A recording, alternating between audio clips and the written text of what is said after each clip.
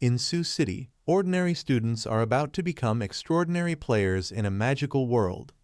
Follow Leon as he awakens a rare and powerful class, facing dangerous dungeons and fearsome foes. Will he master his newfound abilities and uncover the secrets of the inner world? The adventure begins now. This story starts on the grounds of Sioux City's 4th Foundation. Today is the day when understudies become players of the inward world. Understudies of the 4th Institute are remaining on top of an enchanted development. From the stage, Head Jin Long compliments the understudies and says, "Today the framework will let you know your class once you enter this arrangement. Whether you become areas of strength for a persistent knight, spry professional killer, or a strong mage, destiny will be the one to conclude. You ought to accept that every one of you will become out extraordinary. People of your own classes." In the wake of spurring them, the chief yells, "Enact the exchange development." On the chief's order, that enchanted development gets enacted, and every one of the understudies remaining on top of that development begin to magically transport. Among that large number of side characters, there is our hero Leon. It has been a long time since he resurrected into this world. Lastly, the day has come. He was sitting tight for this. This world is called Kaiji Star, an equal world that is very like Earth. However, dissimilar to Earth, the misleadingly created internal world out of nowhere plunged, making the human world be toppled. Different troublesome prisons arose all over the planet.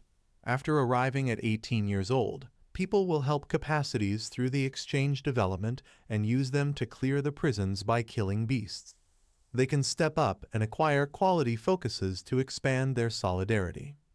Leon was magically transported into a dark space produced by the framework.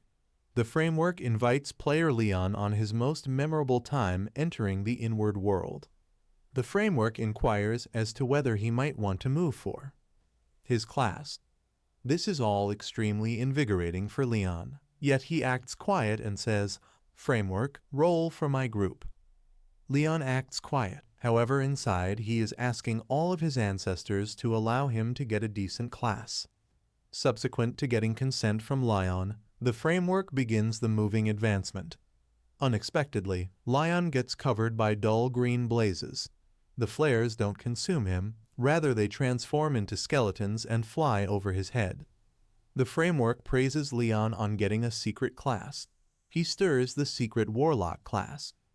"This is too astonishing," Lon yells. "Sacred, this is so marvelous."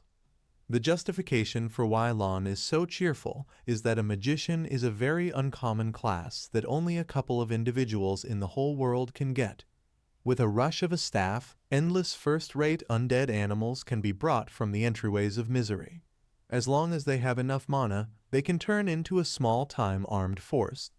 Leon realizes that overall getting a secret class implies one will be more remarkable than others.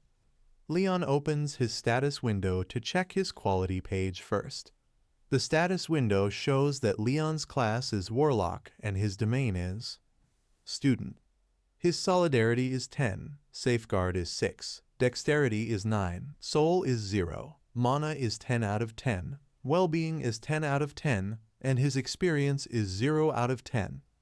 Everything was typical. Yet the most perceptible thing in his status window is his soul, which is 0.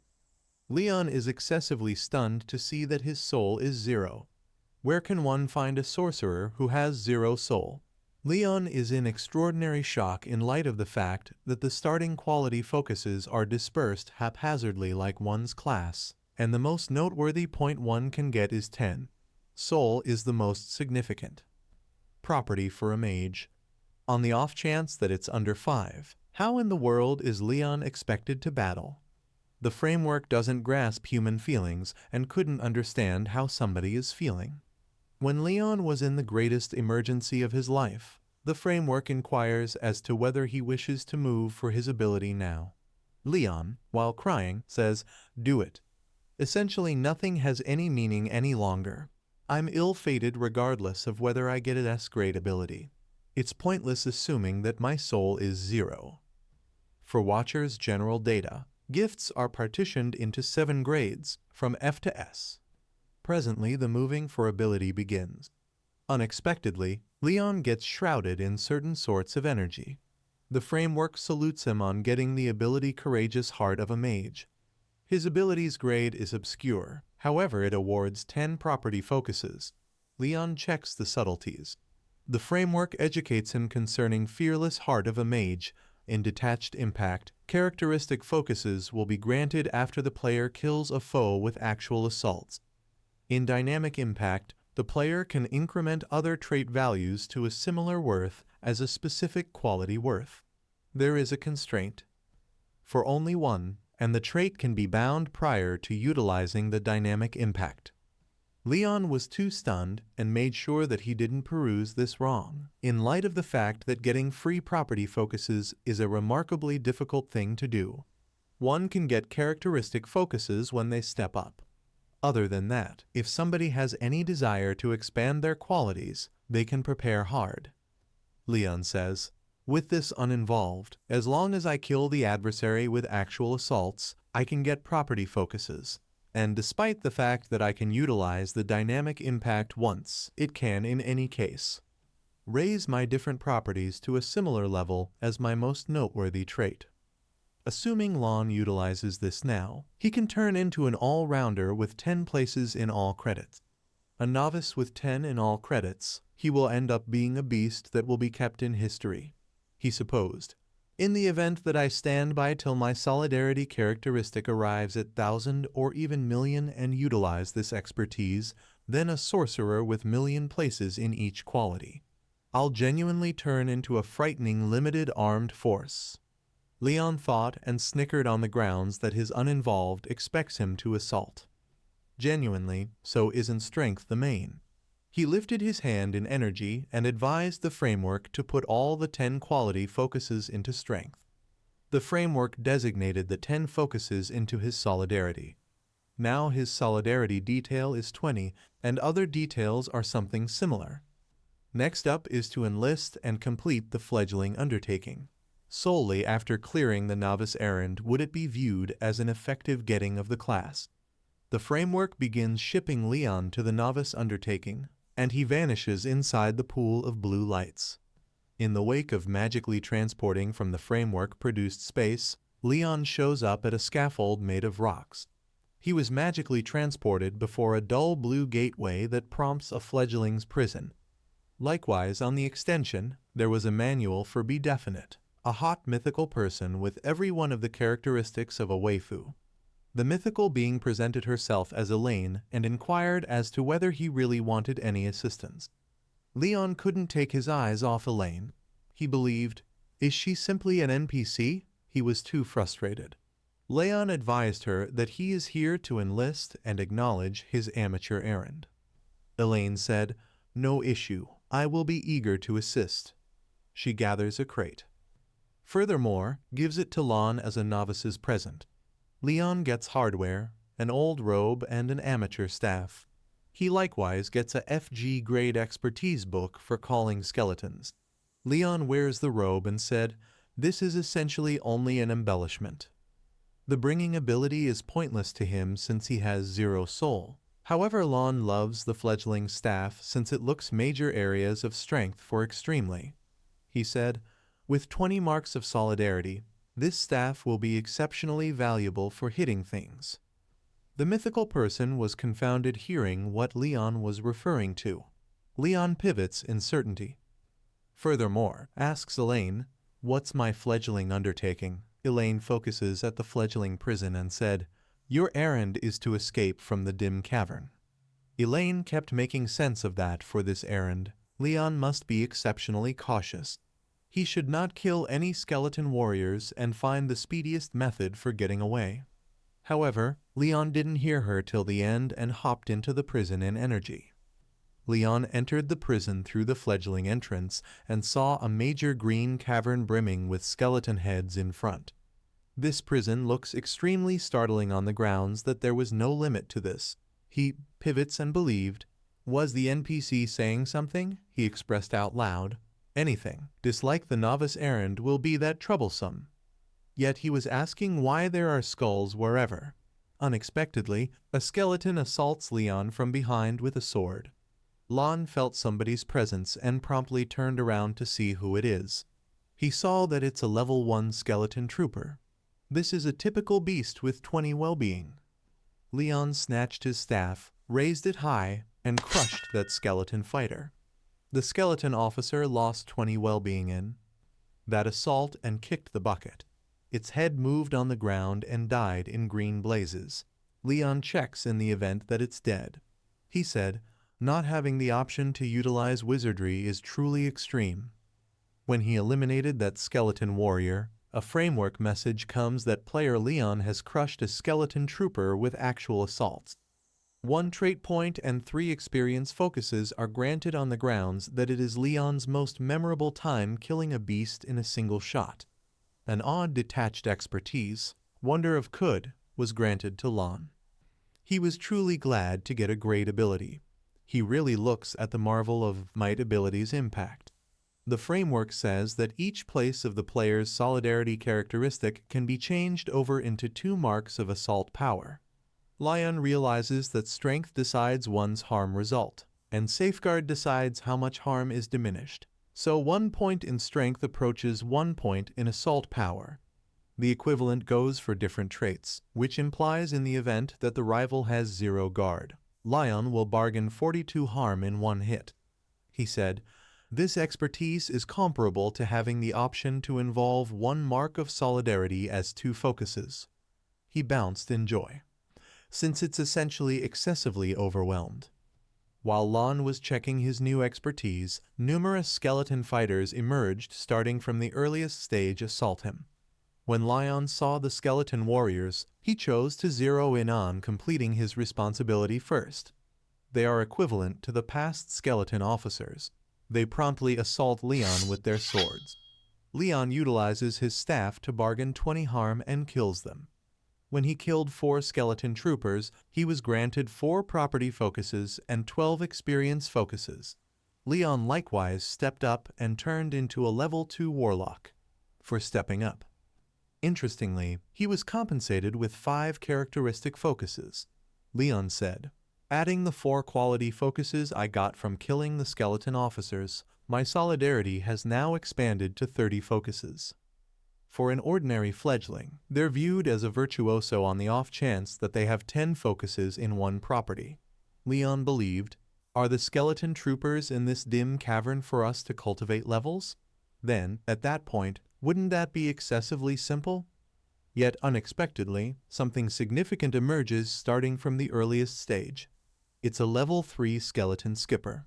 This is likewise a typical beast, however with 50 well-being and 15 strength focuses.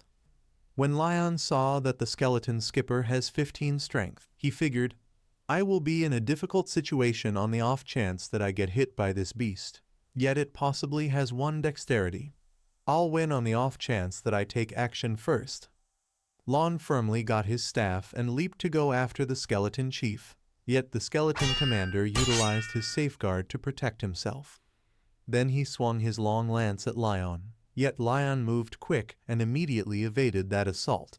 He was shocked that the skeleton skipper went after while shielding, and it without any problem crushed the ground. When the skeleton skipper took out his lance starting from the earliest stage, that second Leon saw an initial. He moved quick and picked the skeleton's flimsy part, the stomach, to go after. He cut the skeleton chief down the middle, and when the skeleton commander fell on the ground and couldn't shield, Lon hopped at it to polish it off. Leon yelled, "Have a go at hindering this, you jerk!" He hit that skeleton so hard that the skeleton commander lost all his 50 well-being and kicked the bucket. When Leon killed the skeleton skipper with actual assaults, he got 3 property focuses and 10 experience focuses. Now that was an extreme rival for Lon. He supposed, assuming that the fledgling undertaking is as of now this troublesome, how did the others complete this? While he was thinking, unexpectedly a football-molded shiny yellow thing showed up before Leon. He got it since it is a beast center, and Leon recollected the rule expressing that there's an opportunity of a center dropping in the wake of overcoming a beast. Irregular prizes can be gotten when you open this. Leon considered what he'll get and opened it. He got skeleton. Clench hand set debase dispensable thing. When it is being used, the following hit will have a 100% chance of causing basic harm. Lon said, "It's great. However, would have been perfect in the event that it was an extremely durable thing." Again, the skeletons didn't give time for Leon to rest and emerge, starting from the earliest stage assault. Lon was shocked that there are more skeleton troopers, and their numbers have expanded. Skeleton warriors encompassed Leon and went after from all bearings. Lon knew that regardless of whether he is level 2 now, his well-being is as yet a sad 20 focuses, so he must be mindful so as not to get hit unintentionally. Leon moved quick and again killed the skeleton fighters in a single hit. He stepped up again subsequent to getting 30 experience focuses from killing those skeleton troopers. His ongoing experience focuses are 20 out of 30, and he was granted 10 trait focuses. It's great that these skeletons just have 1 point in readiness, so they can't move quick, and Leon could kill them effectively and step up. Currently, Leon's solidarity, mana, well-being, and experience focuses are in 2 digits. While Leon is battling and killing the skeleton fighter outwardly, every one of the understudies have gotten away from the prison and finished their novice undertaking and emerge from the prison. Everybody was flaunting about the class they stirred. A person said, "Everybody is fundamentally out, so why hasn't the chief declared anything yet? Is there still somebody inside?" Others chuckled, saying, "How's that conceivable? How long could you at any point even interpretation of such a basic errand?" A person said, "Albeit the skeleton troopers inside are solid. They run gradually and can't find us at all. On the off chance that somebody can in any case fall flat and kick the bucket inside, I'm G to snicker my teeth out." While they all were chuckling with regards to this issue, youthful Shay, Leon's dearest companion, was too stressed that for what reason isn't Lon out yet. He said, "It's absolutely impossible that something would happen to Lon just inside the prison." Leon killed every one of the skeletons and was asking why there isn't a warning for task finishing. Out of nowhere, an uproarious sound repeated, "How might you venture to kill my kids?" Lon got ready hearing that startling voice. Skeleton heads that were lying on the ground began to drift in the air. Unexpectedly, they all flew before Leon and began joining together. Before Leon could respond to that, a green fire rose up out of the ground and covered those skulls. In something like brief, those skulls transformed into a Goliath 3-headed fire beast. This is the level 10 skeleton lord. It's a typical level supervisor beast with 400 well-being, 45 strength, and 60 protection focuses. This beast has bone penetrate and bone blast abilities. Leon was excessively stunned to see that beast. He said, "Are you messing with me? Why would that be a manager in the fledgling task? Do they maintain that every one of the novices should kick the bucket?" The skeleton lord raised his Goliath wand to assault, and its objective is Leon, who is only a level 3 sorcerer. Skeleton Lord's assault areas of strength 4 it wasn't quickly enough for Leon to avoid. When Leon saw the harm brought about by the skeleton ruler's sword, he thought, "Fortunate I evaded that. In the event that that had hit, I'd likely have kicked the bucket." Albeit this beast is solid, it's not extremely deft, which is Lon's just benefit now. The beast's protection is however high as 60, and Leon may be. All far-fetched on the off chance that his power will actually want to get through it. He pushed ahead and, utilizing his staff, hit the skeleton ruler on the stomach, making the skeleton lord lose 32 well-being. His assault worked, and in spite of the fact that it just caused 32 harm, as long as Leon can effectively go after the skeleton lord around 10 additional times, then this skeleton ruler is finished for. Lon moved quick and hit the skeleton ruler on different occasions with precision. Lon's assaults managed 32 harm to the skeleton ruler. Because of numerous persistent assaults from Leon, the skeleton lord lost his equilibrium and tumbled to the ground. When Lon saw that his assaults were working and the skeleton ruler was losing his HP effectively, he became sure. He believed, "Is this beast simply here to alarm individuals? There's as yet 200 GP left. This ought to all end soon. Yet the Skeleton Lord was not going down with such ease. It accomplished something that Lion didn't envision. The green fire on the Skeleton King's head developed hazier and greater. The skeleton ruler yelled, "I've watched the Cavern of Fog for such countless years, yet I've never seen a player that killed their direction to it. I wouldn't be weak now if less of my skeleton fighters had passed on. But a novice can some way or another leading edge the guard of somebody as extraordinary as me. This rascal can't be permitted to leave alive." The Skeleton Lord, which was losing only a second prior, has now remained on his feet all the more furiously.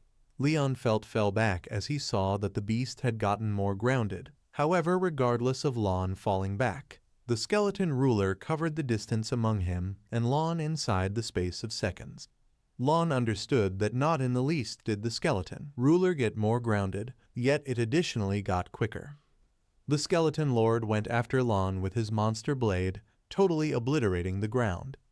Anyway, Lion some way or another figured out how to evade this assault. In the wake of seeing the circumstance, it didn't seem to be an immediate advancement would be conceivable now, so Leon changed his system and chose to confine the Skeleton Lord's development first. Leon began to dive deep into the prison, and the skeleton ruler followed him. When they entered a tight cavern, Leon saw the rock behind the skeleton ruler that seemed as though it planned to fall soon. Lon made an arrangement, and when the skeleton lord went after him again, Lon ran towards that rock. He halted before the stone and began to incite the skeleton lord, expressing, "Come at me, you huge numbskull." The skeleton ruler, who was exceptionally irate at Leon from the outset, got significantly angrier when Leon ridiculed him. The skeleton ruler utilized his bone wings to go after him. Lon moved quick, however couldn't completely evade the scope of the assault and got hit by the shock wave. He flew away, hit a stopping point, and lost 26 GP. Lon was in torment, acknowledging how feeble he is. The skeleton lord just brushed him and Lon's HP is now this low. Now he just has 4 HP staying. The skeleton ruler raced to go after Lon again. He won't let his opportunity to kill Leon disappear. Lon, who has not even recuperated from the last assault, was all the while lying on the ground when the following assault came this quick. It was astonishing for him. Lion constrained his body to move, and some way or another prevailed with regards to evading the assault, making the skeleton lord miss him and hit the stone, and similarly as Leon expected, that huge rock began to break and fall. The skeleton ruler couldn't avoid those large falling rocks and got covered inside it, lost 70 GP, and Lon, who just has 4 GP, some way or another figured out how to get away from sound. The skeleton lord didn't kick the bucket, yet it stalled out in those stones. Now it just has 129 GP and can't move. This is the very smart arrangement to kill it. Lon can't hang on significantly longer. He needs to end the battle rapidly before it remains back up. The main choice Lon has is to kill the skeleton ruler in one strike. He bounced high over the skeleton lord and brought his skeleton boxing glove that he got from killing the skeleton commander. The skeleton boxing glove expertise is that the following hit after this is utilized has a dependable opportunity to score a basic hit. Leon just has a single opportunity, so he assembles his entire existence and focuses on the skeleton ruler's head. When the skeleton lord, who was all the while battling to stand, saw Leon hovering over his head, he got frightened. Lon completely utilizes this opportunity and raises a ruckus around town ruler's head with all his solidarity. The skeleton ruler lost 132 GP and quickly passed on. Leon's assault was strong to the point that it obliterated the ground underneath. The green fire on the skeleton lord's early advantages to blur gradually. In the wake of killing the skeleton lord, a prison leave entrance shows up before Lon. A framework warning comes. The fledgling's mission escape from the Cavern of Fog has been finished. Congrats Leon on formally becoming one of Otherworld's players. Another notice comes. Congrats Mage Leon on killing the Denti Cavern of Fog's manager, the Skeleton Lord. Interestingly, 30 free Sin focuses have been granted. The framework distinguished that player Leon crushed the supervisor's skeleton ruler through a scuffle battle. So Leon was granted 10 free detail focuses and 50 experience focuses. With that many experience focuses, Lon straightforwardly stepped up 3 levels and became level 5. When Leon finished the fledgling's scene, as the primary kill reward, he got the Ring of the Skeleton Lord. Leon was shocked to get supervisor gear. The Ring of the Skeleton Ruler is a C-position hardware, and its impact is that in the wake of wearing it, the player's first typical assault's harm will be expanded by half. Leon takes a gander at the ring and says, "Not terrible, despite the fact that it's not generally areas of strength for so the skeleton boxing glove. Its benefit is its reusability." An idea rings a bell that if he somehow managed to sell a C-position piece of hardware, it's be definitely worth 200,000 or 300,000. Leon snickers, saying, "I've struck gold this time." Yet the main thing that upsets Lon is the message that he did the primary kill. He says, "Does that imply that nobody's killed that skeleton lord before? Now then, how could they pass the preliminary?" Yet he chooses to leave the prison first and afterward consider it. As of now, Leon is a level 5 supporter warlock with 76 strength, 6 safeguard, 9 dexterity, 0 soul, and 200 mana. He likewise has an obscure level ability, the Mage's Bold Heart, and a rank expertise muscle makes supernatural occurrences. Subsequent to leaving the prison, Leon unexpectedly shows up in the arena where the understudies who finished their jobs were.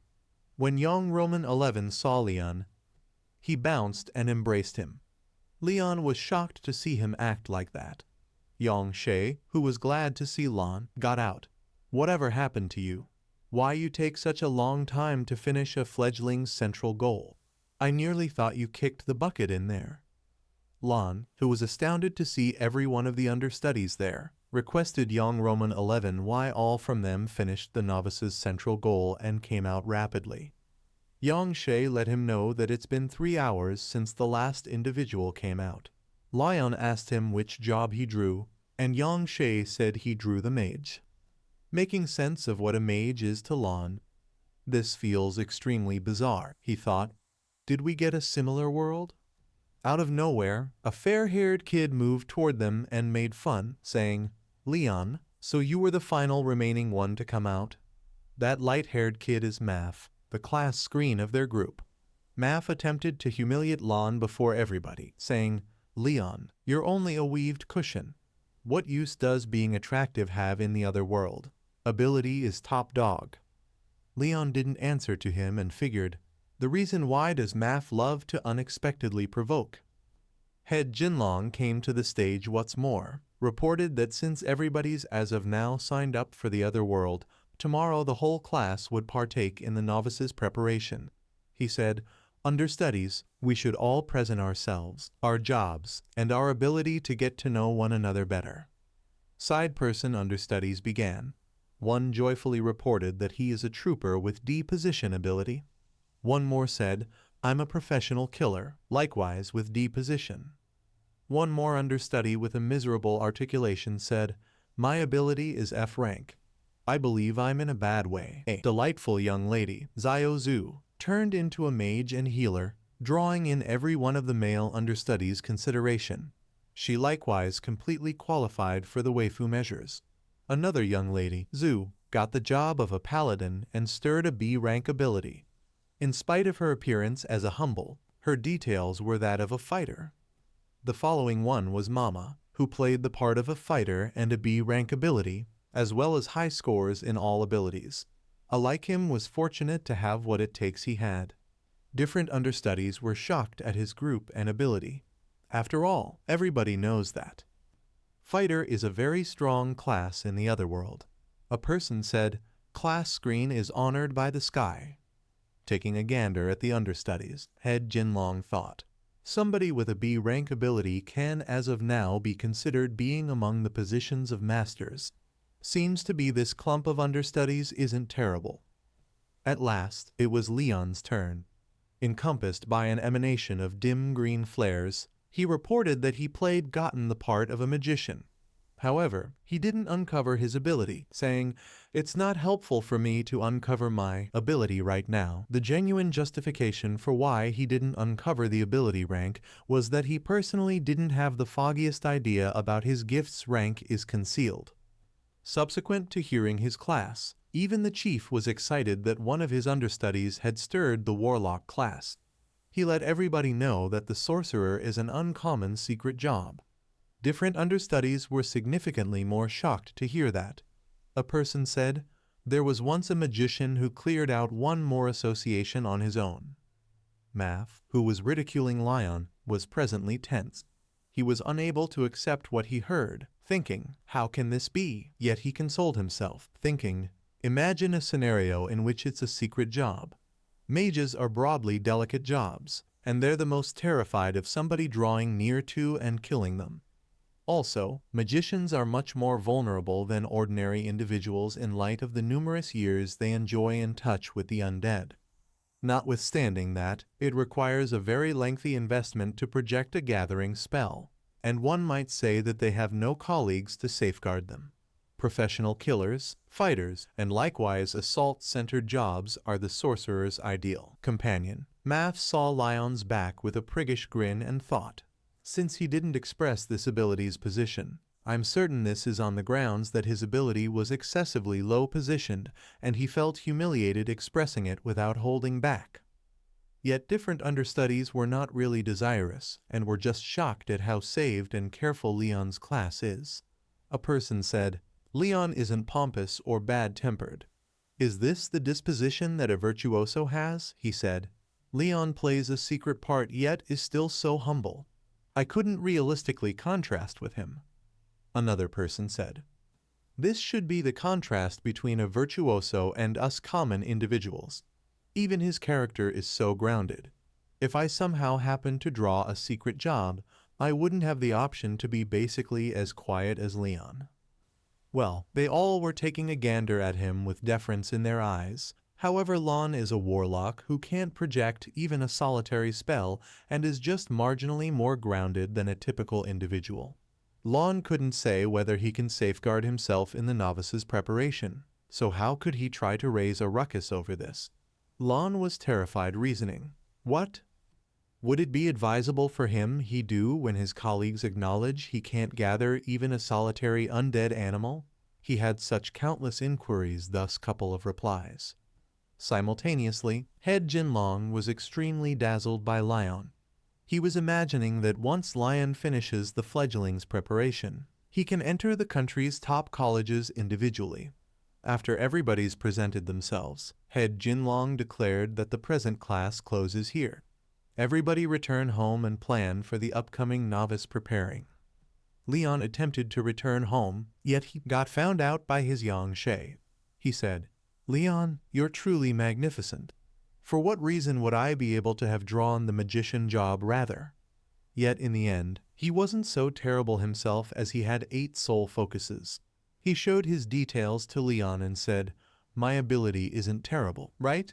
Leon recollected his despicable 0 in the soul detail.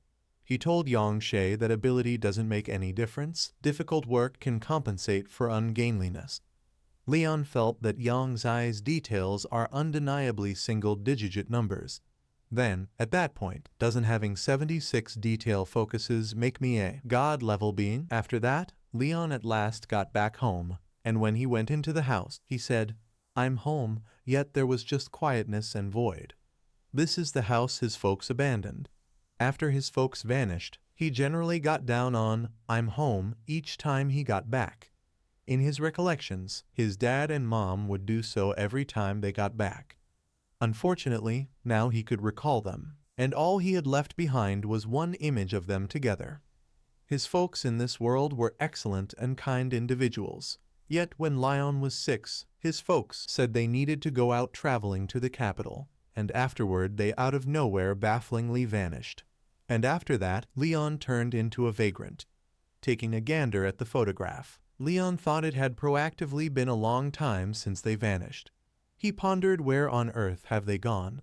So Leon concluded that he should get into the capital's college and figure out reality behind it all. The following day, Leon alongside the other understudies appeared where the novices were rehearsing. Head Jinlong remained in front and said, "I, as it were, have one solicitation for the present fledgling preparation," in a serious and melancholy voice. He said, "On the off chance that you figure you can't do it, if it's not too much trouble, make sure to withdraw promptly. Regardless of whether you bomb the preparation, it's superior to kicking the bucket during it." Hearing this, the understudies were truly terrified. However, the chief quieted them down, saying, "There's compelling reason should be too apprehensive. The novice's reality isn't extremely risky and won't make players pass on. Yet everything has an exemption." The chief let them know that there was already a horrendous episode where a particular fledgling's reality made a class of 40 be totally cleared out, and they disappeared without a follow. Until this day, nobody understands what sort of stunning fledgling's world that was. All they know is that the world was called Bad Dream Town. Hearing this, poor people understudies were frightened and confounded. All their trust in their own capacities evaporated without a follow. The chief kept on playing profound swings with them and again said, "There's compelling reason should be so grave either. As long as you leave the other world in time, you'll be in no peril." And they drove them to prepare on the grounds that once the stopwatch arrives at 0, now is the ideal time to enter the other world. Promptly, the commencement started, and 10 seconds flew by like a flicker of an eye. With that, the fledgling's preparation takes care of started. Dull surges of energy every one of the understudies, and with a glimmer of dim lightning, everybody moved to a different universe where they were to step through the examination. From the vibes of it, the town was the most common and calm. While Lon kept on glancing around, Math started to egotistically console every one of the understudies, persuading them that he will safeguard everybody. Math requests that everybody follow him, saying he will carry everybody to progress. He is feeling that regardless of whether Leon is a magician, he will demonstrate that he, Math, is the most reasonable to be this class chief and is the most grounded man in the entire class. Well, on one side, Math is having his predominance complex. On the other hand, Leon is feeling bizarre. He is thinking, what sort of fledgling world is this? Why haven't there been any framework prompts? Abruptly, everybody hears a voice from behind. When they turn to the wellspring of the voice, they see an elderly person whose entire body is blue. The elderly person says, "You're all so youthful. It's such a pity." Everybody gets truly shocked, asking who this NPC is. Leon likewise inquisitively asks the elderly person what he implies by that. The elderly person overlooks their inquiries and invites them to Bad Dream Town. Unexpectedly, the town that looked typical a little while ago transformed into a dull, terrifying-looking town. A blue window springs up before everybody, expressing, "Welcome to the beginner preparing Bad Dream Town." The framework works out the trouble, and it's at beginner S rank. The framework lets everybody know that the novice's preparation's trouble is determined independently from different universes. A fledgling's S rank is generally equivalent to an ordinary world's E rank. Another message comes, saying the preparation prerequisite is to leave alive and find the mystery at the center of Bad Dream Town. Everybody gets truly stunned subsequent to seeing that this town is Bad Dream Town, the one that killed 40 individuals and that nobody's passed before. Frightened understudies begin running towards the town entrance, saying they need to return home. They would rather not play any longer. Math requests that everybody quit, saying, "Don't stress, I will lead everybody out of Bad Dream Town." While everybody was overreacting, Leon begins pondering what he ought to do. He knows that in EL world requirements one to basically have a level at the beginning phase, and since they're all at devotee's level, they need to think about how they can pass. This levels in the other world are separated into 4 phases: pupil, beginning stage, center stage, and late stage. Supporters are levels 1 to 10. Beginning phases are 11, 20, etc. Abruptly, the understudies who need to return home quickly return when they get close to the town entrance. They get more frightened, seeing that they can't even leave. The elderly person requests that everybody quit striving and lets them know that when they enter Bad Dream Town, they can never leave. In the wake of hearing the elderly person's words, understudies begin crying, saying on the off chance that they can't pass on, they're all going to kick the bucket. Math requesting that they take a few to get back some composure, says he will lead everybody out of Bad Dream Town. Yet Leon is quiet. He thought, no big surprise that class before us was cleared out. The mission objective is to track down the mystery at the center of Bad Dream Town. However, assuming everybody gets terrified, then, at that point, it's difficult to clear even this. The elderly person makes sense of for everybody that there's compelling reason need to get excessively stressed, since they're all here. He says they should settle in. Subsequent to hearing the elderly person's words, Math said, I get it, elderly person, you believe we should unwind and confront the bad guy unhesitatingly. The elderly person, with a frightening face, says, no, I implied since you are here, acknowledge that you will kick the bucket here. Everybody was stunned, pondering what did this elderly person just say. The elderly person then, at that point, grinned and said, all right, I'll quit playing with everybody. He presented himself as the town head of Bad Dream Town. Wogan let understudies know that there are 2 prerequisites for residing in Bad Dream Town. 1. They can reside in any of the vacant houses, yet they mightn't for any reason at any point contact the dark stones on the entryway.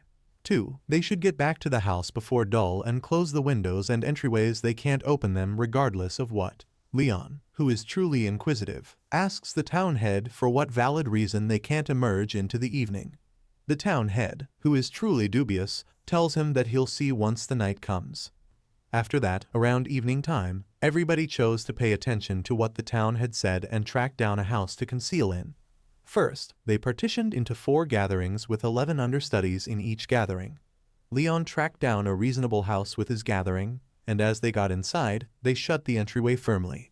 When they went into the house, the white-haired young lady let everybody know that for security, they ought to lay on the 2nd floor this evening. While Leon was standing, a red-haired young lady moved toward him and said, Leon, assuming there's any risk later, make sure to safeguard me. The young lady attempted to entice Leon with her charm, saying, I'm a healer. I can provide you with a ton of HP. The white-haired young lady, seeing this, came to the red-haired young lady and said, Zhu, how might you be so bold? Mightn't you at any point see there are such countless colleagues watching? Zhu told her that since she, at the end of the day, is good with it, how could it be any of her concern? The white-haired young lady answered, do you think seeming to be a cow is something to be pleased with? She was contrasting Z's chest with a cow's. Z lashed out and provoked her, saying, anything superior to having nothing at all. The white-haired young lady blew up and yelled, this is on the grounds that you are fat, you cow. While the 2 young ladies were battling, one of the understudies went to the window. When he looked external, he saw something and began crying, saying, Granny, I miss you. An old woman was on the opposite side of the window, saying, my great-grandkid, Granny's freezing. This spot is frightening. Will you open the window to allow Granny to embrace you? That understudy, accepting she is his granny, opened the window for her. When Leon saw him opening the window, he ran towards the window, yelling, that is not your granny. But it was at that point past the point of no return. He had previously opened the window, and that old woman unexpectedly began going after that understudy. The understudy was too stunned seeing his granny assault him like that. Everybody was excessively reluctant to help him. Yet out of nowhere somebody utilized their staff to project the sand-restricting sorcery. A sand wave prevented that old woman from going after that kid. It was Leon's dearest companion, young Roman 11, who utilized that enchanted. He requested that that understudy come quickly, in light of the fact that he was unable to hold it for long. When that understudy comprehended what was occurring, he ran towards young Roman 11. Unexpectedly, the old woman changed into a red beast, a typical beast considered bad dream. It's a level 3 beast with 50 well-being and 25 strength. Everybody got truly stunned in the wake of seeing it. A young lady addressed, how is this bad dream just an ordinary beast? Are even little beasts this distorted in a novice's positioned world? Since Yangi halted him before the beast began going after him, frightened Yangi said, beast, don't come here. On the off chance that you eat such greasy meat, you will get the 3 highs. But before the beast could go after him, a safeguard showed up and halted him.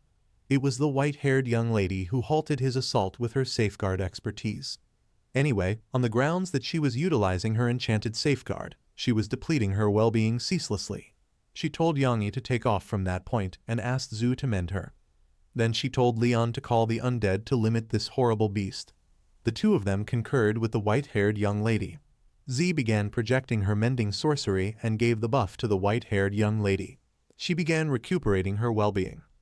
The white-haired young lady was thinking, the length of everybody cooperates. Managing this bad dream ought not be troublesome. She thought now she simply needs to slow down until Leon can gather his undead. Yet, unexpectedly, she saw Leon, who is running towards the horrible beast. He will go after him with his staff. Seeing this, youthful W yelled, "Sister Leon, that is not the way in which you utilize a staff." He cautioned Leon that assuming the bad dream draws near to him, he'll bite the dust. Anyway, Leon didn't focus on him and utilized his staff to go after the horrible beast. The beast lost all his 50 well-being when he got hit and kicked the bucket with one hit. Leon killed the horrible beast. Everybody was paralyzed, asking how was this potential. They were truly shocked, asking how could a bad dream with 50 well-being be killed in a moment like that. Subsequent to killing that beast, Leon requested that everybody take a gander at this. The horrible that was killed turned into a dark stone and began dispersing. The white-hair young lady said the image on this thing is indistinguishable from the one on the door jamb. Zhu expressed that since they're both of Bad Dream Town, so that ought not be odd. Yet, Leon felt that something is off base, saying, is there a bug? For what reason didn't he get any detail focuses in spite of killing a bad dream with a scuffle assault? The white-haired young lady inquired as to whether he saw something. Leon answered that nothing. He may be overthinking. The following day, every one of the understudies emerged from their rooms. The gathering that were with Leon were expressing gratitude toward Zhu and Leon for the previous evening, saying that, supposing that they didn't overcome the horrible beast, they would be generally dead.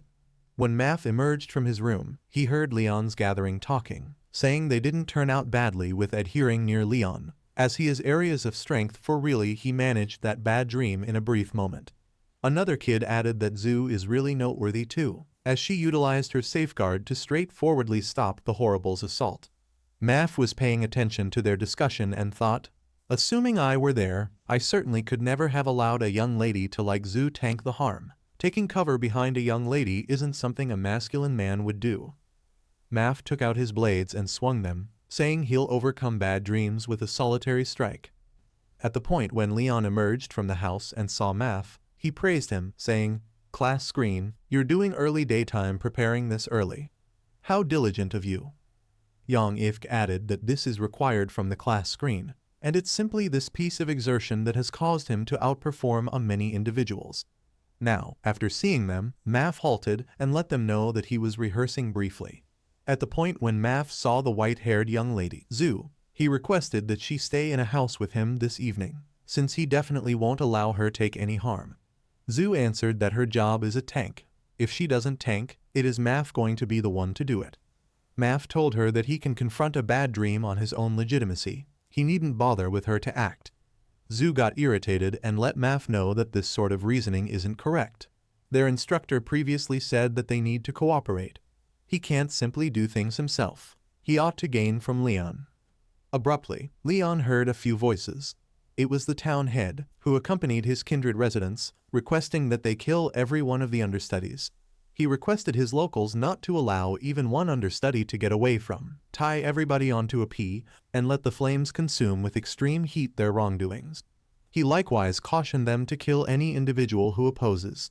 Math approached, asking the town head what's occurred, saying there must be some misjudging.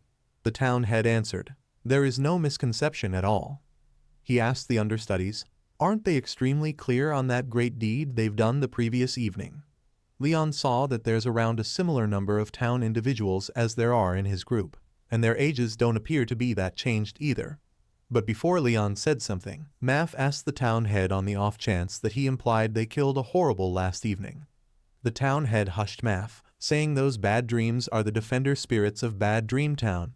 He accused understudies, saying they probably defied the guidelines of Bad Dream Town the previous evening, so the defender spirits attempted to rebuff them.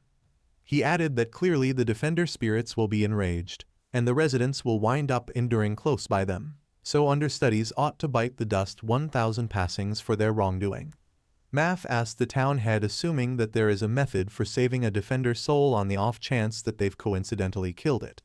The town head answered that there is an answer, on the off chance that the individual who's maddened the defender's spirits should stay outside the house when sun sets.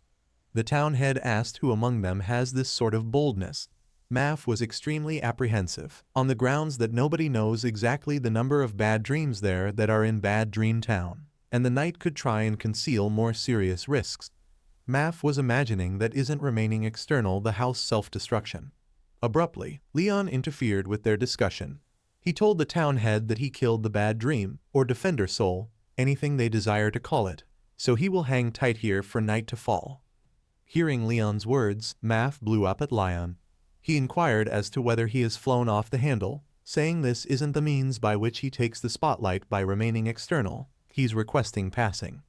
Math apologized to the town head, saying this colleague of his is a piece slow. Kindly don't pay attention to what he says. Leon requested that Math loosen up, saying he hasn't flipped out, there's something he needs to confirm, and it could try and assist them with leaving this world. The town head, alongside different locals, secured Leon in the town, binding his hands and legs with chains. Math asked Lon what was the meaning of it, saying he could assist them with leaving this world. Zuo, who likewise inquired as to whether he has found the mystery at the center of Bad Dream Town. Leon grinned and answered that he could have tracked down it, so he'll test it around evening time. Sometimes later, after dusk, Leon is secured in the town alone, and unexpectedly a horrible beast begins moving toward Leon. He abruptly goes after Lon. Leon grins, since it was similarly as he expected. However, when Leon was going to take his action, unexpectedly, Send restricting wizardry stops that horrible. He can't go after Leon. The person who halted this beast is Yang Wingy. He requested that Math act rapidly, in light of the fact that he can handle that bad dream briefly. Math, who is going after the horrible beast, requested that he loosen up, saying, I, Math, will take great consideration of all as a genuine fighter. One man and one sword can overcome Trauma Center all foes in this world. However, his assault caused no harm to the bad dream. The horrible beast got liberated from Yongshin's sand restricting and began going after Math. Somehow, Math halted its assault with his blade. Subsequent to seeing a few maneuvers from the horrible beast, Math understood that this bad dream is too quick. He thought, did Leon truly kill something like this while being only a mage? This is unimaginable.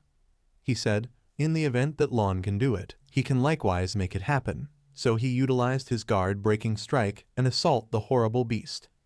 At the point when Math is battling with the horrible beast, Zhu and Zhu act the hero him. Leon asked why every one of them are around here. The white-haired young lady let Leon know that they were frightened that Leon would be in peril completely all alone, so they emerged to help, thinking of it as a sort of reimbursement. However, the white-haired young lady can't eliminate chains from Leon's hands. She let Leon know that they need Math to break these chains with his blade. Yet he can't come here now since he is battling with the horrible beast. Zhu asked, so what would it be advisable for them they do now? But before they do anything more, Leon said there is no requirement for Math to come and break the chains with his own hands. He said he needn't bother with anybody's help. The two of them got truly shocked, inquiring as to whether he is actually a magician. Math is as yet battling with the bad dream. After delivering Leon, the white-haired young lady advised Math that they will come to help. She asked Zua to recuperate Math now. However, before she begins, Math let them know that he needn't bother with their assistance, and he rout this beast alone, in light of the fact that as per Math, genuine legends are made through battling, and scars are a man's identifications of pride. Yunji understood that Math is rivaling Leon and jeopardizing himself. He told Math not to battle the horrible one-on-one, and to take a stab at hitting its head. He let Math know that the flimsy spot of a bad dream is its head. White-haired young lady added, saying Yangi is correct. Yesterday, Leon likewise utilized his staff to stir things up around town on its head. Subsequent to hearing this, Math comprehended, figuring he ought to have thought about this, so he began going after the horrible's head. Everybody felt that the bad dream's flimsy spot is its head, as Leon killed it by hitting its head. Yet, they have hardly any insight into Leon's high strength. Leon let Math know that really the flimsy part of a bad dream is in its head, but Math doesn't pay attention to him, thinking Leon is frightened that Math will outperform him. he said. Leon, you wanted the assistance of your colleagues to manage a bad dream. However, I just need a blade to do it. He requested that Leon watch his next strike, since it'll be extremely attractive. So he utilized his sword expertise and cut the bad dream on different occasions, but the bad dream just lost 10 GP. Maf is truly confounded, saying, Elder sibling bad dream, what's befallen you? I hit your flimsy spot, be one-shotted as of now. He inquired as to whether he is certain the flimsy part of a bad dream is its head. In the wake of seeing this, the white-haired young lady said this isn't correct. Leon a single shot took shots at the bad dream by going after its head. Youthful once likewise concurred with her, saying it's an issue with the individual. Maf isn't quite so great as Leon. Subsequent to hearing what Yang once said, Maf flew off the handle, since his confidence endured a shot. He believed, I'm disappointing as Lon. I'm a fighter, and I can't measure up to a magician. He again went to battle that horrible. Others requested that Maf return, saying that with his HP, he'll bite the dust assuming he endures one more shot. Zua let Maf know that he'll be one-shotted, and she won't have the opportunity to mend him. Then, at that point, the white-haired young lady asked Mai to allow Leon to do it, all things being equal. Yet Maf didn't pay attention to them. He said he would kill the horrible beast so he could demonstrate that he isn't more regrettable than Leon. However, before he went after that bad dream, Lon went after it with his staff and killed the bad dream. Maf was too stunned seeing that. Leon said, You really buckled down, class screen. But Maf was distraught. He asked Leon, what was he doing? He killed that bad dream, and Leon was taking his spotlight. Maf yelled that everybody saw it. He solo killed this bad dream, yet Leon took his spotlight.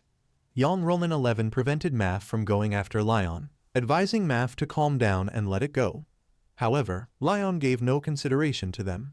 He is thinking about the dark stones that he got subsequent to killing the bad dream.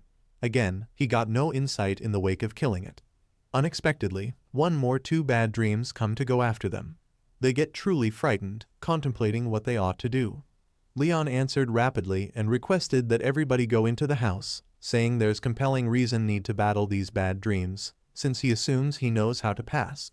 Everybody followed Leon's words and went inside the house, and similarly as the town had told them before, bad dreams can't go inside the house. Then, inside the house, the white-haired young lady asked Leon, what's the method for passing? Leon answered that they will know tomorrow. He requested that they pay attention to him when the opportunity arrives. In the following day, the town head comes yelling, You detestable untouchables, we allowed you the opportunity to make up for yourselves, yet we offered you a bit of leeway and you took a mile and killed another defender's soul. You ought to all push off. He likewise adds that regardless of what they say today, they should all pass on. We can't allow you to obliterate our horrible town. Leon approaches and asks town head Wogan, assuming he is actually the resident of Bad Dream Town. The town head answers that Lon is babbling, they have lived here for ages. He tells Leon not to attempt to slow down for time, saying their passing is sure. Leon says, since things have arrived at this guide, it's time toward uncover reality behind Bad Dream Town. He says there's just a single truth. Hearing this, the town head asks Leon what he implies by that. Leon focuses at the locals, uncovering that each resident, each and every one of them in this town, isn't the first occupant of Bad Dream Town. Leon lets them know that every one of them 40 are the class that was cleared out in Night Bad Dream Town beforehand. They were caught in this dream domain from that point onward they entered, so they had absolutely no chance of leaving the other world. Subsequent to hearing Lon's words, the town head begins snickering, expressing, whatever dream domain, what class, he says, Lon is making up stories. He's simply frightened of death, so he's deceiving to conciliate them. All Leon has said is just one of his senseless stories. There's no proof at all. Meeting town head, Leon grins and tells him, obviously he has proof. He gets the dark stone from his pocket and shows that to town head. Town head is truly astonished in the wake of seeing the defender's stone. He blows up and says, Leon, you have taken out the defender's stone from its place. You ought to kick the bucket 10,000 passings for this. However, Leon isn't the one in particular who has this dark stone. Leon's companions likewise have dark stone. The town head is very apprehensive in the wake of seeing everybody has dark stones, in light of the fact that as per him, The Defender Stones are high-level blessed objects that safeguard them from not being gone after around evening time. And in the event that anybody messes with them, that ruler will set down brilliant discipline. Leon tells Town Head that this isn't any Defender Stone. The whole dream domain is comprised of these dark stones and the secretive images on them. As long as they break the dark stones, breaks will show up in the dream domain. Leon yells, "Siblings, now," and at his order, every one of his companions break the dark stones together. Similarly, as Leon said, abruptly breaks begin showing up overhead. After that, the townspeople head begins harming, and they all begin recalling how they got caught in the horrible town. They all recollect their commitment to the chief that they will come securely, recall their commitment that as long as they cooperate, they can complete the fledgling preparation. Yet, the task they got is the horrible town, and when they go into the horrible town, bad dream beasts begin going after them. It was basically impossible for them to get away, and unexpectedly something occurred, and everybody changed into the horrible locals. The town head at last recollects now that he was the class screen. Unexpectedly, a framework warning springs up, saying a player has found the mystery at the center of Bad Dream Town and effectively stirred its locals. Mission fruitful. Prizes given will be determined in light of everybody's singular evaluations. Everybody is truly blissful subsequent to finishing a truly troublesome test. The framework tells shipping all players out of the world. The white-hair kid who was the town head expresses gratitude toward Leon for all that he accomplished for them, in the wake of saying that he magically transports into this present reality. Youthful me gestures of recognition Leon, saying that he is truly something, and asks him how did he had any idea that was the method for passing. Math likewise concurs with him, saying Leon were somewhat savvy for once. Leon stops them, saying, "We should talk regarding it when they get back." Yet, after a second, everybody magically transports into this present reality. Yet Lon and his companions don't magically transport. The white-haired young lady asks Leon, for what good reason they are still here, and for what reason didn't they pass. However, before Leon offers something, a framework notice springs up, expressing congrats to 5 players on obliterating the dark bad dream stones. Another mission has been given, recover the core of bad dreams. This mission trouble is E rank. Simultaneously outside in reality, in the 4th grounds, head Jo Jin Long is truly shocked when he hears that every one of the understudies spend the horrible town. But Leon and a couple others haven't returned. He is confounded, reasoning did they enact a secret mission. He knows that on the off chance that that is actually the situation, and they effectively complete the mission, they'll have the option to pick from any college in the nation in light of that accomplishment alone. However, starting a secret mission is typically very hazardous, and this is the horrible town's secret mission for sure. And they're everything novices. Will they be sufficiently able to finish it in a little while? In the horrible town, Maf asks Leon what they ought to do now. Maf says, "My level is just level 3, and everybody's level ought to be about something similar. With how frail we are currently, entering a secret mission would be self-destructive." Zua likewise concurs with him, expressing that since they don't know anything about this heart of bad dreams, where might they even go to recover it? The white-haired young lady inquires as to whether it's conceivable that they simply had to stir town head Wan and the rest, and that there wasn't a need to break the dark stones. It's a bull murmur, since Leon didn't even consider it. But before Leon can say anything, Yangi bounces and says, "I realize in the other world, a secret mission is an open door that one can coincidentally find, yet not search for. So Leon probably known up and down that breaking the dark stones would enact a secret world. He requested that they break them alongside him. He embraces Leon and says, thanks to him that Leon didn't take on the secret mission without anyone else and was able to bring them along to jump all over this chance together. Maf didn't feel that Leon might some way or another want to share this sort of chance. He thought, just you stand by, Leon. Although I might not have been your match in the amateurs preparing, I will finish this secret mission before you. When they are talking, abruptly many level 5 bad dream beasts begin going after them. These beasts can talk, and they were saying just a single word that they need to kill every one of them. Everybody gets truly frightened subsequent to seeing so many of them come on the double. Youthful Mo says that they can't overcome them. However, the white-haired young lady asks Youthful not to go running off on his own. She tells Zua to get ready to recuperate her at any second. She utilizes her safeguard wizardry to shut down those bad dreams. Yang Yi utilizes his limit enchantment, Sand Restricting, to stop them, then requests that Maf assault them utilizing his blade. Maf utilizes his protection Breaking Strike to go after the bad dream. In any case, the bad dream just loses 10 well-being. Maf is truly confounded, figuring the reason why did he just arrangement 10 places of harm, and Leon a single-shotted with his hit on the opposite side. Zua requests that Maf pick up the pace, since her mana's practically gone and Zhu is practically out of HP. Yet, out of nowhere, Leon one hit eliminates the bad dream. A framework warning springs up, saying it has been recognized that the player Leon has managed a bad dream by means of scuffle assaults. 1 free detail point has been granted, and he likewise gets 10 experience focuses. The white-haired young lady requests that Leon be cautious, in light of the fact that the other 2 are coming his direction. Yet, when they assault Leon, he kills them with only 1 maneuver. In the wake of overcoming these 2 bad dream beasts, he gets a beast center. He says, "True to form of a secret world, it gives high rewards." He requests that the framework show his prize, and he gets the little fair's neckband. Its position is F rank, and its impact is that it increments expertise harm by 5%. Yet it plays a part limitation of mages. Leon thinks, although it's not terrible as a piece of hardware, since Leon can't release any abilities, he should give it to Young W. Subsequent to killing every one of the bad dreams, everybody is truly cheerful, saying everybody functioned admirably together. Lon hinders and requests that how about we proceed to continue to track down bad dreams to kill. Leon is exceptionally blissful, in light of the fact that he simply has to kill another bad dream, and he'll have the option to even out 6 or more.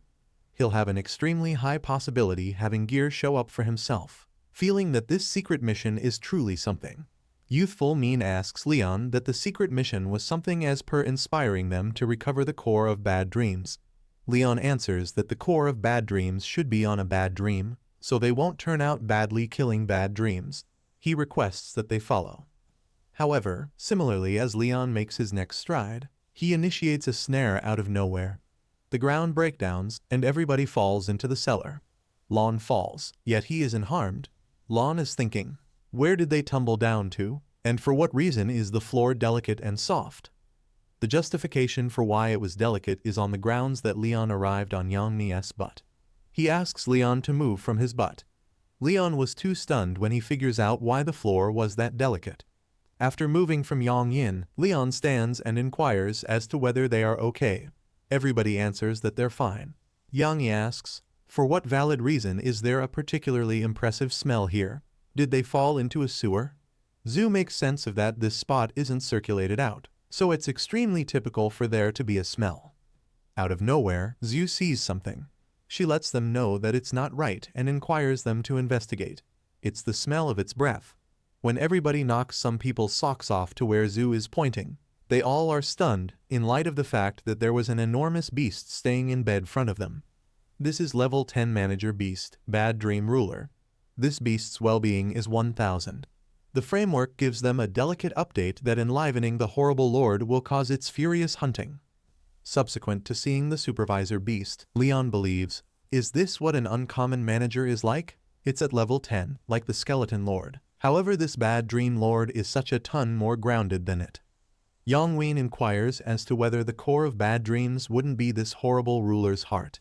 The white-haired young lady, Zhu, asks everybody, for what reason not search for a method for constraining quit this secret mission, thinking it has 65 assault and it'll have the option to transform her and his safeguard into meat glue quickly at all.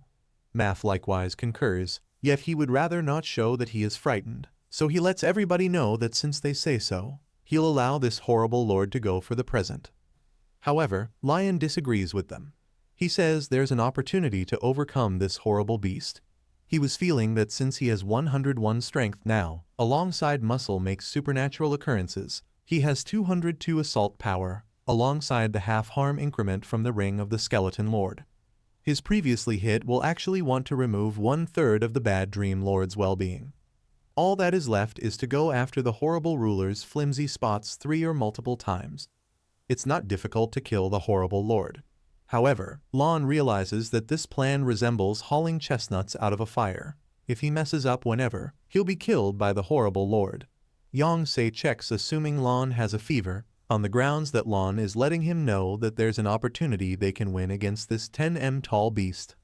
Leon requests that they pay attention to him. He says, although the horrible ruler's details are high, its undeniable shortcoming is protection. By utilizing their assets against its shortcomings, they probably won't have a no possibility winning. Qiao Yu comprehends what Leon believes should do. She makes sense of that Leon needs them to draw the horrible lord's consideration. Leon tells them, as long as they all assist him with having an opportunity to go after, he swears he'll have the option to kill the horrible ruler. Leon acknowledges this is very risky. The horrible lord's deafness is higher than theirs, and he fears not a single one of them will actually want to endure even one hit with how much of assault it has. So them four need to cooperate to control it. Everybody concurs with Lon, saying they trust him. There's life in Lon's grasp. Math asks Leon to don't attempt to flaunt, on the off chance that he can't do it. Wouldn't it be disgraceful assuming that they took off from such areas of strength for a... Lon requests that they loosen up, saying he is certain with his arrangement. Then, at that point, after some season of laying, Leon hops on top of Bad Dream Ruler, in light of the fact that as long as they don't go after the horrible lord, he won't awaken. Leon realizes the main hit is the main he needs to track down the most vulnerable point on the horrible lord. Unexpectedly, he sees something sparkling in the horrible's back. That thing was shaking like pulses. Leon figures this should be the horrible lord's flimsy part, so he raises his staff and gets ready to go after the bad dream with his full power. At the point when he is going to go after, the impact of the ring of the horrible ruler is enacted. Lon's assault bargains 508 harm to the horrible ruler. Everybody is stunned subsequent to perceiving how much harm Leon bargains, assuming this is the sort of harm a mage can do. Unexpectedly, a framework warning springs up, saying the player Leon has broken the core of bad dreams. The mission is being changed. Then, the horrible ruler stirs. Another framework message comes that the mission has been effectively changed. The current mission is to kill the horrible ruler. This mission's trouble is a position-conscious bad dream lord. The horrible lord thunders uproariously in the cavern. Leon descends from its back and requests that everybody prepare.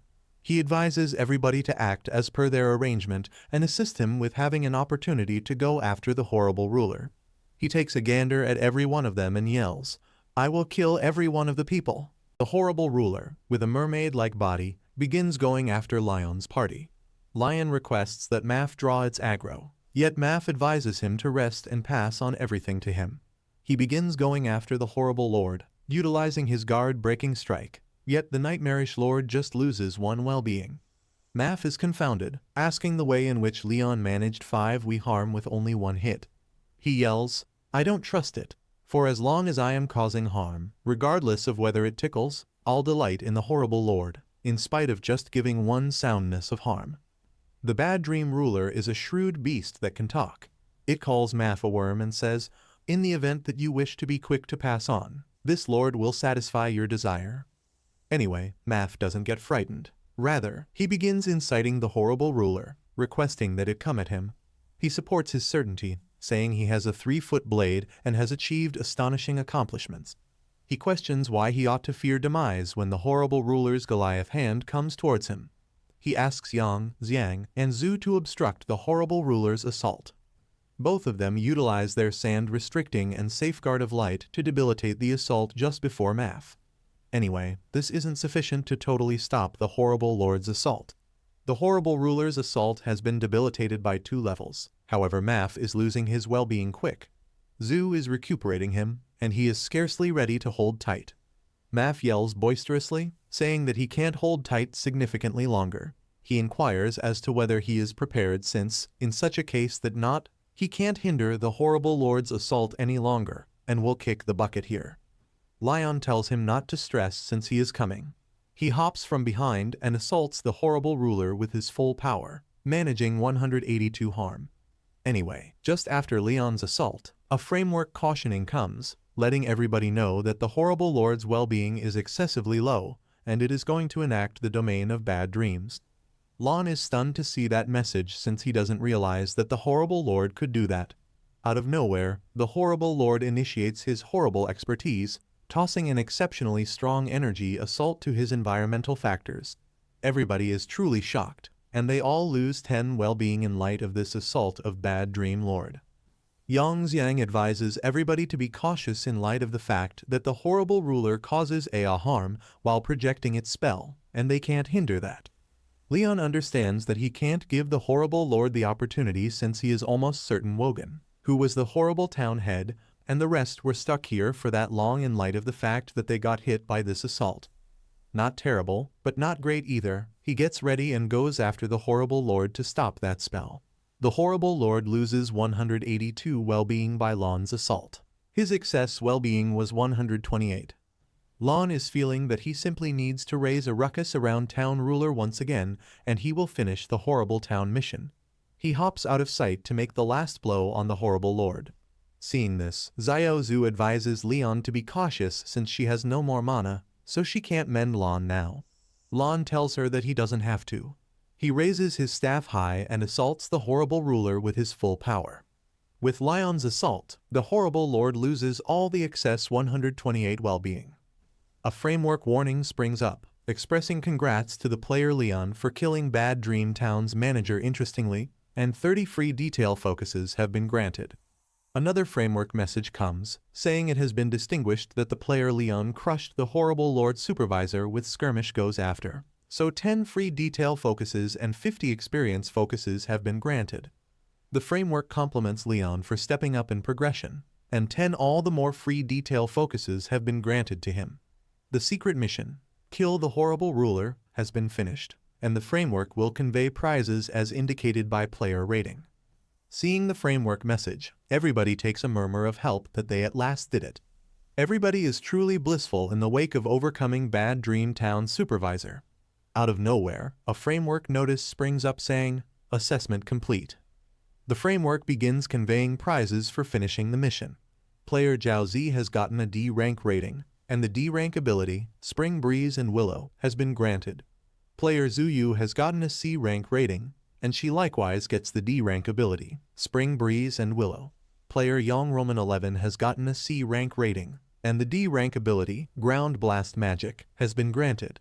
Player Math has gotten a C rank rating, and the D rank ability, Isolating the World with One Strike, has been granted. Ultimately, player Leon has gotten an A rank rating and the A rank rewards, 50 experience focuses and a B rank expertise book, Shrinking Magic. All that Leon got was great, yet he can't utilize this ability until further notice due to his 0 soul status. Anyway, Leon is not disheartened, on the grounds that essentially there's as yet the horrible Lord's soul. He wishes that the horrible ruler better drop some great stuff for him. Leon gets a winged serpent penetrating sword, a B rank weapon that increments assault by 100, disregards 30% of rivals' protection, and increments sword harm by 20%. It's a generally excellent sword, yet Lon is troubled on the grounds that he can't utilize a sword. He can't completely accept that how unfortunate he is. He tosses the sword at Maf, saying it's all his. Maf is confounded, asking Lon for what reason he gives him a B-rank sword very much like this. Lon makes sense of that. He is giving this sword to Maf on the grounds that Maf is the only one involving a sword here. As Leon can't utilize it, so who else might he at any point give it to other than Maf? Hearing that, Maf inquires as to whether he doesn't have the foggiest idea about the worth of B-rank gear. Numerous players probably won't actually have the option to get one regardless of the amount they spend. If Lon somehow managed to sell this, he would have the option to get a house in the capital. In any case, Leon doesn't mind. He advises Maf to proceed and mess around with it. Lon begins assessing cautiously into Bad Dream Lord's spirit so he can track down one more valuable thing for him. Yet he doesn't get another thing. He blows up, saying this junk Bad Dream ruler just dropped one piece of gear. After some rest, Leon begins taking a gander at his status board. After cautiously taking a gander at his status, Lon figures out that his solidarity has expanded. However, having 70 well-being is nearly nothing. Assuming he gets contacted, he will kick the bucket. He likewise checks his ability, the Mag's Courageous Heart. The framework made sense of that when it is recognized that the player Leon has killed a foe utilizing scuffle assaults. He will acquire free detail focuses as a prize. The principal impact of this title is that the player can raise other detail values to a similar worth as another detail esteem. However, this ability likewise has a few limitations. Prior to utilizing the fundamental impact, only one detail can be chosen to build. Lion felt that since the passive's limitation doesn't take into consideration other details to be expanded, so he'll simply need to consider ways of keeping himself alive. He needs to keep consistent. He can't cause disturbances.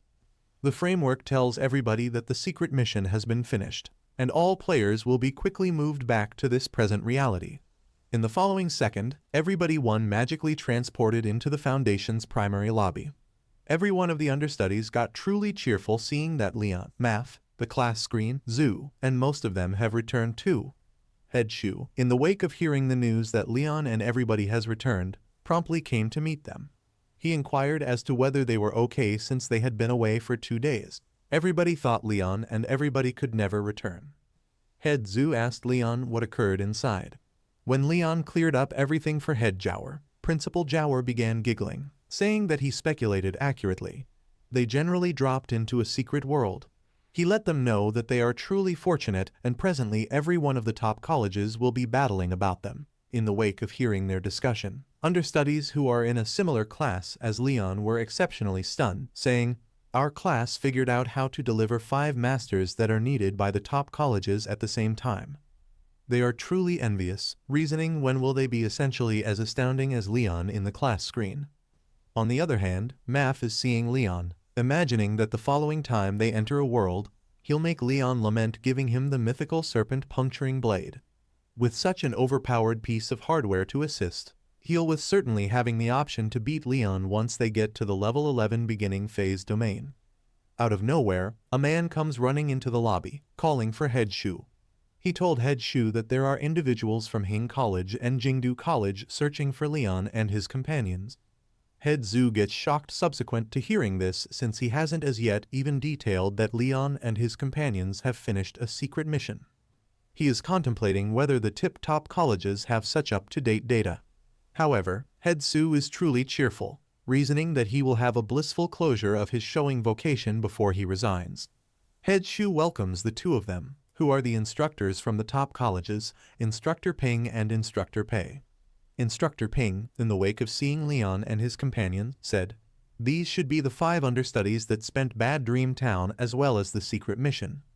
He commends that they all are phenomenal, true to form. He acquaints himself with Leon and his companions, saying he is the instructor accountable for enlistment at Jingdu College, Akle. He says their school frantically needs prodigies like them, the other world's best of the best. Assuming they're willing, he'll send over acknowledgement letters tomorrow. Subsequent to hearing this, another instructor asks Instructor Ping in the event that he is actually that bold, battling for individuals without directing a test. Instructor Ping answers that he is just showing that Jingdu College has only genuineness. He lets the other instructor know that since he has no faith in these 5 understudies and demands leading a test, then he ought to begin testing them, and they'll see. Hearing this, the other educator presents himself first, saying he is the instructor responsible for enlistment at Hang College, Pishin. He asks everybody not to stress, making sense of that this supposed test is just to decide their job and capacity to adjust to circumstances, and test if their different details meet the standards to enter the school.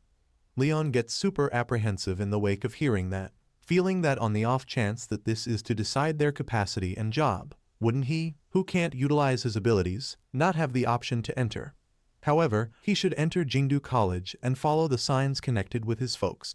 Instructor Pei asks each and every individual who needs to be tried first, and subsequent to hearing this, Math approaches, saying Math is a level 5 fighter devotee with a B rank ability. He said he will demonstrate to Leon that he is more grounded than him. Educator Ake was dazzled, contemplating Math.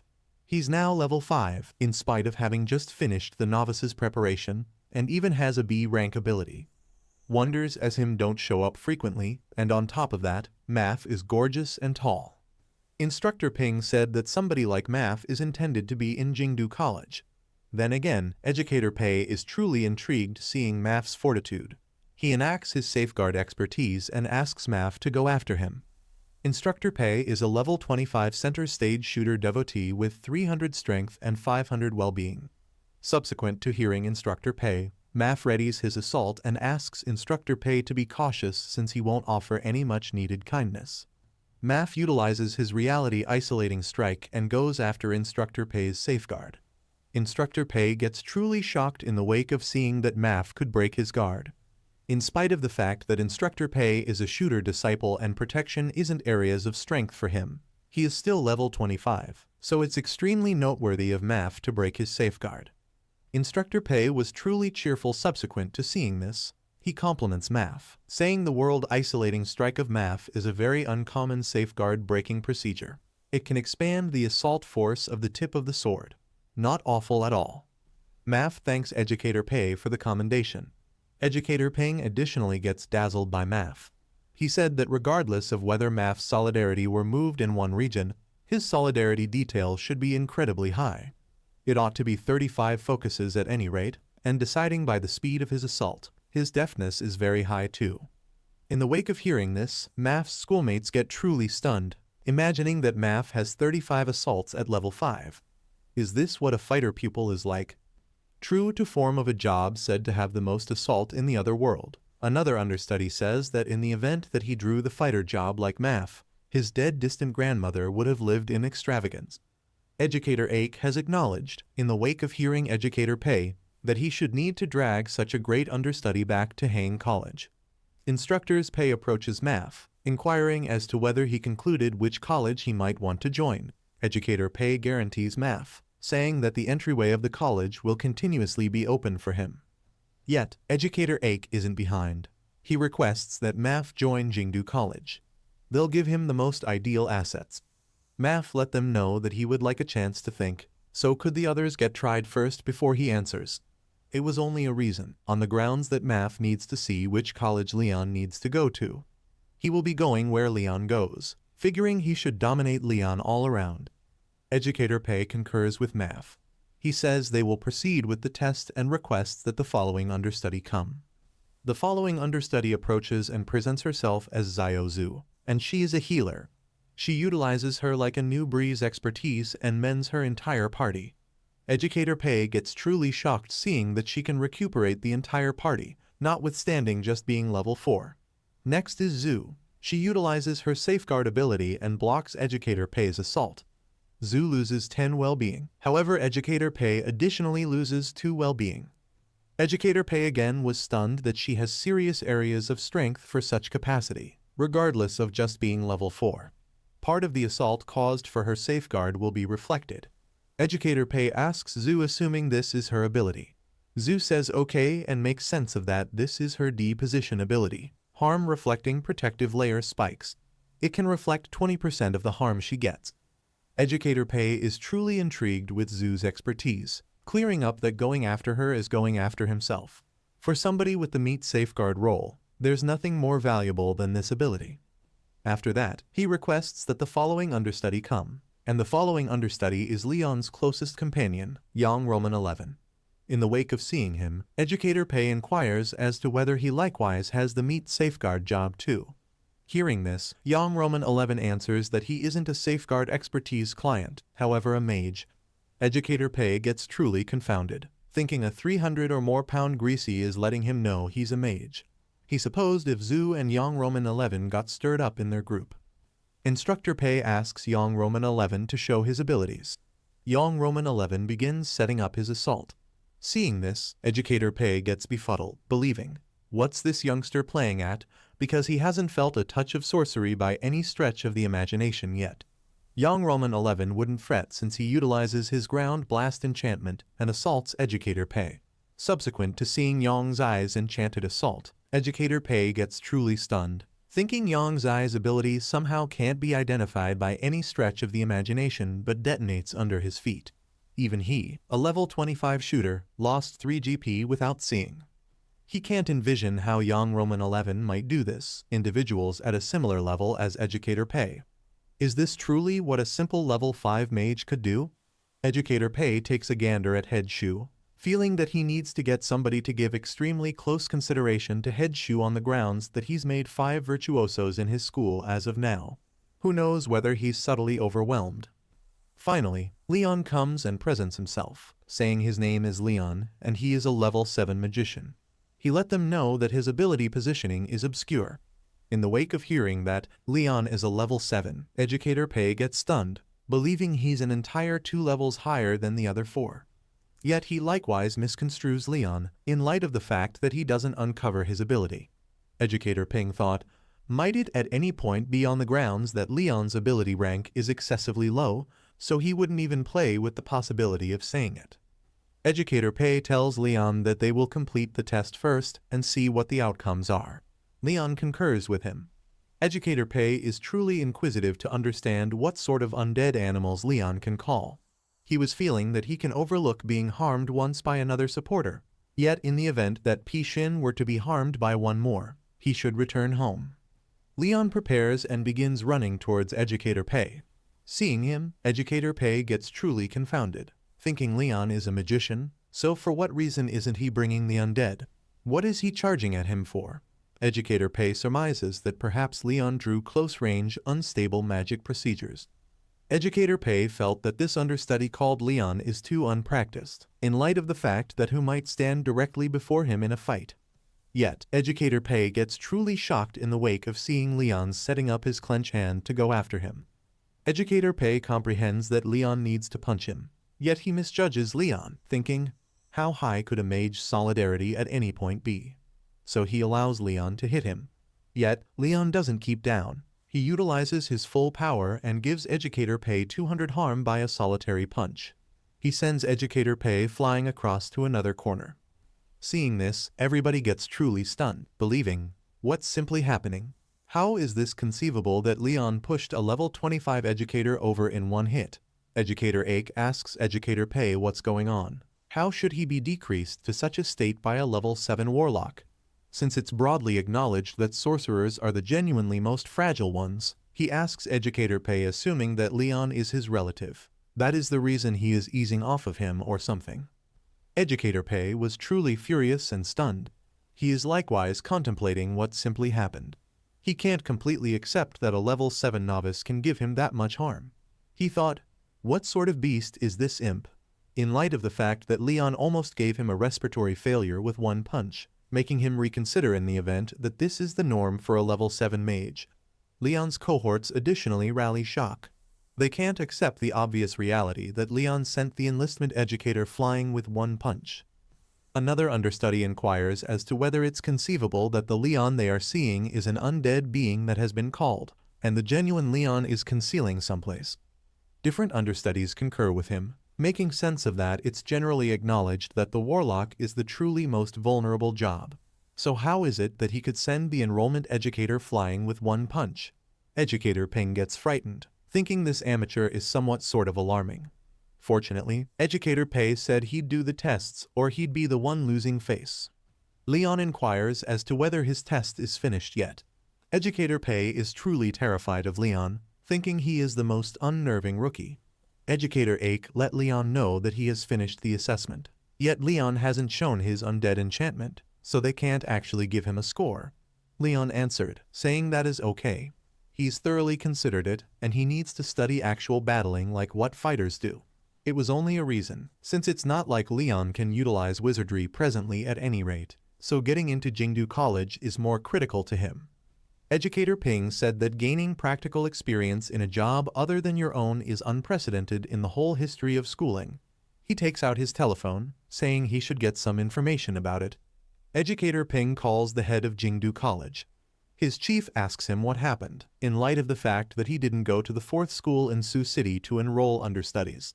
Educator Ping clarifies for him that he has found a frighteningly gifted sorcerer here, and he needs to join the actual battling major implied for fighters. Jingdu College's chief is truly confounded. He asks Educator Ping what he needs to express, making sense of exhaustively. Educator Ake clarifies for his chief that he's just level 7. However, he sent an educator from Hang flying with one punch. Subsequent to hearing everything from Educator Ping, Jingdu College's chief gets stunned. He tells Educator Ping that he will give him the most expert in Jingdu College, regardless of what conditions that understudy needs, consent to each and every one of them. He should be persuaded to join Jing College. Then again, Educator Pei was likewise attempting to call his head to enlighten him about Leon. Yet he didn't get his call. Head of Jingdu College requests that Educator Ake start a video call. He'll welcome Leon himself by and by. Educator Ake began the video call, and a multi-dimensional image of a dark-haired individual showed up before everybody. He presented himself as the head of Jingdu College, Ji Pingyang. He begins to persuade Leon and his cohorts, saying he trusts they will actually want to go along with him at Jingdu College, making sense of that they have a long and magnificent history and incredible instructors. Out of nowhere, Leon hinders and asks Head Ji to quiet down, saying he will join Jingdu College. Educator Pei, subsequent to hearing that Leon will join Jingdu College, gets truly stunned. He at this point is not needed Leon into his college. He thought he'd get Leon's other companions and he'll battle for them. Yet before he says something, Head Ji from Jingdu College asks Leon's companions that since they're all from similar class, why not combine? They can deal with one another too. They all consent to him. Educator Pei is truly furious. He inquires, Head Ji, why he is taking them all. Isn't this all in all too much for Jingdu College? However, Head Ji overlooks him, proceeding with his discussion with Leon and his companions. On the opposite side, Educator Ake is truly cheerful. He is feeling that this will be the feature of his confirmation's profession. Leon hinders them and inquires as to whether he has a couple of additional inquiries for him. He poses to Head Ji assuming he knows Leon's dad, Rai. Head Ji gets truly stunned hearing that name. He inquires as to whether he is the child of Rai and Karen, saying that no wonder he felt such a solid sense of commonality the second he saw Leon. Subsequent to hearing that, Head Ji realizes about his folks. He inquires as to whether he knows where they are presently. Head Ji clarifies for Leon that they were the two his understudies, yet he hasn't seen them in north of 10 years. He can tell Leon that his folks were exceptionally skilled people. Head Ji recalls that both of them vanished without a follow for more than 10 years. He fears they've as of now passed on, yet he can't express that to Leon. He lets Leon know that he hasn't been ready to get more data about them since they graduated. However, he recalls that they would frequently discuss a confidential world. He requests that Leon go to his confidential world. It might contain something his folks have left for him. Head Ji, let everybody know that he'll send the acknowledgement letter to them straightforwardly whenever they've made it. Yet before that, they ought to attempt to pass the universes connected with their jobs before school begins, so they'll be significantly more regarded in school. He says best of luck to everybody, and they will meet at Jingdu College multi-week after the fact, subsequent to passing the amateurs' preparation. The fourth school isolated its understudies into classes as per their parts in the other world. To put it obtusely, it was an escalated readiness class to attempt to get more understudies explored by the tip-top colleges. At the present time, in the fourth school's mages class, Head Shu was let everybody know that today they'll enter a world exceptionally intended for mages. He clears up for them that this world is generally a trial of their psychological capacity. It ought to be a rationale or enigma-based world, so as long as they cooperate, the amount of their reasoning will be more than its parts. Then, Head Xiao tells everybody the standards for passing. In a little while, youthful Y Roman 11 and Leon magically transport into the mag's reality. Leon asks Yang on the off chance that he is completely certain they can do this. Yang She asks Leon what could turn out badly. All the hypothesis on the planet isn't anything contrasted with training, and the more individuals that go into an expert world, the more dangerous it is. As opposed to conveying them all, why not Leon simply convey him? In addition, Leon can continuously convey them after they pass. He can do a particular world on various occasions. He in all likelihood will not get the prizes. Out of nowhere, Yang She sees a mythical being young lady remaining before the entryway. She was a similar young lady Leon saw when he entered the world interestingly. Y She praises that she is a truly enthusiastic young lady and told her that they're going into the particular mag's reality. The young lady, who is remaining before the door, invites the two of them, and the framework begins recovering a world for 2 players. A second after the fact, a framework notice springs up saying, "Recovering effective." The specific world these 2 players have drawn is the Cavern of 10,000 Toxic Substance. Subsequent to seeing this, Leon asks young Roman 11 to give up. However, young Roman 11 stops Leon and asks him what is he doing. Is he not going to pay attention to the mission guidelines? Leon, who is truly confounded about what Yang Yi is referring to, asks young Roman 11 what guidelines are there something like this. Young Roman 11 is likewise befuddled by Leon's inquiry. He posed to Leon on the off chance that he didn't pay attention to the directions. How could he pass the cavern of skeletons? He said, Leon, doubtlessly you didn't kill a way through the skeleton, right? Leon can't express anything to him as he understands that he is a moron. In the wake of learning about how Leon got the cavern free from skeletons, young Roman 11 said, Leon, you are such a simpleton. After that, the mythical person young lady begins making sense of guidelines. She lets them know that rumors have spread far and wide suggesting that there's an old detestable clan in Chendongnan. Its kin are horrendous and unfeeling, and are so great at utilizing harmful worms that they can harm one secretly. A harmed individual will develop creepy debilitated, and the noxious worms will imitate in their body, eating their tissue until their host kicks the bucket. She tells them that mission goals are, first, to track down the malicious clan of legend, and second, to obliterate every one of the toxic worms. Mission prizes will be concluded in view of the manner in which the player finishes the mission. Subsequent to hearing that, the two of them enter the world entry. The mythical person young lady additionally helps them that the cavern of 10,000 toxic substances requires 5 players to begin. The framework will consequently coordinate them with 3 different players and request that they make the essential arrangements. After that, Leon and young Roman 11 coordinate with 1 more 3 irregular players to finish this mission. One of the arbitrary players who coordinate with Leon asks him not to drag them down, but rather the blue-haired young lady inquires him to be more respectful. It's destiny that they got matched together after all. After that, she presents herself, saying she goes by Tooth Yuan and she is a fire mage. The kid close to her will be her younger sibling, Tooth Disregard, likewise a fire mage like her.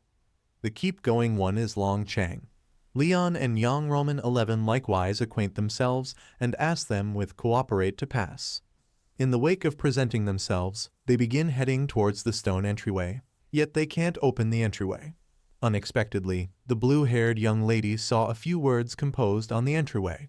She makes sense of for everybody that the 5 words on this support point ought to be directions to open the entryway. Yet Longchang acts self-important, saying who thinks often about certain guidelines, he'll separate it. He utilizes his enchanted expertise and assaults the entryway, yet the assault significantly affects the stone entryway. Seeing that, they all understand that this entryway has invulnerability to sorcery and spells can't harm it. The blue-haired young lady requests that everybody investigate those words, perusing that it says, ethical quality and honesty give harmony.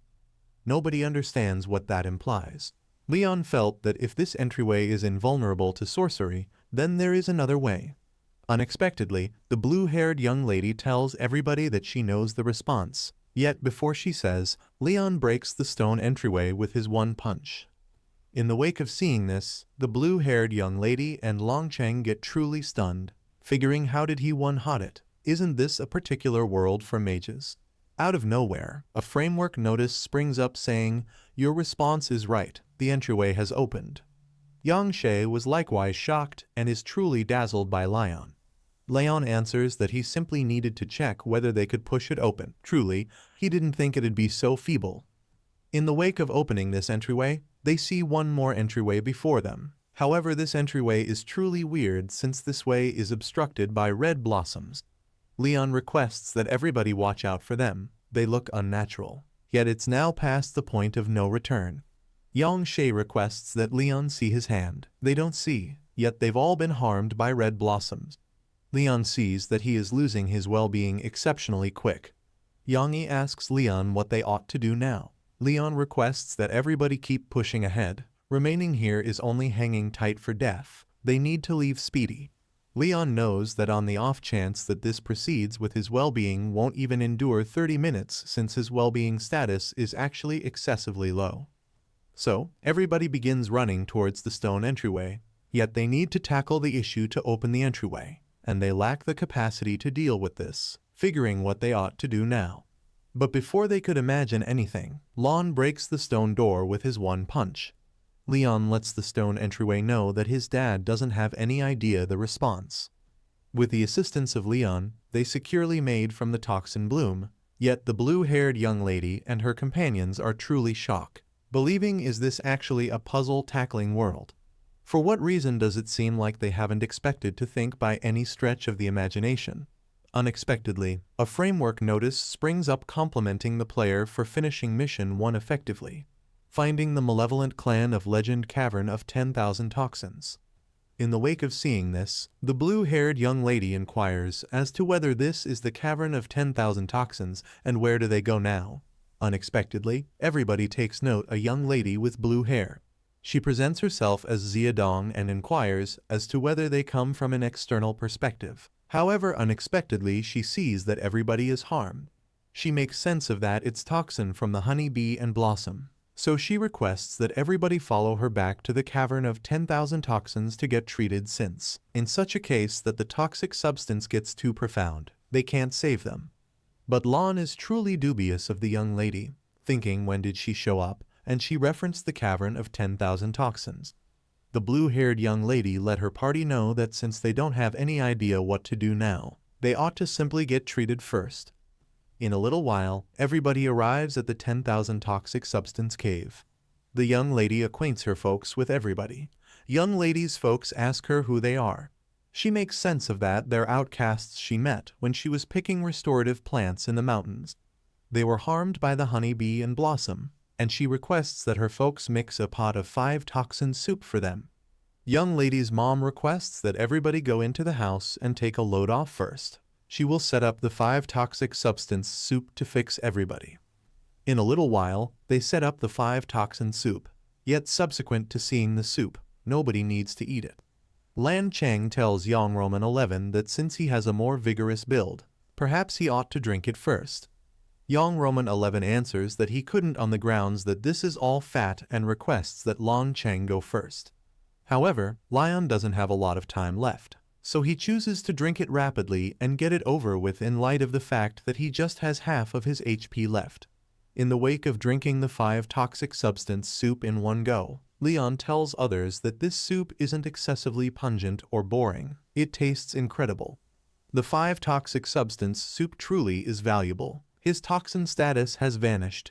He requests that everybody drink up as well and mend themselves since they don't have the foggiest idea what perils they'll look.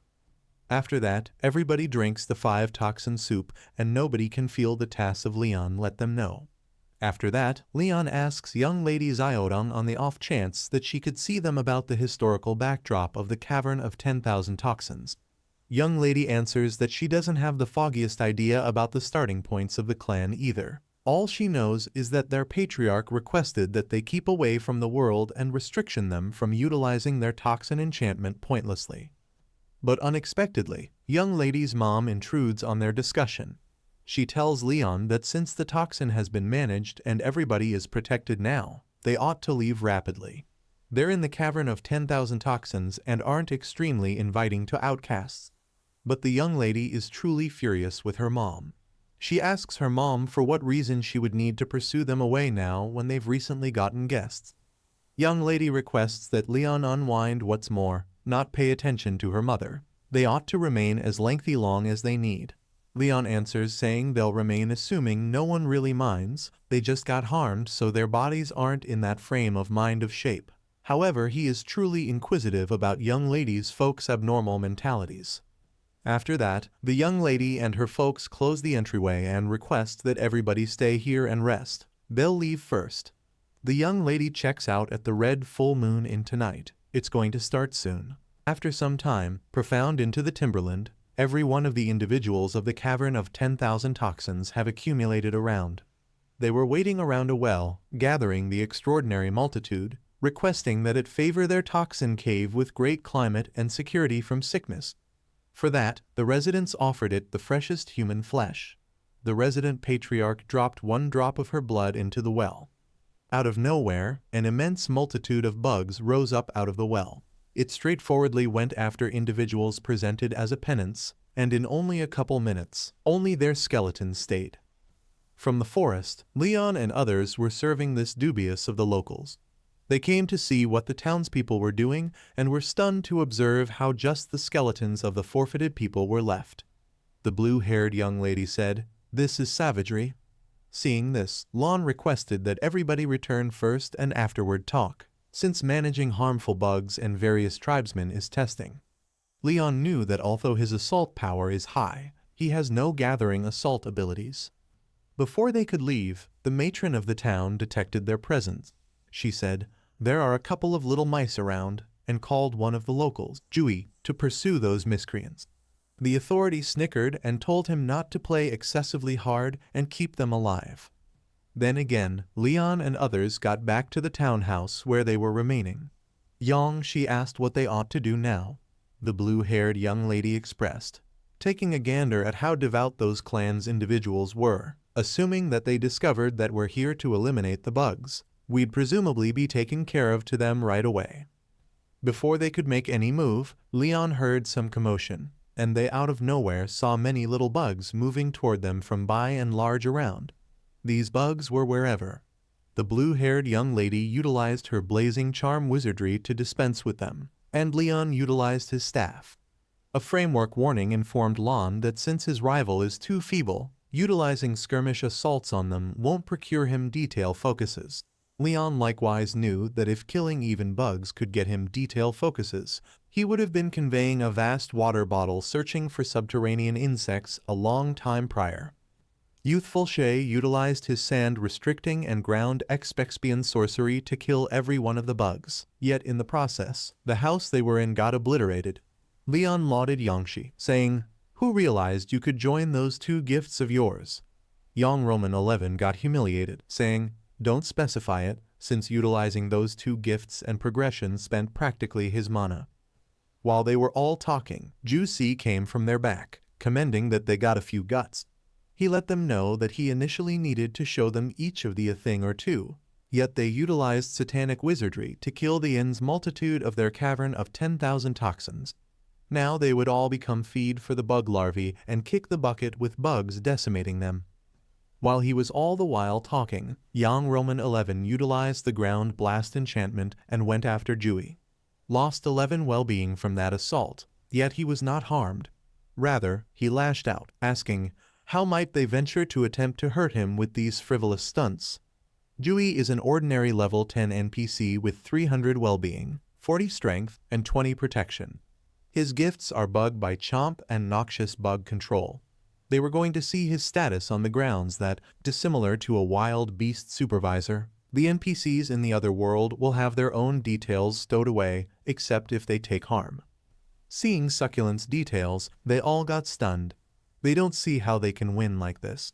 His details are essentially equivalent to a manager. The blue-haired young lady said, "This mission in the cavern of 10,000 toxic substances isn't something novices can achieve." Lon thought, could this particular world be not quite the same as others somehow or another? He bounced towards Jui to assault, and seeing Lion running towards him, Jui egotistically said, "My arm's thicker than your thigh. I, Jui, could take on 10 wimps like you easily." Yet he doesn't have the foggiest idea about Leon's power. Leon punched him and he goes flying, losing 121 well-being. Jui gets up and lashes out, saying, "This is unimaginable. How should a simple human hurt me?" He utilizes his Bug Chomp ability, and when he does, his body enters the Bug Nibble Express. His well-being increments to 500, Solidarity to 60, and Safeguard to 70. Fong Evade was stunned to see that Juya details expanded once more, and his protection was duplicated a few times. Ju's eyes become red, and he pompously said, "Nobody can harm me currently. I'll utilize your blood to offer appreciation to my bug swarm." Seeing him, Lon likewise gets in the temperament to battle appropriately. After their battle, Jui is not doing so great and just 23 well-being remains. Leon severely thrashes him. Seeing the battle, everybody comprehends that Lion is a terrifying man. Leon begins examining Jui, asking, what was that penance he led a little while ago, and who was that lady? Vigorously harmed, Jui must choose the option to answer Leon. He lets them know that it was the bug penance their matron drives consistently. The Cavern of 10,000 Toxins has marked an agreement with the bug's sovereign mother, so they need to offer appreciation to them the evening of the full moon. That old green stone well is where the sovereign mother dwells and repeats. Hearing that, Yang She comprehends the reason why Xing's family needed to fix them of the toxin. He lets Lan know that they probably believed them should turn into the following round of penances. Lan asks JockJut one final inquiry. For what valid reason did Xiaodong call the clan the Cavern of 10,000 Spirits, yet Jui calls it the Cavern of 10,000 Toxic Substances? Hearing that name, and Ju Si get confounded. He lets Lan know that there's just a single name with Dong in it in the whole Cavern of 10,000 Toxins, and that is their matron Evade Dong. Hearing him, Lion comprehends and thanks Junny for his collaboration.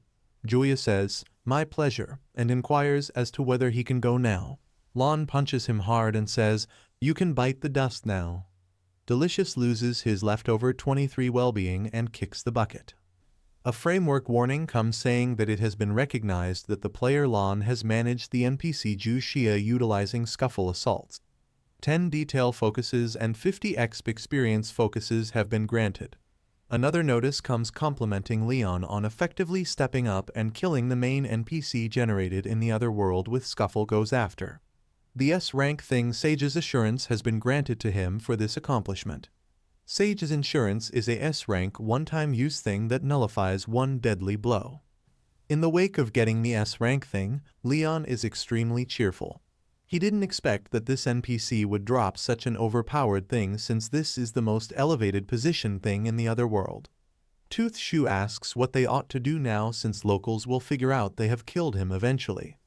Lengthy Chong adds that they can't depend on Lan to take them on, as they all were terrified on the grounds that one resident was adequately destructive, and the matron have some control over the noxious bugs, so how is it that they could beat her? Leon lets them know that the mission simply needs them to eliminate every one of the bugs, so they don't have to confront the clan's individuals of the Cavern of 10,000 Toxic Substances head-on. Since the bug's home is in the Greenstone Well, they ought to simply explode it. He advises them to act before Suong understands what's happened. They all begin heading towards the woods since this is their most obvious opportunity. After some strolling, they show up at the well, and seeing that there's nobody here, they approach the well. Except for when they arrive, they see Xiaodong's folks' bodies lying adjacent to that well. It is extremely surprising for Leon and the others to find that the residents killed their own clan's individuals. Seeing this, Leon comprehends the reason why they were acting so oddly now.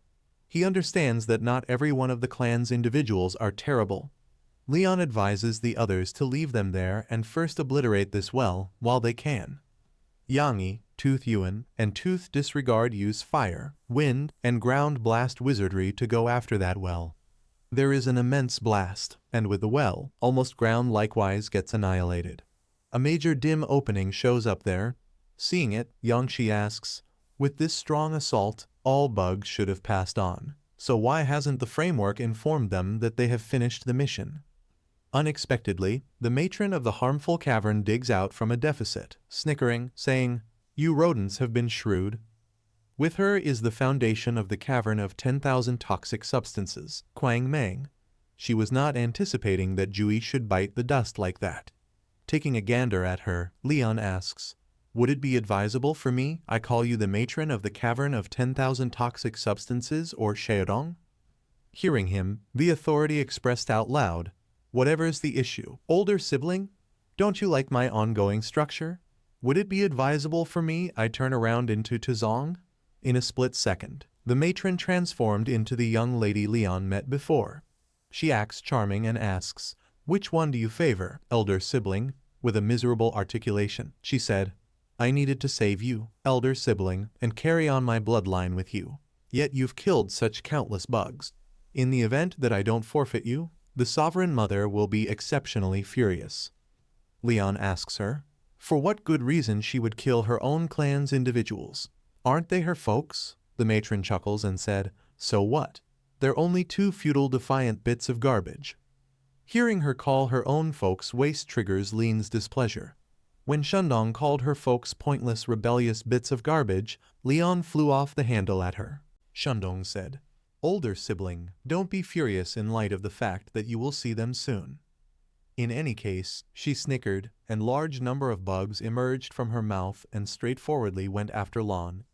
The bug encompassed him and began going after from all headings. Seeing Lon in a difficult situation, Young Roman 11 and the others attempted to help him. Yet before they could do anything, they got gone after by another NPC.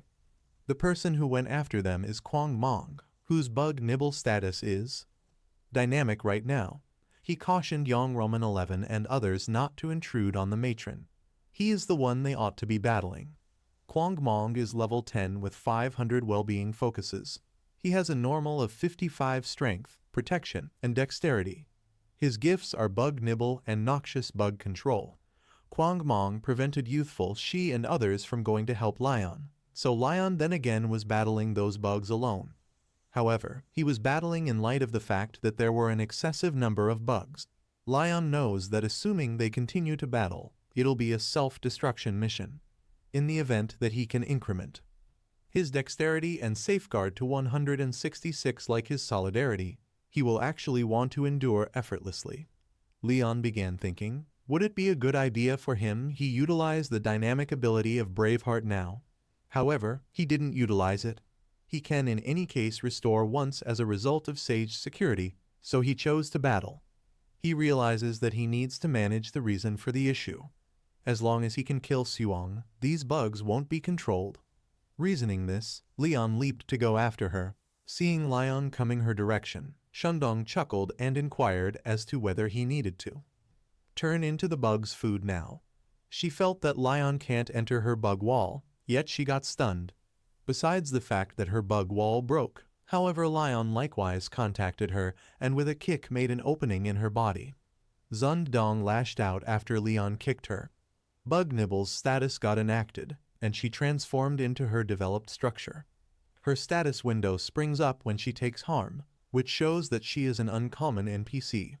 Her level is 10, yet her well-being is 1000, which is exceptionally high. Her solidarity is 30, her guard is 20, and her spryness is 50. Her gifts are bug nibble, harmful bug control, and shape moving.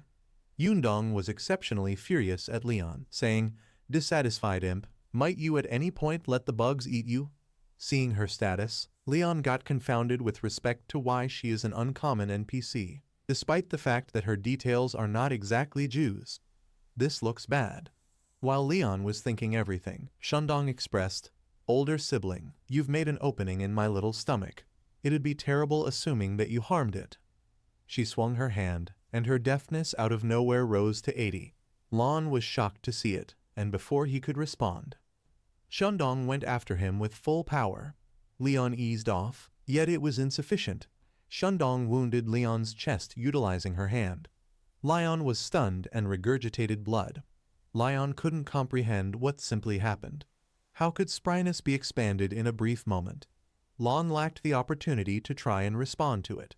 Leon lost 71 well-being, and just 9 well-being remained. Zundong didn't eliminate her hand from Lon's body. She advised him to loosen up, letting him know that once he is dead, she will skin him and keep it as a trinket. It'll look perfect. Leon was in a ton of agony. When Yang She saw Leon like that, he got stressed and attempted to go assistance him. Yet again Kwang Mong went after him and didn't allow him to help Leon. Kwang Mong again told Young Roman 11 and the others that he is the one they ought to be battling. For that long, Young Roman 11 and the others could bargain 188 harm to Kwang Mong. Young Roman 11 was irate and utilized his sand-restricting spell. Seeing it, Kwang Mang snickered and let them know that their stunts are futile against him. He hit the ground to counter Yang Zai's sand-restricting spell, saying, "Your assaults are simply stimulating me." However, he got stunned seeing red sand rather than yellow sand. He asked Young Roman 11 for what reason the sand was red. Well, it was at that point past the point of no return. Young Roman 11 utilized ground blast wizardry, and with an immense blast, the ground detonated. Kwang Mang lost every one of the 312 well-being and promptly passed on. Young Roman 11, who was before a greasy, transformed into an attractive young fellow when he entered his fat-consuming state. The justification for why Yang's eyes keep going assault on Quang Mang was so strong was that Yang Roman 11 utilized his fat consuming state, which sped up soul by 296. Seeing Yang Roman 11 in this structure, Fang Yuan and Long Chong were exceptionally stunned. Subsequent to killing Quang Mang, Yang Roman 11 ran towards Leon to help him. Seeing Yang Roman 11, even Leon was stunned, asking what befell him. Yang Roman 11 made sense of that. He didn't have a clue. The second he got restless, every one of the fat on his body consumed with smoldering heat, and presently he has very nearly 300 soul. Lon was stunned hearing that an individual's soul influences their ability utilization, and 300 focuses. That is nearly essentially as much as some mid-level mages have. However, at that point, Leon got a thought. He got Shundong and requested that Yang Roman 11 use ground blast sorcery to manage him and Shundong together. Shundong got stunned, asking Leon to relinquish her. Yang Roman 11 asked Leon what he was talking about. He let Leon know that in the event that he utilized ground blast wizardry, he would pass on. Lon yelled, advising Yang Roman 11 to trust him and do it. Yang Roman 11 didn't have a decision yet to follow Leon's statement. He enacted the ground blast enchantment. Shundong comprehended what was occurring and requested that Leon let her go. She would have rather not kick the bucket with him, yet Lon chuckled and told her that it was past the point of no return. There was a tremendous blast where Leon and Shundong were. Yang Shay and others were taking a gander at the fire, all stressed over Leon.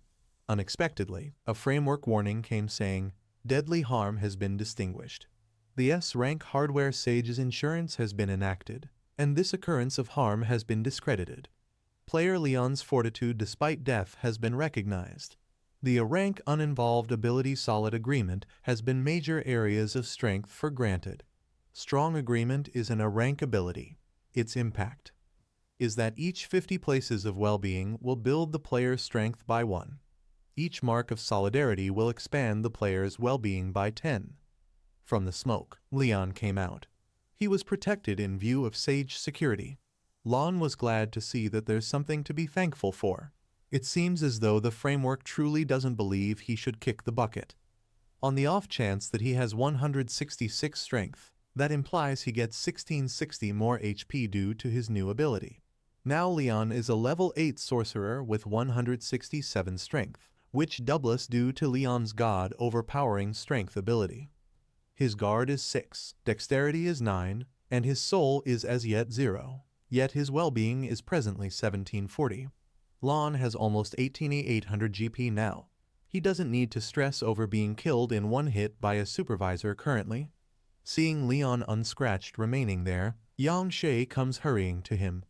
He asks Leon for what valid reason he didn't kill him since he has 300 soul. Leon joke with Yang Shi, inquiring as to whether he is miserable that he can't kill him. Would he be able to resuscitate on the off chance that he kicked the bucket? Jokes to the side, Leon asks Yangshi if Shundong dropped anything after he killed her. Yang Shay tells Leon that he didn't destroy a warning that he killed her. He believes she's as yet alive. When Yang Roman 11 said that, unexpectedly a voice comes from the smoke behind, saying, both of you are a genuine aggravation. The person who said that was Shundong. She praises Leon and the others, saying they will before long respect her actual excellence. Now Shundong transforms into her last structure. Half of her body transformed into a bug's body. This type of hers has no name. In this structure, her well-being arrived at strength 130, safeguard 80, and dexterity 100. Presently she has new gifts, harmful sting and ravaging viciousness. Leon and the others were shocked to see Shundong in this structure. Leon inquires as to whether this is her actual structure since she's major areas of strength for really. He told Yang Shay to rush and project ground blast enchantment on her once more. Yet Yang Shay let Leon know that he can't. His soul has returned to 48 focuses. The expansion in soul from consuming his fat is by all accounts brief. Unexpectedly, everybody gets an admonition ready notice. The framework lets them know that the manager of the cavern of 10,000 toxic substances has been fortified by an obscure power. Its trouble far surpasses what new players can deal with.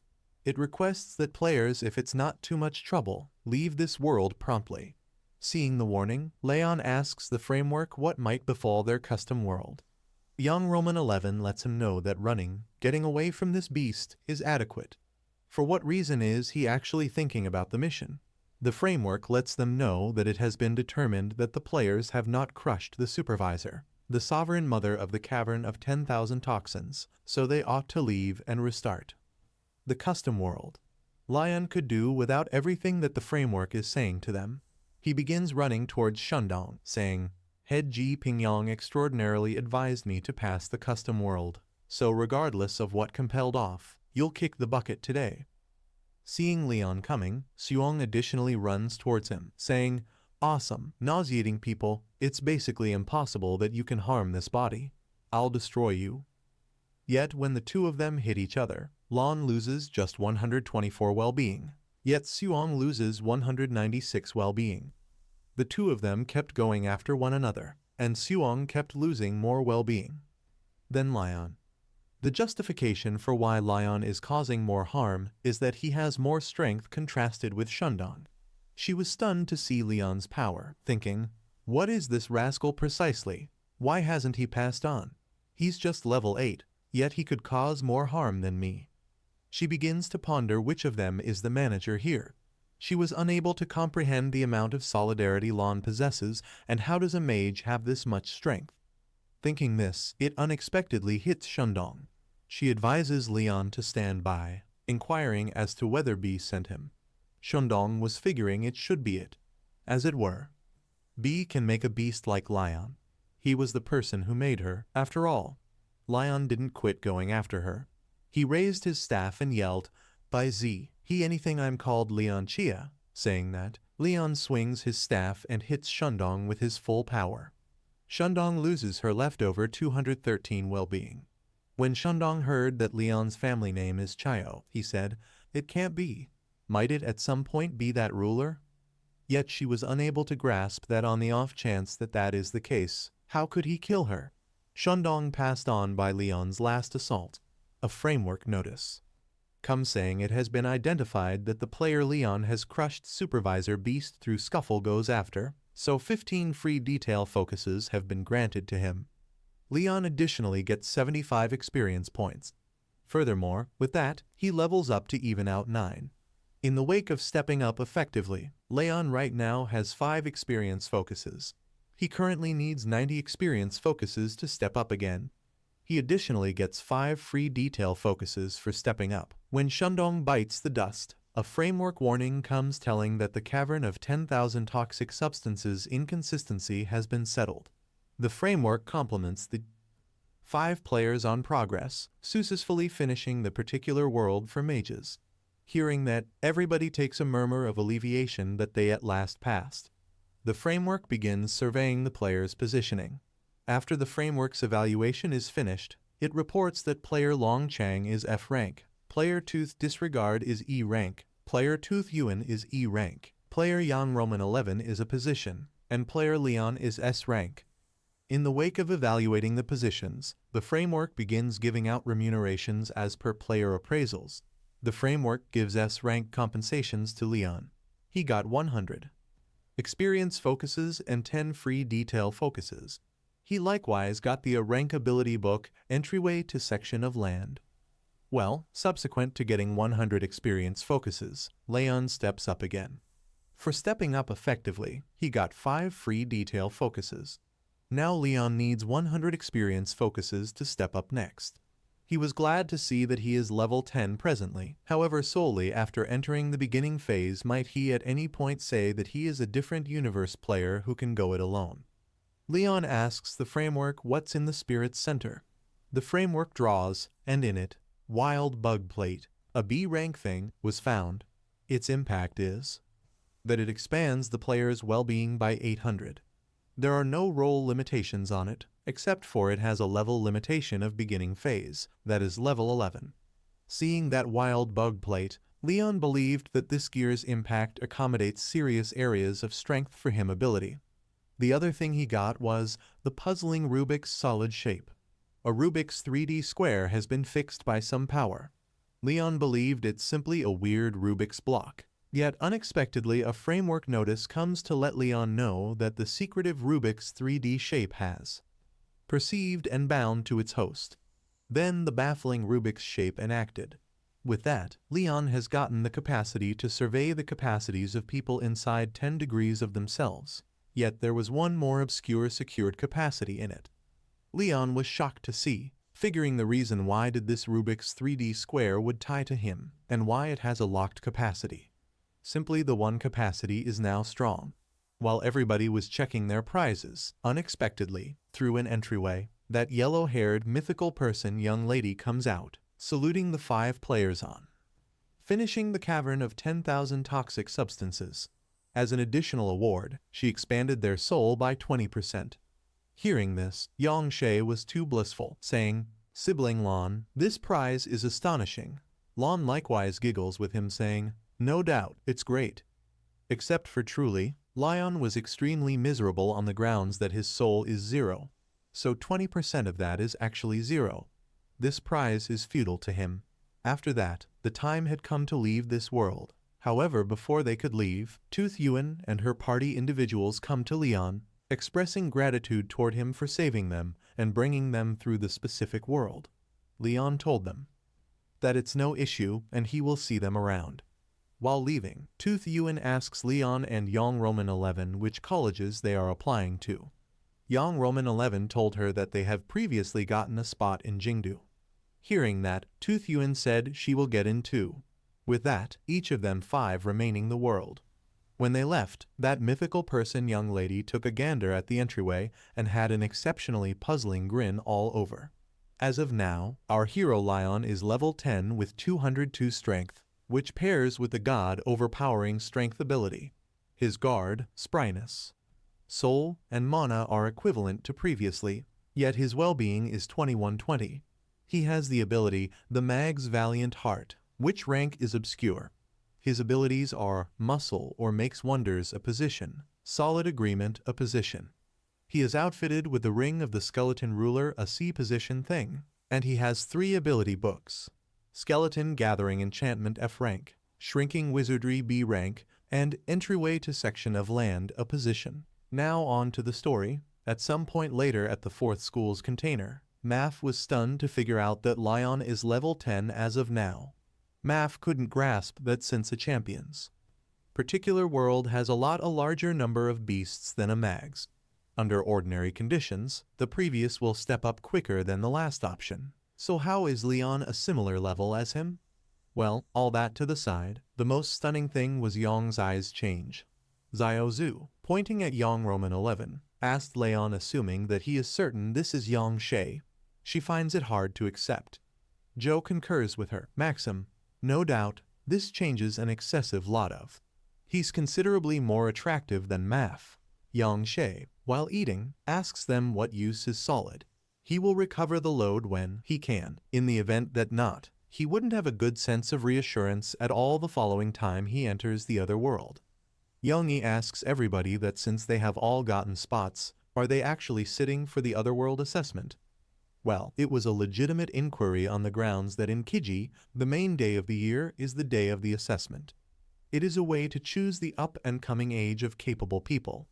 Most understudies who have gotten spots at colleges will in any case participate for a shared objective, to be the top scorer. That individual won't just become popular, however.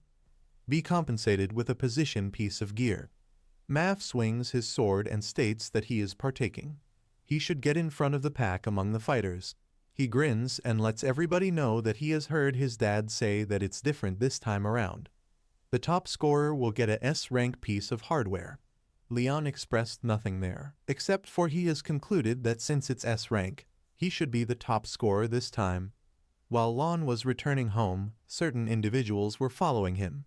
One man asks the other, named 7438, on the off chance that it's actually this imp. He's just level 10 and no more, so how is it that he could beat them? The other man, named 9527, let him know that they simply need to take him in to be interrogated. when Leon goes down a rear entryway where nobody was. Then both of those men come out.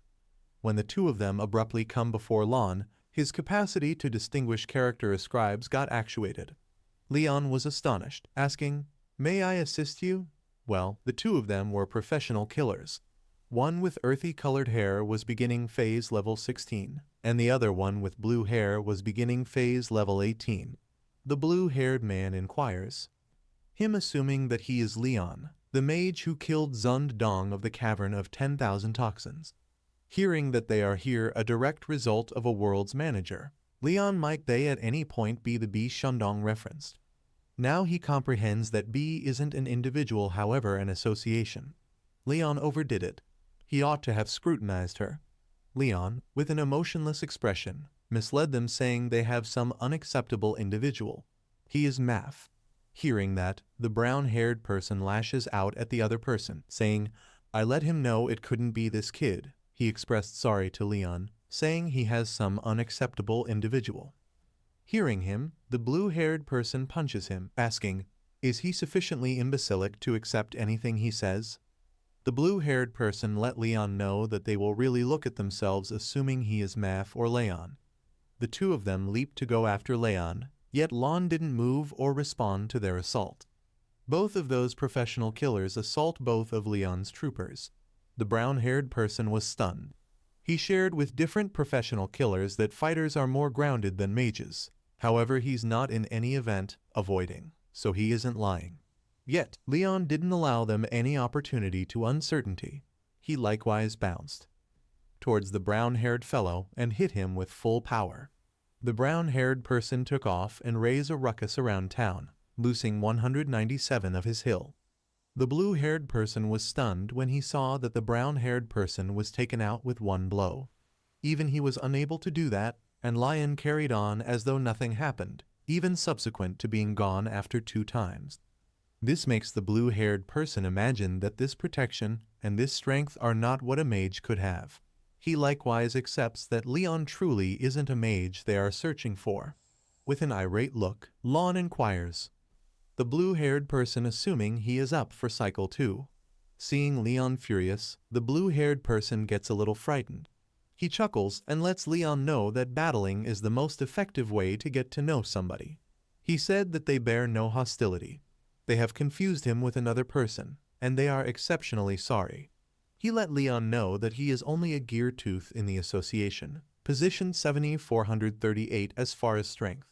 He requested that Leon let this matter end here. Hearing that a level 18 professional killer is just positioned someplace in the 7000 in BZ association, Leon thought he needed to let them report back or they'll get payback all the more brutally. Leon left, saying that he trusts that both of them can find the Leon they discuss rapidly. He requested that they kindly let him know if there's anything he, Math, can do to help. The blue-haired person let Leon know that there's no need, they will oversee well. After that, Leon returned home and minded the web about BZ association. He observed that Ba is the name of an incredible heavenly monster with a snow-white coat and a horned head. It's pretty much areas of strength for as a lion. Furthermore, blazes run along its 4 appendages. It knows the names, appearances, and how to practice every one of the devils on the planet. Subsequently, it has been loved as the heavenly monster of practicing evil spirits and propitiousness for quite a while. Leon got disappointed contemplating what sort of association Ba is. He can't find anything on them at all. Lion realizes that his personality will be uncovered sometime. He can't continue to remain here. It's absolutely impossible that he can take on something as mysterious and strong as Ba with his current strength. Lion's just decision is to participate in the assessment, since even an association like BZ wouldn't even for a second consider acting against the lookat in this time frame. It would be an egregious wrongdoing, and Lion will be protected once he gets to Jingdu College in light of the fact that its head, Jiping, is the best fighter on the planet and is known as the Blade God Pingyang. So in the event that even Jingdu College isn't protected, no place will be protected. Subsequent to thinking this, Leon then takes out the Rubik's 3D square he viewed as on the planet he passed before. He is interested to understand what this Rubik's shape that dropped in the cavern of 10,000 toxic substances is. He imagined that could this be the part that makes the specific world not quite the same as expected ones? Did his folks leave this for him? Yet he was unable to comprehend how they would realize that he would pass that world, and how is it that they could abandon something in it. He is interested about the association between Xuang Ba and his folks. He pondered, could this be the aspect that distinguishes the specialized world from ordinary ones? Did his parents intend for him to inherit this? However, he struggled to comprehend how they could have anticipated his passage into that realm. Furthermore, how could they have left something behind within it? His curiosity was piqued regarding the connection between Xuang Ba and his parents. On one hand, Lan was perplexed about the nature of that cube and its association with his lineage. On the other hand, the assassins returned to report to their superior, a girl with white hair whose face remained exposed. She inquired of the assassins whether they had uncovered anything regarding Sun Dong's demise. The blue-haired assassin informed her that their intel was inaccurate. That individual was not a mage, and he possessed considerable strength, having injured 9527. By 9527, he referred to the red-haired assassin. Upon hearing this, the white-haired girl was filled with rage, deeming them ineffective. Although she chose to set this issue aside, she commanded them to postpone her own demise for the time being and to organize themselves. The actions undertaken in Su's city hold paramount significance at present. Both individuals acknowledge her directive and act accordingly. Several days subsequently, within the confines of the 4th College Principal's office, Leon arrives to engage with him. The principal inquires how he may assist. Leon conveys that it is not a pressing matter. Rather, he merely wishes for him to examine this Rubik's Cube. He elaborates that he discovered it in a specialized realm, and it appears to have been sealed. He poses the question to the principal regarding any method to unlock it. The principal informs Leon that, should it indeed be sealed and he lack the password, they can only resort to the key to all locks for access. Leon remains oblivious to the identity of the key to all locks. However, the principal clarifies that this key possesses the capability to unlock it. He notes that the seal on the cube is not particularly robust, so the key to all locks should suffice in removing the seal without compromising the contents.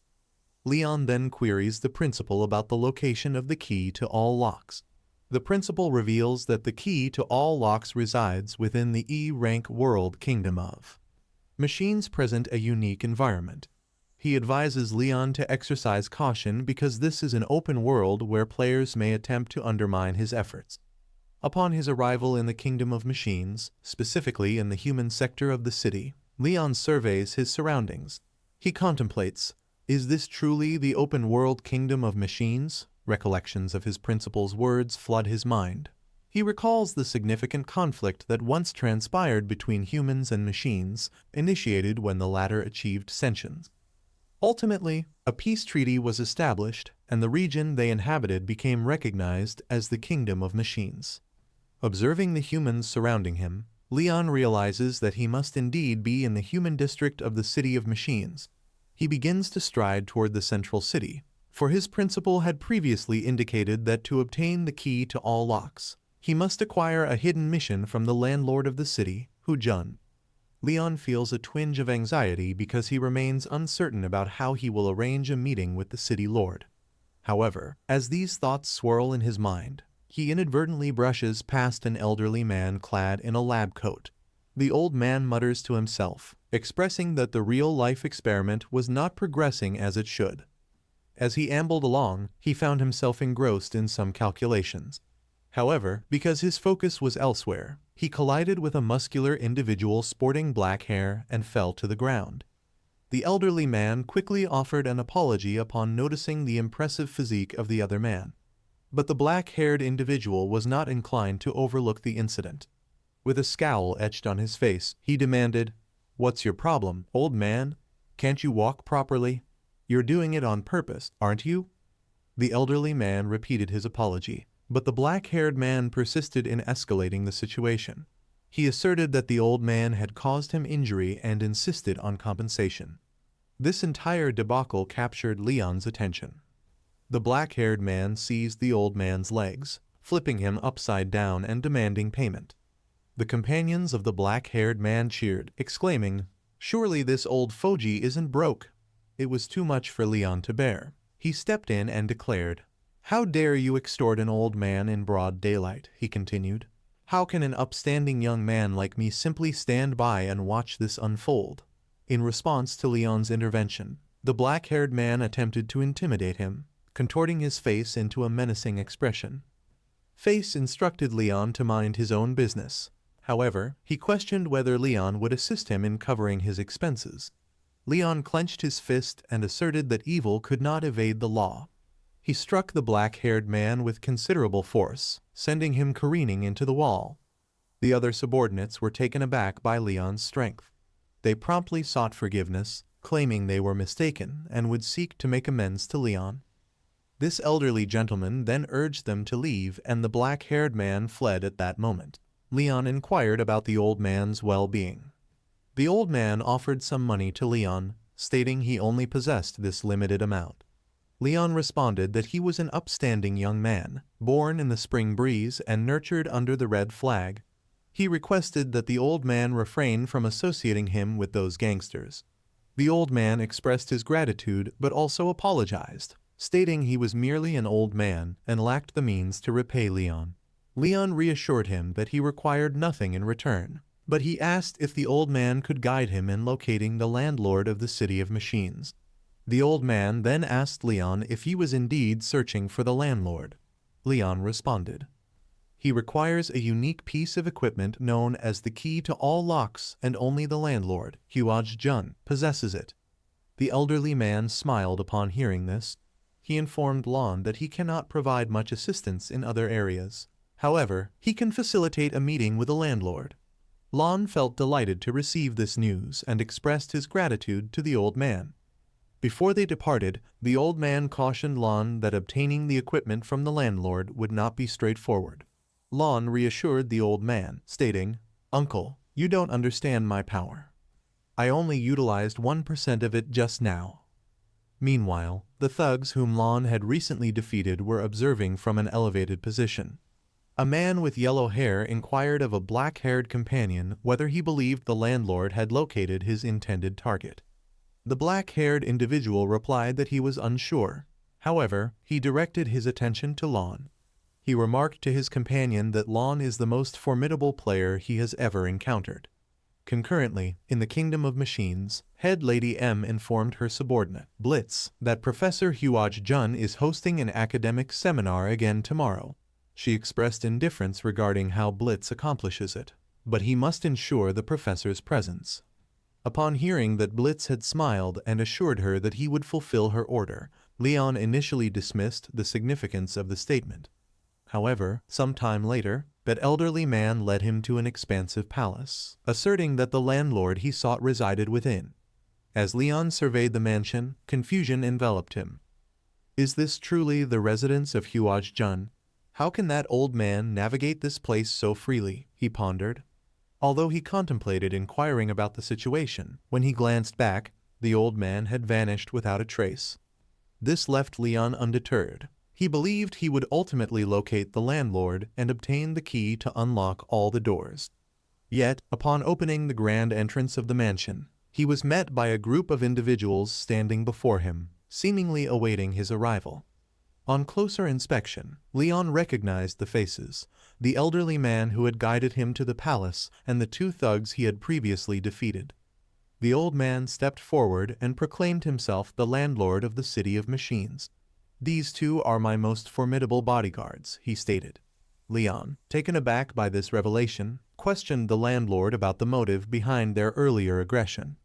The landlord proceeded to elucidate the reasons for his theatrical display.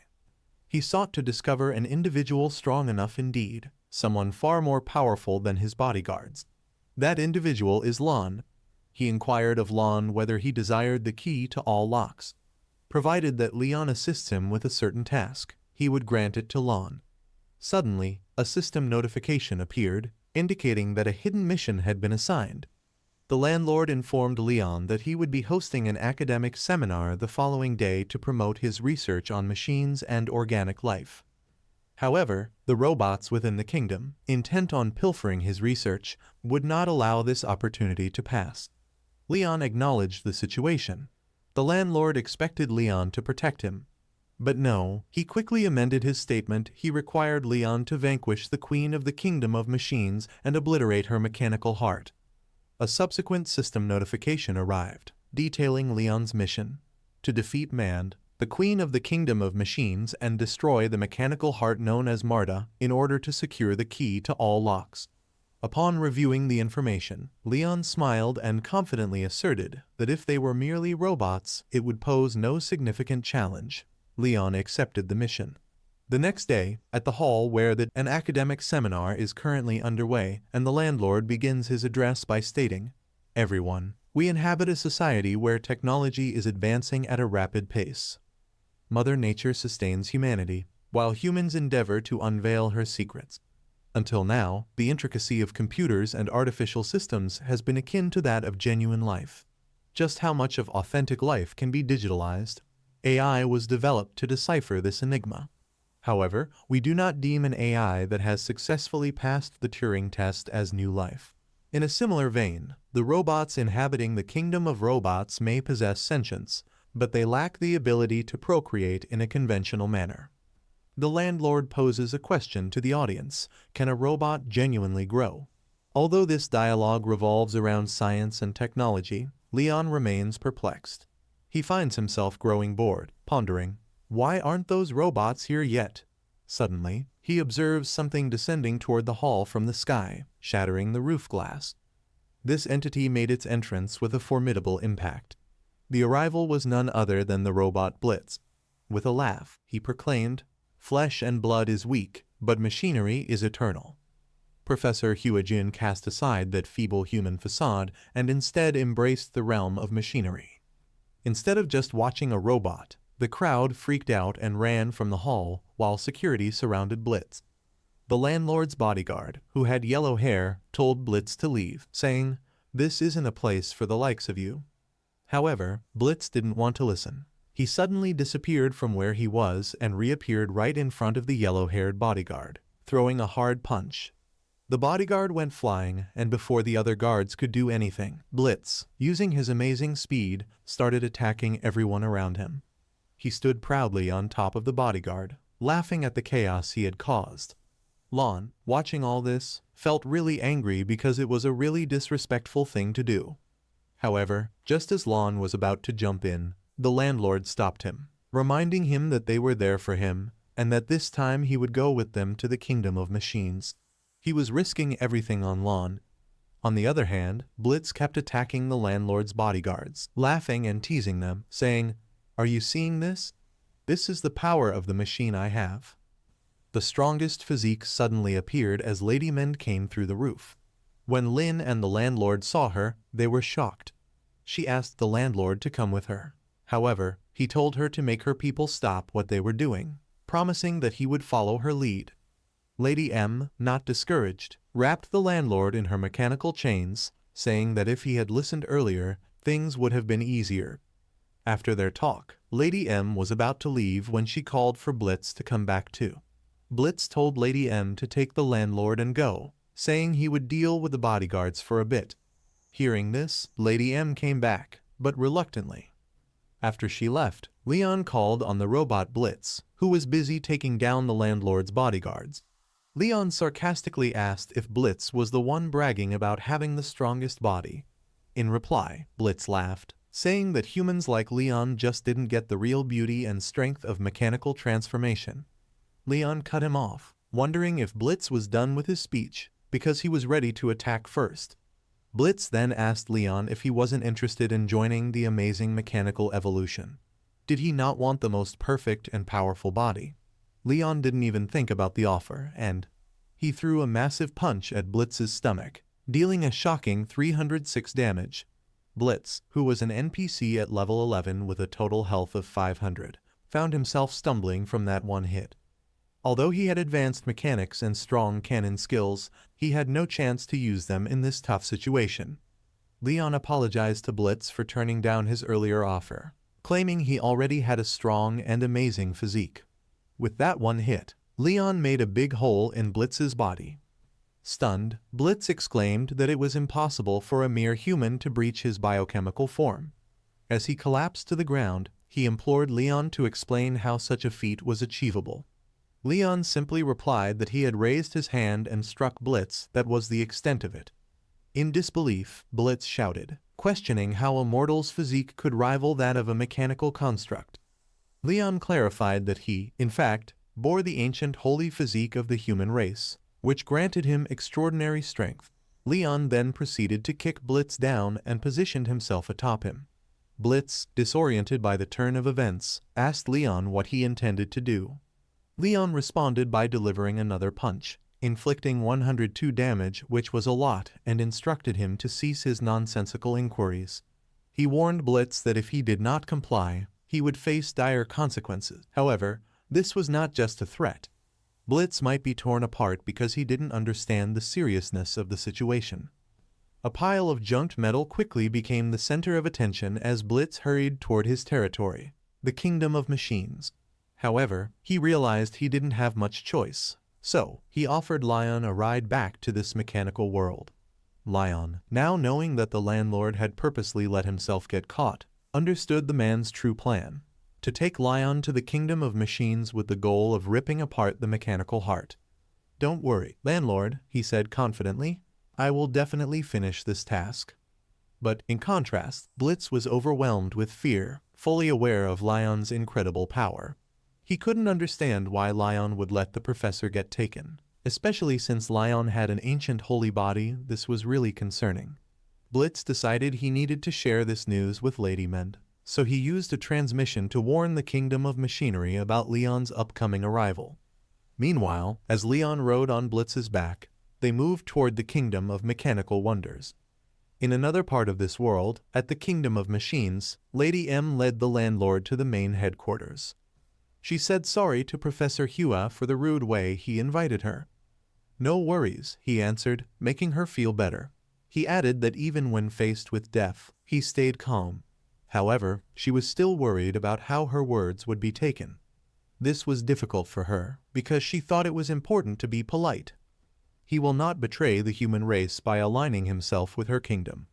Lady M implored Professor Hua to set aside his stubbornness and examine the scene before him. Right in front of Professor Hua, the mechanical heart manifested itself. Lady M explained that, although he could observe this machine was bioengineered, one could argue that its biology is currently being engineered. The heart, which exhibited biological functions, merged the human spirit with the capabilities of the machine. It is no longer accurate to refer to it simply as a robot. She expressed her preference for calling this phenomenon ascension, arguing that flesh is frail while the machine is elevated. However, she urged Professor Hua to embrace their glorious evolution. Upon hearing this, Professor Hua laughed, remarking that as a human, she would be voluntarily subservient to the robots, likening her role to that of a dog. For a human like her, it is not an exaggeration to label her a traitor. Lady M then pressed him for clarification, urging him to look once more. Suddenly, numerous humans plummeted toward the mechanical heart, while various tentacles emerged to assault them. The loud noise of their screams was really distressing. It was hard to ignore. However, some people might say it was just too much to handle. This made the situation even more intense because the chaos seemed to grow. Although many tried to stay calm, they felt overwhelmed by the sound. It was a tough moment for everyone involved, but they had to find a way to cope with the noise. Frightened by the scene happening in front of them, they all shouted for help. However, no one came to save them. Within just a few seconds, that mechanical heart took them all at once.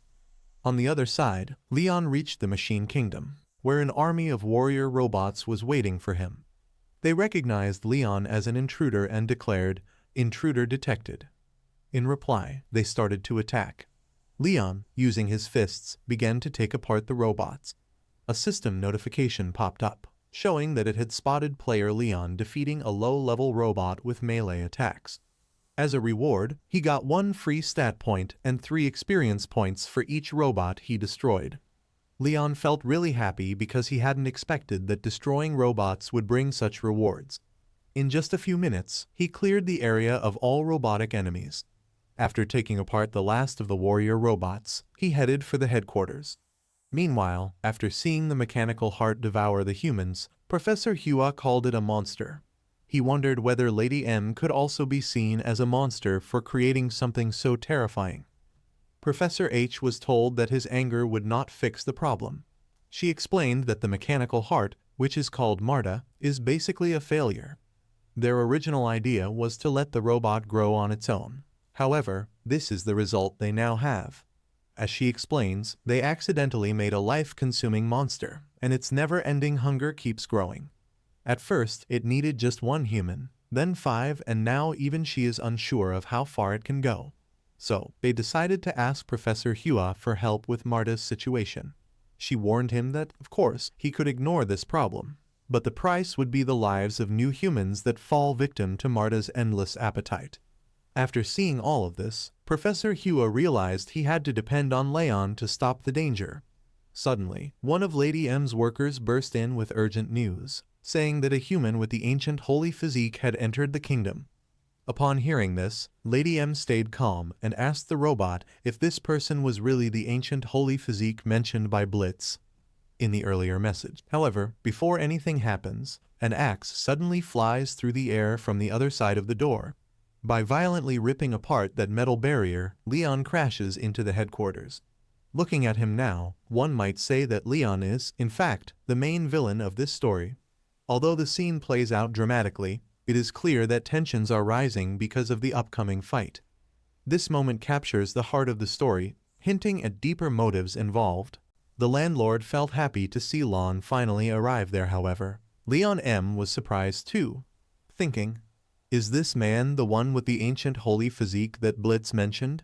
He welcomed Leon to the kingdom of machines, saying that Blitz is one of the top warriors in his kingdom. He didn't think he would lose to Lon. M-Day is a rare level 15 NPC with 2000 health. His skills include Mechanical Bug and Mechanical Loro Fist. Leon taunted M, asking if it was embarrassing to be defeated by someone with the ancient holy physique and if he wanted to avenge Blitz. When Moon's bodyguards heard the taunts, they attacked Leon. This was exactly what Lon wanted. He smiled because he was expecting them to come, but give him some free stats again. When one bodyguard jumped to attack Leon, it was clear that things were about to get intense. He punched him in the stomach.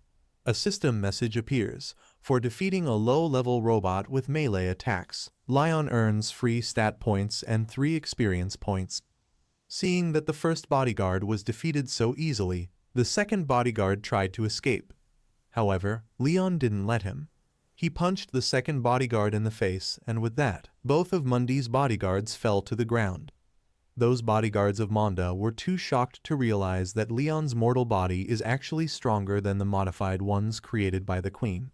Seeing all this, M thought, "Is this really the ancient holy physique? Was what Blitz said actually true?" M thought that if he could persuade Leon to join their side and undergo mechanical changes, no one could imagine what kind of monster would be born. M imagined that Leon would become the strongest warrior in the world after the changes. After defeating the bodyguards, Leon goes to check on the landlord to see if he is fine. The landlord told Leon that he is fine, pointing at the mechanical heart. He asked Leon to look at that. Leon was very surprised because he had never seen anything like it before. It looked amazing, however, a little scary too. Leon was shocked surprised when he asked the landlord if it was the thing he had talked about before.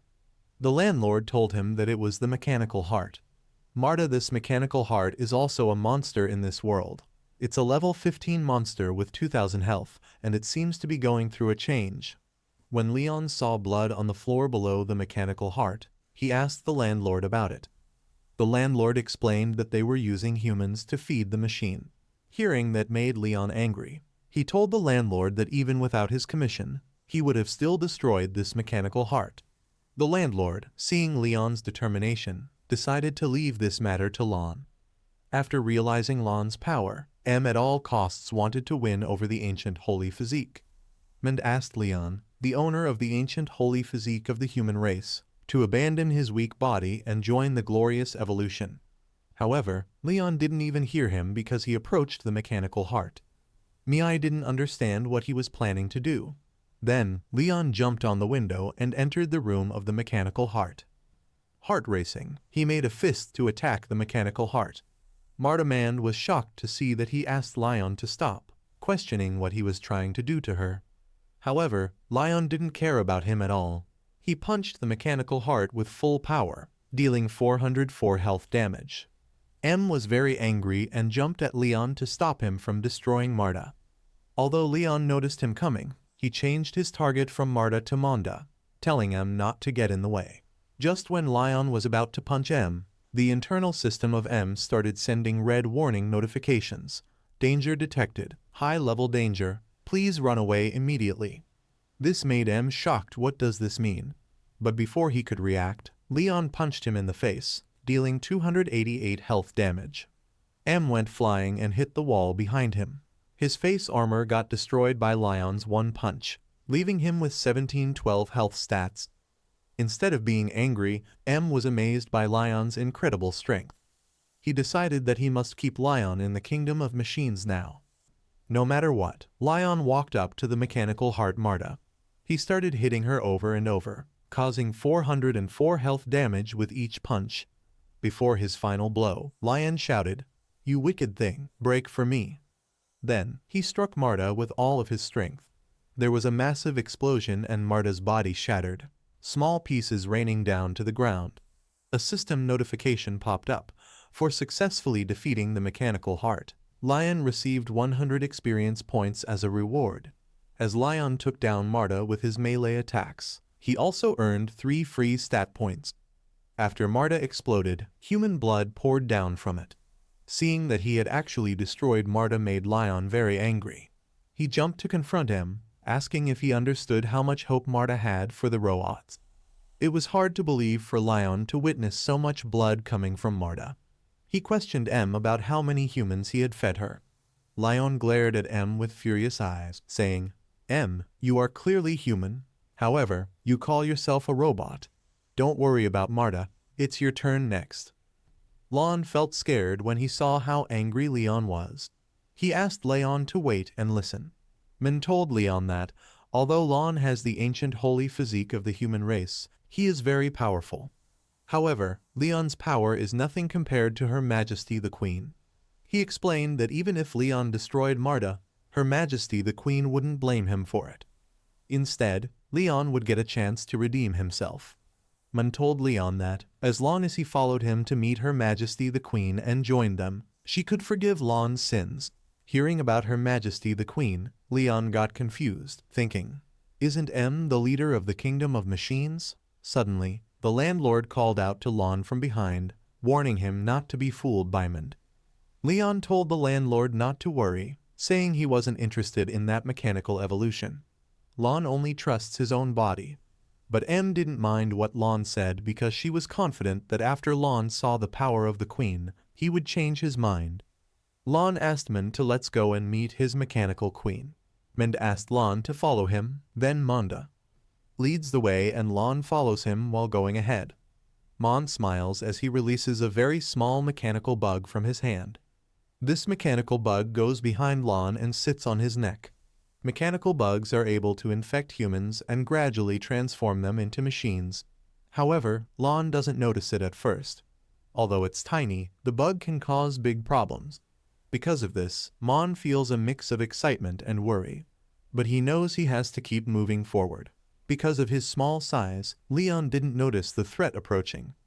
Felt pleased, thinking that if he could infect Leon's ancient holy body with the parasite, Her Majesty the Queen would surely reward him. The mechanical bug's eyes glowed red as it prepared to stab its parasite needle into Leon's neck. However, just as it was about to strike, Leon cursed the mechanical bug with a swift slap on his neck. He realized that it was Mind's bug, because he had seen Mind using a mechanical bug controller before. Leon leaped to attack the corrupt Mind. Mind was taken aback by Leon's sudden move. Before he could even react or defend himself, Leon punched him in the stomach, causing 240 health damage. Mind was pushed back, but he absorbed the impact of Leon's punch and stood his ground. Noticing that he didn't take much damage at all, Leon understood that this was the power of a level 15 NPC. He's tough to deal with. Mday was angry, asking Lon if he is crazy. Doesn't he want to see Her Majesty, the Queen? Leon was mad, but at the same time, he felt happy that Mondi attacked him at last. Leon asked Mond if he was correct. The Queen Mond mentioned is nearby, right? If that's the case, then Leon doesn't need M to lead the way. Hearing that, M smiles, saying, Ancient Holy Physique, if you refuse a toast, you will be forced to drink a forfeit. M told Lon that if he has to break Leon's limbs and get him to Her Majesty, the Queen, it would still be the same. Suddenly, yellow sand starts to cover M's body. M got bigger and his body evolved. He jumped to attack Leon, saying Her Majesty, the Queen, will create a new mechanical body for Leon. Mond attacked Leon with his mechanical fist. Leon punched Mond with his normal fist. Both of their fists collided, making it a critical hit. However, the one who received the damage was M. Mond lost 233 health damage. Leon smiled. Have you had enough yet, little brother? Mondo was shocked to see that, even with his mechanical fist, he was still losing. M thought, is this the power of the ancient holy physique? M's full-on attack was easily absorbed. Leon grabbed M's mechanical hand, saying, a pile of scrap metal doesn't need to eat. He then punched M in the stomach, dealing 240 health damage. M's body was falling apart because of Leon's strong attacks. He asked Leon to stop and let go of him. Mondo was very frustrated. After Leon grabbed him, he couldn't move. Then, Leon raised his head and slammed it into M, dealing 260 health damage. M went flying and hit the wall behind him. Now Mondo was free from Leon and could finally move. Another piece of armor appeared on M's face as he only had 432 points of health remaining. He transformed again into his strongest form. M admitted that he underestimated the ancient holy physique of the human race, but this time he would show Leon enough respect. This was M's strongest transformation. Now he becomes. The mechanical lord looked at him and felt disgust. Is this M's real form? Leon asked. Even if I got killed, I wouldn't want to turn into a machine. Monda laughed loudly, then leaped to attack Lion with a mechanical fist. Lion knows it's time to get serious, so he jumps and hits M with a normal fist. When they collide, there's a big explosion. It's a critical hit on Mond, who loses all 432 health and dies. M's entire body gets wrecked and a system notification pops up, saying that for defeating NPC Mond through melee attacks, Lion has earned 15 free stat points. He also gains 75 experience points, which helps him level up. 10 free stats are given to him. Again, another system notification appears, congratulating Lion for becoming an early-stage mage. Lion is shocked that he became an early-stage mage. Right now, he's a level 11 Necromancer with 270 strength.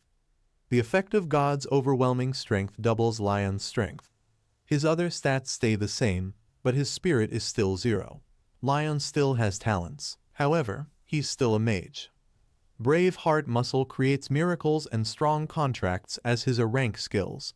He has the Ring of the Skeleton King as equipment, and he also possesses talent books for skeleton summoning magic, withering magic, and the door to Acre. Leon has defeated the Mechanical Heart Marta and Mand, the leader of the Mechanical Kingdom.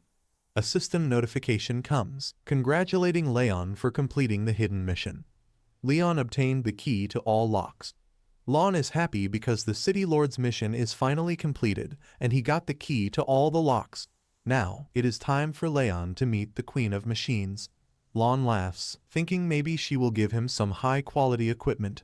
However, when Lon tries to go inside, he gets stopped by a locked door. There is a passcode on the door. Leon tries every passcode he can think of, but they are all the wrong code. Leon is getting angry, saying, "Why is there a code? If I had known earlier, I wouldn't have killed him." Now, Lon doesn't know where to find someone to ask for the code. On the other side of the door, a yellow-haired girl is. Sitting there, the girl is shocked to find a human she knows.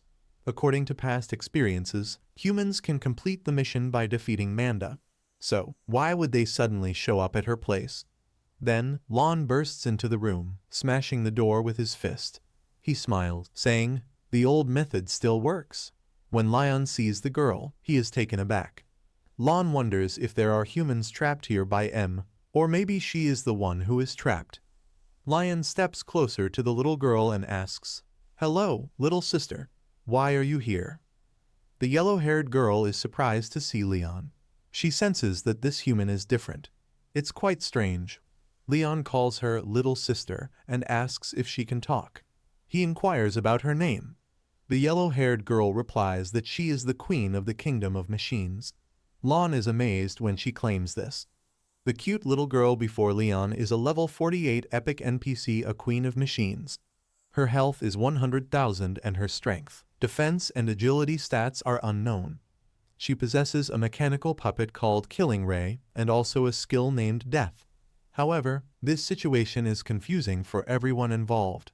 Although they are shocked, they must figure out what to do next.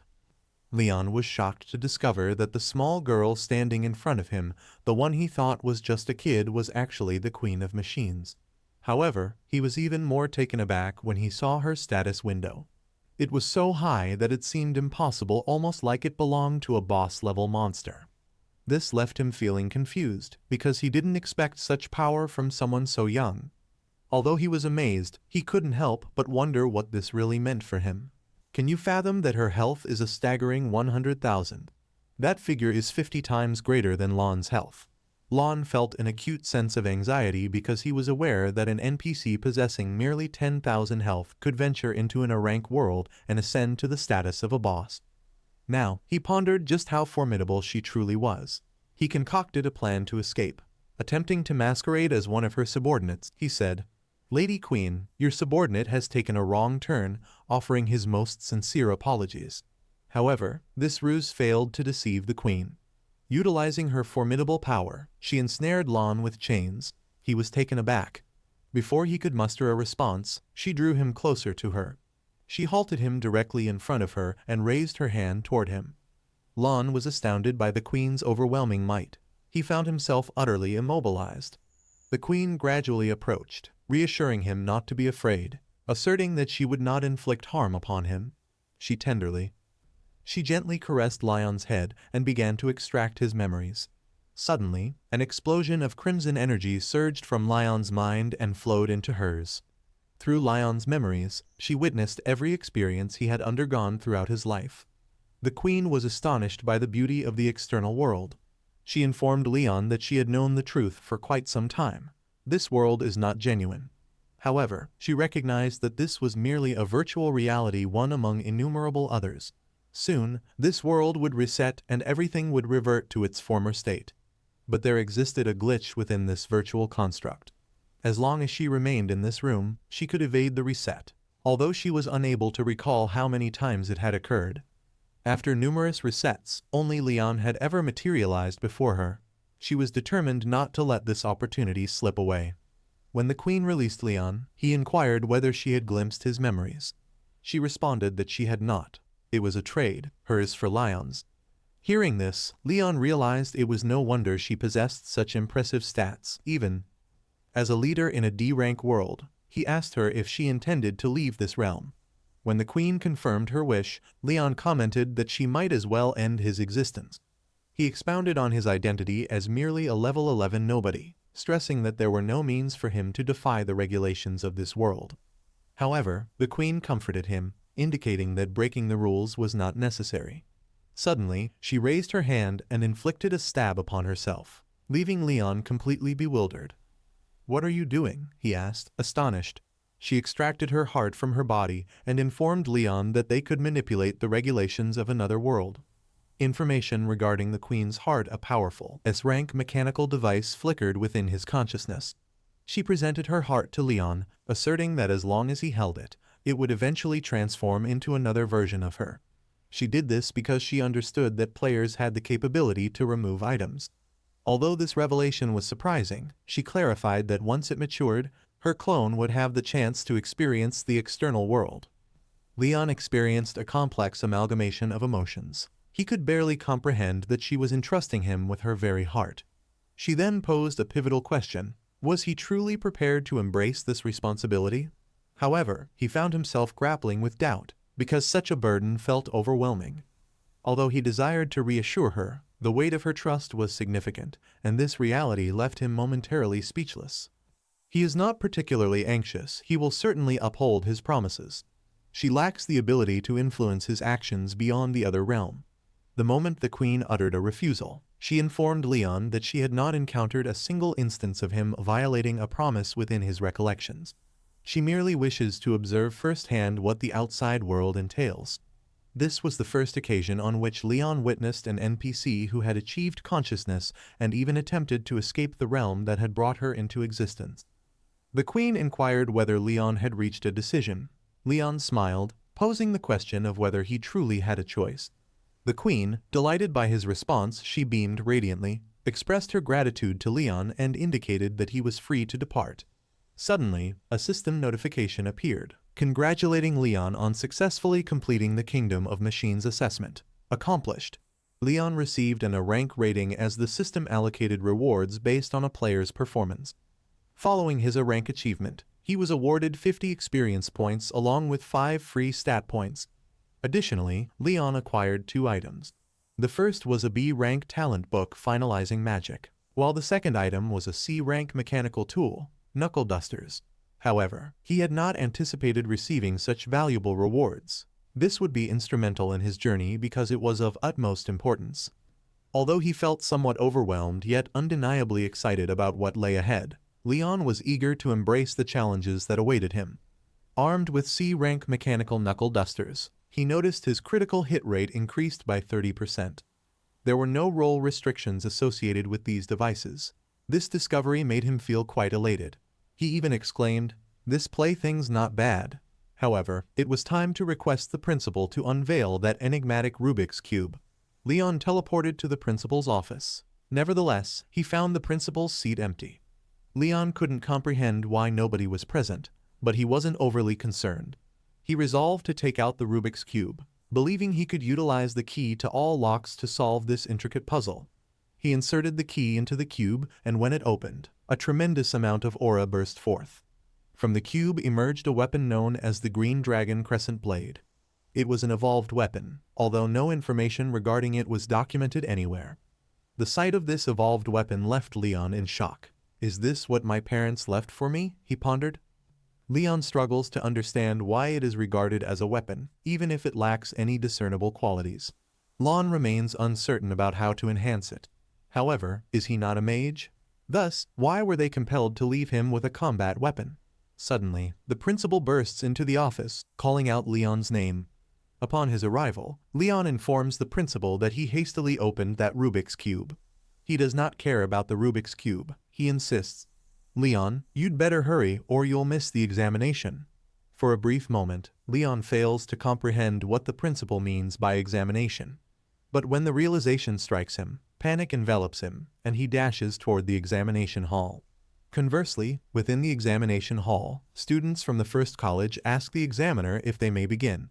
However, young Roman 11 intervenes, asking the examiner to hold on because the time has not yet come. They are still waiting for someone. The leader of the Long Medan queries young Roman 11 about his connection with the fourth college. Another student from the first college comments, "Aren't those individuals all worthless good-for-nothings? What difference does it make if?"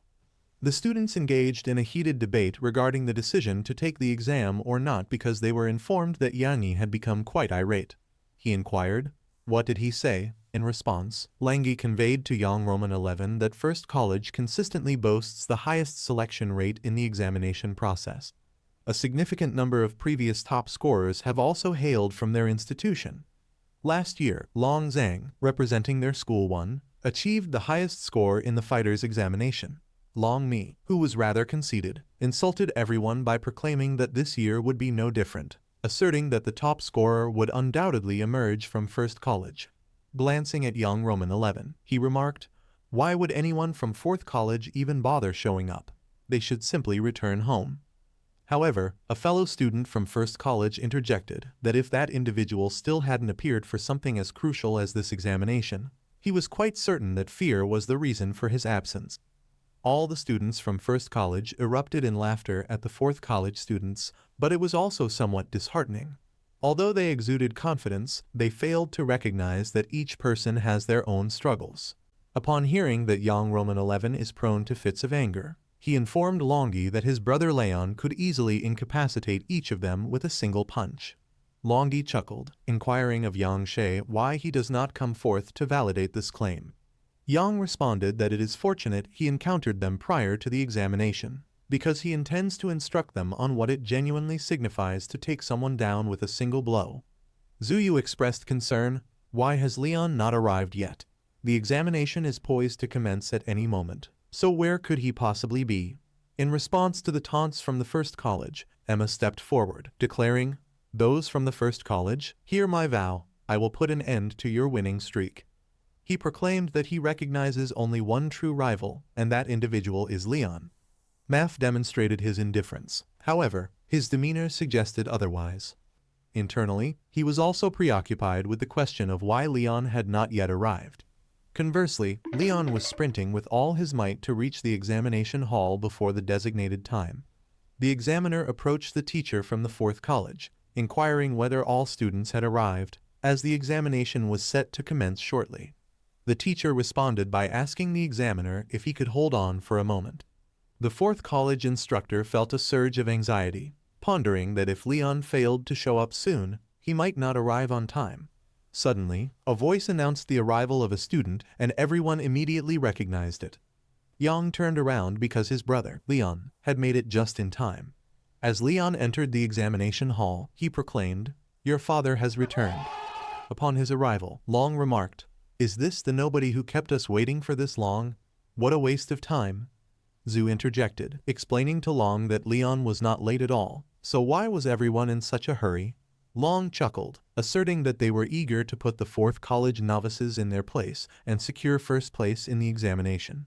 Leon dismissed their banter and asked Yang which hole these idiots had crawled out from. Yang responded that they were. During the initial college hearing, Leon expressed some comments that significantly disturbed Longyi and his peers. Longyi inquired, "What did he say?" Leon retorted to Lon, suggesting that he should hope Longyi did not encounter him in the arena later. Another individual from the first college counseled Longyi against wasting his breath, asserting that they hailed from the fourth college. However, Leon was determined not to let this situation slide. He yelled at them and looked down upon others. Leon proclaimed his hope that they would exhibit the same bravado in the arena later, because the title of first place rightfully belonged to him. Longyi's frustration escalated upon hearing that, and he shouted, "You brat, you're asking for it." But in an instant, Longyi's fury morphed into trepidation when a student named Gunu from the first college, clad in a black jacket, called out to him from behind. Gunu cautioned Longyi that their sole objective was first place, and if they instigated any trouble, well, he didn't need to complete his thought, because they all comprehended the consequences that would follow. Alarmed, Longyi offered an apology to Gunu, while all the students from the first college observed the exchange. He followed him and departed. Zhu found it quite peculiar. Why would they abruptly cease their attempts to provoke a confrontation?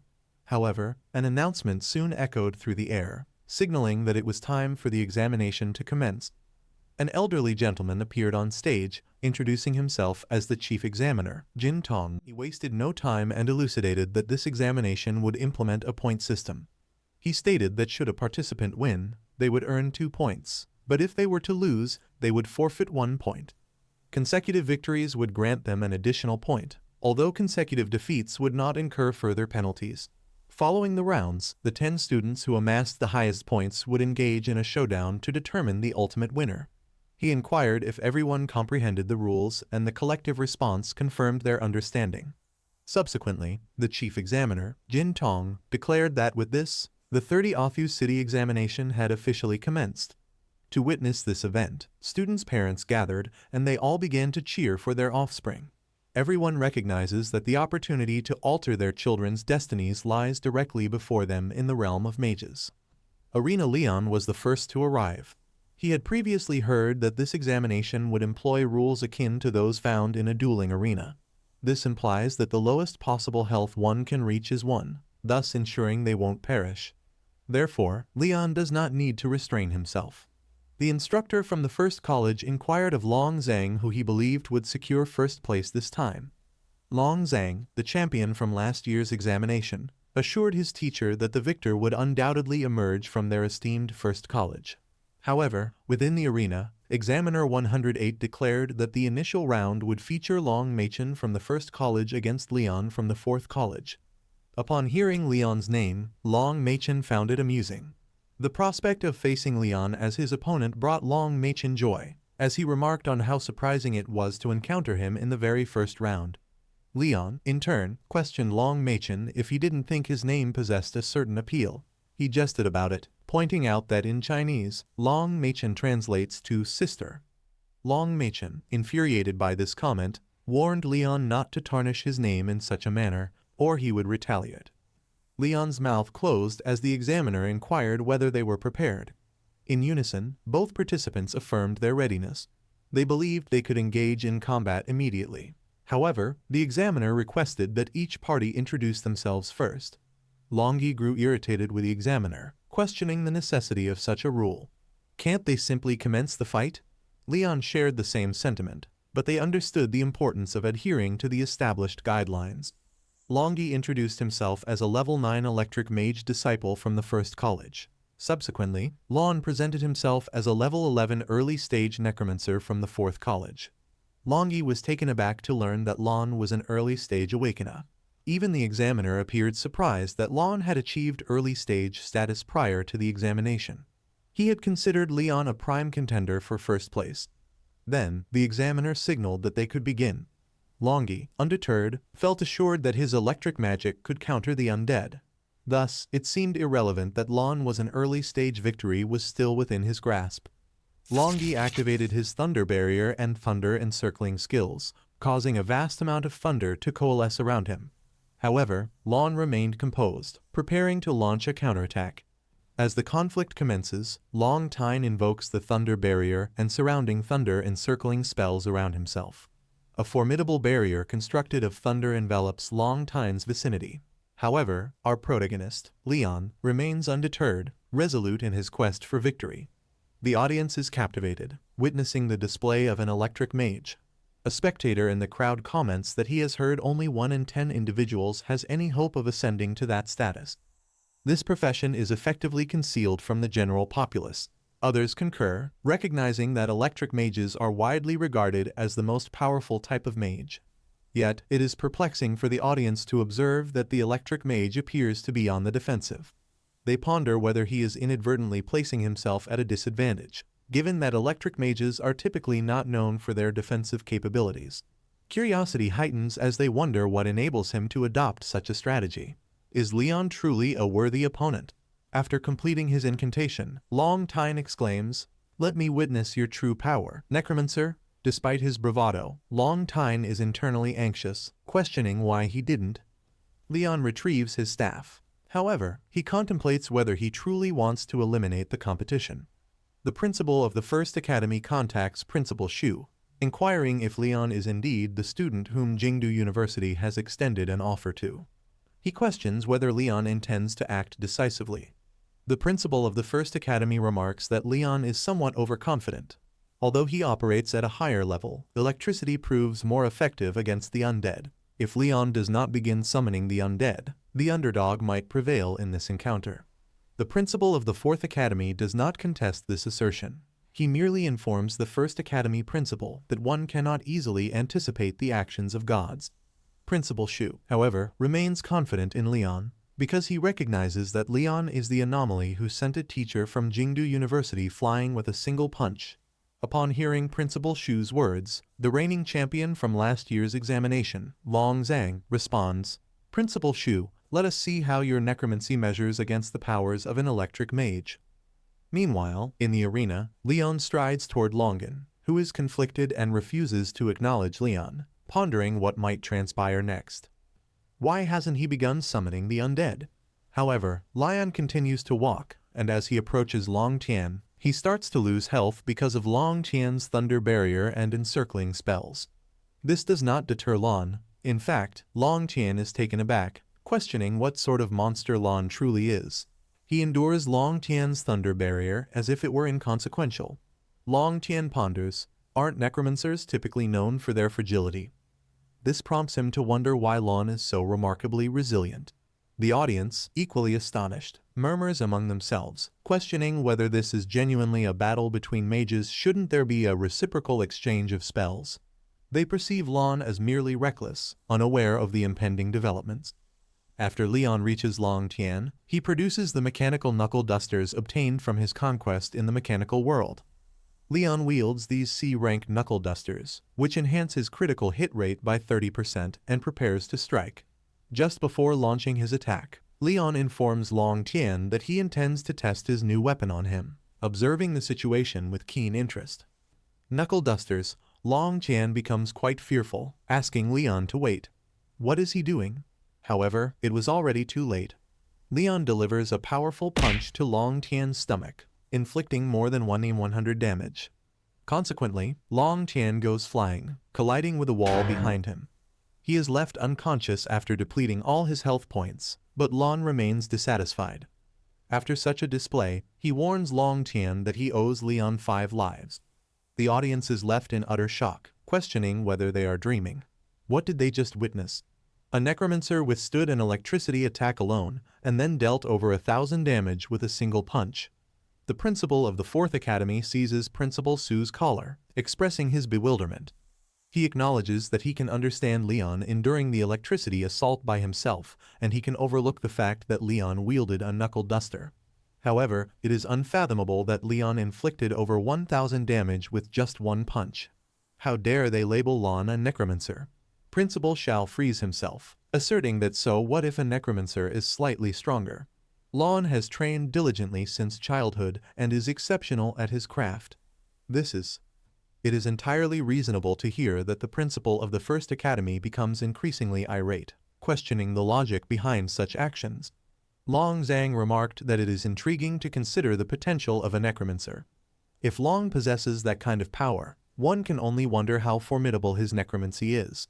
He is eager to discover the extent of his abilities. Meanwhile, a student from the 1st Academy rushes to inform their leader, Gusu, that Long Meshin has been defeated.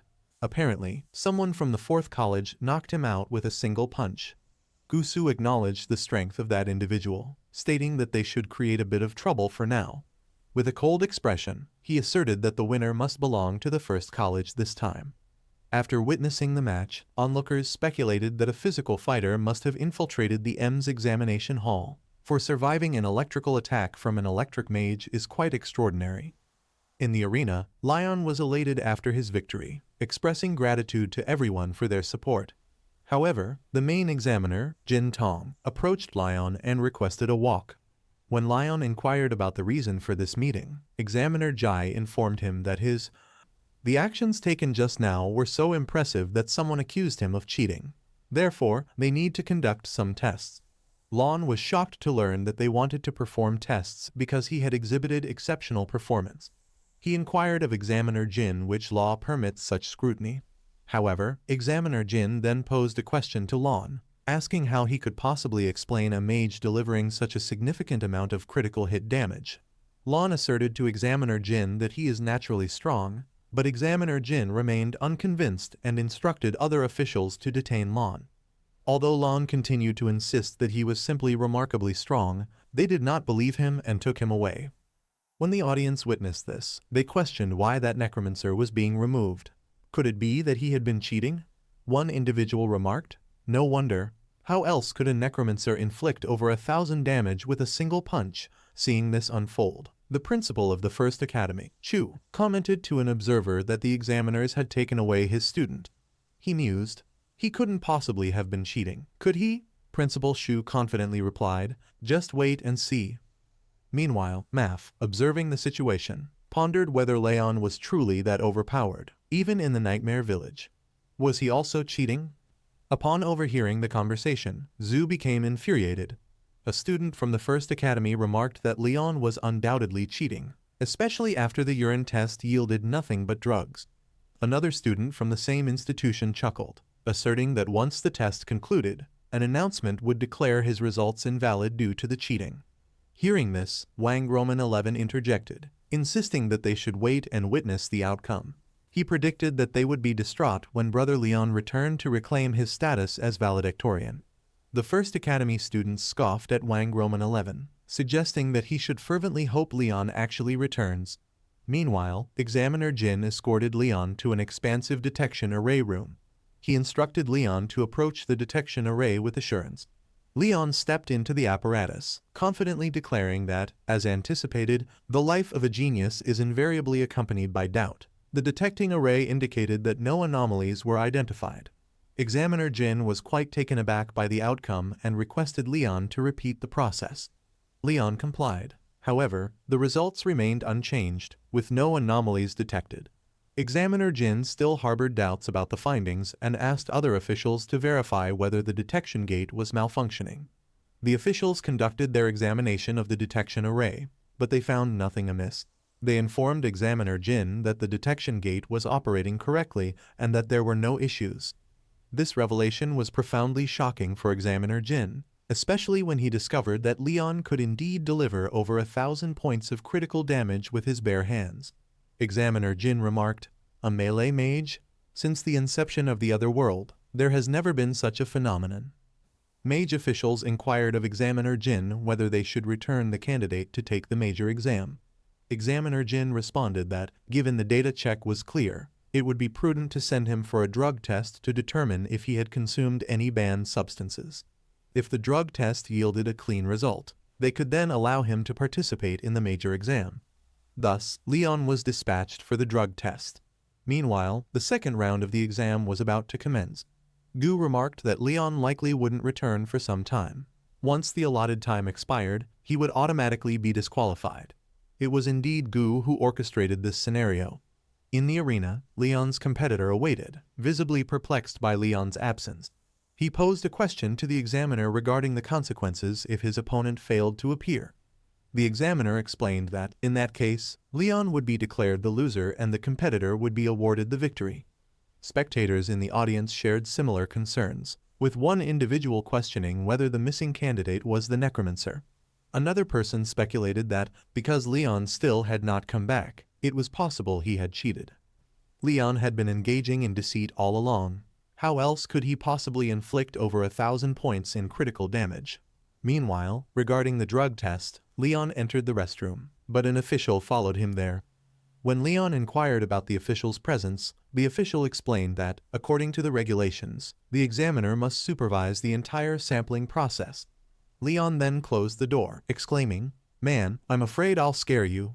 However, the official reassured Leon not to worry, as they had all undergone professional training.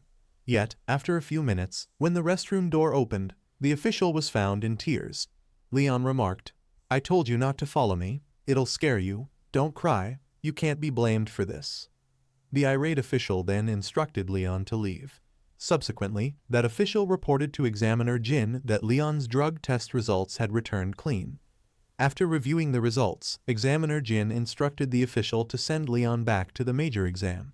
Upon examining Leon's data, Examiner Jin discovered that he was the son of Chon King, noting that he was a mage with an attack power exceeding 500. Guaranteed admission to Kyoto University seems to indicate that this individual will bring us numerous surprises. Meanwhile, in the arena, they continued to wait for Lian Yang. However, she was increasingly concerned, asking what actions to take if Lon failed to appear soon. If he does not show up, he will undoubtedly be declared the loser. A First Academy student mocked Young Roman 11, questioning how a cheater could possibly arrive, stating that a mage capable of dealing over 1,000 damage with a single punch was hard to believe. They speculated that by now, Lon might have been expelled from the major exam. Zhu inquired with the First Academy student whether it was indeed them who reported Lon. This was significant because the examiners indicated that someone had reported him, which led to Lion's investigation.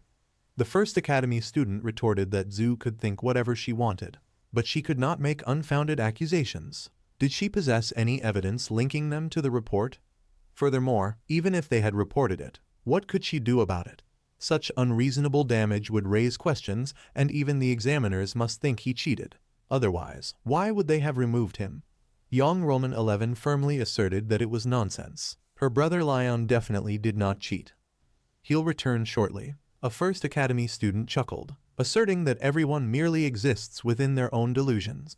However, Lion's results will soon be nullified. Yang She expressed his anger, accusing the others of being the very bastards who reported him. Maf informed Yang She that it appears they are genuinely fearful of Lion, usurping the top position in the major exam. Nevertheless, their scheme is destined to fail. Maf drew his sword, declaring that even in the absence of Lion, the coveted top spot will not fall into their hands, but rather into his. Suddenly, Zuyu spotted Lon approaching, which left Maf stunned. However, young Roman 11 was elated because his brother Lon had finally returned. The examiner, failing to see Lion, checked the time and announced that since Lon had not yet arrived, the match would proceed without him. Yet, Lion interjected, urging the examiner to pause because he was indeed present. The examiner conceded, stating that the battle would commence. Lion stepped into the arena, introducing himself as Leon from the 4th Academy. The audience was taken aback, realizing that the Necromancer had returned. They now comprehended that he had not cheated, and that he could truly contend at a high level. 1,000 points of critical damage delivered with a single punch left the students of the 1st Academy profoundly disappointed that Leon had actually returned. Meanwhile, in the arena, Leon's opponent informed Lon that he need not know his name. He laughed, asserting that since Leon had arrived, he would concede the match. Subsequently, he brandished a white flag, indicating his surrender, and promptly exited the arena, stating that he certainly did not wish to be struck by a punch inflicting over 1,000 damage. Leon attempted to halt him, pleading for the chance to punch him just once. The examiner, bewildered by the battle's proceedings, announced that in this contest, Leon of the 4th Academy emerged victorious. Leon secured 2 consecutive wins, earning 5 points. However, he felt disheartened because he had not managed to land even a single punch. After Leon's victory, his teammates rushed to congratulate him. However, in the 1st Academy's resting room, the students were morose over the return of the Necromancer. They inquired of Gu what they should do, to which Gusu replied that reporting Leon was merely intended to annoy him momentarily, since he had, of course, not cheated. This led to the anticipation of his psychotic return. The manner in which he laughs while informing his teammates that they need not be concerned is intriguing. He asserts that he possesses numerous strategies to ensure Leon's downfall during the major exam. The top position in this significant evaluation is something no one can wrest from their 1st Academy. However, it remains a challenging feat. Although he exudes confidence, there are those who question his abilities, but because of this, he is even more determined to succeed. In the arena, Leon's 3rd match begins, but his opponent quits before it starts, calling the examiner to forfeit. Annoyed, Leon questions his opponent's pride, but the opponent proudly leaves, saying only the pain of getting beaten is real. This pattern continues through Leon's 4th to 8th matches, with all his opponents quitting, leaving Leon shocked and speechless. The students of the 1st Academy are displeased as Leon secures 8 consecutive victories, nearing a perfect record. Gusu instructs his teammates to arrange for 2nd Academy's teacher, Xia Rong, to face Leon in the 9th match. His teammates question if she'll comply, but Gusu assures them that, as this is a major exam, Xia Rong will give it her all to score well. In the 9th round, Leon faces Xia Rong, a level 11 early stage ice mage. The crowd erupts in excitement, admiring Xia Rong's beauty. Leon introduces himself as a level 11 early stage necromancer. Xia Rong raises her wand, ready to fight, surprising Leon, who is thrilled to finally have a worthy opponent. Wearing his knuckle dusters, Leon charges at Xia Rong, provoking outrage from the crowd, who consider it unfair to use such a trick against her. Hearing their complaints, Leon jokes and switches to his green dragon crescent blade, shocking everyone. Xia Rong becomes nervous, having never seen a mage use a blade. As Leon attacks, Xia Rong casts Ice Wall Prison magic to block him, creating a massive ice wall. However, Leon effortlessly cuts through the ice with his blade and moves forward, leaving the crowd stunned. Xia Rong realizes she can't let Leon close in, knowing her abilities might trap him if he makes a mistake. Leon, excited by the fight, decides to end the match and leaps to attack. This was exactly what Xia Rong was waiting for. As Leon is mid-air, she casts her Eternal Ice Wall magic, creating a massive wall that traps him completely in ice before he can react. The crowd is amazed, praising Xiaorong for freezing Leon without a scratch and calling her Ice Beauty. A former opponent regrets quitting earlier, thinking Leon isn't as invincible as he seemed. The second academy's principal boasts about Xiaorong's talent, but the first academy's principal urges him to wait and see. In the arena, Xiaorong asks the examiner if she's won. The examiner points out that Leon's HP is still dropping, but hasn't hit 0 yet, so the match isn't over. Xiaorong creates an opening in the ice to speak to Leon and urges him to concede, but Leon, shivering, refuses. Despite his health falling, Leon notices he still has around 3,000 GP and smiles, realizing he can fight back. Seizing the opportunity, Leon uses his full strength to shatter the ice wall. Shocked, Xiaorong quickly recasts her eternal ice wall, only for Leon to break it again. She is astonished by his monstrous strength and wonders why his HP hasn't hit the bottom, while her mana is nearly depleted. Leon laughs and asks how much mana she has left. As Xiaorong struggles, Leon uses his full power to destroy her ice wall completely.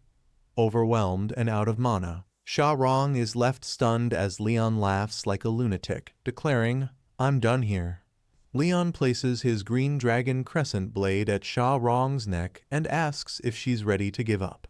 Confidently, she refuses, but Leon strikes her with the back of his blade, sending her flying and reducing her health by 260 points. The crowd is furious, criticizing Leon for not showing respect to their goddess. Leon, however, dismisses their anger, reminding them that this is a major exam. With Xiaorong losing all her health points, Leon wins the battle and gains 3 points. The principals of the first and second academies are shocked, while Principal Shu proudly declares that no one can stop Leon in this year's exam. Xiaorong apologizes to her teacher, but her teacher reassures her that she did her best and has enough points to proceed to the arena battles. Frustrated, her teacher accuses Leon of disrespecting the mage profession, while Leon wonders why people are so biased against him, suspecting it's because he trains physically as a mage. Meanwhile, in the first academy's rest area, the students approach Gusu, informing him that even Xiaorong couldn't defeat Leon. Gusu, frustrated with the second academy's failure, decides to take action himself. In the second academy's rest area, Xiaorong's teacher reveals that her match with Leon was not originally scheduled, implying someone manipulated the match to eliminate her. Shocked, Xiaorong realizes Leon was likely the target. Xiaorong meets Leon to warn him about the tampering, advising him to be cautious during the arena battles. Leon laughs, unfazed, vowing to take down anyone who tries underhanded tactics. Finally, the arena battles begin. Examiner Shu announces the conclusion of the 10 rounds and officially starts the matches, where the last contender standing will be crowned the top scorer of the major exam. The crowd is divided. Some believe Leon has a chance, while others dismiss him as a cheater. Leon steps into the arena first, waiting for his next opponent, the sneaky Shadow Dweller. Leon must defend the arena alone in a 1-against-9 challenge. The first challenger, a muscular man, enters and claims to be the true genius deserving the top scorer title. Leon punches him in the face, instantly depleting his 350 health and knocking him unconscious. The examiner announces Leon's successful defense, and the crowd begins to cheer for him, questioning if anyone can stop this formidable fighter. As Leon wins again, he taunts, "Come now, little schemer hiding in the shadows," prompting Gusu, a First Academy student, to step into the arena. Gusu calls Leon a crowd pleaser and offers him 5 million to surrender, citing Leon's background as an orphan with few assets. Furious, Leon retorts that his lifelong dream isn't worth 5 million. Mocking Gusu, he jokingly demands 1 billion or even 100 billion, infuriating Gusu further. Revealing himself as an early-stage shadow mage from the First Academy, Gusu makes it clear he was the one manipulating events behind the scenes. The examiner signals the start of the match. Gusu summons shadow servants, covering the ground in darkness as they rise to attack Leon. The crowd, excited about a showdown between a shadow mage and a necromancer, anticipates Leon summoning undead. However, Leon laughs at their expectations, drawing his green dragon crescent blade and declaring, "I alone am enough." With his blade in hand, Leon charges at Gusu, ready for battle. As the battle begins, Gusu's shadow servants attack Leon. Using his green dragon crescent blade, Leon strikes back, but is shocked to find the shadow minions incredibly tough. Gusu taunts him, explaining that his shadow servants have bones of steel and iron, and calls them a feast prepared for Leon. In response, Leon intensifies his attacks, and his blade begins to damage the minions. Mocking Gusu, Leon declares that despite their sturdy bodies, they aren't much.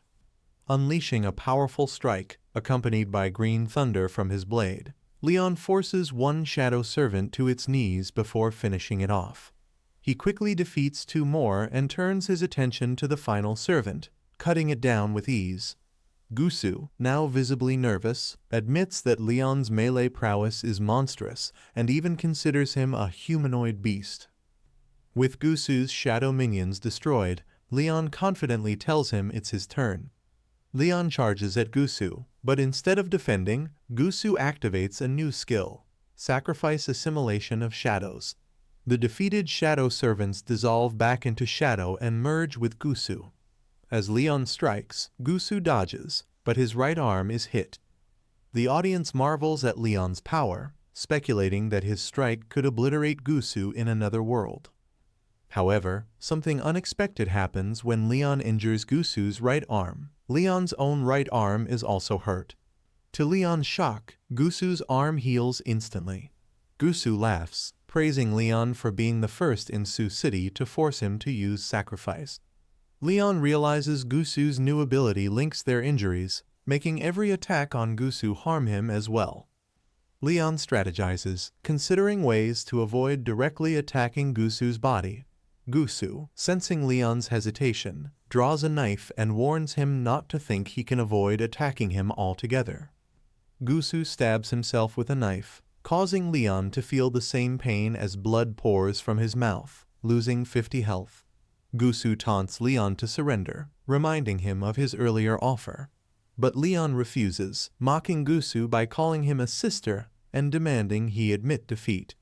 Shocked, Gusu can't believe Leon remains unbothered despite having his heart pierced. Frustrated, Gusu stabs himself again, this time in the stomach, causing Leon to lose another 50 health. Leon notes the pain is real and wonders about Gusu's relentless attacks on himself. When Gusu aims at a vital organ, Leon, in fear, shouts, "You beast, stop!" Unable to stop him, Leon retaliates with his blade, severing Gusu's hand. However, Gusu heals immediately and uses sacrifice assimilation of shadows once again, injuring Leon severely and costing him 496 health. Leon realizes attacking blindly won't work and begins analyzing Gusu's skills. He suspects the black aura around Gusu holds the key. Sinking his blade into the ground, Leon declares he has figured out Gusu's secret. Provoking him, Leon tells Gusu to not dodge and to use his rebound skill again. Gusu, nervous but defiant, claims he will call Leon Dad if he dodges. Leon charges with a devastating punch, but Gusu casts Shadow Guard to defend himself. The barrier stops Leon's attack, but Leon taunts him, questioning why he'd need to defend if Leon's guess was wrong. Gusu doesn't respond, and Leon smashes through the barrier with a second attack, sending Gusu flying and inflicting 127 damage.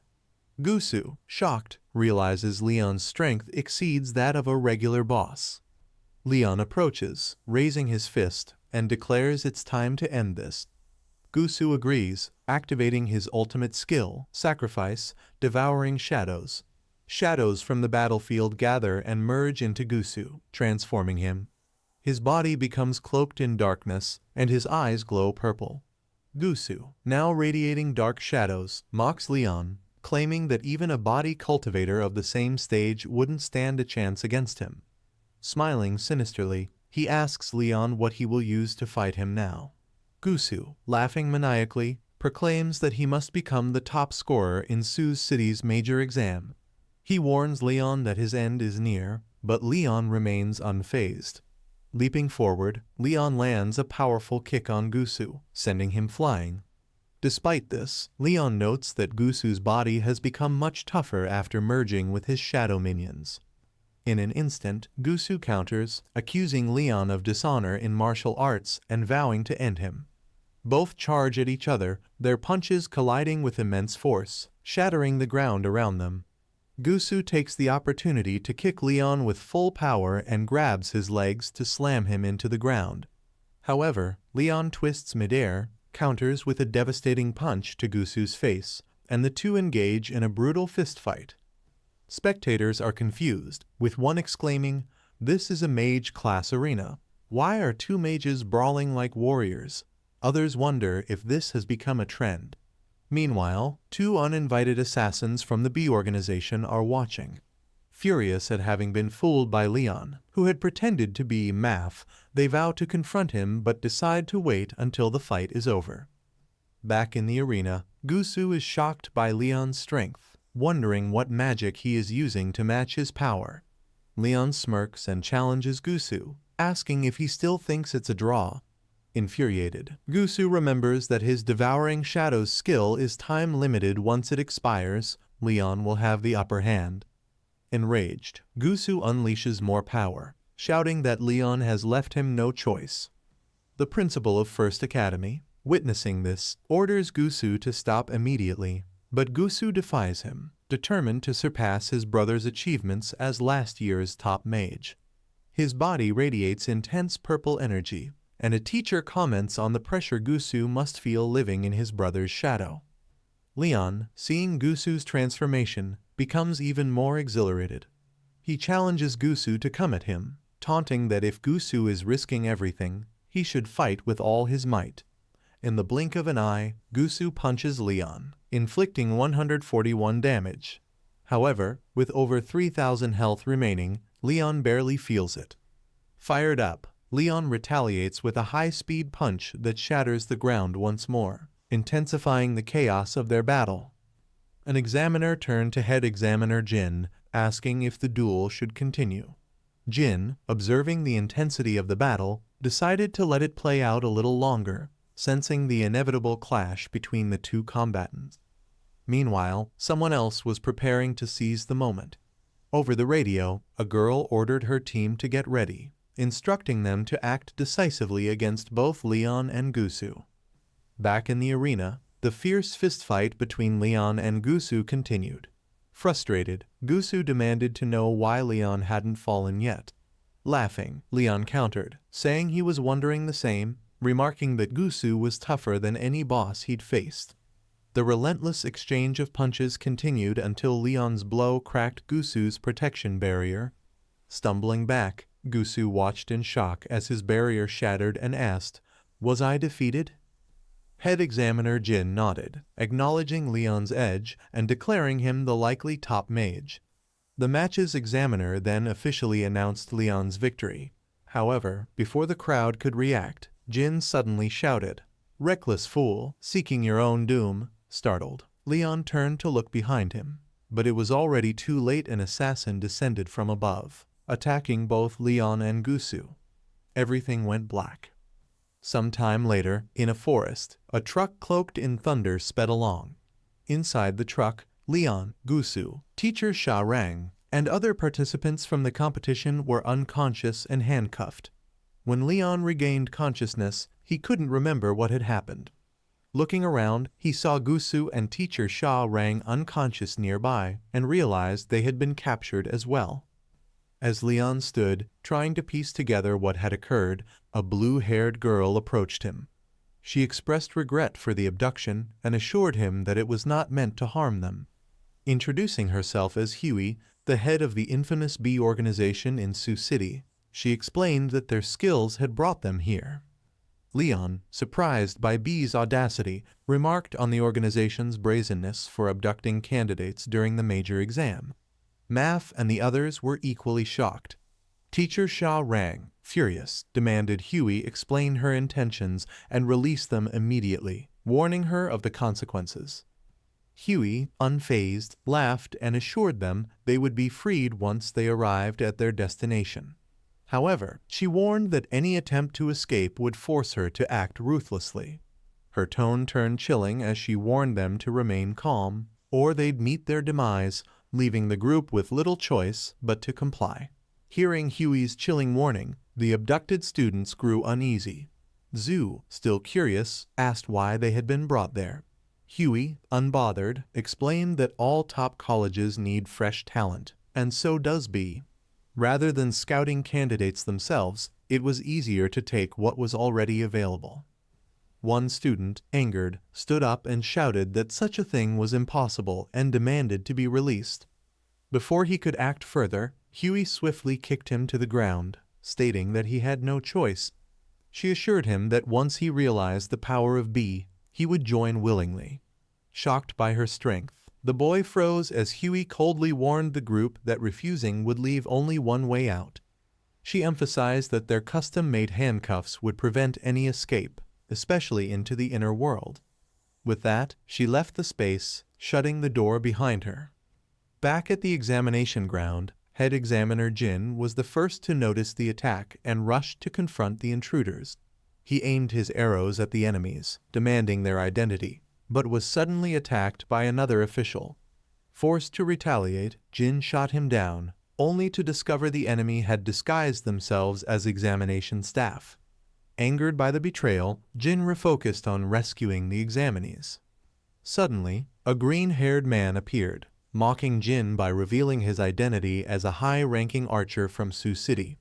Jin quickly turned, pointing his arrow at the man and demanding answers. The green-haired man simply laughed and dodged Jin's thunder arrow with a phantom skill. Before Jin could react, the man kicked him in the face, sending him flying.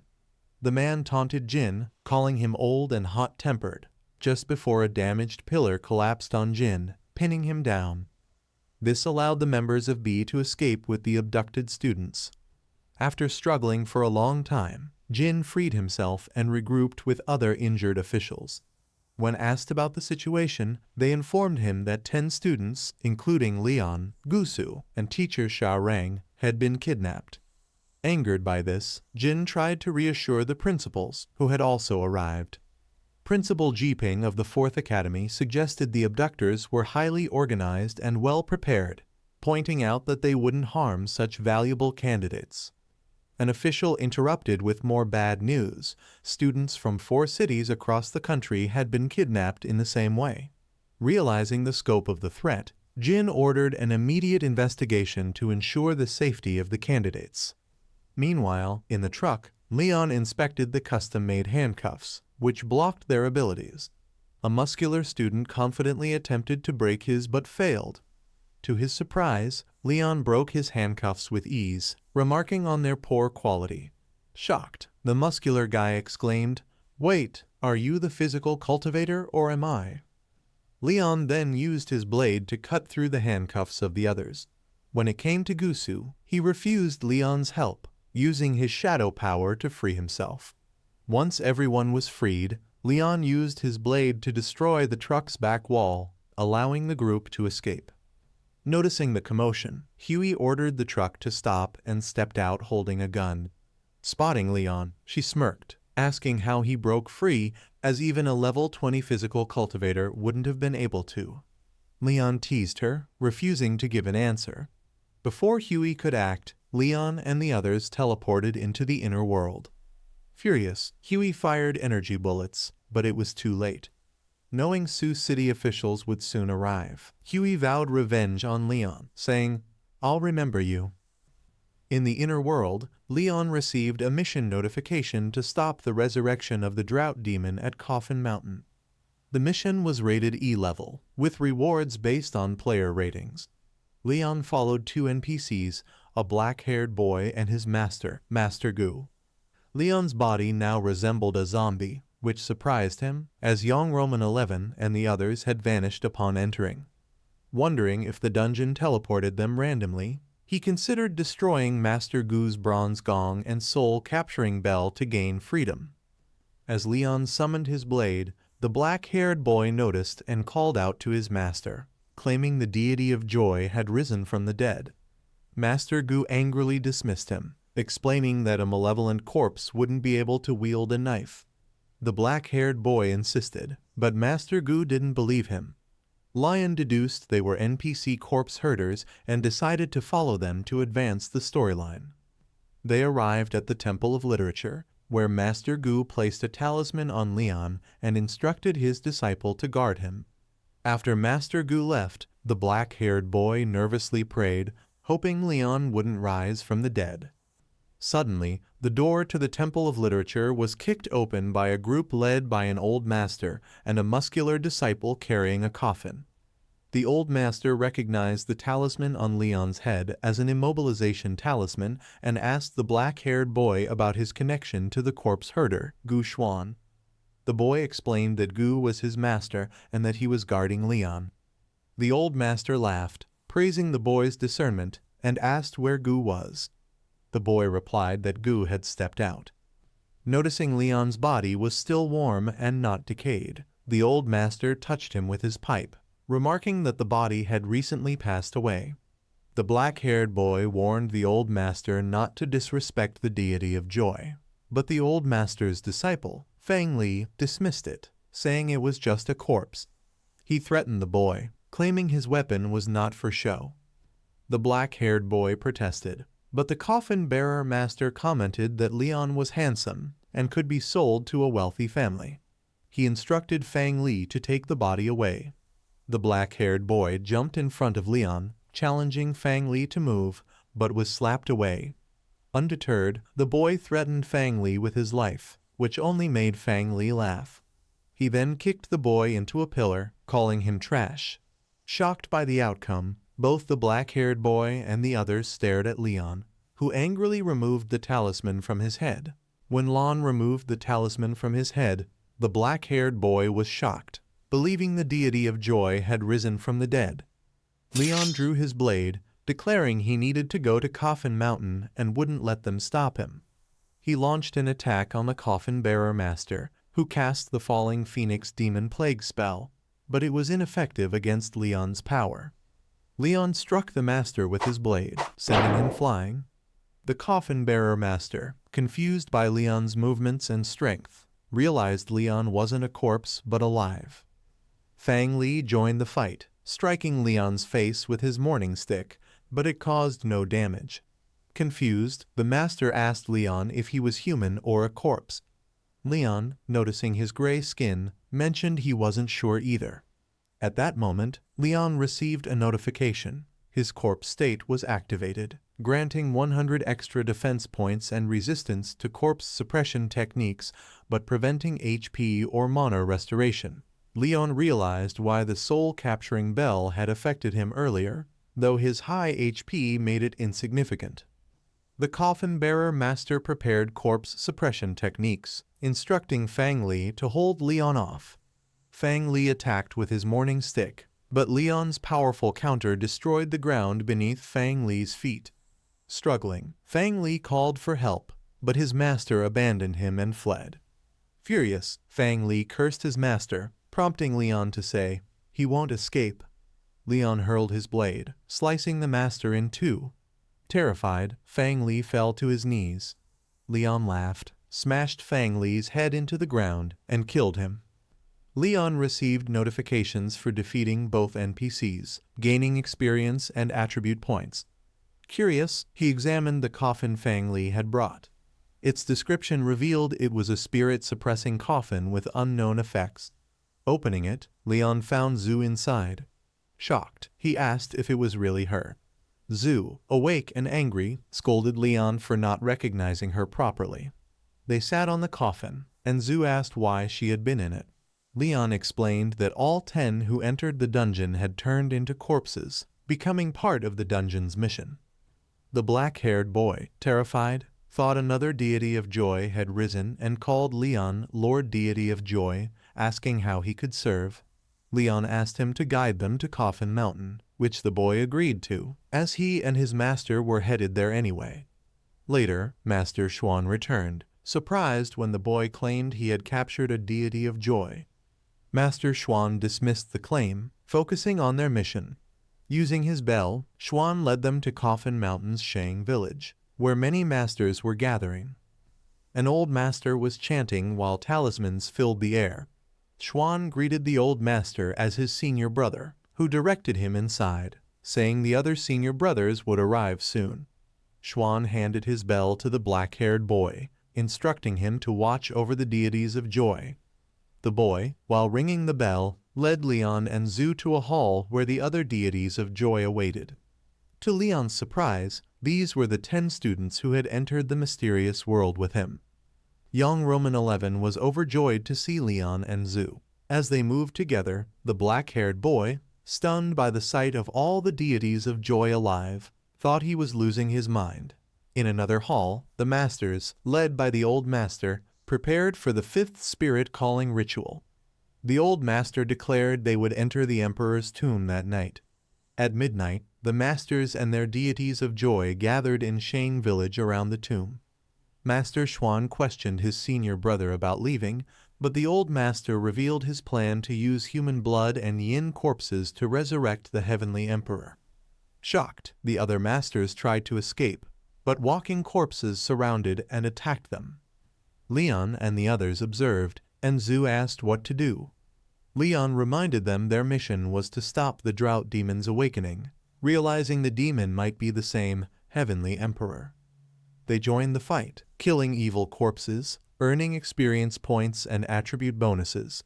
The old master, realizing the yin corpses were acting independently, used a brush to cast powerful spells.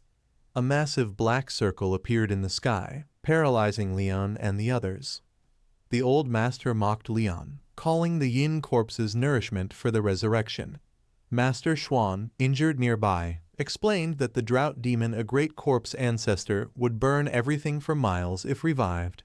He used his blood to break the curse on Leon, who regained movement. Leon, equipped with mechanical knuckle dusters, vowed to stop the demon. Inspired by Leon, the remaining masters lifted the curse on young Roman 11 and the others. Leon attacked the old master, punching him away from the emperor's coffin. Xuan warned that human blood must not touch the coffin, but it was too late. The old master's blood activated the resurrection ritual. Purple energy erupted as a hand burst from the coffin, signaling the drought demon's rebirth. Leon received a notification. The drought demon has been resurrected. Task modified. Purple energy surged from the coffin, and the dungeon's difficulty escalated to DL. The drought demon, a level 20 epic boss, emerged with 4000 GP and terrifying stats. Panic set in among the players as one tried to flee. The demon's instincts kicked in, chasing the runner, who diverted it toward Leon. Furious, Leon punched the demon, sending it crashing into a pillar. The demon retaliated, spitting poisonous green smoke. Though Leon dodged, some smoke grazed him, causing damage. Teacher Sha reacted swiftly, casting Eternal Ice Wall to trap the demon. Healer Zhu healed Leon, but the demon broke free, its corpse ancestor's pressure having all players' attributes. A knight attempted a shadow attack, but the damage was negligible. Meanwhile, Leon landed a massive punch, dealing 398 damage even with halved stats, shocking everyone. However, the demon counterattacked, sending Leon flying into a wall. As others struggled, Leon spotted Gusu standing idly. Seizing the moment, he kicked Gusu toward the demon. Forced to act, Gusu summoned shadow minions to shield himself, absorbing the demon's blows with shadow sacrifice. While Gusu endured the attacks, Teacher Sha cast Ice Fury, freezing the demon's lower body, and Yang Roman 11 bound its hands with sand binding. With the demon restrained, Yang Roman 11 called out, "Brother Leon, it's all up to you now." Leon charged, determined to end the fight.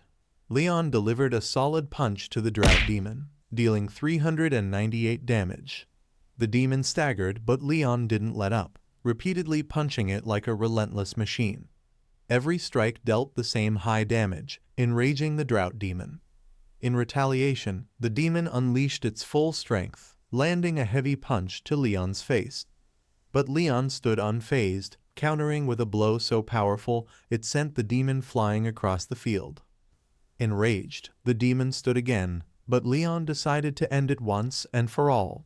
Jumping high, Leon yelled, "It's over, drought demon!" Before he could land the final blow, Master Xuan tried to stop him, shouting, "Leon, wait, you can't kill it!" But Leon couldn't hear him. He unleashed a punch charged with lightning, ending the drought demon. A system notification appeared.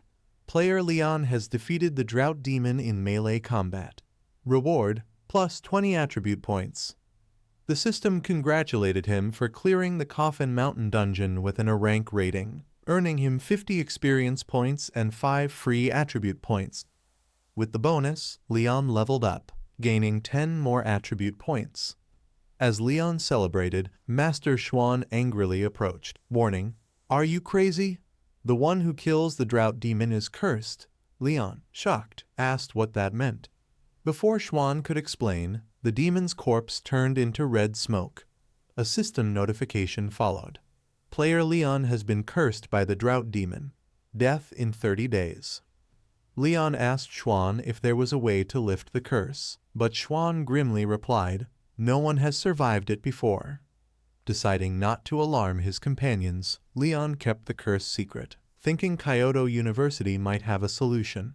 Suddenly, young Roman 11 spotted something and shouted, "Brother Leon, look, the soul core!" They turned to see Gusu grabbing the rewards. Laughing, Gusu mocked, "Thanks for dealing with the demon, Leon. Now the loot is mine." The reward, a powerful A-level corpse ancestor's ring capable of stealing 50% agility, was in Gusu's hands. Angered, young Roman 11 bound Gusu's legs with his sand binding spell to stop him from teleporting. Leon joined the fight, charging at Gusu. Mocking Leon's agility, Gusu used the ring to steal half of Leon's agility, but was shocked to see it drop to just 4.5. Gusu taunted, "What are you, a turtle?" But Leon ignored him, landing a devastating punch that dealt 520 damage. Gusu, stunned, realized Leon's halved stats were still formidable. Gusu backed off, saying, "You can't catch me with that agility." He started teleporting but was stopped by teacher Sha Rang, who froze his legs with her ice magic. Enraged, Gusu activated his shadow sacrifice skill, but Leon was too fast. Before Gusu could react, Leon landed another powerful punch, sending him flying. The corpse ancestor's ring slipped from Gusu's fingers, and Leon caught it mid-air. Defeated, Gusu teleported away, warning Leon, "I'll make you pay for this." Leon examined the ring, noting its ability to steal agility, calling it a god-tier control skill. He thanked teacher Sha Rang, who warned him to stay vigilant as Gusu was likely to seek revenge. Leon, now a level 12 early-stage Necromancer, had 320 superhuman strength, 6 defense, 9 agility, 4,120 health, and 0 spirit. His gear now included the newly acquired Corpse Ancestor's Ring, alongside the Skeleton King's Ring, Green Dragon Crescent Blade, and Wild Spider Breastplate. Examiner Jin expressed deep regret over the failure to protect the students and assured them that Sioux City would investigate and punish those responsible. He announced the suspension of the major exam competition and arranged for all students to be escorted to their respective universities. Before departure, teacher Sha Rong warned Leon about Gusu's potential revenge, but Leon confidently dismissed the threat.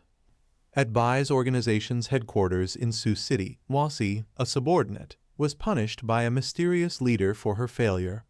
The leader, reflecting on Leon's survival, recognized him as the son of the Xian King and grew increasingly interested in him. Upon arriving at Qiao Yu University, Leon immediately requested a meeting with Principal G to discuss the curse mark left on him by the boss. Principal G identified it as the Drought Demon's Curse, a deadly affliction with no known cure except for a rare Sage's Protection item. However, Leon had already used his Sage's Protection in battle. Principal G suggested a risky alternative, a DL dungeon called the Lake of Purification, which could cleanse all negative statuses. Despite Principal G's warnings about the extreme dangers of DL dungeons, Leon insisted on going, citing his previous experience with EL dungeons. To test Leon's resolve, Principal G unleashed his aura, causing Leon to bleed and lose health. Shocked by Leon's ability to withstand the pressure, Principal G eventually relented and provided him with the dungeon's location. Before Leon left, Principal G lent him a level-enhanced item, the Chunky Pendant, which boosted skill power and casting speed while resisting mental control. Leon gratefully accepted the pendant and immediately headed to the dungeon. At the entrance to the Lake of Purification, he received a system notification confirming the lack of detailed information about the dungeon, and the process of teammate matching began. Leon enters the DL Lake of Purification dungeon, and a system notification informs the group that detailed information about the dungeon is unavailable. The system proceeds to match teammates and teleports Leon and 5 others to a forest. The system warns them about potential dangers, including not turning around if called from behind, avoiding isolated companions, and cursing at strange sounds. The group hears these rules, and the black-haired man, Qiao Yu, becomes angry, claiming that everyone who encounters danger in this dungeon dies. A white-haired girl, Qin, tries to calm everyone and introduces herself as a mid-stage water mage. The others introduce themselves: Qiao Yu mid-stage blade master, Mai Yuan mid-stage sword master, Tang Lan mid-stage wood mage, and Wu Chen Fu mid-stage blade master. Leon introduces himself as an early-stage necromancer. Qiao Yu becomes upset, believing Leon will drag them down, but Mai Yuan defends him, explaining that as a necromancer, Leon can perform at a mid-stage level if he summons enough undead. Qiao Yu mocks Leon, which prompts Mai Yuan to draw her sword, threatening him. Qin suggests they get moving, calling Leon little brother and leading the group. Qiao Yu remains angry, planning to take advantage of any opportunity to mess with Mai Yuan. Qin explains the lake is in the center of the forest and warns them to avoid breaking the system's taboos. She then asks Leon why he, an early-stage player, is in a DL dungeon. Before Leon can answer, a second Leon appears, causing confusion. Wu Chen Fu notices and points out that there are now 7 people and 2 necromancers. Mai Yuan demands Qin identify the real Leon. Qin, unsure, allows Qiao Yu to suggest killing both Leons, but Qin realizes that the real Leon is the one who can use necromancy. The fake Leon summons undead, but Leon quickly attacks, slicing him into pieces. The fake Leon transforms into a tree monster, which Leon kills using his green dragon blade. The monster, an evil spirit puppet, is a level 22 creature with special abilities. After its death, Leon's blade absorbs a blue light. Mai Yuan, confused, asks Leon how a necromancer can use a weapon like his. Leon lies, claiming he has an extraordinary physique. Before he can continue, the corpse of the monster turns into a flame monster that attacks Leon. The monster possesses Mai Yuan, causing her to attack Leon. Leon narrowly avoids death but realizes Mai Yuan's strength is that of a mid-stage swordmaster. As Mai Yuan attacks Qiao Yu and Wu Chen Fu, they suggest killing her, but Qin uses her water dragon spell to restrain Mai Yuan. Despite being trapped, Mai Yuan breaks free using her Luo Ling Dragon Shin technique, sending Qiao Yu and Wu Chen Fu flying. Leon, without hesitation, punches Mai Yuan to stop her. Leon's punch knocked Mai Yuan out cold, shocking Ka as he couldn't believe an early-stage fighter like Leon could defeat a mid-stage swordmaster. When Mai Yuan fell unconscious, a green flame tried to escape her body, but Leon used his green dragon blade to destroy it. He asked if it was the ghost controlling Mai Yuan's mind, reflecting on how even she couldn't resist it. When Mai Yuan regained consciousness, Qin healed her using water magic. Mai Yuan explained that she had been controlled, thanking Leon for saving her. They decided to keep moving, with Leon warning them about the dangers of the Purification Rainforest. Mai Yuan thanked Leon again, asking how a necromancer like him had such strength. Leon laughed it off, claiming he was simply born strong. Meanwhile, Qiao Sha and Wu Changfu were separated and encountered a rare level 29 yellow weasel. It asked if they saw it as human or god. Annoyed, Qiao Sha insulted the beast, triggering an attack. The yellow weasel's poison gas quickly incapacitated them. When Leon and the others heard the commotion, they found the two wounded. Leon approached but was confronted by the yellow weasel, which again asked if it looked like a human or god. Leon responded mockingly, calling it a delicate beast. The yellow weasel attacked, but Leon easily blocked it. Tengen used a wood spell, but the weasel destroyed her vines. After receiving a powerful blow from the weasel, Leon retaliated with a punch that sent it flying and killed it instantly. Shocked by Leon's strength, the group speculated that Leon might be possessed or hiding something. Leon killed the Necromancer without hesitation. Kasha questioned Leon, suspecting him of being a monster after witnessing his strength. Leon tried to deny it, but Kasha was persistent, demanding proof. He challenged Leon, questioning how a low-level necromancer could defeat a high-level monster with just his physical strength. Qin Chanshu and Mai Yuan defended Leon, but Wu Changfu raised doubts, asking how Leon could have such strength. Leon showed his items, proving he was human, but Kasha and Wu Changfu remained suspicious. However, when they noticed Leon's level items, their attitude changed. Wu Changfu softened, and Kasha apologized, claiming the suspicion was natural. They agreed to move on, but Leon couldn't shake the feeling something was off. The group resumed their journey, with Leon at the front and Kasha and Wu Changfu behind. They discussed Leon's level items, planning to take them for themselves once they dealt with him. Kasha believed they could easily overpower Leon, while Wu Changfu worried about his earlier strength. They decided to wait for the right moment. Suddenly, Qin Chanshu spotted something ahead: spiritual figures. Mai Yuan recognized them as failed dungeon players, now trapped as spirits. The group discovered an altar with a stone tablet, which Mai Yuan deciphered. The tablet revealed that to complete the dungeon task, a living being had to be sacrificed.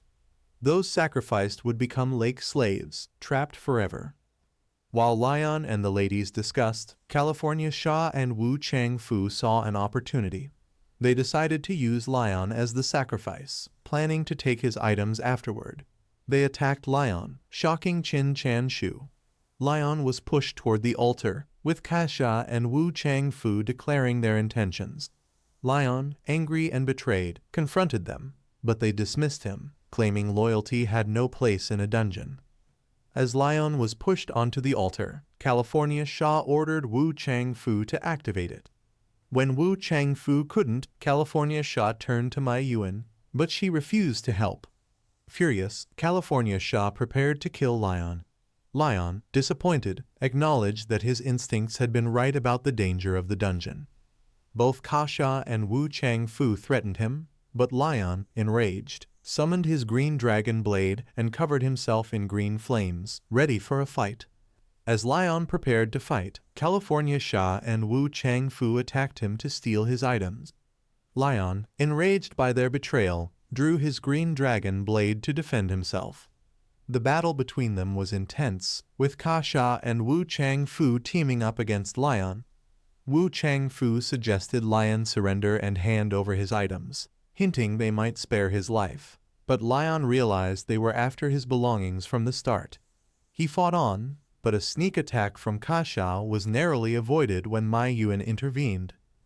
Kasha was shocked by Mai Yuan's actions, questioning why she was helping Leon. Mai Yuan explained that Leon had helped her, and she owed him a debt. Despite the dungeon task, she preferred failing it than betraying a friend. The battle continued, and Leon overpowered Wu Changfu, pushing him back with surprising strength. Leon, now surrounded by dark green flames, confronted Kasha about his constant talk of sacrifices. Just as they were about to attack again, Mai Yuan and Qin Chanshu joined Leon. Suddenly, Tengen activated the altar by pressing a hidden button.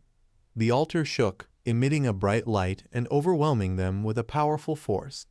A system notification announced the activation of the altar, causing intense pain. Protected by his pendant, Lion remained unaffected, while Kasha collapsed, realizing Tengen had manipulated them. Tengen revealed her plan to clear the dungeon alone, using plant magic to immobilize Kasha and Wu Changfu.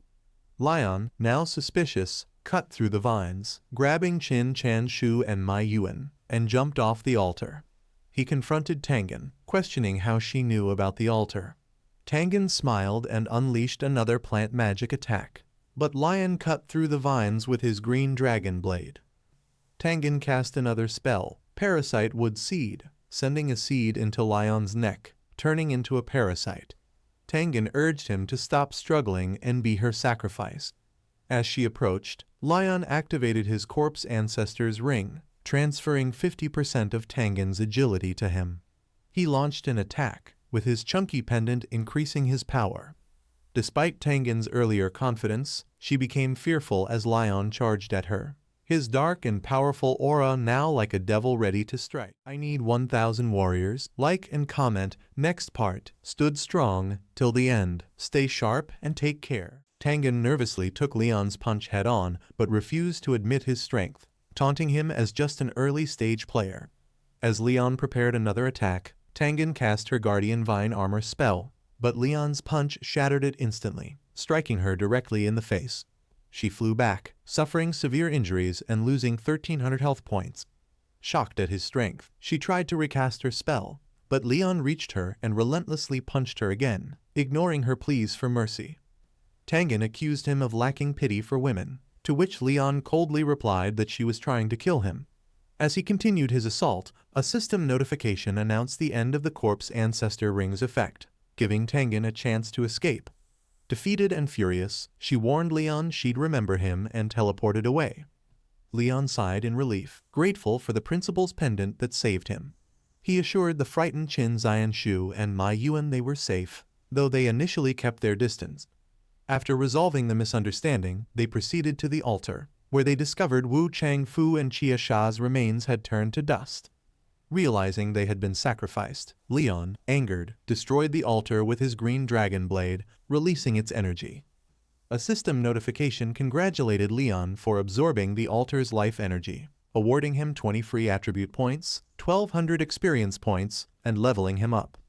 While reflecting, Qin Xianshu thanked him for saving them and informed him they were abandoning the dungeon task.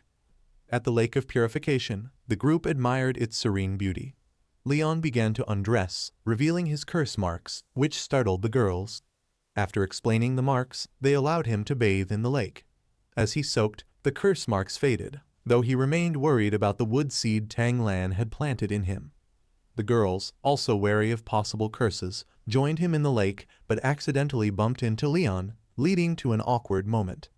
After clearing the misunderstanding, the girls exited the dungeon, sharing contact information with Leon. A system notification warned that exiting would forfeit rewards, but Leon chose to leave, planning to return later. Back at college, Leon went directly to Principal Shu's office, who was overjoyed to see him alive. After returning from the Lake of Purification, Leon went straight to Principal Jin's office. Principal Jin was surprised and impressed that Leon, an early-stage necromancer, survived a D-rank dungeon. Leon returned the principal's pendant, admitting it had saved him. When Principal Jin tried to take it back, Leon hesitated, which annoyed the principal. He beat Leon, took the pendant, and jokingly challenged him to a fight, promising to return the pendant if Leon won. Knowing he couldn't win, Leon asked how the pendant increased his stats. Principal Jin explained gear enhancement with stones, but Leon noticed it worked differently on his green dragon crescent blade. Jin also asked about the drought demon curse, and Leon reassured him it was gone. Relieved, the principal dismissed him. Outside the office, Leon met Long Zhang, the top warrior from last year's exams and a fellow Su's city native. Long Zhang offered to help Leon anytime and exchanged contact info with him. However, after Leon left, Long Zhang made a disgusted face. That night, Leon reflected on his curses. Though the drought demon curse was gone, the wood seed remained. He decided to focus on getting stronger. At level 14, with 369 superhuman strength, 4,630 health, and impressive gear, he aimed to level up quickly. The next day, Leon's advisor, Teacher Zhang, confronted him about choosing a physical training major as a necromancer. Leon confidently argued that physical strength was essential for self-protection. Despite Zhang insisting university education was about specialization, Leon stuck to his choice, fearing his inability to summon skeletons might expose him to danger. Frustrated, Zhang handed out student IDs, explaining their use for transactions through credits earned via tasks or assessments. This shocked Maf, who realized his wealth was useless here. As Leon headed to his physical training class, Professor Shen Zanu, a necromancer teacher, glared at him ominously. In class, Instructor Wan Li, a level 35 physical trainer, announced he wouldn't tolerate weak students. He unleashed a terrifying aura, challenging them to endure it for 5 minutes or transfer out. As students panicked, a brave boy named Lai Lang stepped up, organizing them into pairs to distribute the pressure.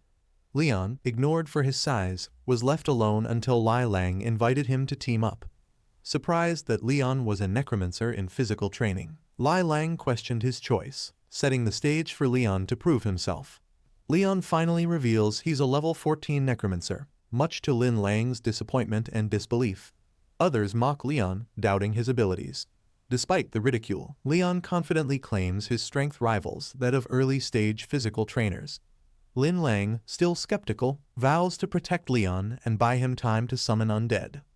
When Teacher Huan announces the start of the test, he immediately attacks Leon. Lin Lang steps in to shield Leon, but is swiftly sent flying, shocking the class. Huan's Aura Tiger attack hits Leon, who counters but loses significant health points. This surprises everyone, as they expected a necromancer to be weaker. Teacher Huan, curious and irritated, increases his power. Despite taking heavy damage, Leon withstands a second attack, leaving the students and Huan astonished. Leon grows angry and taunts Teacher Huan, who challenges him further, offering to look out for him at Kyoto University if he can survive another punch. Teacher Huan unleashes a devastating punch using his Tai strength technique. Leon, driven by fury, counters with his strongest attack. The clash shatters the ground, but Leon's power falls short against the level 35 trainer. He's sent flying, coughing blood, and severely injured. As Leon lies on the ground, Teacher Huan orders others to take him to the infirmary. However, to everyone's amazement, Leon stands up again, with only 240 health points remaining. Smiling defiantly, he declares he endured the punch before collapsing from exhaustion. Despite his condition, Leon's resilience leaves the entire class questioning if he's truly a necromancer. Leon managed to show his middle finger to Teacher Huan before losing consciousness. Principal Jin arrived and scolded Teacher Huan for using too much strength against a student. Teacher Huan defended his actions, insisting Leon belonged in the physical training class due to his strength. Leon later woke up in the hospital to find Teacher Huan by his side, who reaffirmed his promise to support Leon. Teacher Shen entered and attempted to convince Leon to stay in the necromancy department, even summoning a dragon to demonstrate the power of necromancy. Leon, however, declined, explaining his zero spirit power, making it impossible for him to summon anything. Teacher Shen gave Leon his contact card in case he changed his mind and left through the portal. The next day, Leon joined the physical training class, where Teacher Huan teleported the students to a forest inside a sea-level dungeon. Their task was to meditate in the forest until sunset. However, the forest was perilous, filled with wind blades that sliced anything entering it. Lin Lang volunteered first, enduring the attacks to start meditating, showing his courage and grit. When it was Leon's turn, he hesitated after learning that anyone with a defense stat below 100 might die. With a defense stat of only 6, Leon lied, claiming it was practically in the double digits. Shocked by Leon's low defense but high health of 4,630, Teacher Huan wondered if Leon was some kind of humanoid boss. Leon eventually entered the forest, enduring wind blade attacks that dealt 20 health damage per strike. However, he noticed that his defense stat increased slightly to 6.1 after being hit, realizing the forest also boosted defense stats. Smiling, Leon embraced the challenge ahead. Inside, everyone was focused on boosting their defense. Leon sat down to meditate, while Teacher Huan, concerned about Leon's low defense, kept a close watch. Suddenly, a giant dark spider appeared, targeting Leon. Teacher Huan swiftly intervened, unleashing his aura and striking the spider with a powerful punch, obliterating it instantly. Lion realized the true strength of a Kyoto University physical training teacher and understood that Huan had been holding back that day. Afterward, Teacher Huan instructed the students to focus on their training, warning them not to leave until reaching their limits. Lion marveled at the resources available at top-tier universities. 2 hours passed, and while most students left the dark forest, Lion struggled with low health due to his weak defense. Suddenly, the wood seed planted by Tang Lan in Lion's neck activated, absorbing energy from the forest and restoring his health. Lion smiled, grateful for Tang Lan's gift. As Lion and 2 others continued meditating, other students were impressed by their endurance, especially Lion, a necromancer who had lasted so long. Teacher Huan thought Lion was talented but believed Liang was more promising. Unexpectedly, one student withdrew, and Teacher Huan was surprised to see Lion still meditating. Liang, feeling inferior to Lion, couldn't understand how Lion was still going strong. Hours passed, and as night fell, Lion remained meditating. Teacher Huan, concerned for his safety in the dark forest after dark, told Lion it was time to leave. Lion agreed, impressed by how the forest had raised his defense by 17 points in one day. As Lion exited, students speculated on his limits, and Teacher Huan dismissed the class, telling them to rest for tomorrow's training. A few days later, Lion was heading to his physical training class, reflecting on how the wood seed had greatly increased his defense. Suddenly, Zhu and her friends approached, suggesting they form a guild. Lion was surprised, but agreed, saying he'd join them after class. Maf arrogantly declared that he wanted to be the guild leader, irritating Yang Roman 11.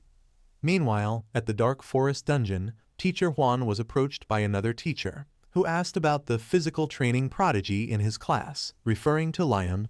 Teacher Huan smiled, knowing Lion was a necromancer. After hours of meditation, Lion's defense hit 500, but he stopped, sensing it was his limit. Suddenly, a golden light appeared, and the mechanical empress emerged, revealing that Lion's wood seed had unknowingly helped her rebuild her body.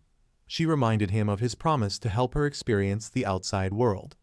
The empress then entered Lion's body, causing him pain, but told him to relax. She would now be able to sense his thoughts, hearing and seeing everything. Lion was uncomfortable, thinking she could now read his mind, but he quickly tried to outsmart her by imagining her bathing, causing her to get embarrassed and stop reading his thoughts. Afterward, Lion decided to check on Zhu and the others. He found Zhu and her group cornered, injured, and their shield broken. They were being attacked by the vice president of the Blazing Fire Guild, who taunted them about taking their honor points. Zhu blamed Maf for naming their guild Killing God Guild, which led to the guild war. Yang Roman 11 had notified Lion, hoping he would arrive soon. Lion finally showed up, just in time to see Maf struggling. He put on his knuckle dusters and approached the red-haired guy. The red-haired guy mocked Lion, asking if he was a physical trainer too, and attacked. Lion smiled, ready for the fight, and the red-haired guy punched him in the face with full force. The red-haired vice president of the Blazing Fire Guild unleashed a full-force punch at Leon, causing a shockwave that echoed through the area. However, when the red-haired guy saw that his punch had no effect on Leon, he was stunned. Leon stood there without even dodging the attack, mocking him. "What's wrong? Your hits are so weak. Should I order some takeout for you?" he taunted. The red-haired guy, now visibly frustrated, couldn't believe that after using 80% of his strength in the punch, Leon's defense had remained unbroken. Confused and enraged, he was forced to escalate his attack and used his 7 killing fists technique, launching a relentless barrage of blows at Leon. Zhu, watching from the side, screamed at Leon to dodge. The Blazing Fire Guild members laughed and jeered, certain that Leon, a newbie, was doomed. They bragged that not even physical trainers at the same level could withstand the vice president's signature technique. But despite the constant barrage of blows, Leon remained standing. Not a single hit managed to hurt him. His expression remained calm, much to the shock of the Blazing Fire Guild members.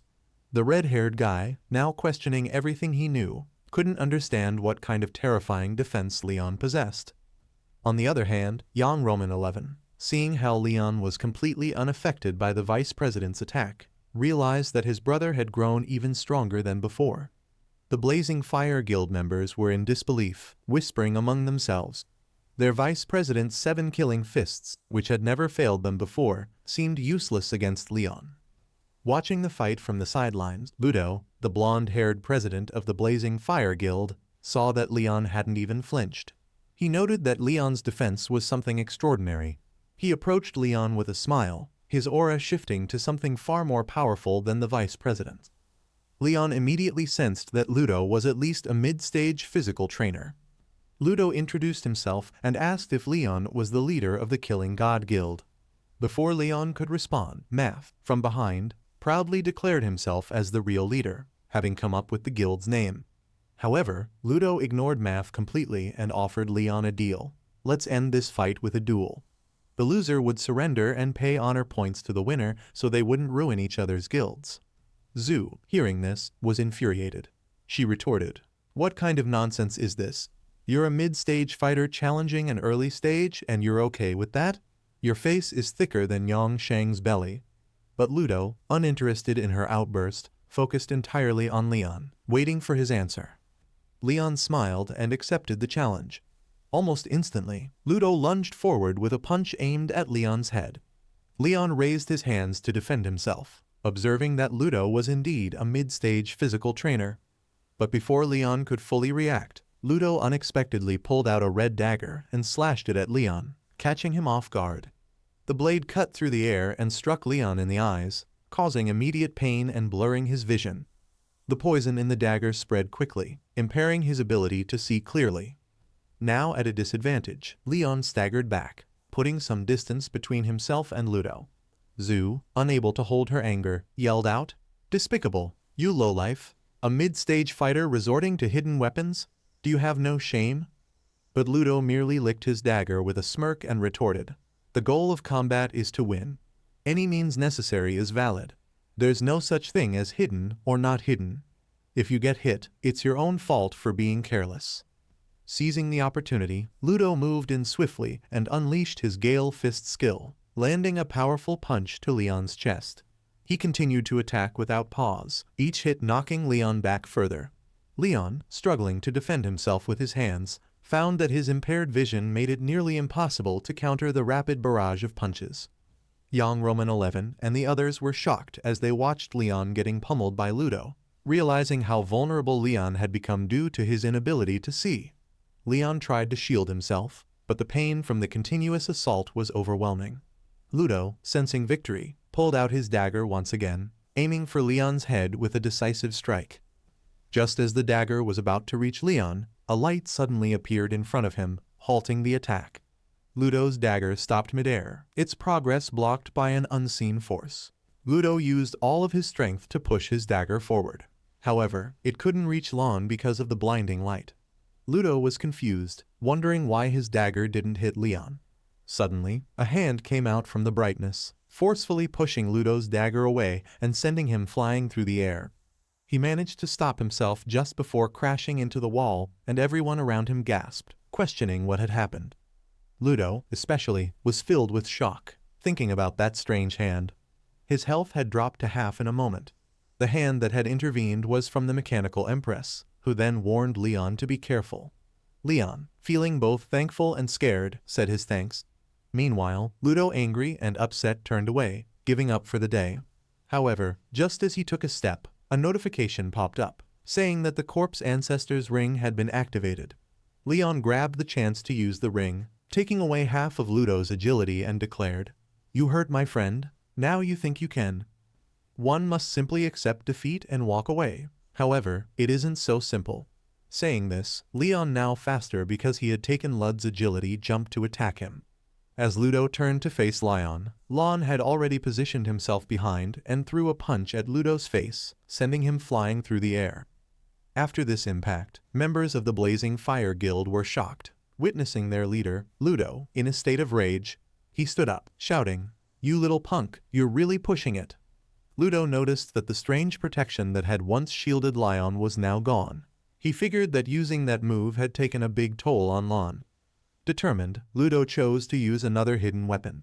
He closed the gap to Leon and shot 3 needles from his mouth. As the needles flew towards Lion, he tried to block them with his hands. However, he suddenly felt a numbness in the hand that made contact. Lon quickly understood that Ludo had poisoned him. Furious, Lion jumped and hit Ludo in the face, followed by another punch. Frustrated, Ludo thought, I'm a mid-stage player, how could I be humiliated like this by a mere early-stage kid? He used his Gale Fist skill again to fight back at Lon, and Lon was pushed back. As the space between them grew wider, Ludo sent a storm of poisonous needles toward Leon. Although Leon crouched and dodged the first wave, Ludo was relentless. He kept throwing more needles into the air. When Leon looked up, he saw hundreds of needles falling toward him. With no choices left, he raised his hands again to protect himself from the coming attack. However, while Leon was focused on the needles, Ludo used a skill called Insight Bind. Dark energy swirled around Leon, making him unable to move. Ludo cackled loudly, almost maniacally, saying that evil would always win over good. He told Leon that once trapped by his Insight Bind, any warrior-type player would lose their ability to move, becoming nothing more than a helpless sheep waiting for slaughter. Approaching Leon with a sinister glee, Ludo taunted, "You almost had me fooled. How does it feel, punk? How does it feel to be completely immobilized?" He then slapped Leon in mockery, adding, "Weren't you acting all tough just moments ago? Come on, keep it up. Let's see how tough you are now." As Leon remained helpless, members of the Blazing Fire Guild erupted in laughter. This was not unexpected, with one person even praising the funny scene. President Ludo was seen as impressive, while another person named Leon was unfairly called an idiot. He urged onlookers to examine him closely, questioning whether Leon really thought that a player in the early stages could win against someone in the mid-stages. This naivety left Zhu shocked as he watched Leon lose, and young Roman 11 wondered if his brother, Leon, could actually fall to such a fate. Ludo, on the other hand, praised Lon, saying he was the toughest early-stage player he had ever met. However, he wished that Leon was a little older. In a moment of mockery, Ludo started to tease Leon, but suddenly, Leon said something that shocked Ludo. When asked to explain his comment, Leon wanted to know if Ludo had ever thought he might not be a warrior at all. This revelation stunned Ludo, because he had never considered such a thing. Nevertheless, he remembered Lon's punch, and with a laugh, he replied, "Punk, you almost tricked me with your attack and defense. How could you not be a warrior?" Gathering all his energy, he decided to attack Leon, saying there was no point in talking anymore, only death awaited. He aimed a punch directly at Leon's face. Members of the Blazing Fire Guild laughed at Lon, claiming that, regardless of his talent, he was bound to fall before their boss. "How dare you challenge the Blazing Fire Guild?" Zhu Yao and Yang said. Roman 11 screamed for Leon. Ludo smiled, thinking that with this attack he would end the fight. However, Lion stopped Lud's assault with just one hand and replied, "Ludo, I told you I'm not a warrior. Why won't you believe me? But now, I've got you." Ludo was shocked, wondering how this could be possible. Ludo punched Lion with full force, but Lion stopped it effortlessly, shocking Ludo. Before Ludo could react, Lion kicked him in the stomach and punched him repeatedly. Ludo, stunned, asked how Lion resisted his Insight Bind. Lion smirked, saying, "I told you, I'm not a warrior, I'm just a necromancer with a stronger body." Lion then unleashed a powerful blow, dealing 1,233 damage. Ludo screamed in pain, realizing Lion was a necromancer, not a warrior. Lion's eyes glowed green as he delivered another punch, sending Ludo flying and crashing near his guild members, unconscious. Turning to the Blazing Fire Guild, Lion demanded, "Who's next?" Seeing their leaders defeated, the guild members surrendered. A system notification announced the Killing God Guild's victory, transferring honor points to them. After the Blazing Fire Guild retreated, Lion checked on his team. Young Roman 11 reported minor injuries, while Zhu's shield had broken during the fight. Lion decided to farm for a new shield in a dungeon. Consulting the Mechanical Empress, he learned of a dungeon but was warned it was too difficult. Dismissing the warning, Lion assured Zhu, "Don't worry, I'll handle the shield." Zhu insisted on coming, and the Empress confirmed the dungeon required 2 people. Young Roman 11 teased them about going alone, embarrassing Zhu. Reaching the dungeon, the pseudo-underworld, Zhu hesitated due to its D-rank difficulty. Lion reassured her but internally recalled his near failure at Soul Cleansing Lake. Entering the dungeon via a teleportation orb, they received a system notification explaining the dungeon's lore as a replica of the underworld created by Hades. Suddenly, Lion lost consciousness. Zhu woke Lion, and they found themselves in a desolate landscape under a blue sky. Lion commented it resembled the legendary underworld. Zhu, worried, asked if they were dead. Lion checked his status window and confirmed they weren't. Noticing a necklace on Zhu's neck, Lion examined it, causing an embarrassed Zhu to misinterpret his intentions. To their surprise, Lion also had a similar necklace, identified as a quest item. A system notification revealed their first stage quest: cross the Gate of Hell, reach the Akron River, and protect the cross. Completing all quests would unlock rewards, and the system emphasized trusting their teammate. Zhu explained the Gate of Hell led to the underworld, and once entered, there was no return. Determined, Lion began walking. When Zhu questioned their direction, Lion admitted he didn't know but suggested following a nearby spirit. They trailed the spirit to a gathering of thousands of spirits before a massive green portal. Zhu, slightly scared, asked Lion if the spirits they saw were the souls of the dead. Lion confirmed they probably were as they observed the massive portal, wondering if it was the legendary Gate of Hell. Suddenly, a monstrous three-headed creature with flaming eyes emerged from the portal, devouring spirits in front of it. The creature was Cerberus, the epic-ranked hellhound, level 29, with 6,000 health, 379 strength, 288 defense, and 233 agility. Its skills included Devour, Venom Spit, and Regeneration. A system notification warned that Cerberus guarded the Gate of Hell, devouring any souls trying to pass. Recognizing Cerberus, Lion realized it was the dog the mechanical empress had warned him about. Zhu asked Lion if they could make it past such a fearsome guardian. Lion reassured her, joking, "Don't worry.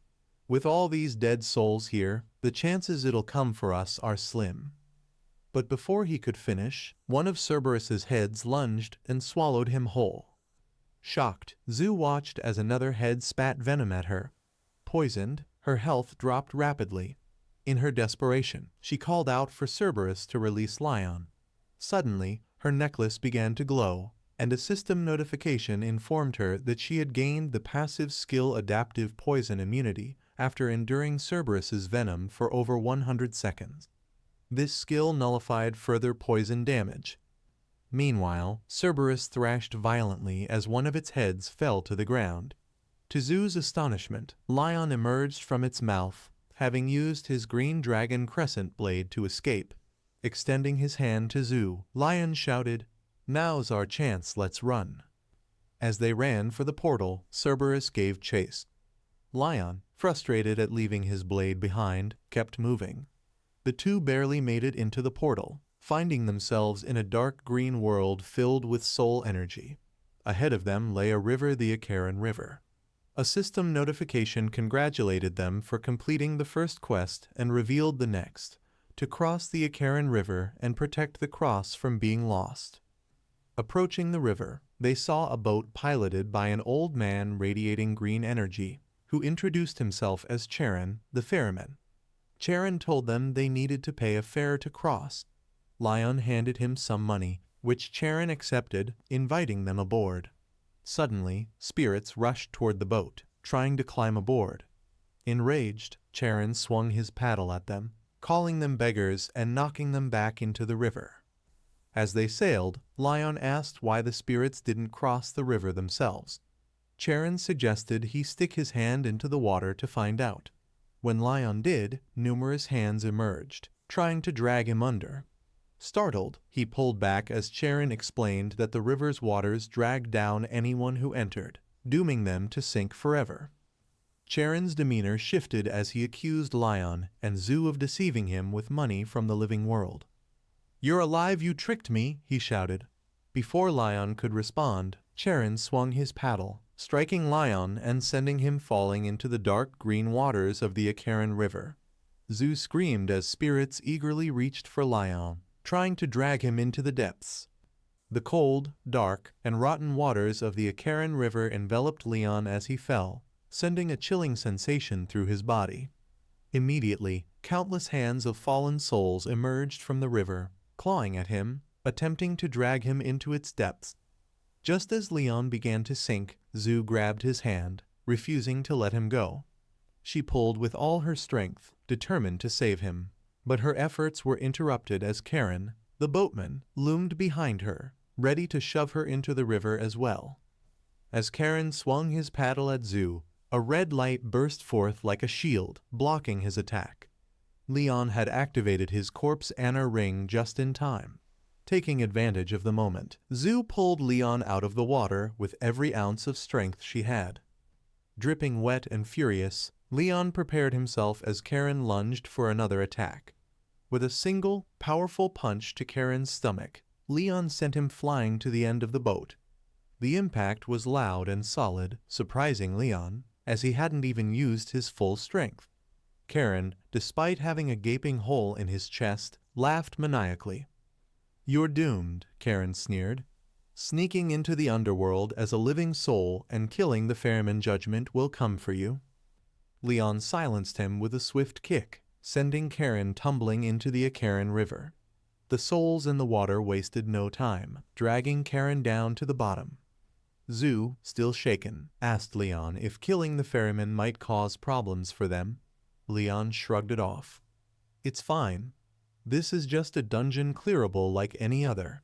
No big deal." Moments later, their boat arrived at the opposite shore.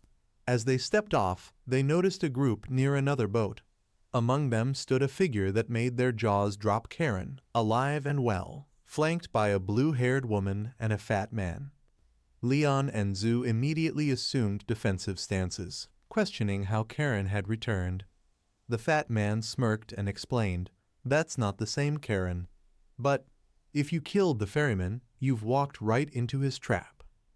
The fat man introduced himself as Wang Dao, and Leon instantly pegged him as someone to watch out for. Only seasoned players dared enter a DL-ranked dungeon. Laughing, Dao said, "Killing the ferryman? Now you're in for it. You've got no idea what you've done." He elaborated that they were about to face the first hell of the underworld, the Netherworld Judgment Hall, where sins were judged. Since Leon and Zhu had killed a ferryman, they would undoubtedly be sentenced as the worst of the worst. Zhu asked how Dao knew so much. Grinning, Dao boasted about his experience as a dungeon guide for hire, revealing he had cleared this dungeon numerous times. Pointing to the blue-haired woman beside him, he added that she was his client for this run. When Dao offered Zhu a chance to join his group, the blue-haired woman snapped at him. "Why are you being so nice to them? I'm paying you, not them." Dao shouted back, "So what? I guide people through dungeons. I don't have to keep you happy. If you're unsatisfied, I'll refund you. Good luck clearing the dungeon on your own." The woman reluctantly agreed to move on, fuming. Leon, after observing the exchange, decided they might as well follow Dao for now. After a while, the group arrived at the entrance to the first Hell's Judgment Hall. Dao warned them to keep their mouths shut once they entered. Opening a massive door, the group stepped inside, finding themselves in a grand room. At the center of the room sat a man radiating authority. He held a gavel and gazed down at them as though they were insects. Zhu's eyes widened in shock as she whispered to Leon, "Is that?" Before she could finish, the man tapped his gavel in the air, silencing everyone. "I am Qiao Yu, judge of the Netherworld Judgment Hall," he declared. Holding an ancient book, he looked over the group coldly. "Now, let the judgment begin." Dafu went first and respectfully greeted Judge Qiao, declaring his innocence. The judge opened his book, and a purple light shone, ready to reveal Dafu's crimes. Before it could, Dafu used a mysterious object, erasing his record.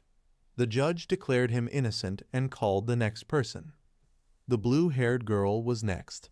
Following Dafu's instructions, she used the object and was also declared innocent. Dafu then told Lion and Zoyu that the object could only be used one more time. He offered Zoyu the chance if she joined him, but she refused. When Lion's turn came, he admitted wanting to change but knew his sins were grave. Dafu laughed, noting even one of Lion's crimes, killing the ferryman, would condemn him. The judge became furious after seeing Lion's sins: disrespecting the dead, disrupting peace, abusing animals, defiling corpses, and killing one of Cerberus's heads and the ferryman. The judge sentenced Lion to the first valley of the seventh hell, the blood pool. Red smoke surrounded Lion as skeletons from the blood sea tried to drag him in, but he dodged. Enraged, the judge commanded Lion to suffer eternal torment. Just then, the corpse ancestor's ring activated. Lion charged at the judge, declaring that this dungeon NPC thought too highly of himself.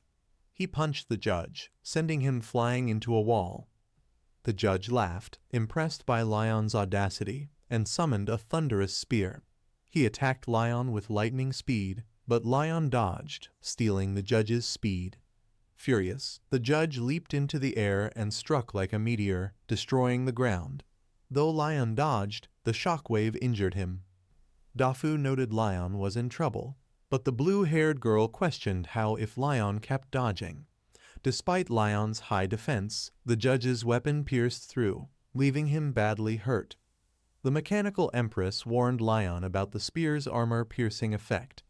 When Lion asked her to fight, she refused, explaining her role as a dungeon boss prevented it. However, she offered to teach him a skill effective against the judge. The mechanical empress told Lion she couldn't help in battle but could teach him a skill. Lion, however, revealed he couldn't use skills due to zero mental strength. Reassuring him, the empress said her heart was with him. Meanwhile, the judge, surrounded by purple energy, declared, "Sinner Lion, I sentence you to death." The force of his energy was so intense that Lion, standing far away, felt it. The blue-haired girl urged Dafu to help, but he told her to wait. Lion charged at the judge, surprising Zhu.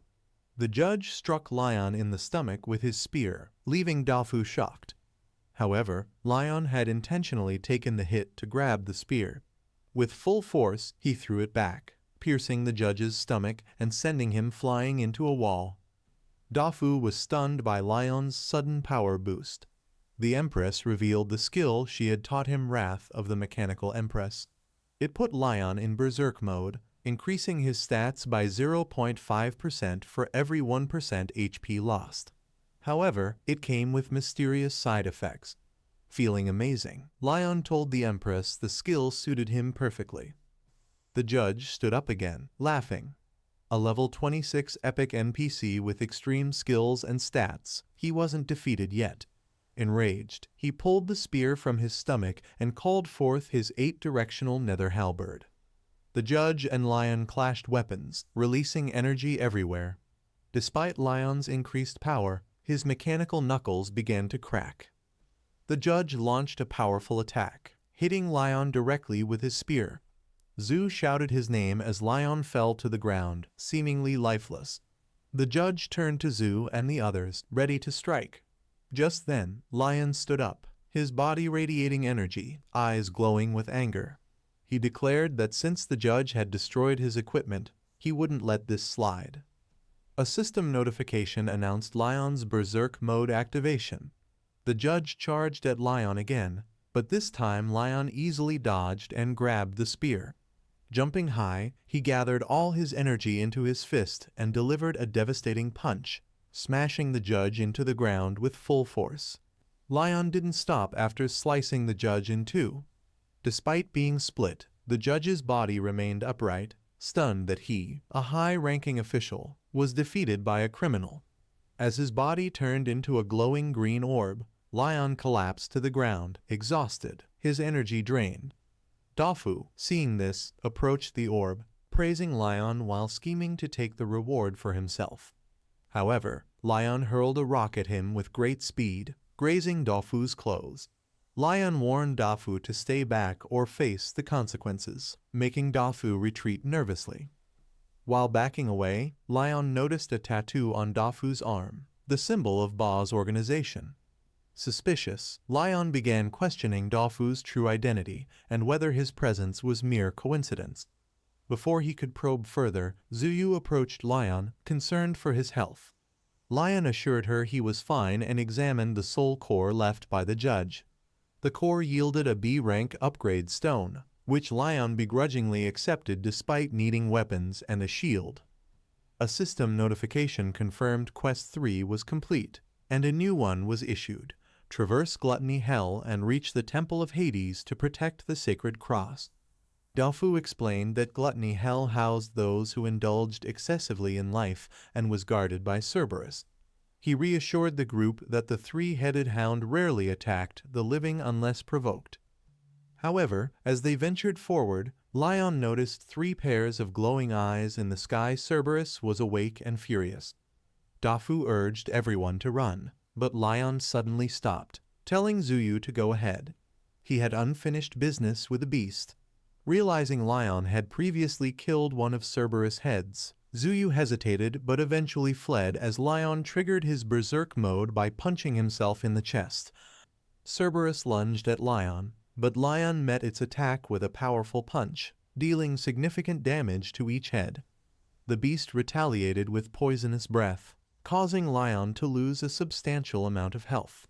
Furious, Lion summoned more energy, lightning crackling from his eyes as he shouted, "I can't believe this, I can't even take down one dog." The battle raged on, with Lion determined to settle the score. Leon glared at Cerberus, who returned the gaze with fury, its massive chains all around. Leon quickly grabbed one, jumped up, and secured Cerberus' 3 heads to stop it from biting. Infuriated, Cerberus yanked Leon violently, swinging him into a wall and then through 5 pillars, destroying them. After regaining his footing, Leon shouted, "You stupid dog, get over here." He pulled the chain with all his strength, dragging Cerberus toward him. When in range, Leon landed a powerful punch to Cerberus' head, creating shockwaves, but Cerberus was still tethered. Cerberus roared, creating thunder, and dragged Leon, who jumped onto its back. Surprised by the behavior, Leon wondered what was wrong with the dog. Meanwhile, Zuyu, Dafu, and the purple-haired girl thought they were safe, but Dafu joked that Leon might already be inside Cerberus' stomach. Zuyu was angry, but they sensed Leon approaching, riding Cerberus instead of attacking. Dafu asked, "What kind of move is that?" Zuyu, concerned, asked if Leon was all right. He assured her he was fine, just taking a stroll. Cerberus then took Leon toward the 7th hell, running so fast that Leon couldn't stop it, even smashing rocks in its path. They reached a building with an altar, where Cerberus absorbed red light from the altar. Afterward, Cerberus grew stronger, breaking its chains and shooting a laser that slammed Leon into the ground. Leon smiled, impressed by Cerberus' cheat skills. Suddenly, Leon noticed his green dragon blade stuck in Cerberus' mouth. He retrieved it and slashed at the neck, cutting off one head. As the head fell, Leon taunted Cerberus, but sensed something wrong. The kill prompt never appeared. He wondered if Cerberus was immortal. Cerberus then roared, confirming his suspicion. With a surge of mana, Leon leaped into the air, slashing Cerberus 10 times. He landed above it, gripped his blade with both hands, and decapitated Cerberus' head. Zuyu and the others arrived, shocked at Leon's power. Dafu nervously admitted that Leon knew how to surprise people. After cutting off one of Cerberus' heads, Leon jumped in front of it again. As Cerberus' second head attacked, Leon swung his dragon blade, sending it flying. Smiling at the last head, Leon descended, and with a huge explosion, he cut off the 3rd head. A system notification confirmed Leon had defeated Cerberus, granting him attribute points, 145 experience, and a level up with 10 free attribute points. His green dragon blade then upgraded to a golden dragon crescent blade, gaining the dragon roar / skill, and an enchantment that increases damage against opposite-sex creatures by 20%. Zuyu and the others ran to Leon, concerned about his condition, but Leon downplayed the fight, saying it was just a dog. Dafu, shocked by Leon's victory, watched as Leon touched Cerberus' red core and received a B-rank soul-stealing Great Recovery pill, which increased all attributes by 100 for 10 minutes, with a slight intelligence decrease. Leon was pleased, thinking the pill was a great find. Dafu asked Leon to step aside to talk. Zuyu then revealed that she had inquired about the crosses they wore, finding they were unique to this dungeon. Just then, both crosses began to glow, and a system notification congratulated them for completing Quest 4. They were given the ultimate quest to place the crosses in the Temple of Hades and destroy the pseudo-underworld, with a warning to escape before it collapsed. Dafu was shocked, and when Leon asked him about the ultimate quest, Dafu explained that entering the Temple of Hades marked the completion of the dungeon. They reached the temple at night, but the gate wouldn't open. Zuyu noticed 2 keyholes, which Leon realized matched their crosses. They inserted the crosses, and the door opened. As it did, Leon had a vision of himself standing in a pool of blood before a mountain of corpses, where a person stood grinning at him. He snapped out of the vision to find himself in the temple, staring at a coffin with a corpse inside. He wondered if this vision was related to the corpse's death. Zuyu noticed Leon's distress and asked if he was okay, but he remained silent, pondering whether he had been the only one to see the vision. Dafu was confused, as he had visited the temple many times without seeing a coffin. Suddenly, the corpse woke up and smiled, then flew towards Leon, who was left in shock. The corpse jumped out of its coffin and flew towards Leon like a ghost. He tried to defend himself, but the ghost passed through him and left. A system notification congratulated Leon for obtaining the Seed of Hades, but it had no special effects yet. Before Leon could understand, Zu appeared, worried, and Leon found himself lying on the ground. Zu explained that as soon as Leon touched the crystal coffin, he froze. Leon realized the vision he saw might have been created for him by someone. The corpse was gone, and Leon examined the stone coffin's details, a B-rank item that preserved a corpse. Dafu suspected it was Hades' coffin, and shared a legend about the real underworld, where people sought Hades' legacy despite the risk of death. Leon wondered if the Seed of Hades was linked to that legacy. Suddenly, Dafu noticed 2 keyholes under the coffin. Leon and Zu inserted their crosses, and the dungeon shook. A system notification congratulated them for completing the ultimate quest and warned them the dungeon would collapse in 10 minutes. Leon received a rank rewards, and Zu got a shield. Dafu, angry, accused them of destroying his income source, but Leon argued that they needed to escape. Dafu angrily kicked the purple-haired girl for nagging, and Leon realized Dafu was working for Baz. Dafu admitted it and revealed his true intentions. Destroying the dungeon would prevent the underworld from tracking them. Leon asked Dafu why he thought he could capture them, but Dafu confidently attacked, showing his speed and strength. Zu, with her new A-rank shield, intervened, surprising Leon with her strength. Dafu prepared for a fight, but Zu stood firm, challenging him. Dafu immediately attacked Zu, switching direction midair and moving behind her to strike. Zu realized he was an assassin. Leon, shocked, consumed a soul-stealing pill, boosting his attributes, and activated the skill Wrath of the Mechanical Empress. He rushed in and punched Dafu, sending him flying, and asked Zu if she was okay. Zu, injured, said she was fine. However, Dafu returned, stronger, and attacked again. Zu blocked, but the force hurt her, so Leon stepped in and pushed Dafu back. Leon, now holding the Staff of Wisdom and Green Dragon Blade, told Zu he would handle it. Dafu, surprised by Leon's aura, questioned his Necromancer status. Leon, undeterred, attacked with his Green Dragon Blade. Dafu dodged and mocked Leon's attempt to sneak attack. Leon used his Dragon Roar slash, pushing Dafu back, and continued attacking, his strength and speed surprising Dafu. Dafu tried to defend but couldn't keep up with Leon's relentless attacks. Leon's corpse ancestor's ring boosted his speed, and Dafu struggled to block the Dragon Roar slash, eventually losing his sword. Panicking, Dafu pleaded for mercy, offering information about Baz and Leon's parents, but Leon didn't stop. With one final swing, Leon destroyed the ground beneath them and struck Dafu down. As Dafu vanished, he threatened Leon, saying Baz would never forgive him. Suddenly, laughter came from behind. Leon turned to see the purple-haired girl, now holding Zu hostage. She revealed she was working for Baz and removed her disguise, revealing her true identity as Leon's previous captor. Leon was shocked. Lion was shocked to see Hachai behind the mask. Hachai, surprised, didn't expect him to remember her. Lion, laughing, asked her to let Zhu go so they could talk. Hachai mocked him, saying he was a fool. She revealed she was a level 35 high-stage shadow assassin and challenged Lion to think carefully before fighting. Lion, confident with his new strength and the effects of the soul-stealing great recovery pill, summoned his green dragon blade and prepared to attack.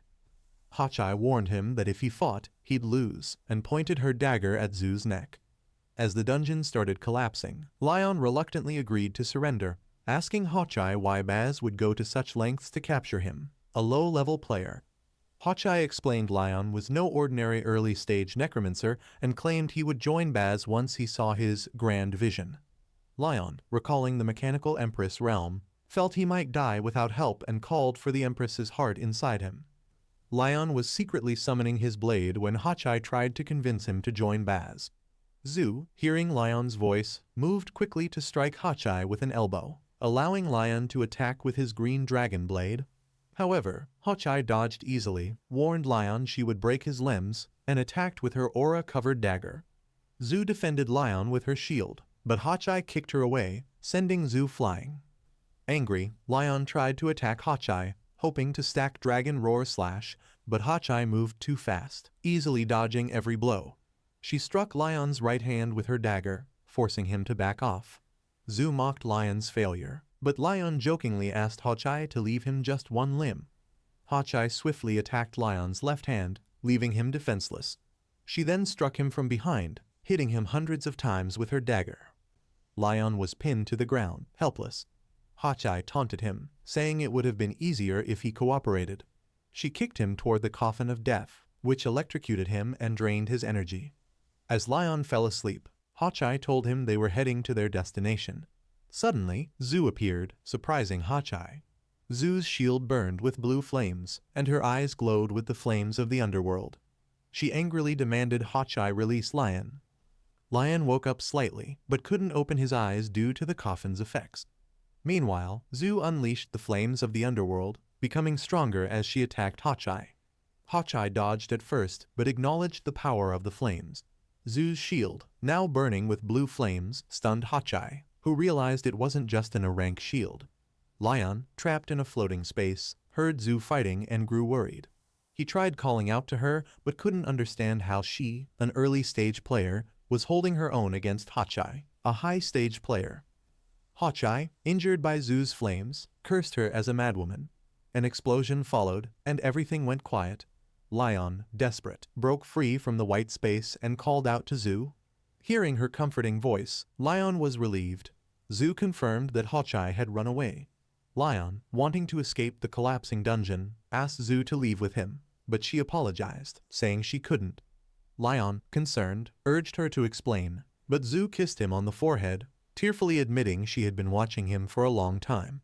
Before she could say more, the dungeon was struck by thunder, destroying the building. A barrier protected Lion from the thunder, and the dungeon's exit portal opened. As Lion floated toward the portal, the coffin's effect ended, and he woke up. He called out for Zhu, but was shocked to see her standing, covered in the flames of the underworld, with black marks all over her body.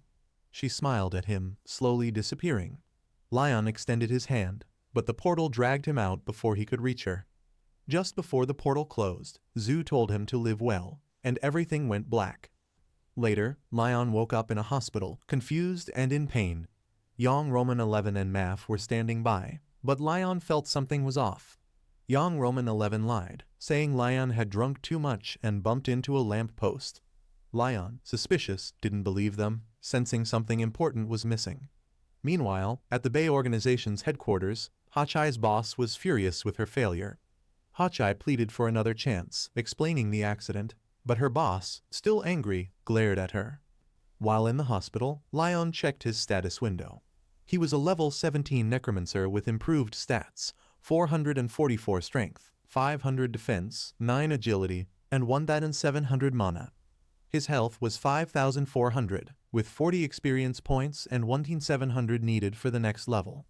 His skills included Muscle Creates Miracles and Wrath of the Mechanic, and he wore an A-rank Corpse Ancestor's ring and a B-rank Golden Dragon Crescent Blade. Lion was surprised by his progress, wondering about missing memories. Suddenly, Long Zhang entered. Having heard Lion was in the hospital, he came to check on him, bringing apples. Long Zhang asked if Lion had heard of the Global Underworld Combat Tournament, an event held every 4 years. He explained it was a major opportunity for young talents, with rewards like equipment, skills, and fame, including an S-rank item for last year's winner.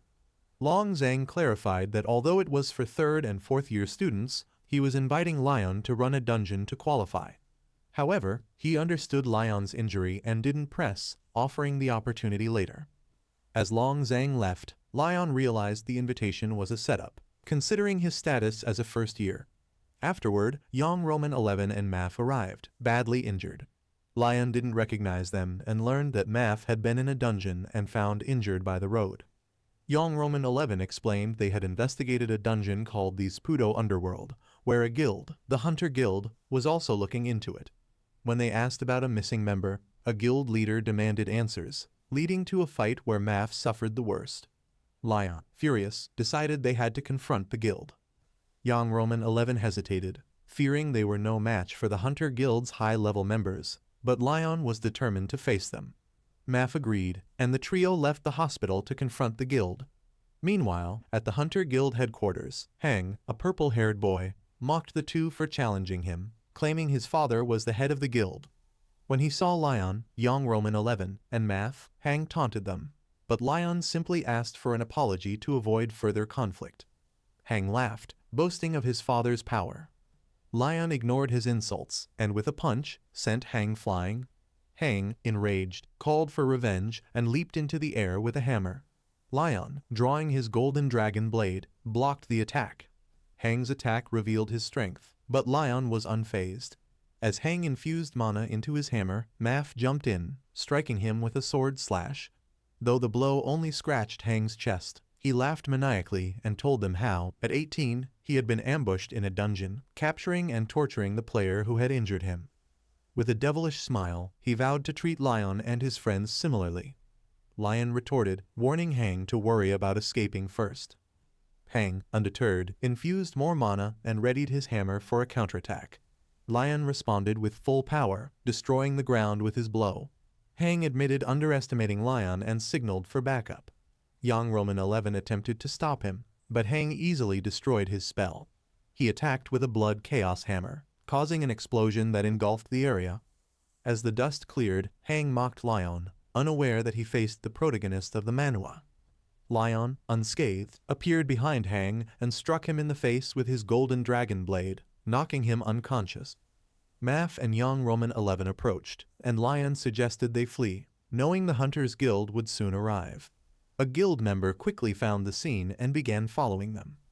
At the Hunters Guild headquarters, the president, Zhu Chang, was informed of Hang's disappearance and vowed to punish those responsible. Meanwhile, Lion and his team continued running, but Hang suddenly regained consciousness, threatening them with the guild's retaliation. Lion, angered, slammed Hang to the ground, warning him to behave. Maf and Young Roman 11 mocked Hang's earlier arrogance. Before they could take action, a thunder strike interrupted them. Turning around, they saw Hang's butler, Charles, a light-type mage, holding a staff that emitted thunder. Charles, Hang's butler, a light-type mage, confronted Lion and his group. He threatened them and began casting a spell, warning them to surrender. Young Roman 11 quickly countered with his earth suppression technique, but Charles blocked it effortlessly, revealing his formidable power. Lion assessed Charles as a high-level mage, and Charles prepared to attack, saying they would regret resisting. Before he could cast, Lion, Maf, and Young Roman 11 attacked together. Charles summoned a holy light that froze Lion and Maf mid-attack, while Yang Zai's spell reached him but was easily blocked. Charles then cut through Yang Zai's spell and struck both Lion and Maf, knocking Maf into a wall. Lion, shaken, acknowledged Charles' terrifying strength. Charles praised Lion for withstanding his attack, but declared it was over. As he walked toward Lion, he mocked them, calling them weak. Young Roman 11, taunting Maf, provoked him about his weakness compared to Lion. Maf, buried under rubble, finally exploded with fury, radiating terrifying sword intent. Charles was stunned by Math's power boost, and Math, now fueled by rage, swore to defeat him. With a powerful strike, Math shattered Charles' holy shield and sent him crashing into a wall. Despite Math's devastating attack, Charles wasn't finished and unleashed a powerful thunderbolt. Lion pushed young Roman 11 and Math out of the way, absorbing the thunderbolts and taking heavy damage. As Charles emerged from the smoke, he prepared for another devastating attack. Suddenly, Lion felt immense pain in his head, unable to respond to Yang Zai's concern. His mind was flooded with mysterious visions, as though someone had been protecting him from harm, but he couldn't remember who it was. Charles seized the opportunity and struck Lion with his golden holy sword. Lion, unable to dodge, was hit, but his mind was preoccupied with strange memories. Young Roman 11 caught him as he was thrown back and laid him down, suggesting they might need to flee. Math, still furious, lamented Charles' age, but was shocked when he saw young Roman 11 running with Lion. Math followed, grabbing Hang, who woke up panicking, and yelled for Charles. Charles chased them, reassuring Hang. They ran to Jingdu University, where Charles continued pursuing them onto campus, enraging the students. A security guard tried to stop Charles, but was sent flying. Teacher Huan, witnessing the chaos, intervened and asked Lion what was happening. Upon seeing Charles with a weapon, Teacher Huan immediately attacked, shattering Charles' holy shield with a single punch. Charles was stunned by his strength, but before Teacher Huan could attack again, Hang Zhu Chang, president of the Hunter Guild, arrived with high-ranking hunters and ordered Huan to stop. Teacher Huan refused, and in anger, Zhu Chang threatened him.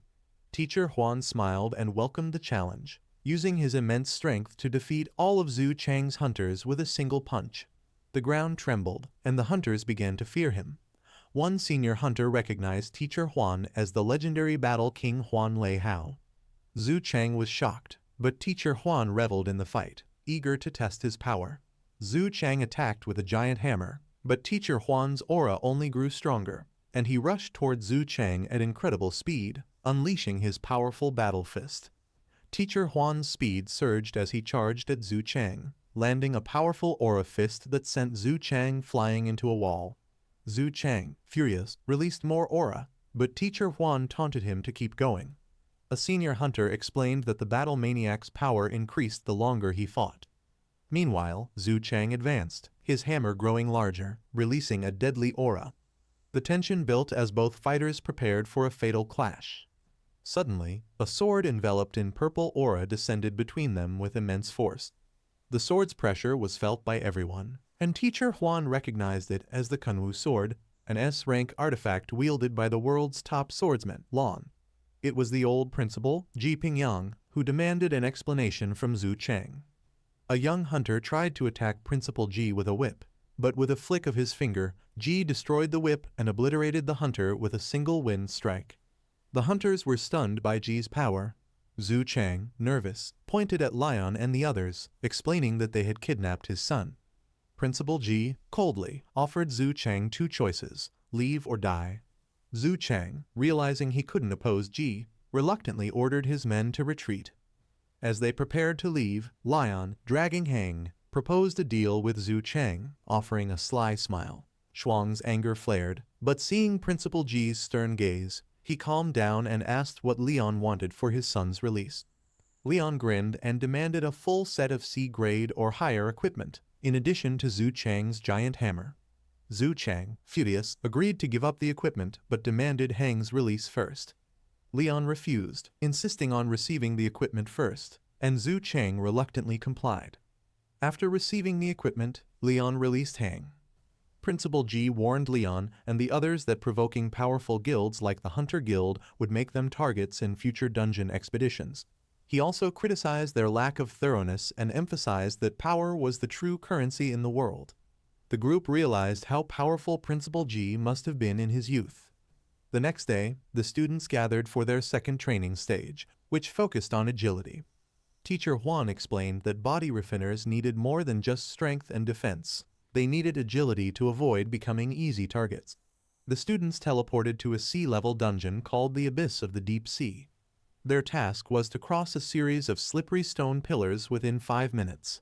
Lon analyzed the challenge and realized it would test not just agility, but also judgment and reaction time.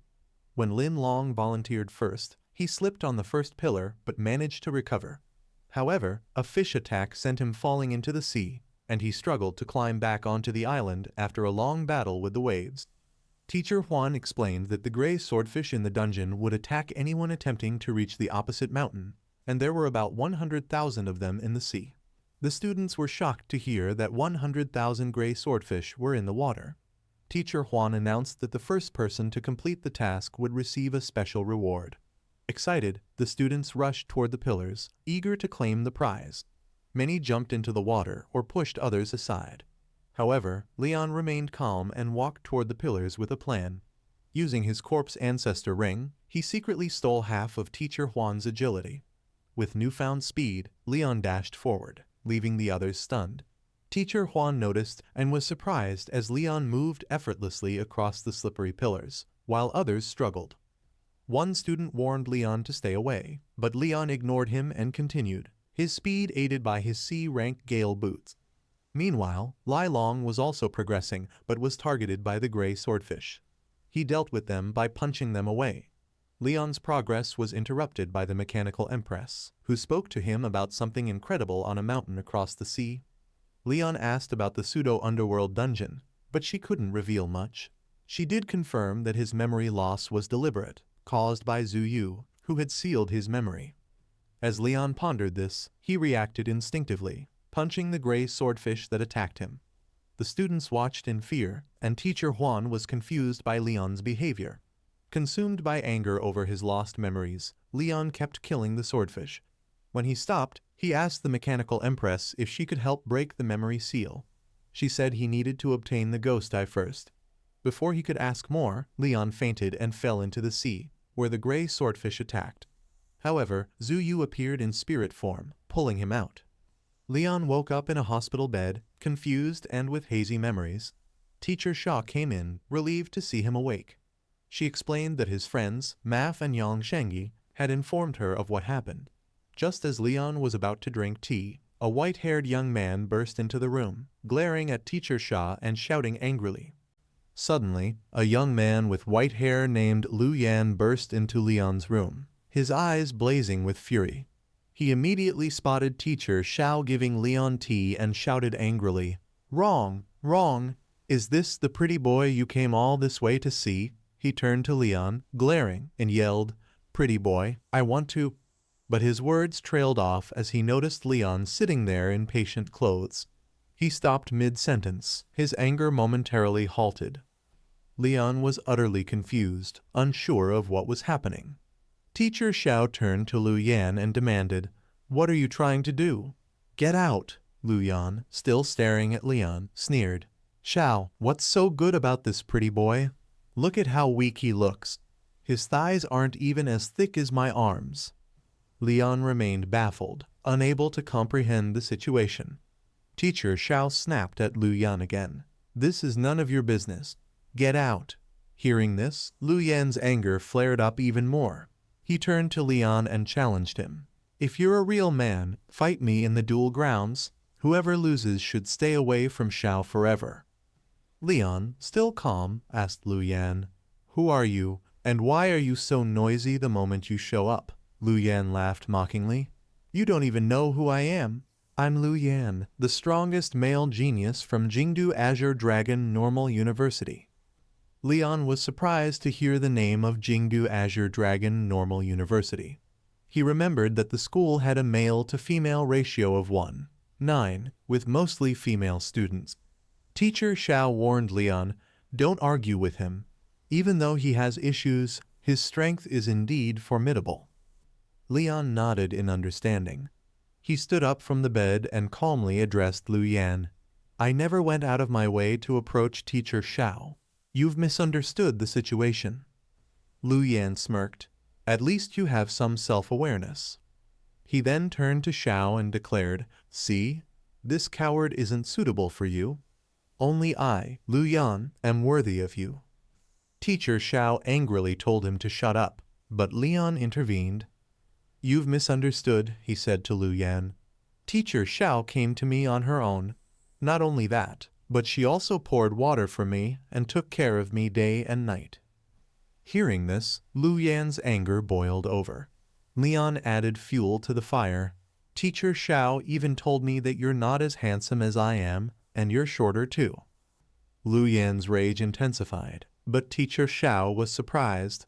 How does Leon know what I was thinking? She wondered.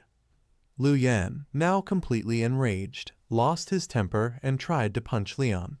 However, before his fist could connect, it was blocked by an ice wall conjured by Teacher Qiao. She shouted, "Lu Yan, that's enough." Lu Yan, still furious but unable to act, challenged Leon again. "Do you dare to fight me one-on-one in the duel grounds? I won't bully you, I'll wait until you're healed." While Lu Yan was issuing his challenge, Leon calmly called for the hospital security. The security guards arrived and dragged Lu Yan out. As he was being taken away, Lu Yan continued shouting, "Coward, if you have the guts, meet me in the duel grounds." After Lu Yan was gone, Teacher Qiao apologized to Leon. "Don't listen to his nonsense. He's been pestering me, and I can't seem to get rid of him." Leon reassured her, "It's no problem. I'll take care of him for you." A few days later, Leon and Lu Yan gathered at the duel grounds to settle their dispute. The duel grounds was a dueling instance within the inner world, where players wouldn't die even if their HP dropped to 1. Instead, the system would lock their health, and they would be deemed defeated. Because of this, many players used the duel grounds to resolve conflicts or test their skills. As the two prepared to fight, the audience began to buzz with excitement. One spectator asked, "Did you hear? Lu Yan from Jingdu Azure Dragon Normal University is fighting a genius from Jingdu University today." Everyone was surprised. "Who is Lu Yan fighting?" they asked. The spectator replied, "I heard it's someone named Leon, a freshman." Another man chimed in, "Leon? That name sounds familiar, but I don't recognize him. He hasn't been appearing in battles lately." A third person added, "Leon's a freshman, and Lu Yan's a junior, right? How shameless of him to bully a freshman." As the fight drew closer, some spectators even started placing bets. The odds were currently 5-1 in favor of Leon winning. However, most people bet on Lu Yan, assuming that as a junior, he would easily defeat a freshman. When Leon and Lu Yan stepped onto the stage, Lu Yan smirked and said, "I must admit, you're much better than I was in my freshman year. Otherwise, you wouldn't have made it into Jingdu University. But unfortunately, you're still just a freshman. I'll beat you into a dead dog in front of Teacher Qiao." Lu Yan then introduced himself as a level 26 intermediate heavy armor warrior. Leon, in turn, introduced himself as a level 17 beginner necromancer. The arena fell silent. The crowd was stunned. A beginner necromancer challenging an intermediate heavy armor warrior, it seemed absurd. One spectator shouted, "Is this a joke? A necromancer against a heavy armor warrior? This is pointless." Another added, "No wonder the odds are 5-1. Forget 5-1, no one would bet even at 1,000,000,000 to 1. However, a few still believed in Leon. "Heavy armor warriors aren't very agile," one person reasoned. "If Leon can create some distance and summon a bunch of undead creatures, he might have a chance." Lu Yan himself was shocked. A necromancer daring to duel him one-on-one? A mage challenging a warrior at a higher level? He couldn't believe it. He turned to Leon and said, "You're not trying to scam me for money, are you? I'll tell you now I'm broke." Leon didn't respond with words. Instead, he charged at Lu Yan. The audience gasped. A necromancer using fists to fight a heavy armor warrior? It seemed suicidal. Lu Yan, initially worried that punching Leon might accidentally kill him, decided to take Leon's punch head-on. After all, he thought, how much damage could a necromancer possibly do? But when Leon's fist connected with Lu Yan's face, the impact was devastating. Lu Yan was sent flying, crashing to the ground with a solid thud. The audience erupted in shock. Did a beginner Necromancer just send an intermediate heavy armor warrior flying? Is Jingdu University really that amazing? Even a freshman can beat a heavy armor warrior. Those who had bet on Lu Yan began to complain, accusing the match of being rigged. They suspected Leon must have lied about his class and demanded refunds, calling Lu Yan a loser for failing to defeat a beginner. But Lu Yan wasn't done yet. He got back on his feet, his face twisted with anger. "That punch really hurt," he growled. "Now I'll use my real power." Leon, unfazed, attacked again. Lu Yan easily blocked his punches, laughing as he did. "Don't underestimate me," he taunted. Suddenly, a third hand emerged from Lu Yan's back, and he punched Leon with it. Leon was shocked, and the audience cheered, recognizing Lu Yan's signature move, 3 hands and 6 arms. The fight was far from over. After taking a solid punch from Lu Yan, Leon was pushed back, his mind racing with confusion. What the hell was that third hand? He wondered. Lu Yan laughed, seeing Leon's bewildered expression. "Don't underestimate me," he taunted. But suddenly, something shiny caught Lu Yan's attention. It was Leon, who had drawn his golden dragon blade. Without hesitation, Leon charged at Lu Yan again. As Leon attacked, another hand emerged from Lu Yan's back. When Leon struck with all his might, Lu Yan used all his hands to block the blade. Leon tried to pull his weapon back, but Lu Yan's grip was too strong. With a swift motion, Lu Yan yanked the blade toward himself, pulling Leon within striking range. Then, using both hands from his back, Lu Yan delivered a powerful punch to Leon's face, sending him flying. Leon crashed to the ground with a heavy impact. However, Leon stood up immediately, unharmed. His C-rank Silver Lion helmet had done its job perfectly. When worn, the helmet increased head defense by 50 points and granted immunity to one head-targeted attack. Thanks to the helmet, Leon's head was completely protected. Leon realized that Lu Yan was far stronger than he had imagined. It was a good thing the helmet's effect had triggered just in time. Seeing Leon completely unharmed after his attack, Lu Yan laughed. "Leon, your strength attribute must be particularly high, right? I could tell from those last 2 hits your attack power is at least 500 points. The audience was stunned. A necromancer with a fist attack power of 500 points. It was almost unbelievable. Lu Yan walked toward Leon, shaking his head. "It's too bad. Having high stat points alone is useless. Even with 500 points of strength, some people can fully utilize that power, while others can't even bring out half of its potential." He continued, "This is called the conversion ratio. From what I can see, you have high attack power, but your conversion ratio is terrifyingly low."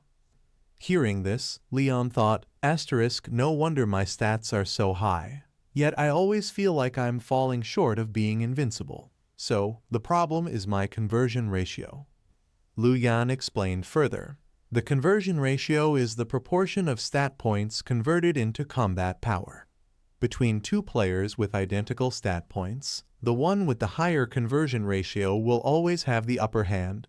And you, Leon, don't even have a 1 conversion ratio. He mocked Leon. "How can you call yourself a top student at Jingdu University?" Leon laughed. "It's none of your business," he said, "but thanks for answering one of my questions." To everyone's surprise, Leon punched himself in the chest. "As a reward," he said, "I'll punish myself with 1 punch first." While it seemed like Leon was damaging himself, the truth was far different. When he punched himself, the wrath of the mechanical empress was triggered, and Leon entered a berserk state. Lu Yan was startled. "Leon, everyone's watching. Don't try to scam me." The audience began to murmur, wondering if Leon had a self-harm tendency. Even teacher Xiao was confused, unsure of what he was trying to do. Meanwhile, Leon's power surged dramatically. His body began to emit a massive amount of purple aura. He also activated his corpse ancestor ring and declared, "It doesn't matter if the conversion ratio is low. As long as the stat points are high enough, it's all the same. In the blink of an eye, Leon reached Lu Yan and raised his hand to attack. Lu Yan, surprised by Leon's speed, used all 4 of his hands to block the punch, but even then, he was pushed back. Leon didn't stop. He moved behind Lu Yan and began pummeling him relentlessly. His fists rained down like a storm, smashing Lu Yan into the ground. The force of Leon's punches destroyed the ground beneath them, shocking the entire audience. People couldn't believe what they were seeing. A low-rank necromancer was overpowering a mid-rank heavy armor warrior with nothing but his bare fists. Lu Yan, coughing but still conscious, struggled to his feet. "It's not over yet," he shouted. "I'm someone preparing to represent Jingdu Azure Dragon Normal University in the Global Underworld Combat Tournament. How could I possibly lose to a low-rank necromancer?" With that, Lu Yan released an enormous amount of energy. His aura was so powerful that it filled the entire arena, reaching Leon even from a distance. 2 more hands emerged from Lu Yan's back, completing his ultimate form, 3 heads and 6 arms. "Originally, I was saving this move for the tournament," Lu Yan said, "but I didn't expect to use it on you first." He charged at Leon, shouting, "Take a good look at Master Lu's true power." Lu Yan began delivering a barrage of punches, each one dealing 50 health damage to Leon. A system notification appeared, informing Leon that his berserk state was triggering. Meanwhile, Lu Yan's power had also increased, and Leon found it difficult to stop his punches. Lu Yan laughed. "Weren't you very arrogant just now? Keep being arrogant." He gathered all his power and raised his hand for a final punch. "The outcome is decided now. You will die." But as Lu Yan's punch descended, Leon stopped it with just 1 hand. Lu Yan was shocked. Leon's berserk state had reached its limit, and he easily halted Lu Yan's attack. Leon smiled devilishly. "You're right. The outcome is decided." He added, "Lu Yan, having so many arms is scary. Let me remove a few for you." Lu Yan's eyes widened in fear. "What are you going to do?" But Leon didn't waste time talking. Using his hand like a blade, he sliced off one of Lu Yan's hands. Lu Yan screamed in rage, "I'm going to kill you." However, Leon easily dodged all of Lu Yan's attacks. One by one, he cut off 3 of Lu Yan's hands. Lu Yan was in so much pain that he could barely speak. The audience was horrified. "This is too savage," they exclaimed. "Can a necromancer's physical strength really reach such a terrifying level?" Among the crowd was a familiar face Tang Lan, the woman who had planted the wooden seed in Leon's neck. She smiled, finally having found Leon. On the other hand, Lu Yan was utterly terrified by Leon's power. Leon jumped high into the air, preparing to deliver the final blow. "It's over," he declared. At that moment, Leon looked like a grim reaper to Lu Yan, coming to collect his soul. Leon leaped into the air, channeling all his power into a final, devastating attack.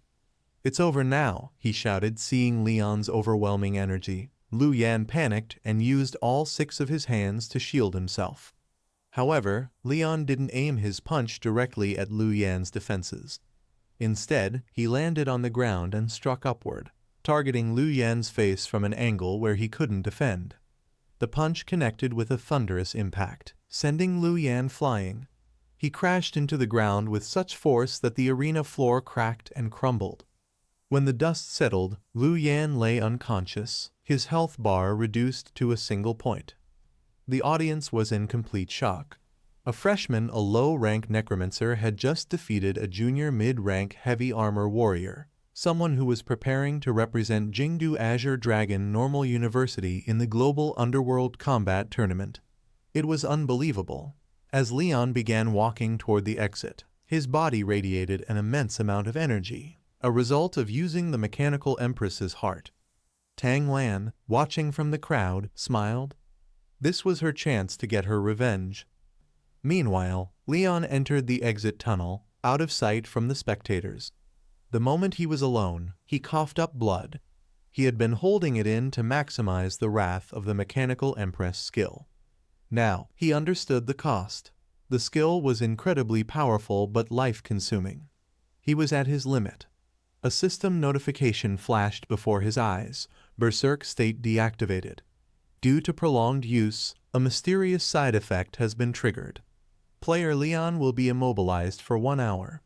During this time, all ability to act is lost. Before Leon could collapse, Tang Lan appeared and caught him. Still conscious, Leon asked weakly, "Who are you?" At first, he thought it was Teacher Xiao, but the scent of trees gave her away. Before he could say more, Tang Lan struck him on the head, causing him to lose consciousness. As his vision faded, Leon saw Tang Lan smiling and saying, "I found you, Leon." Everything went black. When Leon opened his eyes again, he found himself lying shirtless on a pink bed surrounded by teddy bears. He was utterly confused. "Where am I?" he muttered, clutching his throbbing head. He remembered fighting Lu Yan and then being knocked out by a strange woman. Before he could process anything, 2 maids appeared beside him. "Young master, are you awake?" they asked politely. Leon was stunned. Young master. He quickly got up, looking around the room. "Whose boudoir is this? What's going on?" He started running toward the door, but the maids tried to stop him. "Young master, you can't wander around without the young miss's permission." Leon was even more confused. "Young miss? Who is this young miss you're talking about?" The maids looked puzzled. "Are you suffering from memory loss? How could you not remember the young miss?" Frustrated, Leon shouted, "What nonsense about a young miss? I want to leave." He pushed past the maids and opened the door, only to find Tang Lan standing there, wearing slightly revealing clothes. She feigned surprise. "Oh, you're awake." Leon's eyes widened as he recognized her. It was the woman from the forest, the one who had tried to kill everyone. Tang Lan laughed. "Surprised to see me? I told you I'd find you."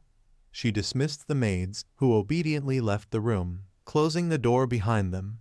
Once they were alone, Leon demanded, "What do you want from me?" Tang Lan smiled. "Don't rush. I'll explain everything." She stepped closer and activated her tree power, causing the seed she had planted in Leon's neck to grow into a white flower. She plucked the flower, and Leon felt the wood seed disappear from his body. Leon was surprised but still wary. "What does all of this mean? And why were those maids calling me young master?" Tang Lan grinned. "You're the eldest daughter of the Tang family, and you're my husband. Doesn't that make you the young master of the Tang family?" Leon was shocked. He immediately got into a defensive stance. "Last time, at the Lake of Purification, I beat you. Now you've kidnapped me to be your husband. Do you have some weird fetish or something?" Tang Lan's smile faded, and she glared at him. "How dare you say that? If you hadn't ruined my plans, I wouldn't have had to kidnap you," Leon shot back. "I ruined your plans for my own survival. What does that have to do with you kidnapping me?" Tang Lan took a deep breath to calm herself. The Tang family has a rule. If a member doesn't reach a high rank by the age of 25, they'll be used as a tool for political marriage. I could have reached that rank with the ritual at the Lake of Purification, but you ruined it. She smiled slyly. "However, if I can find my true soulmate, even if I don't reach a high rank, I won't have to go through with the arranged marriage. Of course, my original marriage partner might be furious and take their anger out on you." Leon's eyes narrowed. He realized Tang Lan was setting him up to bear the brunt of her family's wrath. He turned to leave. "Now that you've taken the wood seed, I have nothing to worry about. I'm leaving." Tang Lan's expression turned sad. "Are you really going to leave like this? The entire Tang family knows you're the new young master. I even told my father I'm pregnant with your child." Leon froze. "What?" Tang Lan continued. "If you leave now, not only will my arranged marriage partner come after you, but the entire Tang family will too." Leon closed the door, glaring at her. "You're ruthless." Tang Lan grabbed his hand, squeezing it while putting on an innocent face. Is being my husband such a bad deal? Others would love to be in your position, but I wouldn't even look at them. Leon pulled his hand away, unnerved by her act. You just don't want to be in an arranged marriage, right? Fine, I'll help you solve the issue. After that, we go our separate ways. Tang Lan extended her hand. Deal. Pass my test and deal with my arranged marriage partner. Once that's done, I'll be free, and so will you. Leon looked at her hand, feeling like he had fallen into her trap. From their conversation, it was clear her goal all along had been to escape the arranged marriage.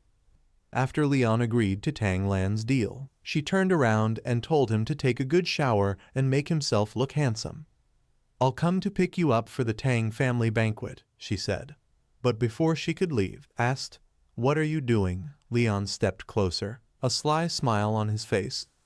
Why do you care? I'm your husband now, aren't I? Tang Lan's eyes widened in alarm. She immediately covered herself and shouted, Don't you dare try anything. This is my Tang family home. But Leon had other plans. He backed off slightly, then suddenly headbutted her with full force, sending Tang Lan flying into the wall behind her. It was his revenge for the time she had knocked him out to kidnap him. Tang Lan groaned, clutching her head. You're truly sick, she yelled. Outside the room, the maids, hearing the commotion, started knocking on the door, worried that Leon had gotten himself into trouble again. That evening, Tang Lan returned to Leon's room. Are you ready? She asked. Leon replied, I'm coming. A few moments later, he appeared wearing a chic suit, looking every bit like a rich young master. Tang Lan, seeing how handsome he looked, turned around to hide her blushing face. This will do, she said quickly. Let's go. She led Leon to the main banquet hall. Before entering, she warned him, Say less, do less, and follow my lead. Leon nodded. Don't worry, I'll do as you say. The doors opened, and the two stepped into the grand banquet hall. A man and a woman were waiting for them. The woman, Tang Lan's mother, Kang Yun, welcomed them warmly. Come, sit over here, she said. Leon greeted her politely. Hello, Auntie. You look so young, I thought you were Tang Lan's sister. Kang Yun blushed, waving her hand. Oh, it's not true. I'm old and past my prime. Tang Lan, however, was furious. How dare he take such liberties, she thought. The man standing beside Kang Yun, Tang Lan's father, Tang Dingshan, frowned. Flattery and sweet talk are frivolous and nonsensical, he said sternly. Leon turned to him and greeted him with a smile. You must be Tang Lan's grandfather, right? Pleased to meet you. Tang Lan's jaw dropped. That's my father, she hissed. Leon pretended to be shocked. Oh, uncle, my eyesight is terrible. When I looked over, I thought you were Tang Lan's grandfather. I'm really sorry. Tang Dingshan's face turned red with anger. If Leon weren't the father of his supposed unborn grandson, he would have slapped him dead on the spot. Tang Lan, seeing her father's expression, grabbed Leon's hand and whispered, Behave yourself. Leon nodded, but inside he was smirking. Tang Lan, you tried to scheme against me. The real show is yet to come. Watch me ruin your family banquet. As they were talking, another person entered the room. Tang Lan was shocked to see her grandfather, the head of the Tang family, Tang Wumu. All the maids immediately bowed and greeted him respectfully. Leon, noticing the old man, felt an overwhelming presence. This old man is no ordinary person, he thought. Tang Lan quickly greeted her grandfather, but Leon remained silent. She nudged him. That's my grandfather, the head of the Tang family.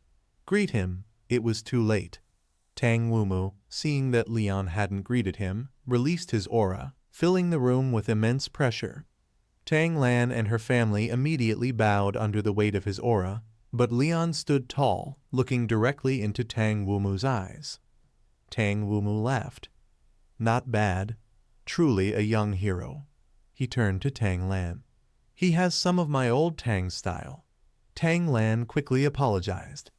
Grandfather, Leon hasn't attended such family banquets before. He might have been a bit disrespectful. Tang Wumu waved his hand. No need to be formal. Take a seat. As they sat down, Leon began eating like a wild animal, stuffing his face with food. He wanted to see how long the Tang family could tolerate his behavior. Tang Lan was at a loss for words, while her father grew angrier by the minute. After devouring an enormous amount of food, Leon let out a loud belch, shattering any remaining hope Tang Lan had for him. When everyone was finished, Tang Wumu announced, "Everyone, leave. I want to have a private word with Leon." Tang Lan and her father were surprised but didn't dare argue. As they left, Tang Wumu turned to Leon. "Leon, no need to be nervous. I mean no harm," he said. "I may be old, but I'm not confused. If I'm not mistaken, you were brought here by Tang Lan, weren't you?" Leon nodded cautiously. Tang Wumu continued, "The girl has been spoiled by the Tang family since she was young, so it's normal for her to be a bit willful. But her nature isn't bad." Leon raised an eyebrow, remembering how Tang Lan had been willing to sacrifice others in the forest dungeon. "Her nature isn't bad," he thought skeptically. Tang Wumu sighed. "The younger generation of our Tang family is lacking. Currently, only Tang Lan is presentable. Every year, the capital holds a family gathering to decide the new 4 great families, and only those under 25 can participate. I hope you can represent our Tang family." Leon hesitated. "Why should I meddle in Tang family affairs? I'm not a Tang." Tang Wumu smiled. "As our son-in-law, you're qualified to participate. And naturally, we wouldn't ask for your help without reward. We can make an exception and allow you to enter our Tang family's ancestral grounds, where the secrets of how our family rose to power lie." Leon's eyes widened. The Tang family was one of the 4 great families of the capital. Their ancestral grounds must hold invaluable treasures. The real game was just beginning. The Tang family is one of the 4 great families of the capital, and their ancestral grounds hold many valuable treasures. Wumu and Qiao sit together. Wumu tells Qiao that he has no other option but to attend the family gathering. He explains that if they fail, the Tang family will lose its position. He does not want to see the family decline under his leadership. After listening, Qiao asks why Wumu is so sure that he can help the family. Wumu warns him not to underestimate the Tang family. Lanner chose Qiao, and they have also investigated him. Qiao states that he will participate in the gathering but will not risk his life for them. Wumu, pleased with his response, thanks him and tells him to make himself at home in the Tang family. Qiao then leaves the room. Outside, Lanner waits for Qiao. Seeing him, she calls out and asks why her grandfather wanted to speak with him alone. Qiao jokingly replies that her grandfather wants to cut off their relationship and says in a teasing manner that he is now her grandfather. Furious, Lanner threatens him, but Qiao mockingly suggests that she turn him into a corpse so her grandfather will not find him. Her anger grows, but she soon calms down and asks again politely. Qiao quickly explains the meeting's purpose. Lanner is curious and insists that he should not have agreed, as he has been brought there against his will. However, Qiao dismisses her concerns and leaves. She becomes even more annoyed by his attitude. A few days later, Qiao arrives, and Wumu and Lanner prepare to depart for Chuanling Mountain. Upon arrival, Wumu greets the other families. The 4 great families of the capital, the Tang family, Qin family, Jai family, and Xiao family are present. The head of the Xiao family, Xiao Tianci, taunts the Tang family, saying their arrogance is evident as they arrive last. Wumu, while frowning, challenges him to war if he is unsatisfied. Xiao Tianci smirks and replies that he will see the Tang family's position after the gathering. As they argue, a girl in the crowd, Qin Kaiyingsu, recognizes a familiar face. While she is lost in thought, the family gathering judge, Jin Yixio, announces the start of the event. He calls for the chosen elites from each family to step forward. As the participants assemble, Qiao is among them, drawing questioning looks from the crowd. Jin Yixu asks if there are any objections before they proceed. Xiao Tianci immediately speaks up, questioning whether Qiao is truly from the Tang family. Wumu, angered, declares that Qiao is the husband of his granddaughter, Tang Lanner, and thus qualified to represent the family. Xiao Tian scoffs, pointing out that Lanner is 25 while Qiao is not even 20. He accuses the Tang family of desperation, claiming they have simply found a random person to fill their ranks. Others also voice their doubts, noting that Qiao and Lanner do not act like a couple, as they stand far apart. Wumu quietly suggests that Qiao move closer to Lanner to silence the doubters. Qiao refuses, accusing Wumu of trying to sell his body. Wumu asks what it would take for him to agree. Qiao demands additional payment and another favor. Wumu immediately agrees. Qiao then moves closer to Lanner, grabs her, and kisses her on the cheek. Xiao Tian remains suspicious. Observing Qiao closely, he realizes that Qiao is only an early-stage necromancer. He questions this aloud. Wumu counters, asking whether early-stage cultivators are forbidden from participating. Xiao Tian laughs and warns Qiao to be careful not to die on Ghost Mountain. The judge then orders all non-participants to leave the teleportation platform. He explains that Ghost Mountain contains 4 ghost eyes. The families that obtain them will become the new 4 great families. Qiao assesses the competition. The Tang family has only 1 middle-stage cultivator, while the other teams each have at least 3. As he processes this, his eyes widen at the judge's mention of the ghost eyes. The judge gives instructions about the annual family gathering, just as in previous years. After explaining everything, the gathering officially begins, and the Ghost Mountain instance opens. Yixu's brother urges him to bring out his divine artifact. He takes it out, and now everyone can see the participants within Ghost Mountain. A thick ghost fog surrounds the entire mountain, creating a terrifying atmosphere. A boy named Tenger steps into the fog and immediately dies in front of the participants. One of them explains that anyone who enters the mountain before the fog dissipates will die. Meanwhile, Tang's team, consisting of 4 members, discusses their approach. A young man named Tang Aoshin tells Qiao that he must listen to him inside the mountain instance. Qiao questions why he should follow his lead. Aoshin firmly states that their top priority is to secure a ghost eye and maintain their position among the great families. He emphasizes that he is the strongest since he is the only middle-stage cultivator in the Tang family, making him the natural leader. His sister agrees with him, and after some thought, Qiao decides to comply. Wumu, however, becomes angry as he believes they should follow Qiao instead. Despite his objections, Aoshin insists that they must obtain a ghost eye before anyone else and orders them to follow him. As they proceed, Qiao contemplates his own goal. He also wants a ghost eye to restore his memories. While advancing through the mountain, they encounter an old woman. They assume she is an NPC from Ghost Mountain and decide to approach her cautiously without provoking her. As they pass by, she warns them to stay away from Ghost Mountain Hell, stating that entering will lead to their deaths. She tries to frighten them by claiming that real ghosts reside within the mountain. Suddenly, Qiao attacks the old woman with his knife, demanding information. The others are shocked by his sudden aggression. He strikes her repeatedly until she pleads for him to stop, agreeing to share what she knows. Qiao, now speaking calmly, remarks that if she had cooperated earlier, she would not have been harmed. The old woman explains that, according to legends, Ghost Mountain is the intersection between the underworld and the living world. The spirits there cannot reincarnate or enter the cycle of rebirth.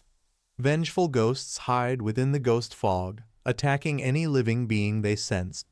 As she speaks, Qiao unknowingly drifts into deep thought. When he regains focus, he is surprised that Ghost Mountain's influence can reach his mind from such a distance. He demands that the woman continue. She pleads for mercy, claiming she knows nothing more. Qiao, wanting to extract further information, directly asks about the ghost eyes. His question piques the curiosity of Wumu and the other family leaders. Wumu turns to Lanner, questioning why Qiao is using a knife for this. Meanwhile, Qiao intensifies his intimidation, using the knife to frighten the woman into revealing the ghost eye's location. Terrified, she finally reveals that the ghost eye is in the possession of the ghost monk. If they wish to obtain it, they must kill him. The old lady reveals everything about the ghost monk. He was once an enlightened monk who vowed to deliver vengeful spirits from their suffering on the mountain. She recounts the day he stepped onto Ghost Mountain, carrying a burning incense, a golden cassia, and a lapis lazuli Buddhist staff. For a brief moment, a radiant Buddha light illuminates the mountain, but it does not last long. The golden Buddha is swallowed whole by the ghostly fog. After that day, when people see the monk again, he is no longer the same. He has become the ghost monk. The old lady informs Qiao that the ghost monk always resides in the ruined temple on the mountain. She warns him that if he wishes to confront the monk, he must make his blade more deadly to counter the monk's energy. After listening to her words, Qiao turns away, stating that he will trust her this time. However, as he does, she suddenly lunges at him from behind. Qiao, already aware of her deceit, swiftly slices her apart with his knife. After defeating this common NPC, he gains 1 point of deathly energy. When his deathly energy reaches its maximum, the Golden Dragon Crescent Blade will acquire an additional enchantment effect, Ghost Slayer. This is how deathly energy is accumulated. Seeing Qiao's actions, his team stands in shock. Aoshin warns him not to act recklessly. Qiao, smirking, reassures them that they are teammates, so he will not harm them. Still shaken, Aoshin introduces the team members. The girl's name is Tang Long, and the boy's name is Tang Hu. After the introductions, they continue their journey up the mountain. As they proceed, they hear strange sounds echoing through the air. Aoshin urges the group to ignore them and pretend not to hear anything. Lesser ghosts lurk nearby, and dealing with them is troublesome. However, Qiao has different plans. He begins shouting and calling them out, seeking more deathly energy. Aoshin yells at him, warning that he will provoke the ghosts, which could lead to their deaths. But it is already too late. The lesser ghosts emerge.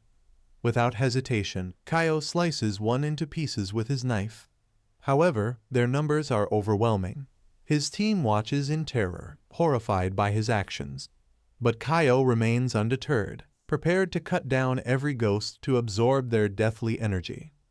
One by one, he slays them, accumulating the maximum of 100 points. In doing so, he acquires the Ghost Slayer title. Observing his power, Wumu realizes that Qiao's strength surpasses all his expectations. However, as Qiao continues his rampage, a powerful force intervenes. A man uses fire magic to drive away the remaining ghosts and demons, causing them to vanish instantly. Furious, Qiao demands to know who disrupted his hunt. The man introduces himself as Zhang Eri, a Taoist from the Zhang family. He is a crucial NPC in the mountain, and his assistance will ease the Tang family's struggle. The question arises once again in the mind of Xiao Tian's that if the Tang family reclaim its former position once again. Despite Qiao's frustration, Aoshin expresses gratitude to Zhang for his help.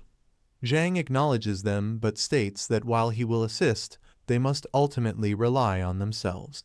He does not protect everyone in their most critical moments. With Zhang's aid, Aoshin feels more at ease, as the mission ahead now seems less daunting. The Tang team members follow Zhang as they move forward through the mountain. After some time, they realize there is no path ahead. Xiao becomes frightened, and Aoshin reassures her. Qiao steps forward, gripping his knife with immense force. Observing his strength, Zhang asks about his profession. Qiao replies that he is a butcher. Zhang, puzzled, doubts that such an intense, deathly aura could come from butchering pigs. His curiosity grows. Qiao carves a path through the obstruction, allowing the group to proceed. As they advance, they come across a disturbing sight, the corpses of people from other families. They continue moving forward cautiously. Suddenly, Aoshin notices something feeding on a body. Alarmed, he questions whether it is a human or a ghost. Without hesitation, Qiao steps in and cleaves the entity in two, indifferent to its nature. Zhang observes his strength once more, further convinced of his formidable abilities. An intense music begins to play. They move through the water. Xiao feels frightened as she notices something in the water. Her brother tries to calm her, but she struggles to speak. She gestures frantically, trying to warn him that something is behind him. He turns around, but nothing is there. He reassures her that fear is making her imagine things. She turns to Zhang and asks if he sees the female ghost. Zhang immediately begins performing magic to drive away the evil. He activates the heavenly eye. The female ghost appears again and attacks, damaging Zhang's eyes. He recoils in pain, unable to see her face. Zhang regains his focus and launches a divine consciousness attack. He strikes with the 7 kills ghost god order. The female ghost staggers but remains standing. She retaliates, attacking Zhang fiercely. He fights back, summoning a thunderclap. The powerful lightning strikes the ghost, and she collapses. Ayashin watches in awe. He praises Zhang for his ability to summon heavenly lightning to destroy evil ghosts.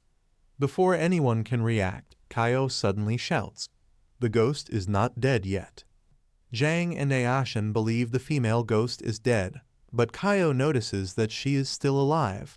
Zhang shouts for everyone to run, declaring that he has never encountered such intense resentment before. Without hesitation, they all start fleeing. As they run, Ayashin realizes that water is still following them. Despair washes over him as he begins to believe escape is impossible. Determined, he suddenly turns around and chooses to fight. Striking twice, he believes he has defeated the ghost. However, an eerie chill envelops his body, and he finds himself unable to move. The realization dawns on him. She is standing directly behind him. Without warning, she hurls him away with overwhelming force. Qiao steps forward, but Zhang tries to stop him, warning that wasting energy on her is futile, as ordinary spells are powerless against her. However, Qiao remains undeterred. A faint smile appears on his lips as he confidently states that times have changed. He proclaims that he will demonstrate how to break 10,000 spells with a single force. Without hesitation, he attacks with his knife. In an instant, the ghost vanishes again. Qiao quickly turns his head, only to find her standing right behind him. Unfazed, he mocks her pale complexion before activating a powerful combination: Silver Lion Helm, Gale Boots, and Dragon Roar. The ghost, sensing the imminent threat, immediately turns to flee. Now, the roles have reversed. Qiao is the one pursuing her. With immense force, he hurls his knife, which pierces through her body. As the weapon strikes, the ghost vanishes completely. Zhang and the other teammates express their gratitude, but Qiao responds humbly, stating that they are family now. Meanwhile, Xiao, observing the scene through an artifact, questions Wumu about Qiao's strength. He demands an explanation, doubting that Qiao is truly at an early stage. Wumu, however, responds with fury, refusing to justify himself. Xiao, equally enraged, remains steadfast. One of his men asks if they should once again postpone their plans concerning the Tang family, but the head firmly refuses. As the team advances deeper into the instance, Xiao repeatedly calls out to Qiao, but he deliberately ignores her. Determined, she moves closer, takes hold of his arm, and pleads for his protection, admitting her fear. Without hesitation, Qiao forcefully jerks his arm away and coldly warns her to stay away or he would punch her. Xiao remains astonished by Qiao's strange reaction. She quickly apologizes to her brother, Ayashin, and assures him that he is the best for her. Before the conversation can continue, Zhang interrupts, urging them to be quiet. He senses a strong yin energy ahead and hears the distinct sounds of battle. His concern grows as he speculates whether the figures in combat are friend or foe. As he turns his face while speaking, he suddenly realizes that Qiao is missing. Meanwhile, Qiao dashes forward at an incredible speed, declaring that helping others is the root of happiness. He boasts about his expertise in exorcising evil spirits and, without hesitation, leaps directly off a cliff. At the bottom, another group is present. When Zhang looks down, he spots a terrifying painted skin ghost. This malevolent entity possesses the horrifying ability to peel off people's faces, wear them, and ultimately transform into their likeness. It is significantly stronger than the female ghost they have encountered before. A young man named Xiao Zun from the Xiao family steps forward and introduces himself to Qiao, pleading for his assistance. Upon hearing the Xiao family's name, Qiao's expression changes. Without hesitation, he refuses to help and turns away. However, Xiao Zun quickly stops him and offers payment in exchange for his aid in slaying the skin ghost. At the mention of money, Qiao smirks and immediately proposes a deal of 5 million. Without hesitation, Xiao Zun agrees. Qiao, now fully engaged, begins reciting the exact words Zhang used earlier to activate the 7 killings of the ghost god. With his blade in hand, he lunges at the skin ghost alone. Xiao Zun watches in shock as Qiao suppresses the ghost single-handedly, a feat that 5 people had previously failed to accomplish. Qiao, visibly annoyed, shouts at the others, urging them to stop standing idly and join the fight. Realizing his strength, they immediately comply, launching an assault on the ghost together. As their attacks inflict damage, Xiao Zun catches a glimpse of something unusual on the ghost's face. His eyes widen in shock, and he exclaims that the creature possesses a ghost eye. Hearing this, Qiao smirks, his mind racing. He thinks to himself that heaven must be favoring him, as the monk ghost also possesses a ghost eye. The Xiao family members, eager to confirm, intensify their attacks on the ghost. As its skin tears further, it becomes undeniably clear the ghost eye is embedded in its flesh. Desperate to eliminate the creature, Xiao Zun calls out to Qiao, offering him 10 times the original reward if he helps deliver the final blow. Qiao, seizing the opportunity, casually states that he will cover him. Without hesitation, Xiao Zun commands his wolf, Frenzy, to attack. The beast surges forward, its powerful jaws sinking into the side of the ghost's head, precisely where the eye is located. Frenzy tears at the flesh, successfully ripping the ghost eye free. However, the eye retaliates with a violent counterattack, sending the wolf hurtling away. Xiaozhen calls Qiao and demands the ghost eye. He offers a reward in exchange, but Qiao calmly counters with a question about the ghost eye. Xiaozhen, irritated, shouts at Qiao to stop pretending, insisting the ghost eye is already in Qiao's possession. He warns Qiao that he can take it by force if necessary. Without hesitation, he commands his wolf king to attack. As the wolf lunges, Qiao swiftly draws his sword and cuts it into pieces. Xiaozun stands frozen, his eyes wide with disbelief. With the threat from Xiao's family neutralized, Qiao turns and leaves the area. Meanwhile, Xiao Tian's witnesses the event and erupts in anger. He shouts at Tang Womu, questioning why a member of his group has attacked the Xiao family.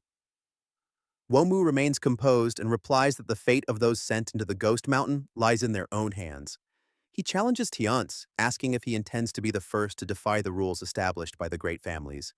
Internally, Womo reflects on Qiao's actions, wondering what his true intentions are. Within the Ghost Mountain, Qiao searches for members of the Tang family, calling out their names. Suddenly, he hears a girl's voice crying for help.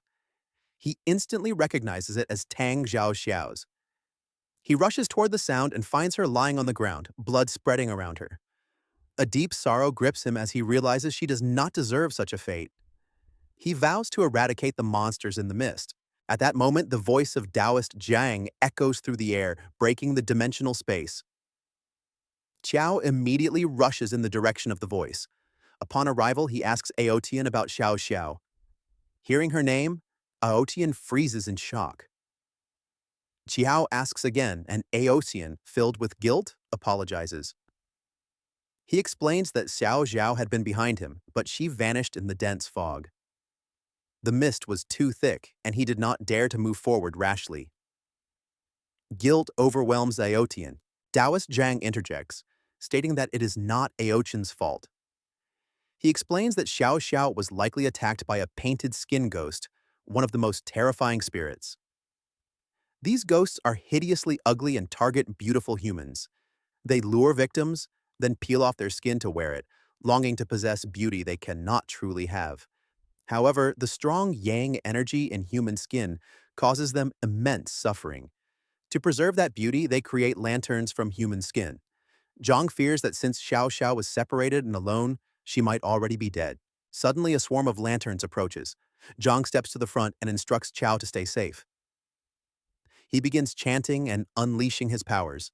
Qiao shouts to leave some for him, eager to increase his deathly chi. He charges forward, wielding his sword to destroy the lanterns. Amidst the battle, Zhang clarifies that this is only a minor trick. The true threat, the painted skin ghost, must be lurking behind the lanterns. Qiao battles the incoming lanterns. Something unsettling catches his eye. A hand, pale and twisted, rushes toward him. It is the hand of the painted skin ghost. Qiao narrowly evades the strike with precise movement. Now the ghost stands directly in front of him. His lantern is damaged. It speaks to Qiao in a hoarse voice, admiring the beauty of his skin. The ghost demands Qiao's skin, expressing his desire to wear it. Qiao remains silent, showing no reaction. The ghost interprets this silence as consent and begins to advance. Suddenly, Qiao strikes with his sword. The blade slashes through the ghost's lantern-covered face, splitting it into two. The ghost screams in agony, lamenting that he only asked politely and that Qiao has now destroyed the precious human skin lantern he crafted. Consumed by rage, the ghost howls that he will peel Qiao's skin, devour his soul, and feast on his flesh. He lunges at Qiao with violent force. Qiao defends himself with all his strength, but the battle is clearly difficult. He quickly realizes he cannot win in his current state. With no other option, he activates his rampage mode. As the ghost attacks again, Qiao summons a glacial barrier to protect himself. At that moment, he hears voices approaching. Members of the Qin family arrive to assist. Qin Hao, known as the Little Sword God, launches a powerful attack on the ghost, his strike filled with immense force. The ghost retaliates, but a girl from Qin Hao's team intervenes, forming a glacier barrier between them. Qiao watches their synchronized movements with amazement. Their coordination is seamless, and their arrival is perfectly timed. Yet suspicion creeps into Qiao's mind. He realizes they must be here for the ghost eye. Otherwise, they would never help a competitor. From behind, Taoist Zhang calls out to Qiao, informing him that Iotian is missing and suggesting they leave. Qiao responds that he will come shortly. Zhang nods and agrees to wait. Meanwhile, the Qin team continues their battle with the painted skin ghost. Qin Hao unleashes a final decisive blow, severing the ghost's head. They focus on preventing the ghost from reopening the eye space. A violent explosion erupts, and the ghost eye appears. One of the Qin members manages to grab it, but in a swift motion, Qiao seizes the opportunity. He snatches the ghost eye from their grasp and flees. Chen Hao immediately orders pursuit. As he throws his sword forward, he commands a team member to grab it. Upon catching it, the member is lifted into the air, flying rapidly in Qiao's direction. They both come to a sudden stop at a distant location. The Qin member warns Qiao that he cannot escape. Qin Hao is on his way. At that moment, several figures with their heads covered emerge at a distance, silently observing. Qin team members find themselves surrounded by the mysterious figures with covered heads. Qin Hao steps forward and demands to know which family they belong to and why they have broken the rules of the mountain. The masked figures are numerous. Observing their cultivation level, Qin Hao realizes most of them are at the mid-stage. He understands that if they attack together, the Qin team will not survive. At the same time, the head of the Qin family, Qin Kangtian, watches the situation unfold. He remarks that it appears someone has set up an ambush within the mountain to target their juniors. He warns that such actions could provoke all the families in the capital. One of the masked figures responds to Qin Hao's question, stating that they have heard of the Little Sword God's reputation and have come to fight him. Qin Hao readies his weapon, prepared for battle. Elsewhere, two masked individuals stand before Qiao and a member of the Qin team. Qiao questions them, asking who they are and why they dare to target the Qin family. The response is simple: they intend to kill him. Enraged, the Qin member charges and unleashes the Qin king's tyrannical fist. His attack fails. The masked attacker counters with overwhelming force, knocking him to the ground and beating him mercilessly until he dies. Qiao watches confused. The attacker seems familiar. Before he can make sense of it, the second masked figure demands that Qiao surrender or face the same fate. But before he finishes, his own companion strikes him from behind, killing him. Qiao recognizes the new arrival, Lin Long. As Qiao is about to question him, Lin Long speaks first. He assures Qiao that he will not kill him, reminding him they were once classmates. He warns Qiao that all the black-robed individuals are now hunting him. Before taking off into the sky, Lin Long states that they will meet again as enemies. Qiao reflects on the situation, thinking about the black-robed figures. Just then, the remaining Qin team arrives and sees their fallen comrade. Assuming Qiao is the killer, they accuse him. Qiao knows he cannot explain. Soon after, Qin Kangtian confronts Tang Womu, demanding that Qiao be handed over to the Qin family. Woma remains silent. Chai Hao turns to Qin Hao, asking if he would believe him if he said he did not kill the Qin member. Qin Hao responds with a question. What does Qiao would think? Without waiting, Chai Hao seizes the corpse ancestor's ring and escapes. Qin Hao immediately gives chase. Qiao shouts behind him, repeating that he is not the killer. Qin Hao counters by asking why he is running, if that is true. Qiao urges him to put away his sword, but the pursuit continues. Qiao hides behind a tree and watches Qin Hao's search. He exhales and mutters that Lin Long has created a serious problem for him. Yet he knows Zhang is still waiting, and he must retrieve the ghost eye and restore his memories. Meanwhile, Zhang stands before a temple. According to his master, the remains of Master Yuan Kong and the sect's lost Dharma artifacts lie within.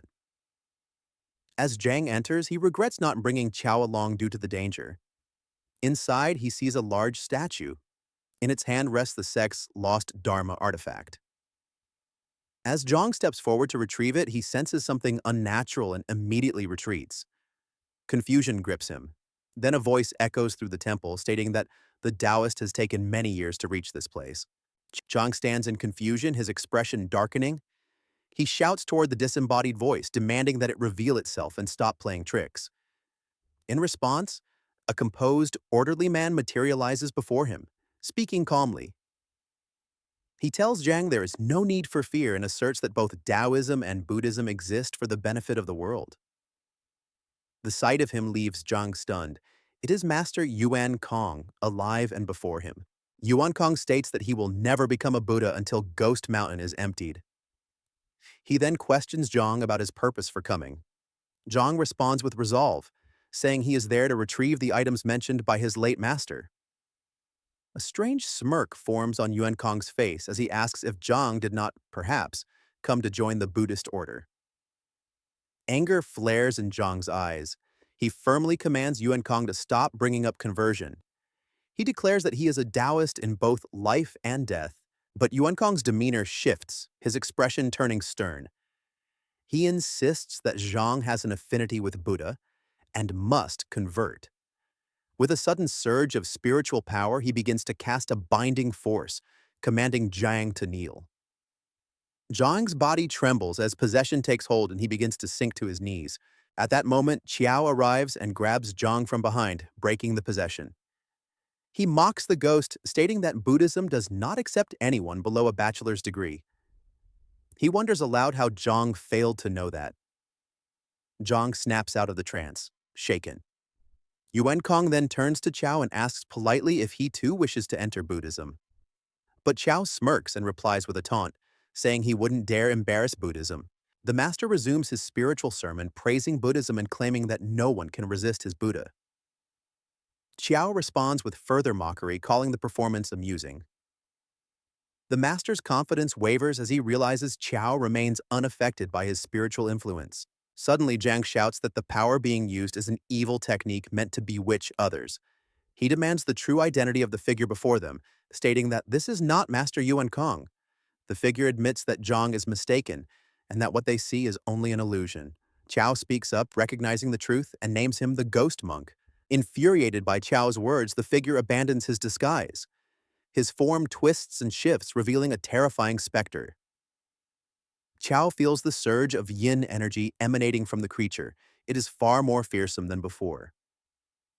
Zhang warns Qiao that Master Yuan Kong, after death, has become many times more dangerous than any ordinary vengeful spirit. In his true form, the ghost declares that he will bring salvation to all beings. He vows to slay gods, demons, and Buddhas alike if they dare to obstruct him. He claims he would become the enemy of both heaven and earth, proclaiming himself the only true Buddha. With a roar, he launched his attack, and a deafening sound spread through the temple, one that even the Qin members outside can hear. Zhang warns Qiao to stay alert, stating that he cannot protect him in this battle. Then he summons his power, activating the seven-killing ghost god's decree. The spiritual force slams into the ghost, causing blood to stream from its eyes. The ghost wails, questioning how a mere immortal can harm a true Buddha. He tells them to look beneath their feet. Suddenly, the ground changes. The ghost labels them as sinners, declaring that they will suffer eternally in the boiling sea of blood. He offers one escape, conversion into his Buddha. Zhang gathers the thunder power in his palms, ready to unleash it, but Qiao quickly warns him to stop, reminding him that he is still within the blood sea.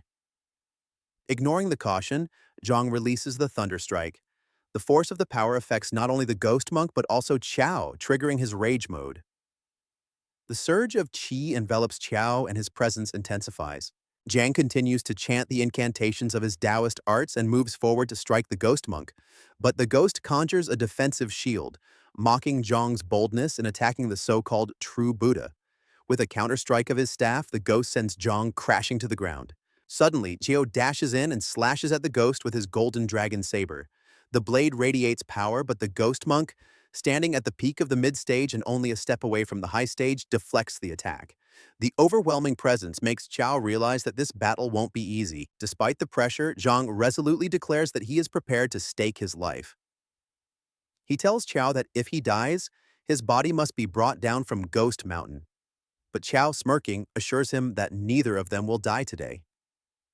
With renewed determination, Qiao charges the ghost from the front, but the strike is futile. At the same time, Zhang positions himself behind the ghost monk, preparing a surprise attack. But the ghost, sensing the danger, twists his head backward and locks eyes with Zhang. With a furious roar, he launches a swift counterattack, striking Zhang again. Observing the ghost's movements, Qiao notices the ghost possesses two ghost eyes. If he manages to defeat him, all four ghost eyes could be his. The ghost monk turns his attention to Qiao and unleashes a powerful binding spell. Qiao becomes immobilized, unable to move, and is hurled through the air, landing hard on the ground. In that critical moment, Zhang, now behind the ghost once more, drives his sword into the ghost's body, chanting a powerful invocation to draw upon the energy of the universe.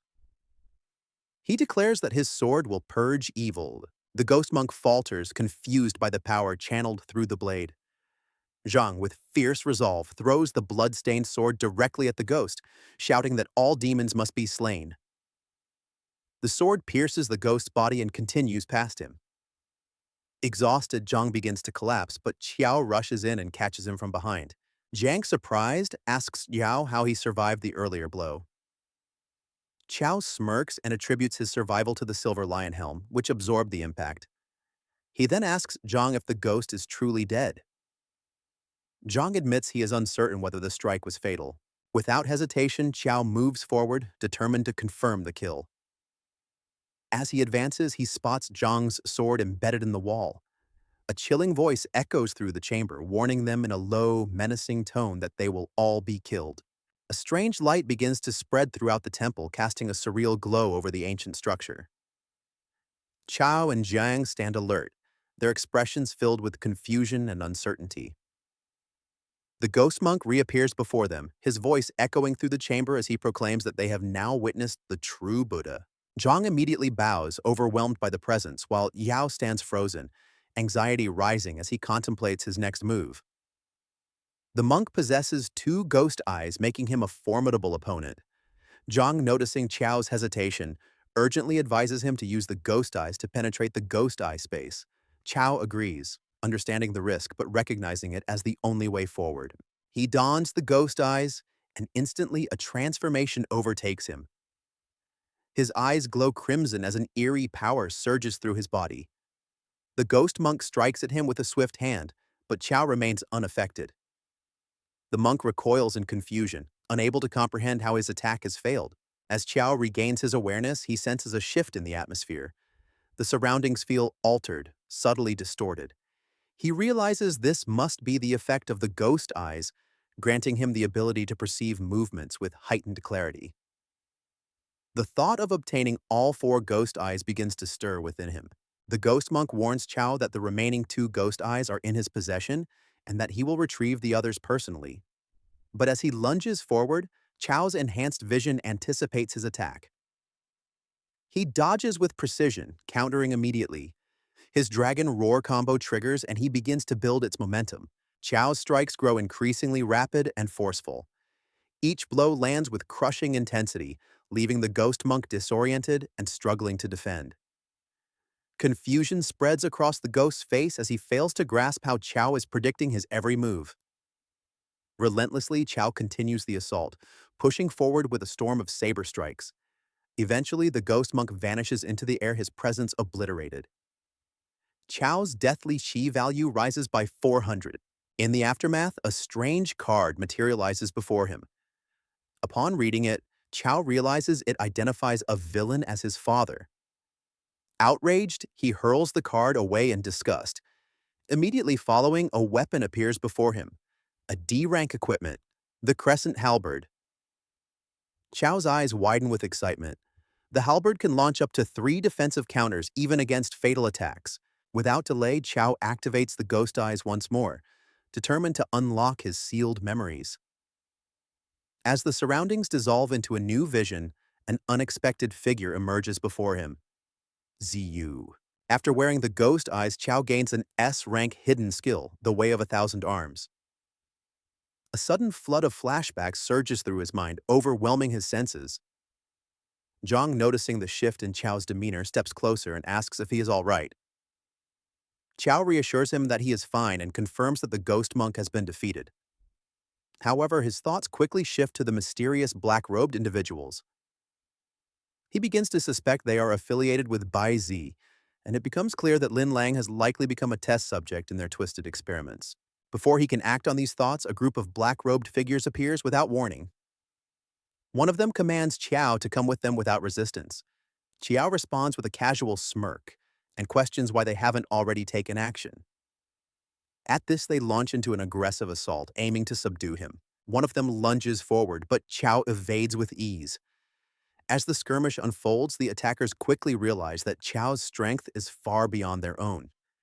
Despite their coordinated formations and synchronized strikes, Qiao finds their individual capabilities lacking, yet their teamwork poses a real challenge, prompting him to reconsider his approach. Recognizing the need to dismantle their defense, Qiao decides to use his trump card. He targets the member wielding a shield at the front of their formation. With a shout, he declares that the shield bearer will now be his adopted son. The statement triggers an inexplicable emotional response. The masked man feels a sudden bond with Qiao. In that moment of confusion, Qiao strikes. The man's shield proves useless. Qiao's weapon pierces straight through him, killing the mid-stage cultivator with a single blow. Almost immediately, Qiao is hit by a dragon explosion, but it has no effect. He retaliates and slays another opponent, causing his deathly chi value to surge once again. One of the remaining enemies mocks Qiao's inability to catch his speed. However, with the ghost's eyes active, Qiao locks onto him instantly. The man falters, unnerved by Qiao's unbroken focus. He prepares for an incoming strike, but Qiao moves first, killing yet another enemy without hesitation. Now only 2 remain. Qiao stands amidst the carnage, blood mist swirling in the air, his lips curled into a chilling, deathly smirk. The remaining black-robed men, seeing Qiao standing amidst the corpses with a deathly smirk, cry out that he must be a demon himself. But Qiao, consumed by rage, declares that since they belong to Bai Zi, they all deserve to die. Overcome with fear, the 2 remaining figures immediately flee. From behind, Zhang calls out to Qiao. With gratitude in his voice, he thanks him and assures him that they will meet again. Then, without another word, he disappears into the distance. Elsewhere, a young girl is seen chained tightly, her face streaked with silent tears. Meanwhile, Qiao returns to Chuanling Mountain. The entire crowd begins murmuring in astonishment, realizing that he has come back alive from Ghost Mountain. Tension quickly builds. The Qin family seethes with anger, blaming Qiao for the deaths of their juniors. Qiao firmly denies the accusation, stating that he did not kill them. Xiaotian steps forward with a mocking grin, taunting Qiao and scoffing at his claims. He says they are not blind and do not trust baseless words. Qiao calmly responds, revealing that two black-robed individuals were responsible, one of them being Lin Lang, a former student from Kyoto University, now turned follower of Bai Zhe. He asserts that Bai Zhe is the true culprit behind the Qin Junior's deaths. Tiance laughs mockingly, questioning Zhao's evidence and pointing out that no one else witnessed such events. Qiao then turns to Chang Shui and asks if she believes him. Without hesitation, she replies that she does not. Her eyes well with tears as she apologizes, then strikes. Her magic pierces through Qiao's body, but he makes no attempt to dodge. She freezes, confused. Qiao tells her that he didn't dodge because he owes her. But from this moment onward, he says solemnly, there is no longer any connection between them. As he prepares to leave, the Qin family surrounds him. He looks at them and asks what they want. Qin Kangtian turns to Qin Hao and demands to know whether Qiao really killed their members. Qin Hao hesitates, then explains that although he has not witnessed the act of killing, the bodies have already there when they arrived. He also admits seeing the black-robed men but left before the battle concluded. Based on his observation, he believes the black-robed men don't kill the Qin juniors. Changtian grows enraged. He declares that Qiao is still the primary suspect and insists he cannot be allowed to leave. Qiao asks what he proposes, and Kangtian, furious, declares that Qiao must die and must hand over the 4 ghost eyes. Qiao laughs coldly and mocks the entire Qin family. He reiterates firmly one last time that he did not kill their members. He warns them that if they insist on attacking him, he will respond accordingly. The crowd gasps, stunned by Qiao's audacity to threaten the patriarch of the Qin family. Kangtian himself hesitates for a moment, a chilling premonition creeping over him. If he engages in battle with Qiao, he may very well be killed. Despite his unease, Kangtian commands his clan to capture Qiao, dead or alive. Qiao, calm but resolute, prepares for the fight. Suddenly, Tang Womu steps between them. He announces in a thunderous voice that if the Qin family dares to lay a hand on Qiao, the Tang family will declare war. He proclaims Qiao as his son-in-law, making his allegiance clear. Xiaotian watches in disbelief, questioning Womao's sanity. Kangtian's rage boils over, appalled by Womao's defiance. But Womo responds without flinching, declaring that while the Tang family may not be a match for the Qin in sheer strength, they will surely tear off more than a few chunks of flesh if forced into war. The sounds of murmuring begin to rise from the crowd. However, Tang Womu recalls the rule of the mountain, that life and death are left to fate. He questions the Qin family, implying that they believe their members' lives are more precious than those of other families. The crowd begins to support his stance and shouts at the Qin family, pointing out that other families have also lost their members. Kangtian becomes increasingly furious at Womao and warns him for his actions today. Despite the tension, the Qin family eventually leaves. Afterward, Qiao thanks Tang Womao. But since Womao serves the Tang family, he states that it is his duty to protect him. He then says he will take Qiao to the Tang family's ancestral grounds, as promised, and they depart. The scene shifts to a castle where members of the black-clad group are bowing before their master. Their master is enraged due to their failure. He criticizes them for being mid-stage cultivators who could not even capture an initial stage cultivator. In response, they ask for punishment. The scene then returns to the Tang family. Wamu shows Qiao the path to the ancestral land. Qiao follows Tang Wamu closely.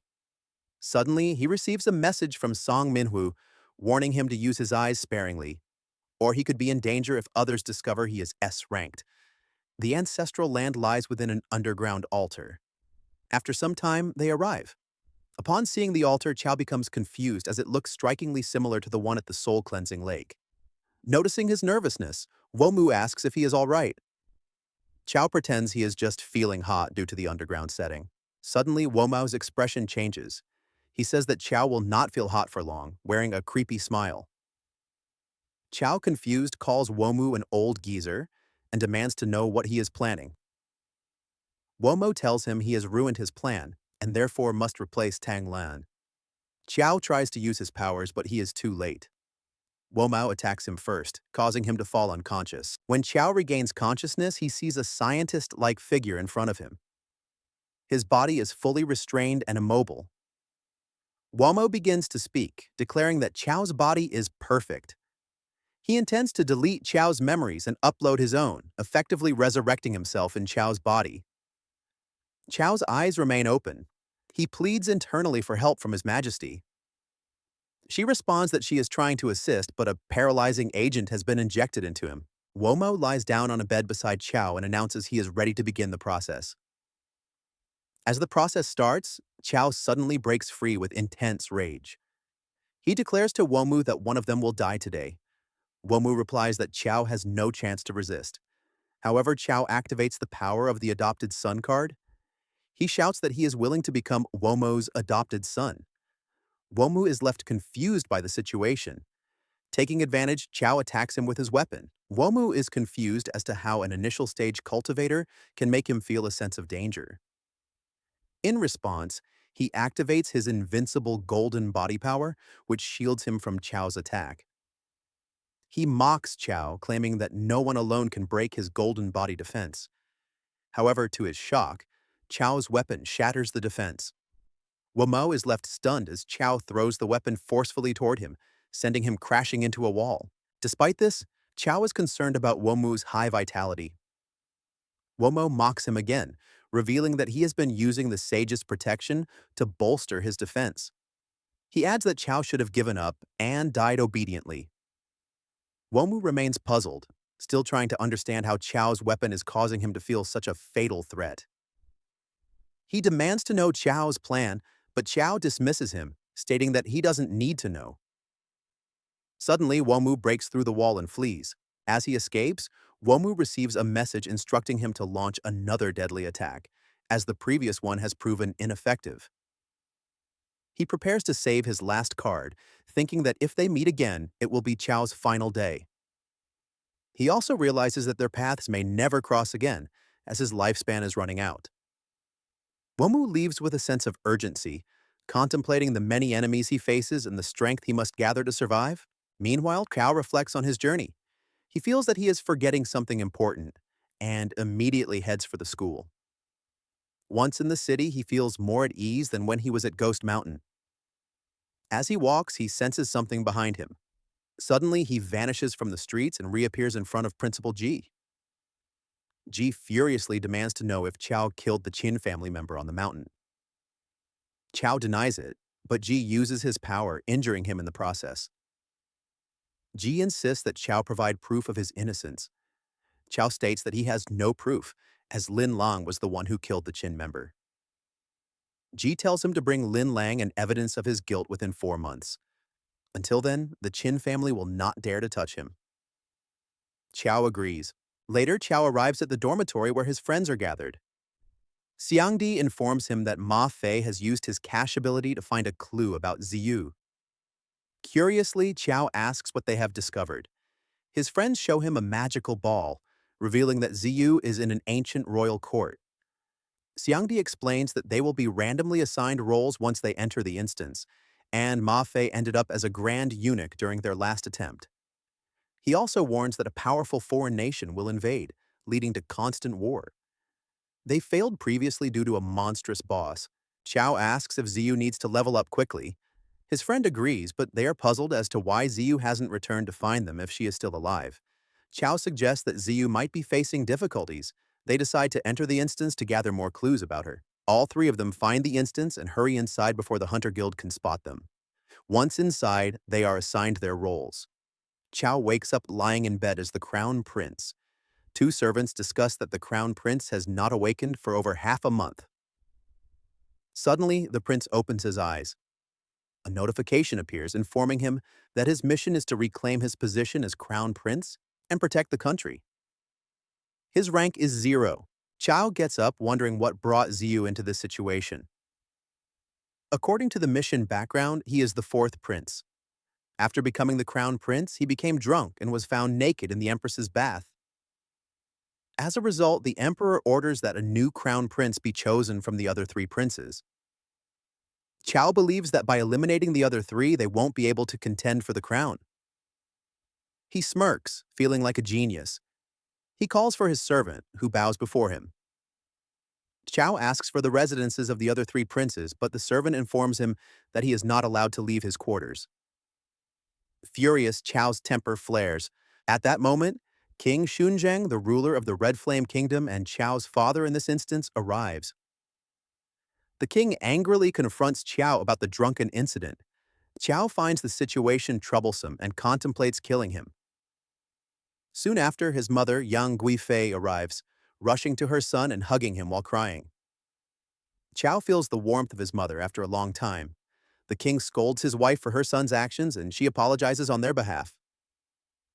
Qiao politely asks his mother why she is apologizing for him, stating that he is responsible for his own actions. He then responds seriously to his father, claiming that he does not understand how he ended up in such a situation. Qiao requests 3 days to figure out the truth. The king agrees but warns him that if he fails to uncover the truth, he will exile him to the borderlands and pretend he never had a son. He leaves. His mother advises him to clear things up because the emperor does not make jokes. Qiao reassures her with confidence and tells her to rest. He then asks his mother about the residences of the other princes. Afterward, he heads to the eldest prince's residence, determined to discover which prince framed him. Upon arriving, he smashes the door open and enters. Inside, he finds Yang Jiangdi, who is eating chicken. Jiangdi casually mentions that he started as the eldest prince, and his mission is to help the lousy fourth prince reclaim his crown. Qiao asks if he means the lousy fourth prince is he. Jiangdi laughs and says that if they are both princes, then Ma Fei must be the third prince. At that moment, Ma Fei appears as the second prince. After some exchanges, Jiangdi declares that investigating the situation is pointless, as the third prince is the one who framed Qiao. The three of them then head to the third prince's residence. The third prince receives a message that they have arrived. He is confused, fearing that his plot against the fourth prince has been exposed. However, when they arrive, his expression changes to one of warmth as he greets them. Without hesitation, Qiao punches him in the face and mocks him, calling their elder brother's affection fake. They begin to beat him up. After being beaten, the third prince asks what they are doing. Qiao kicks him again and demands that he confess everything about how he framed him. The third prince refuses to admit it. Qiao orders them to continue beating him. Eventually, the third prince starts to tremble and agrees to confess. He apologizes to the fourth prince and admits that he was the one who framed him. The third prince confesses everything and agrees to have his father restore the crown prince position. However, Qiao points out that the three of them are already united, and if they kill the third prince, it would become difficult for him to reclaim his position. The eldest prince agrees with Qiao and decides to spare the third prince for now. The three brothers sit together in the eldest prince's residence. Xiangdi tells Qiao that during their last discovery, they learned that the Great Shaman Kingdom is the country that plans to invade the Red Flame Kingdom. This kingdom is home to many shamans who wield shamanic arts. Ma Fei adds that, based on their last experience, the Great Shaman Kingdom will attempt to assassinate the emperor at the hunting grounds. Once the emperor dies, the four princes will fight for the throne, and the Shaman Kingdom will take advantage of the ensuing chaos to invade. However, as the three of them are already princes, they no longer have to worry about such a situation. Xiangdi then chuckles and suggests making both Qiao and Ma Fei crown princes. Both Qiao and Ma Fei hit him on the head in response. The next day, the army of the Red Flame Kingdom prepares for the hunt. Qiao thanks his mother for her concern, assuring her that he has recovered fully. Just then, the Empress, the third prince's mother, arrives and taunts Qiao for greeting his mother before the Majesty. Qiao's mother nervously defends him, explaining that it wasn't his intention. Qiao, however, asks the Empress who she is and where her horse is. Furious, she demands to know how he dares speak to her in such a manner. Ignoring her, Qiao approaches the king and waits for his judgment. The king responds that he will decide after the hunt. As preparations continue, the king orders the army to begin moving. On their journey, the king reflects on the young crown prince and princess of the Shaman Kingdom, who are masters of their shamanic arts.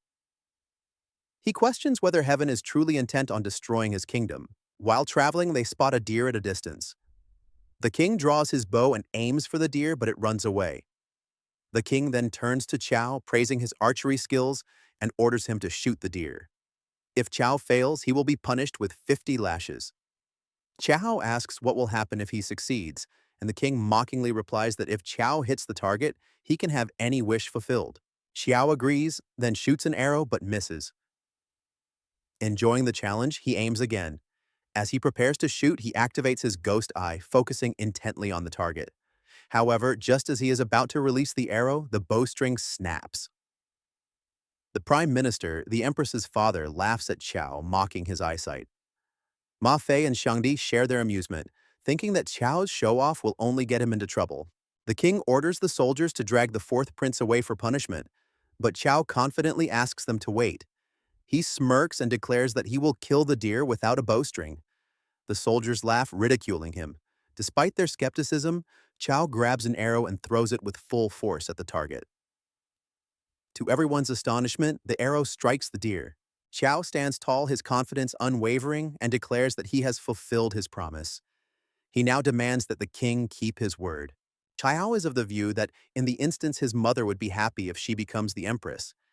However, the prime minister becomes so furious as the matter of the empress is of very importance. So it cannot be changed with a few words only. Qiao replies that he has fulfilled his bet which was made with the king. Seeing them, Shangdi excitedly utters that they are not aware of Qiao's strength yet as he is a necromancer. However, Qiao taunts the prime minister as if he wants the majesty to go back to his words in front of the ministers. The king utters that he would also fulfill his words and confer Yang Guifei as empress. Then the minister comes closer to the king and anxiously utters that it is a major national affair, so do not take it lightly. The king utters that he has already made his mind, so he doesn't want to speak on this. Then he orders the soldiers to return to the place. On the other hand, inside the kingdom, the empress yells at Yang Guifei for raising an unfilial son. Guifei apologizes on the behalf of her son. She wants her to give her a punishment instead of her son. The empress smashes so hard on Guifei's face. She abuses her and utters her to remember that she is the master of the harem. Just then, Qiao comes there and is very angry at the empress for her behavior. His mother asks him the reason for coming back early. He utters that he is the one who makes her suffer like this, but his mother politely utters that he doesn't have to apologize for anything. She blames herself that she has become old and useless now. Seeing them, the empress shows attitude and utters that if they spoil the mood of the majesty on Hunter's Day, then they can never escape from death. Qiao doesn't focus on her words and tells her to apologize. She giggles at him as if he becomes mad. Suddenly, Qiao slaps her so hard on her face that she falls down. He utters that this slap is for his mother. She gets angry at his actions and warns them that they would pay for this. After that, she brings this case in front of the king and tells him that she wants justice. After hearing her, the prime minister also gets angry at the fourth prince. The other people from the crowd also think that he has just gone mad as he dares to hit the empress. Yang Guifei anxiously tells them that her son is not that kind of person. The king himself asks the fourth prince about the truth. He tells him that he definitely hit her, but just because she has bullied his mother. Seeing this opportunity, the third prince also gets up and shows the wounds of his body to the king. He utters that the empress is telling the truth as he is also being assaulted by the fourth brother. He tells them that he thinks it is normal that his brother beats him up, but hitting the empress makes him the worst.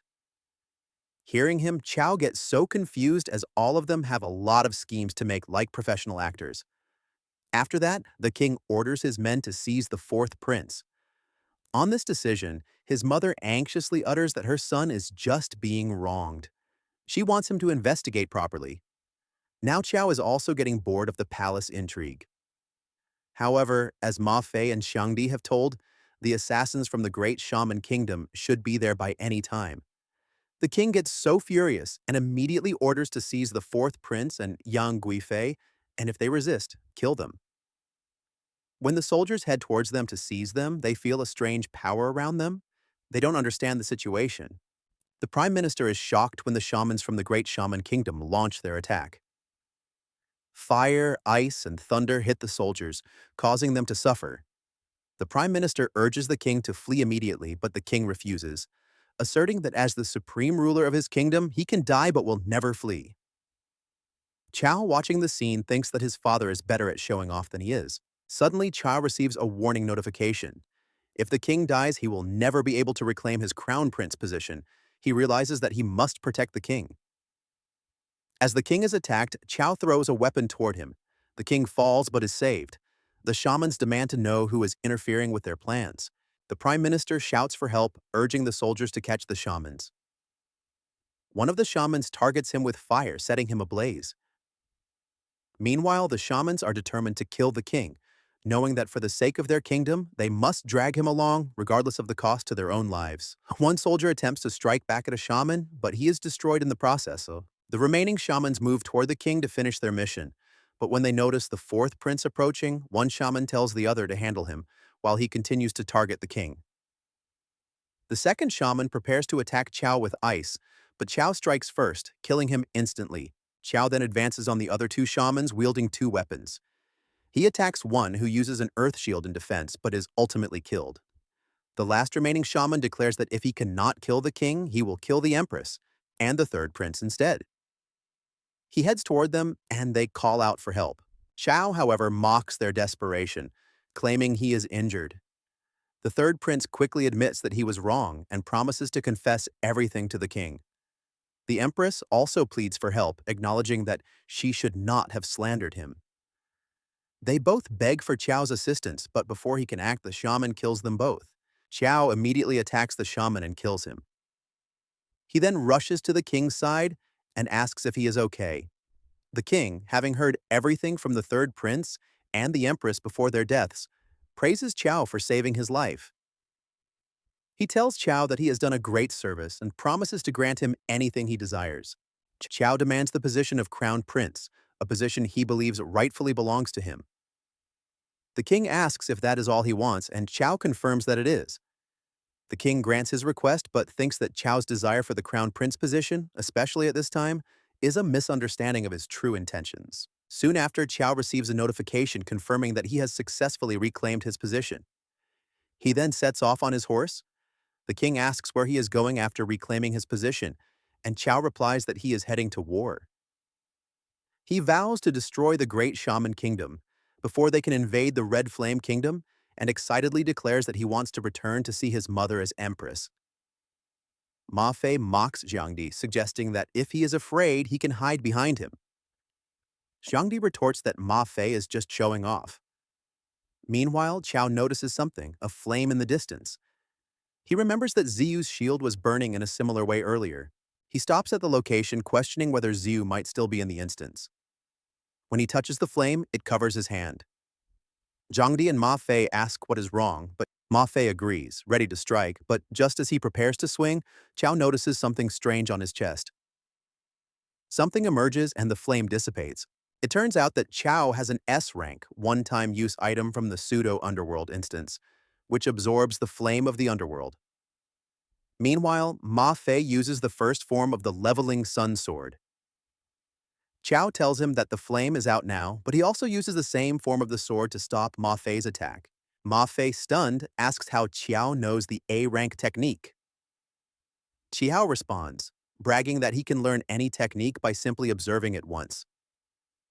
Zhangdi adds that while Qiao's learning speed is slow, it's nothing out of the ordinary. Ma Fei is left speechless. As the three tease Ma Fei, a masked figure suddenly appears, claiming to have heard about 3 intruders in the shaman kingdom. He demands that the princes come with him. Without hesitation, Zhangdi uses the earth explosion technique on him, causing the masked figure to fall, his mask dropping in the process.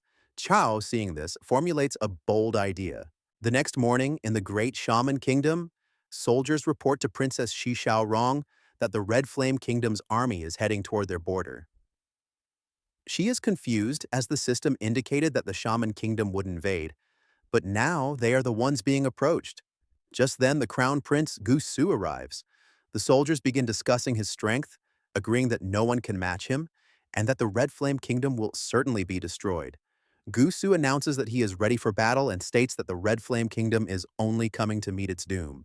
Princess Xu Xiao taunts Gusu, claiming that if Qiao had said such a thing, she would definitely believe it.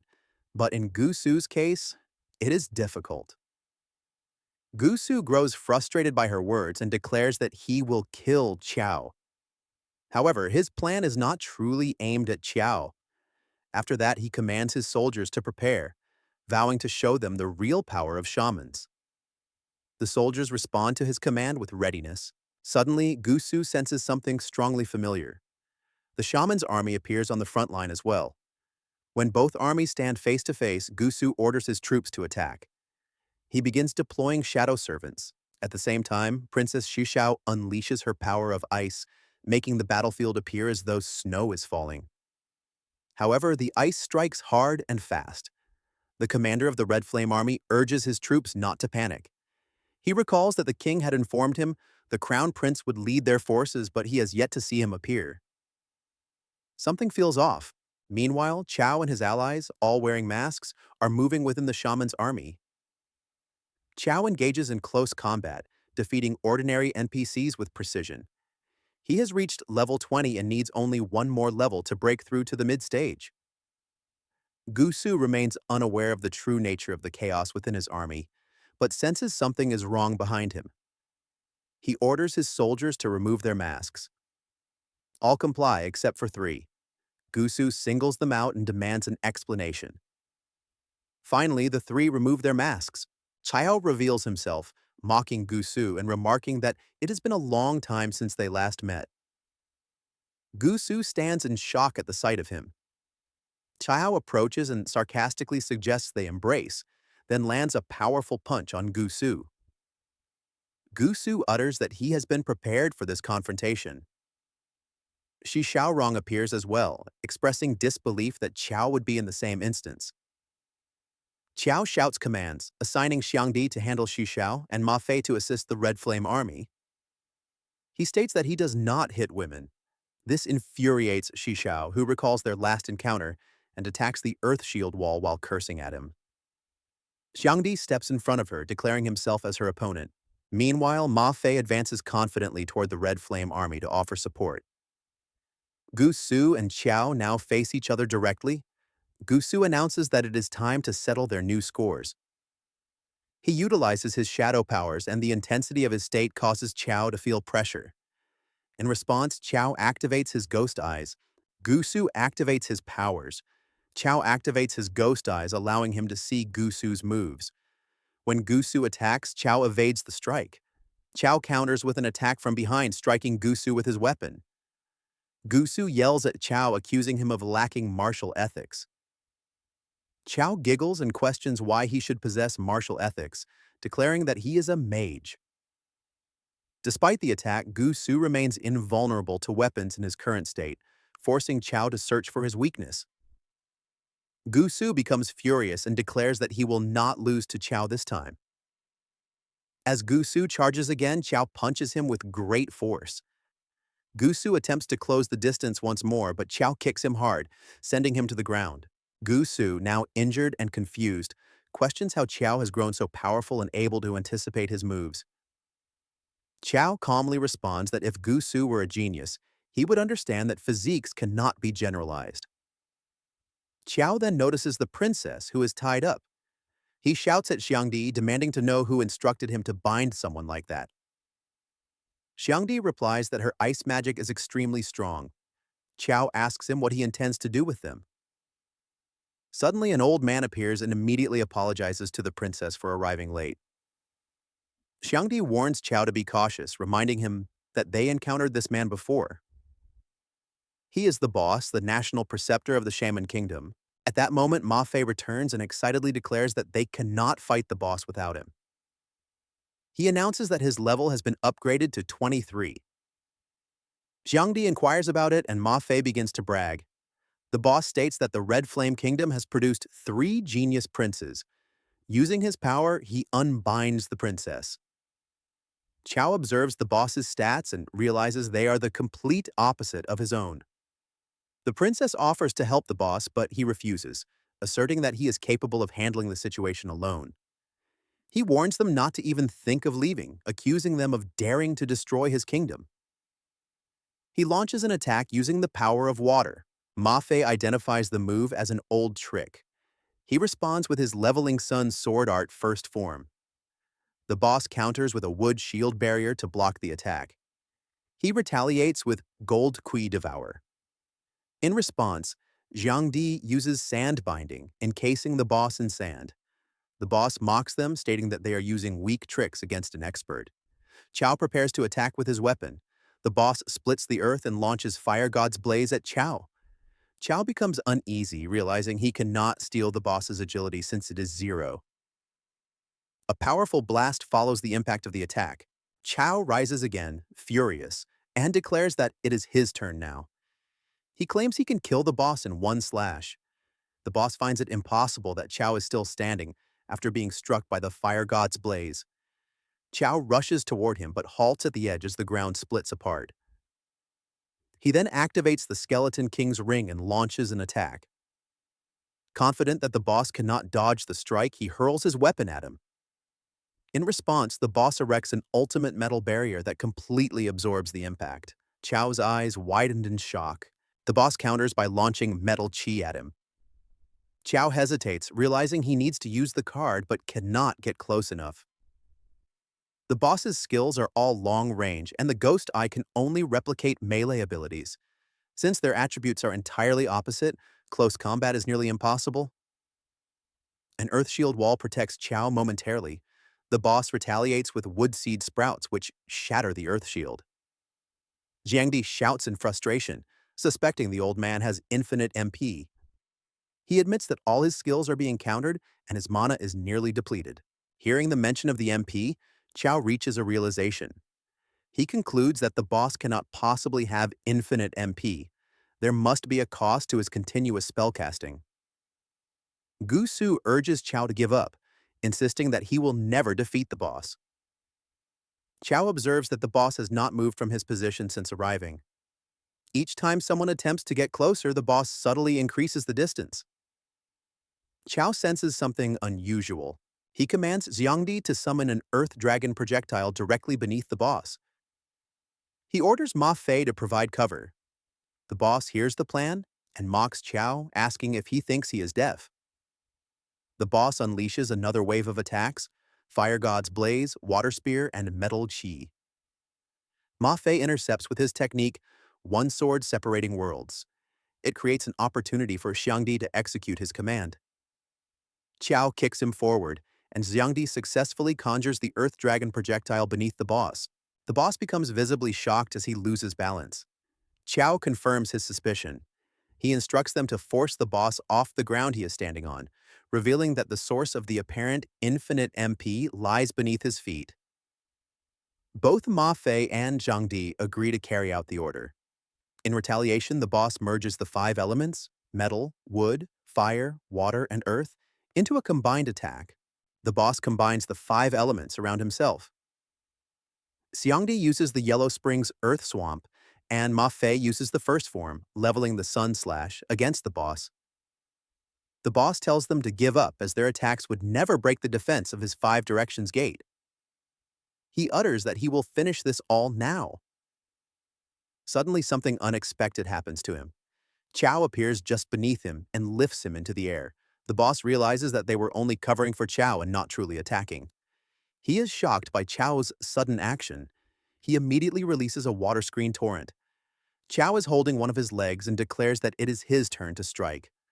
The boss shouts to activate the Flame Dragon armor in front of him for protection, but Qiao tells him that if they are in close combat, then it is automatically his turn to fight.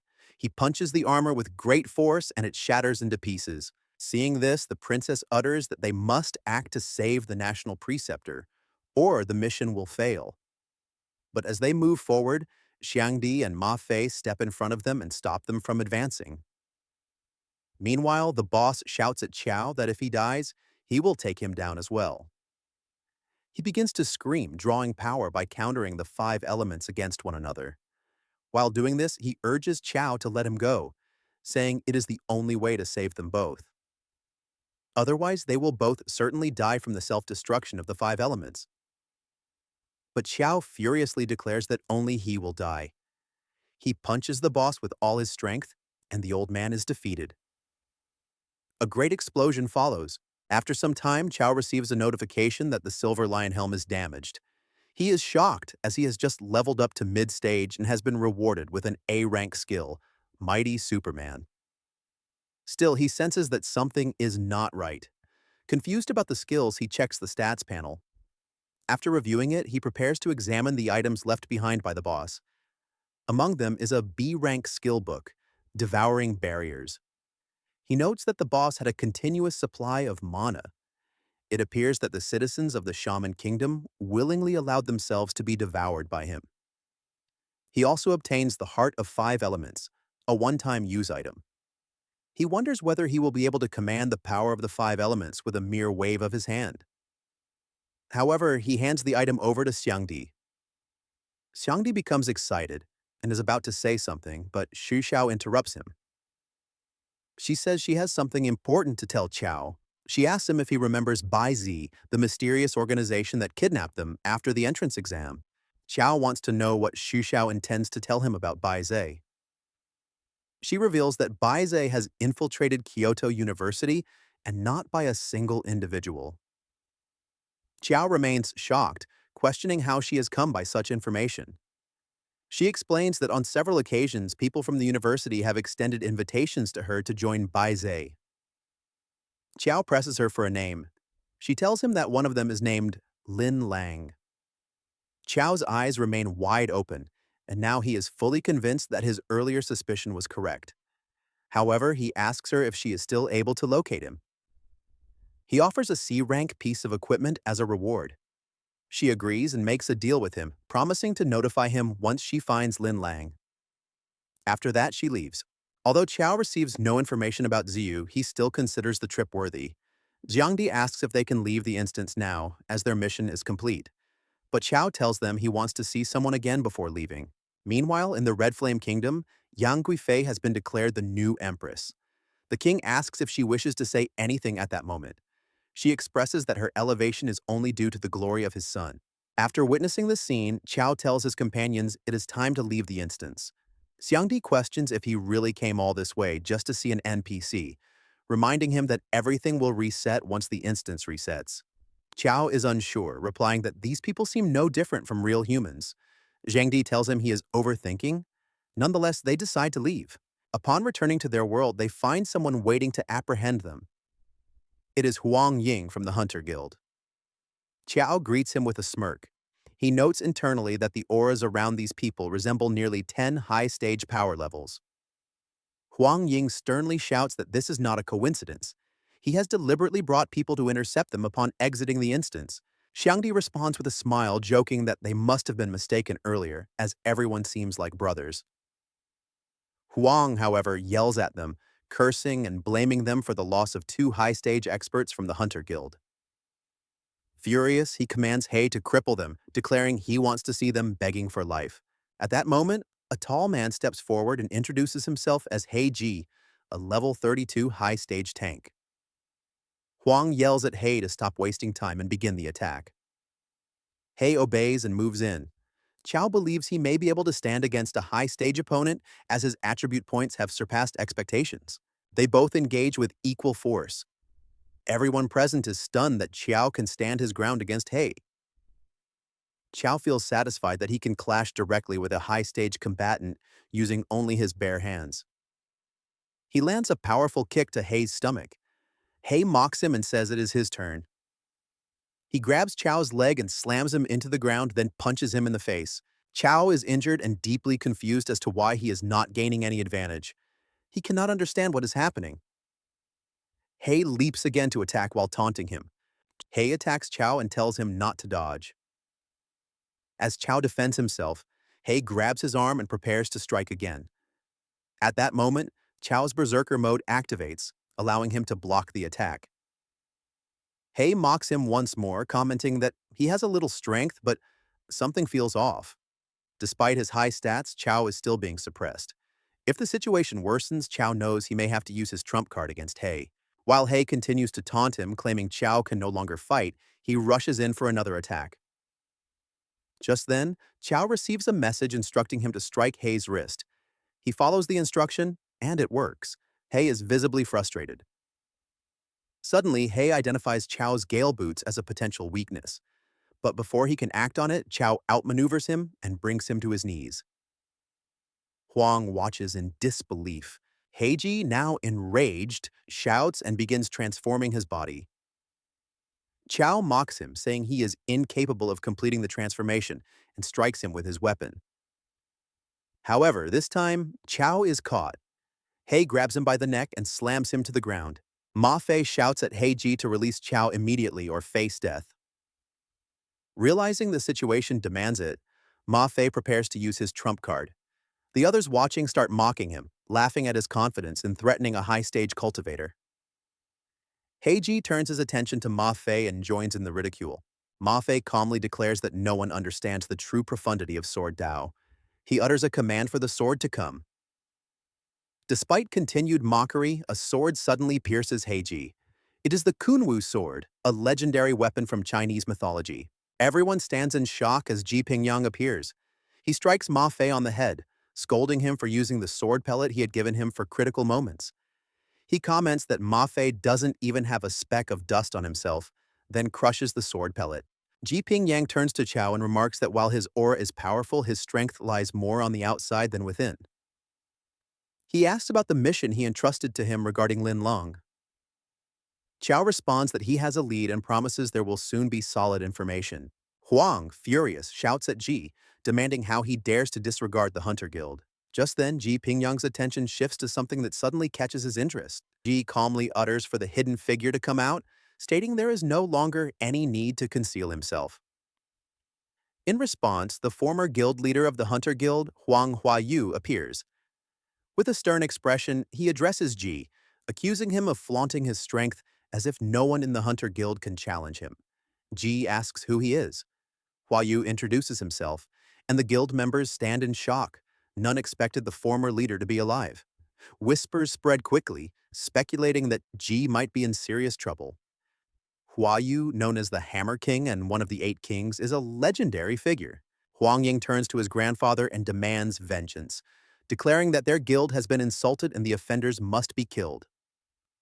Yu activates his flame-burst divine hammer and strikes Ji with immense force, causing a violent explosion. He taunts Ji, declaring that this is the fate of those who deceive the world and challenge the Hunter Guild. But as the smoke clears, Ji stands unharmed. Yu is stunned.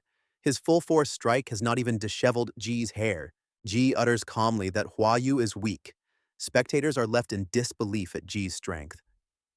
Ma Fei quietly observes, treating this as a valuable lesson.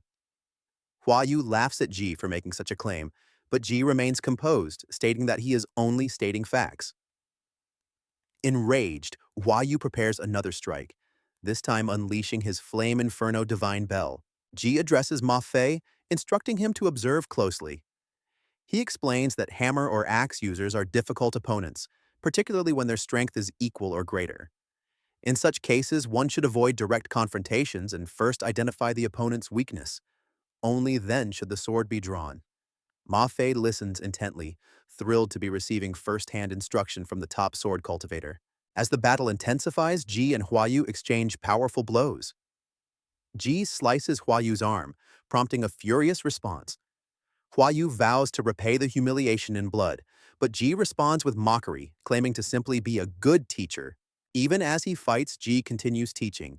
He explains that the sword has 6 major realms. The first is the sword howl, when the sword emits a sound while being drawn. The second is sword chi, which increases the attack range. The third is sword radiance, achieved by controlling the range of sword chi and fusing it with the blade. The fourth realm is sword chi manifestation, where the sword chi becomes solid and takes on form. The fifth is sword force, formed by combining the manifested chi with the user's mental will.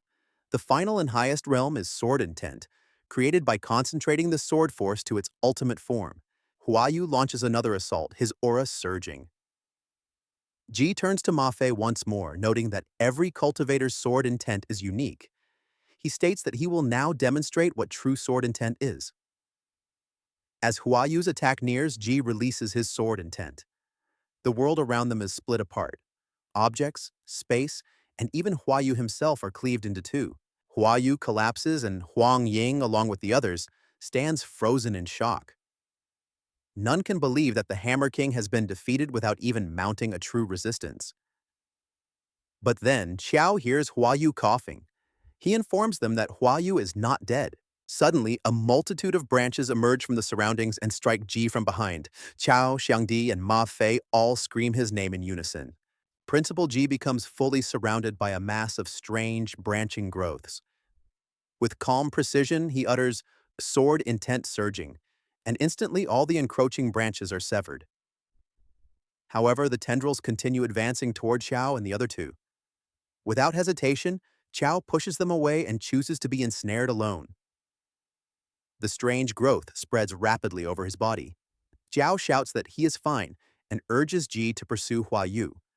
Though completely entangled, he remains composed. Ji immediately acts, drawing his sword once more to slice through the material and free Qiao.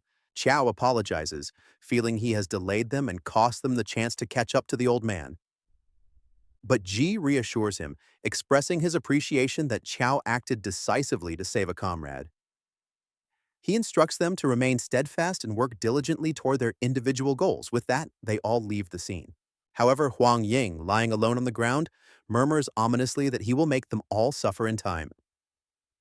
Meanwhile, Qiao, Ma Fei, and Xiangdi return to their residence and relax.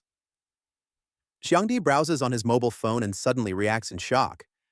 He urges Qiao and Ma Fei to look at the breaking news. They see the chilling headline: "The Tang family has been completely annihilated overnight. Not a single survivor, nor even a single corpse, remains." Qiao is stunned. He refuses to believe the news. The Tang family had secured their position after the Ghost Mountain incident. No one would dare attack them. No one except Tang Wumu himself. Qiao begins to question whether Wumu has lost all reason. He grows concerned for Tonglan's safety. Without delay, he leaves, saying he must meet Teacher Wan, who may hold answers about his physical condition. Upon meeting him, Teacher Wan jokingly accuses him of skipping class. Qiao smiles and explains that Principal Ji sent him. Qiao then shares that his friend is at mid-stage level 21 and has attribute points exceeding 2,000, yet his combat performance is lacking. Teacher Wan laughs, questioning if Qiao is calling himself a monster. Qiao clarifies that the points belong to a friend. In response, Teacher Wan reveals his own stats: King Stage level 45, with slightly over 3,000 attribute points. Qiao is astonished, realizing that someone with double the level only has 1,000 more points.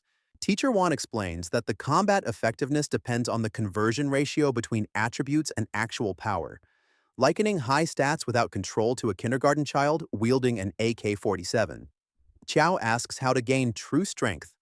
Wan advises him to focus on leveling up and improving his foundational strength, rather than enhancing weapons alone. Qiao agrees and resolves to raise his attribute points from 2,000 to 4,000 or beyond. He vows to become so powerful that no enemy can stand before him. Wan notes that no one, not even Principal Ji in his prime, has ever surpassed 2,000 points at mid-stage. Qiao exclaims that he will be the first, though quickly pretends it's about his friend. As he turns to leave, Wan stops him, smirking, and says he must enter the Globe University Otherworld competition, contributing to the school's honor. Qishao inquires about the combat competition, asking if it is designated for third and fourth-year students. Teacher Wan responds that although it is primarily intended for the senior years, exceptionally talented first and second-year students are also permitted to compete. He explains that the competition is divided into team and individual categories. Wan clarifies that he expects Qiao to participate in the individual division, as he believes Qiao, with his 2,000 attribute points, is capable of achieving an impressive ranking. Qiao then asks if there are any benefits to joining the competition. In response, Teacher Wan strikes him lightly on the head, scoffing that there is, of course, a reward for attaining a high placement. He then presents Qiao with two options: either gain formal qualification for the competition or engage in a battle with him. Qiao quickly remarks that fighting him would be no different from dying on the spot. Nevertheless, he agrees to participate in the competition. His respect for Principal Ji and Teacher Wan influences his decision deeply. However, before he can proceed, Qiao has another matter to handle. He travels to the Endless Forest to meet Shi Xiao and obtain vital information. She informs him that she has arranged a meeting with Lin Lang, who is expected to arrive at 8 o'clock. To assure him of her sincerity, she tells him she has already taken Lin Lang's wisdom staff. Convinced by her claim, Qiao decides to proceed. At the designated time, Lin Lang arrives at the Endless Forest. He flatters Shi Xiao, speaking highly of her joining Bai Zhou. She humbly responds that it is an honor for her to be part of Bai Zhe. As Lin begins to walk, she follows him casually. Suddenly, she constructs a prison of ice walls around him. Lin Lang reacts with astonishment. At that moment, she calls out for Qiao. He appears without hesitation and launches an attack, though Lin narrowly manages to avoid it. Startled and enraged, Lin Lang demands to know why Qiao is attacking him, insisting that he once saved Qiao's life on Ghost Mountain. Qiao responds calmly, reminding Lin that he himself said they would be enemies if they ever met again. He adds that he wants no responsibility for the death of the Qin clan members. Lin, now furious, removes his cloak and warns Qiao that he has no understanding of Bai Zi's power. Qiao grows uneasy. Lin's body seems even less human than before. Qiao questions whether such transformation is worth it merely for the pursuit of power, asking if Lin truly intends to become neither human nor ghost. In the midst of his transformation, Lin Lang claims that someone like Qiao, born without wealth or influence, could never comprehend what it takes to gain true power. Qiao, standing firm, warns him not to blame him for using force. Lin strikes first with Swift Shadow Dragon Claw, but Qiao seizes Lin's arm mid-attack and mocks the move, asking if this is what he calls a dragon. In response, Qiao unleashes his Dragon Roar combo. Lin is caught off guard, overwhelmed by the force of the attack, and collapses to the ground. As Qiao witnesses Lin's fall, a memory surfaces, a scene involving Xun Dong, an NPC who had fought alongside a powerful boss. Qiao begins to suspect that Lin Lang too may be subordinate to someone even more formidable. Lin, now consumed by fury, initiates full dragonification. His body shifts completely into the form of a dragon, a transformation that inflicts irreversible damage. He growls that Qiao has left him no choice and declares that he deserves to die. Lin Lang, monstrous in appearance, begins advancing toward Qiao with terrifying intent. Lin Lang charges toward Qiao with deadly intent. Qiao stands firm and calmly states that he has already killed a freak like him back when he was still in the apprentice stage. With no hesitation, he launches a direct attack using his weapon. Lin Lang screams in agony, his roar echoing through the forest. Confusion fills his eyes as he struggles to comprehend how someone like Qiao, who should be normal, has become so powerful. He cries out in frustration that it is unfair, lamenting that he sacrificed everything in pursuit of strength, yet his power appears fragile in comparison.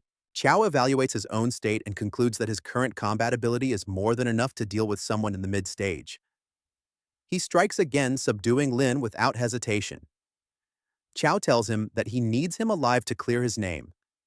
He orders him to revert to his human form, remarking dryly that he refuses to carry a giant lizard back with him. Lin growls in fury, insisting that he is a flood dragon, not a lizard. In response, Qiao strikes him once more, silencing his protests. Just as they prepare to leave, several figures from Bai Zi appear before them. One of them steps forward and sneers that they have been looking for Lin Lang, and now he has conveniently come to them on his own. Qiao meets their gaze, smirks, and declares that they will not be taking Lin with them. Suddenly, Xiangdi and Ma Fei arrive on the scene. The leader of the Baizi group immediately berates Lin Lang, calling him trash. Qiao, maintaining a composed tone, asks the leader if he had also been present during the Ghost Mountain incident. The man confirms it with a cold expression. Without further delay, he gives his squad the order to attack. The battle erupts instantly. Qiao commands his allies to target the support in the back first. Xiangdi activates Sand Singing and Yellow Spring's Earth Swamp, turning the terrain against the enemy. As his opponents close in, he uses Earth Fission to split the battlefield and isolate them. Meanwhile, Qiao charges with his weapon. The enemy's eyes widen in disbelief as he cleaves through even a reinforced shield with ease. Turning to the squad leader, Qiao states calmly that he only wants one answer. He wants to know the leader's code name in Bai Zhe, as their ranks are determined by strength. The masked man acknowledges that Qiao knows quite a bit about Bai Zhe. With a sinister smile, he says Qiao must be curious about many things, and all his questions will be answered if he returns with them to Bai Zhe. Then, in a deliberate tone, he adds that perhaps the whereabouts of Qiao's parents can be discovered there. The words hit Qiao like a shockwave. He and his companions freeze, stunned. Regaining his composure, Qiao asks quietly what connection his parents have to Bai Zhe. The masked man merely repeats his offer, come to Bai Zhe and learn the truth. Qiao's fury ignites. He attacks the man without restraint, declaring that he will uncover the truth himself. As he fights, his thoughts spiral. Questions about his parents swirl in his mind. He realizes that entering Bai Zhe now would be tantamount to suicide with his current strength. One of the enemies scoffs that Qiao must be daydreaming and declares that it is the perfect time to strike. Taking it as an opportunity, the Bai Zhe deploy a flame spear, Aurora Holy Sword, and Turbulent Wind scatters heaven. A combination of the three techniques targets Qiao while he remains completely absorbed in his thoughts. However, it has no effect on Qiao. His Ghost Eye activates. He counters with the Leveling Sun sword art, executing the Leveling Sun slash. The attackers suffered injuries from the strike. One of them challenges Qiao to determine whether his healing surpasses his blade. Divine Pulse is activated. The remaining opponents flee at high speed in an attempt to escape with their lives. Qiao, wielding his weapon, cuts them down. After all enemies are eliminated, Xiangdi instructs to vacate the area. Qiao states that he will eventually return for the Bai Zhe matter. They retrieve Lin Lang and return to Kyoto University. Qiao feels immense joy at this gesture, realizing that handling the Bai Zhe will now be easier with Ji's support.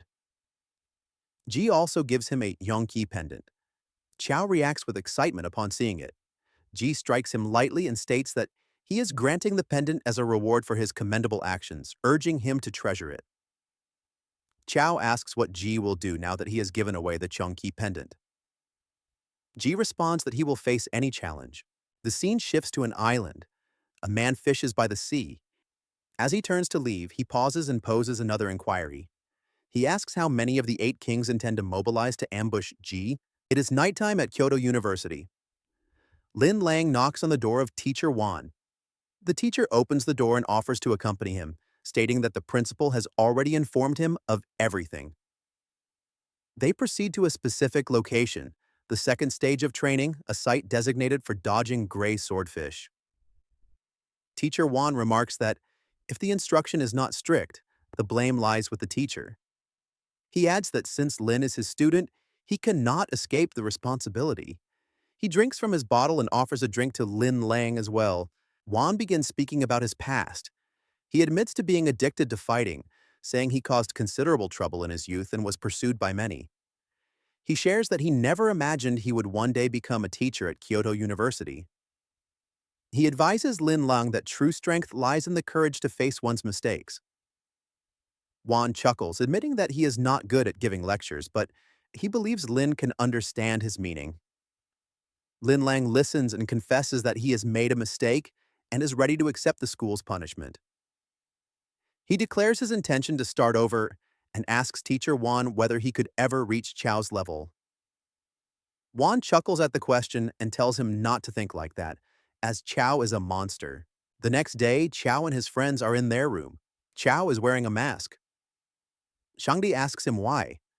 Qiao explains that he is preparing for the university competition and wants to avoid being blocked again when entering and leaving the instances. They are 3 members, but the competition requires a 5-member team. They go to Ziyu and ask her to join. She agrees to become part of the team. Now, all of them wear masks and prepare to enter the instance. Ziyu points out that they are not 5 members. She is about to say a name when Xiangdi covers her face and stops her. He reminds her that they are going to Silent Town and she must remain silent. As they approach the entrance, Qiao hears a voice.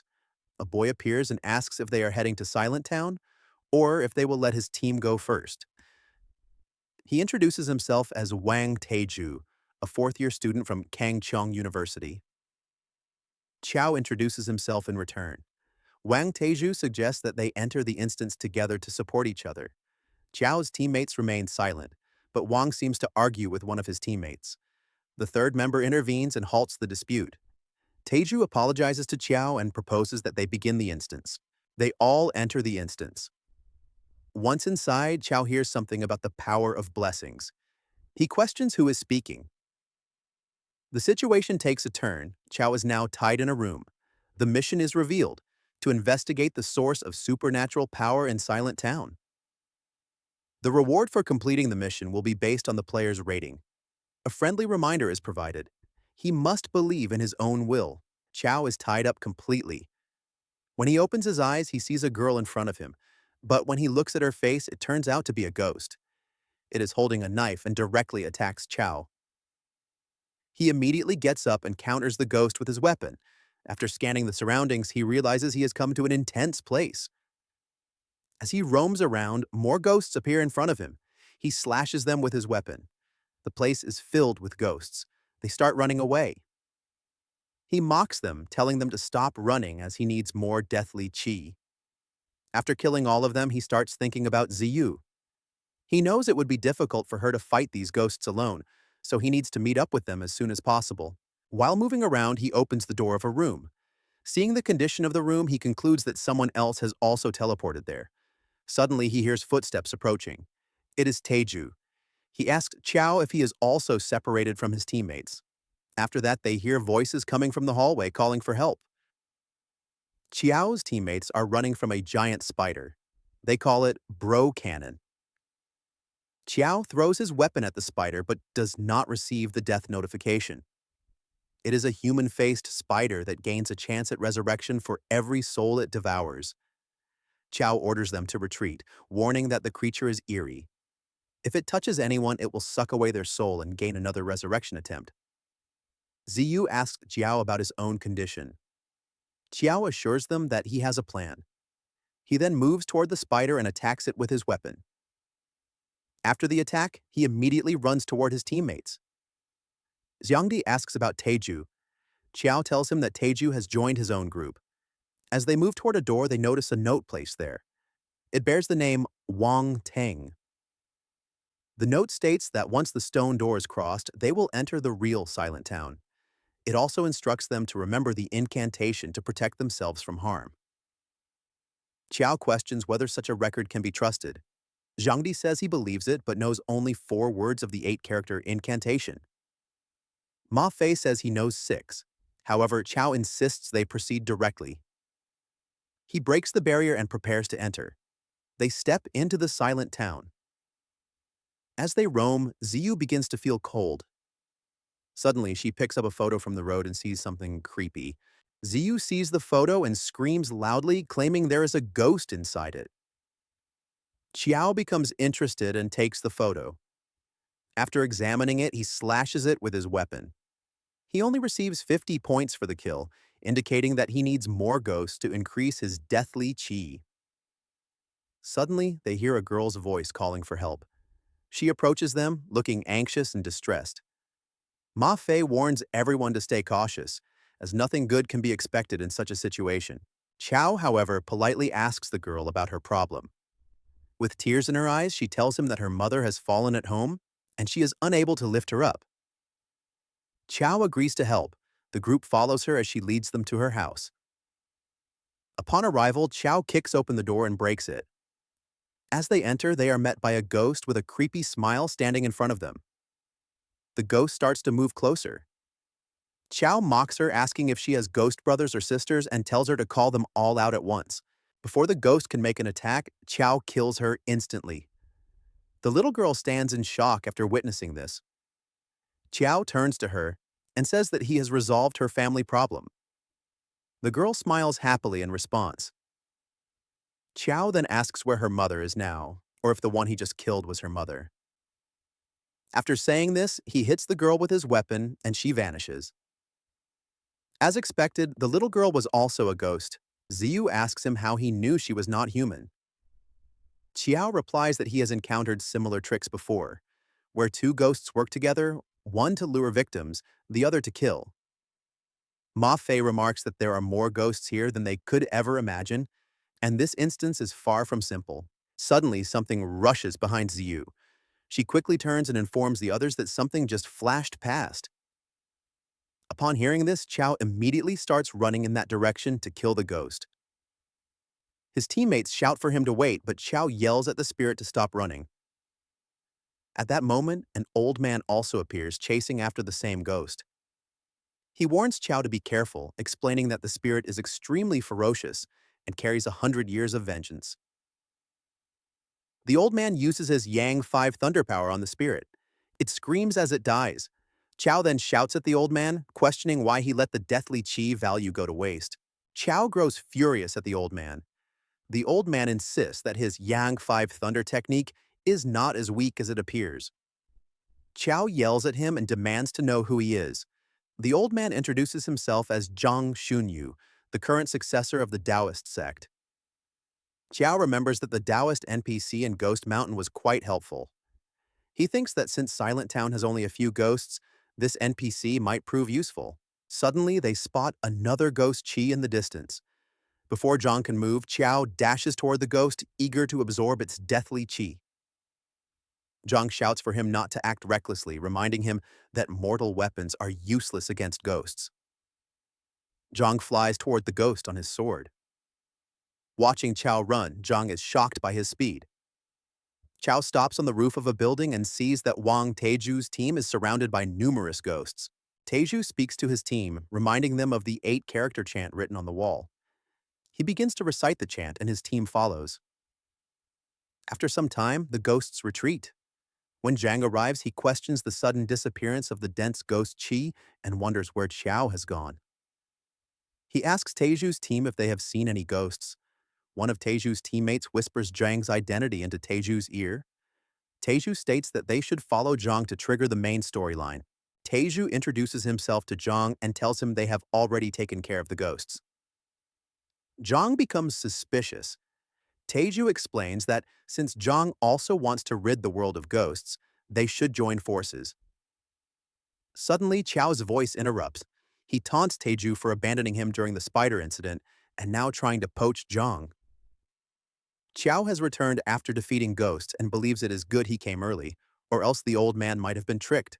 Teiju apologizes and says he did not expect Qiao to reach Silent Town so quickly. He assures them that the oath is safe as long as they keep chanting the mantra. He seriously asks Qiao whether he chants it. Qiao responds that they do not need that chant. In truth, Qiao does not want to admit that they do not recognize the chant. However, since it only repels ghosts, he sees no need for it. Teiju apologizes again, but a cat girl from his team shows disdain. She says Teiju is being too submissive and calls Qiao's team and university trash. She insists that Kangqiang Academy's protection is sufficient. Xiangdi becomes enraged. The cat girl mockingly suggests the trash wants to fight. Teiju respectfully asks Qiao not to stoop to her level. He offers to travel together and take responsibility for any trouble. Qiao decides to trust him for now. While they are talking, Zhang announces that he will go ahead on his own since they are wasting time.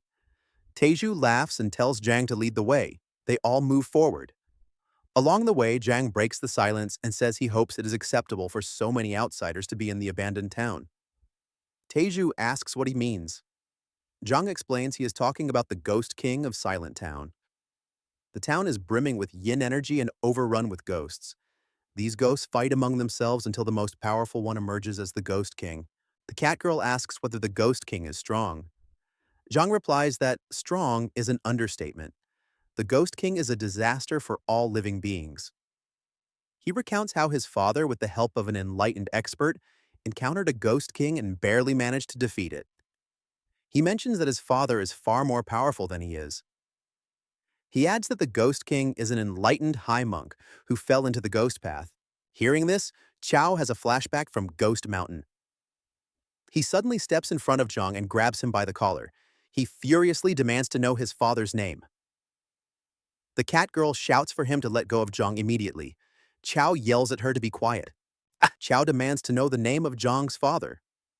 Zhang replies that his father is Zhang Erhe. Qiao is stunned upon hearing the name. Zhang Erhe is the same NPC from Ghost Mountain. Qiao begins to question whether the time flows differently in both instances. While he is deep in thought, the cat girl yells at him for daring to shout at her. Xiangdi tells Qiao to put Zhang down first. Now Zhang looks at him with curiosity and asks if his name is Qiao Yu, the enlightened expert who helped his father defeat the ghost monk. Qiao confirms that he is indeed the one who assisted his father. Zhang states that his father passed away over 50 years ago, yet Qiao appears unchanged. He says this proves his father's theory. Qiao asks about the theory. Zhang explains that before his death, his father revealed to him the truth of the world. After the Ghost Mountain incident, Zhang Erhe searched for Qiao but never found him. That was because Qiao does not belong to their world. He comes from the main world. Zhang recounts his father's final moments. He says that his father lifted his hand toward the sky, summoning dark lightning as a sign of heavenly punishment. Laughing, his father declared he was unafraid of death. He told his son that his last divination predicted that Zhang would meet Qiao in his lifetime. Then, lightning struck Zhang Erhe. That was the end. Zhang expresses that he never imagined meeting Qiao at this point in his life. Qiao, lost in thought, realizes that if Zhang is telling the truth, then they are not NPCs. But he himself is also not powerful enough to uncover the full truth of the world. Suddenly, they sense something abnormal around them. Qiao confidently tells the others to leave everything to him. His golden dragon glaive needs only 500 more deathly qi to reach its maximum potential. He begins using his weapon, and his deathly qi starts to rise. Once the value is maxed out, a warning appears instructing him to upgrade the weapon immediately. Zhang shouts for Qiao to be cautious as the deathly qi has not dispersed. Their eyes widen in shock as an overwhelming aura emerges. It is the Ghost King, a female ghost.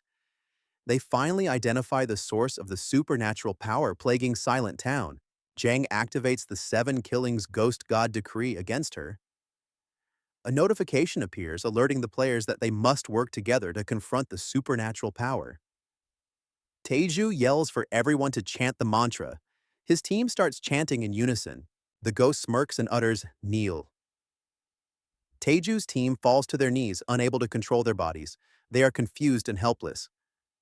The ghost speaks again, saying, "Blind and lame, broken arm." The team members suffer further, each word inflicting physical afflictions. These are manifestations of the law follows words. Zhang speaks in awe, wondering how she has achieved such a power. However, Qiao's team and Zhang remain unaffected by her words. Enraged, the ghost repeats the commands.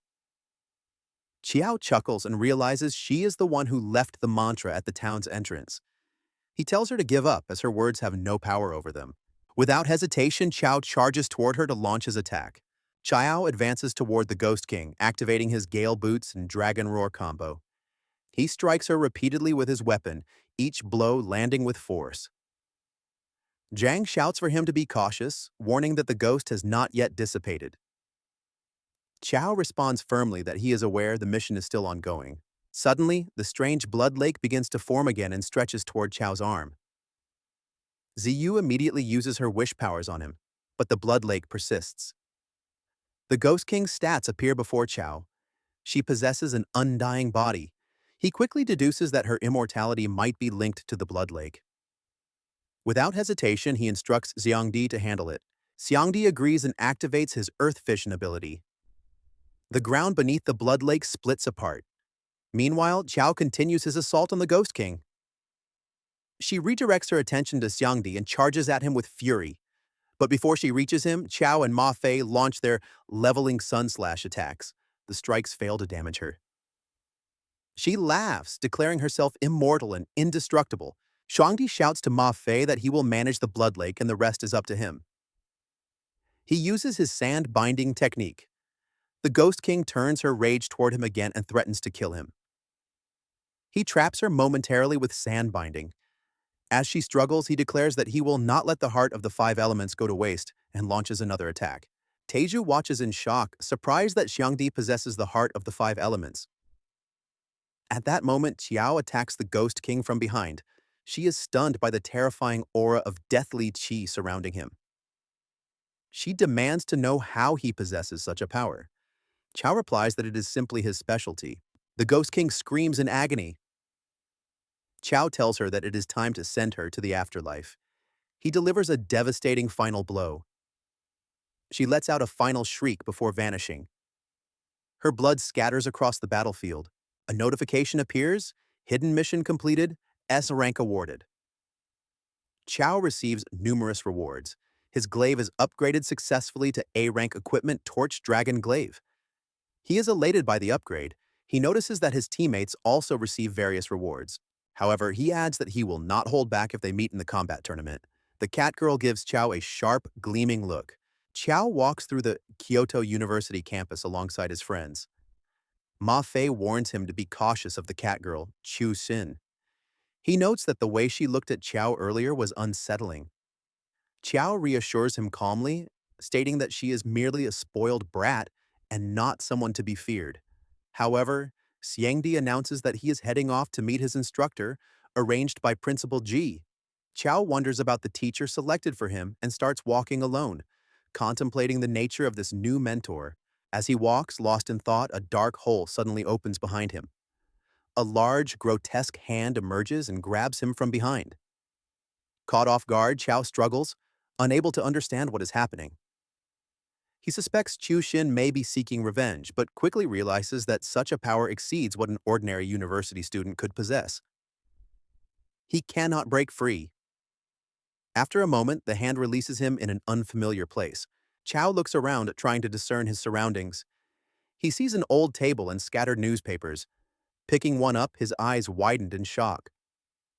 The article features his father, Xiao Anqing, revealing him as the founder of Bai Zi Company. Another name in the article catches his attention, Bai Shiyan. Confused, Qiao tries to understand the connection, especially since his mother's name is Bai Shixia. The situation makes no sense to him. Suspicious, Ji demands to know who the attacker really is. The man laughs and reveals his identity. He is one of the 8 kings, the Painting King. Ji dismisses his title and presses for information about Yao. Before he receives an answer, another presence arrives, the Hammer King. He warns Ji that worrying about Qiao is meaningless if he cannot protect himself. Enraged, Ji condemns him for daring to target his student. At that moment, a third figure appears, the Shadow King. She mocks Ji, asking if he is not curious about how they bypass the university's defensive barriers. She challenges him to guess how many of the 8 kings have mobilized. Ji responds with unshaken confidence, declaring that no matter their number, they are nothing more than chickens and dogs to him. Suddenly, the Hammer King charges forward, wielding the flame-burst divine hammer. The group bursts out of the building. The Hammer King shouts that today will mark Ji's death. In response, Ji prepares for battle, activating his technique, Sword Pierces the Rainbow.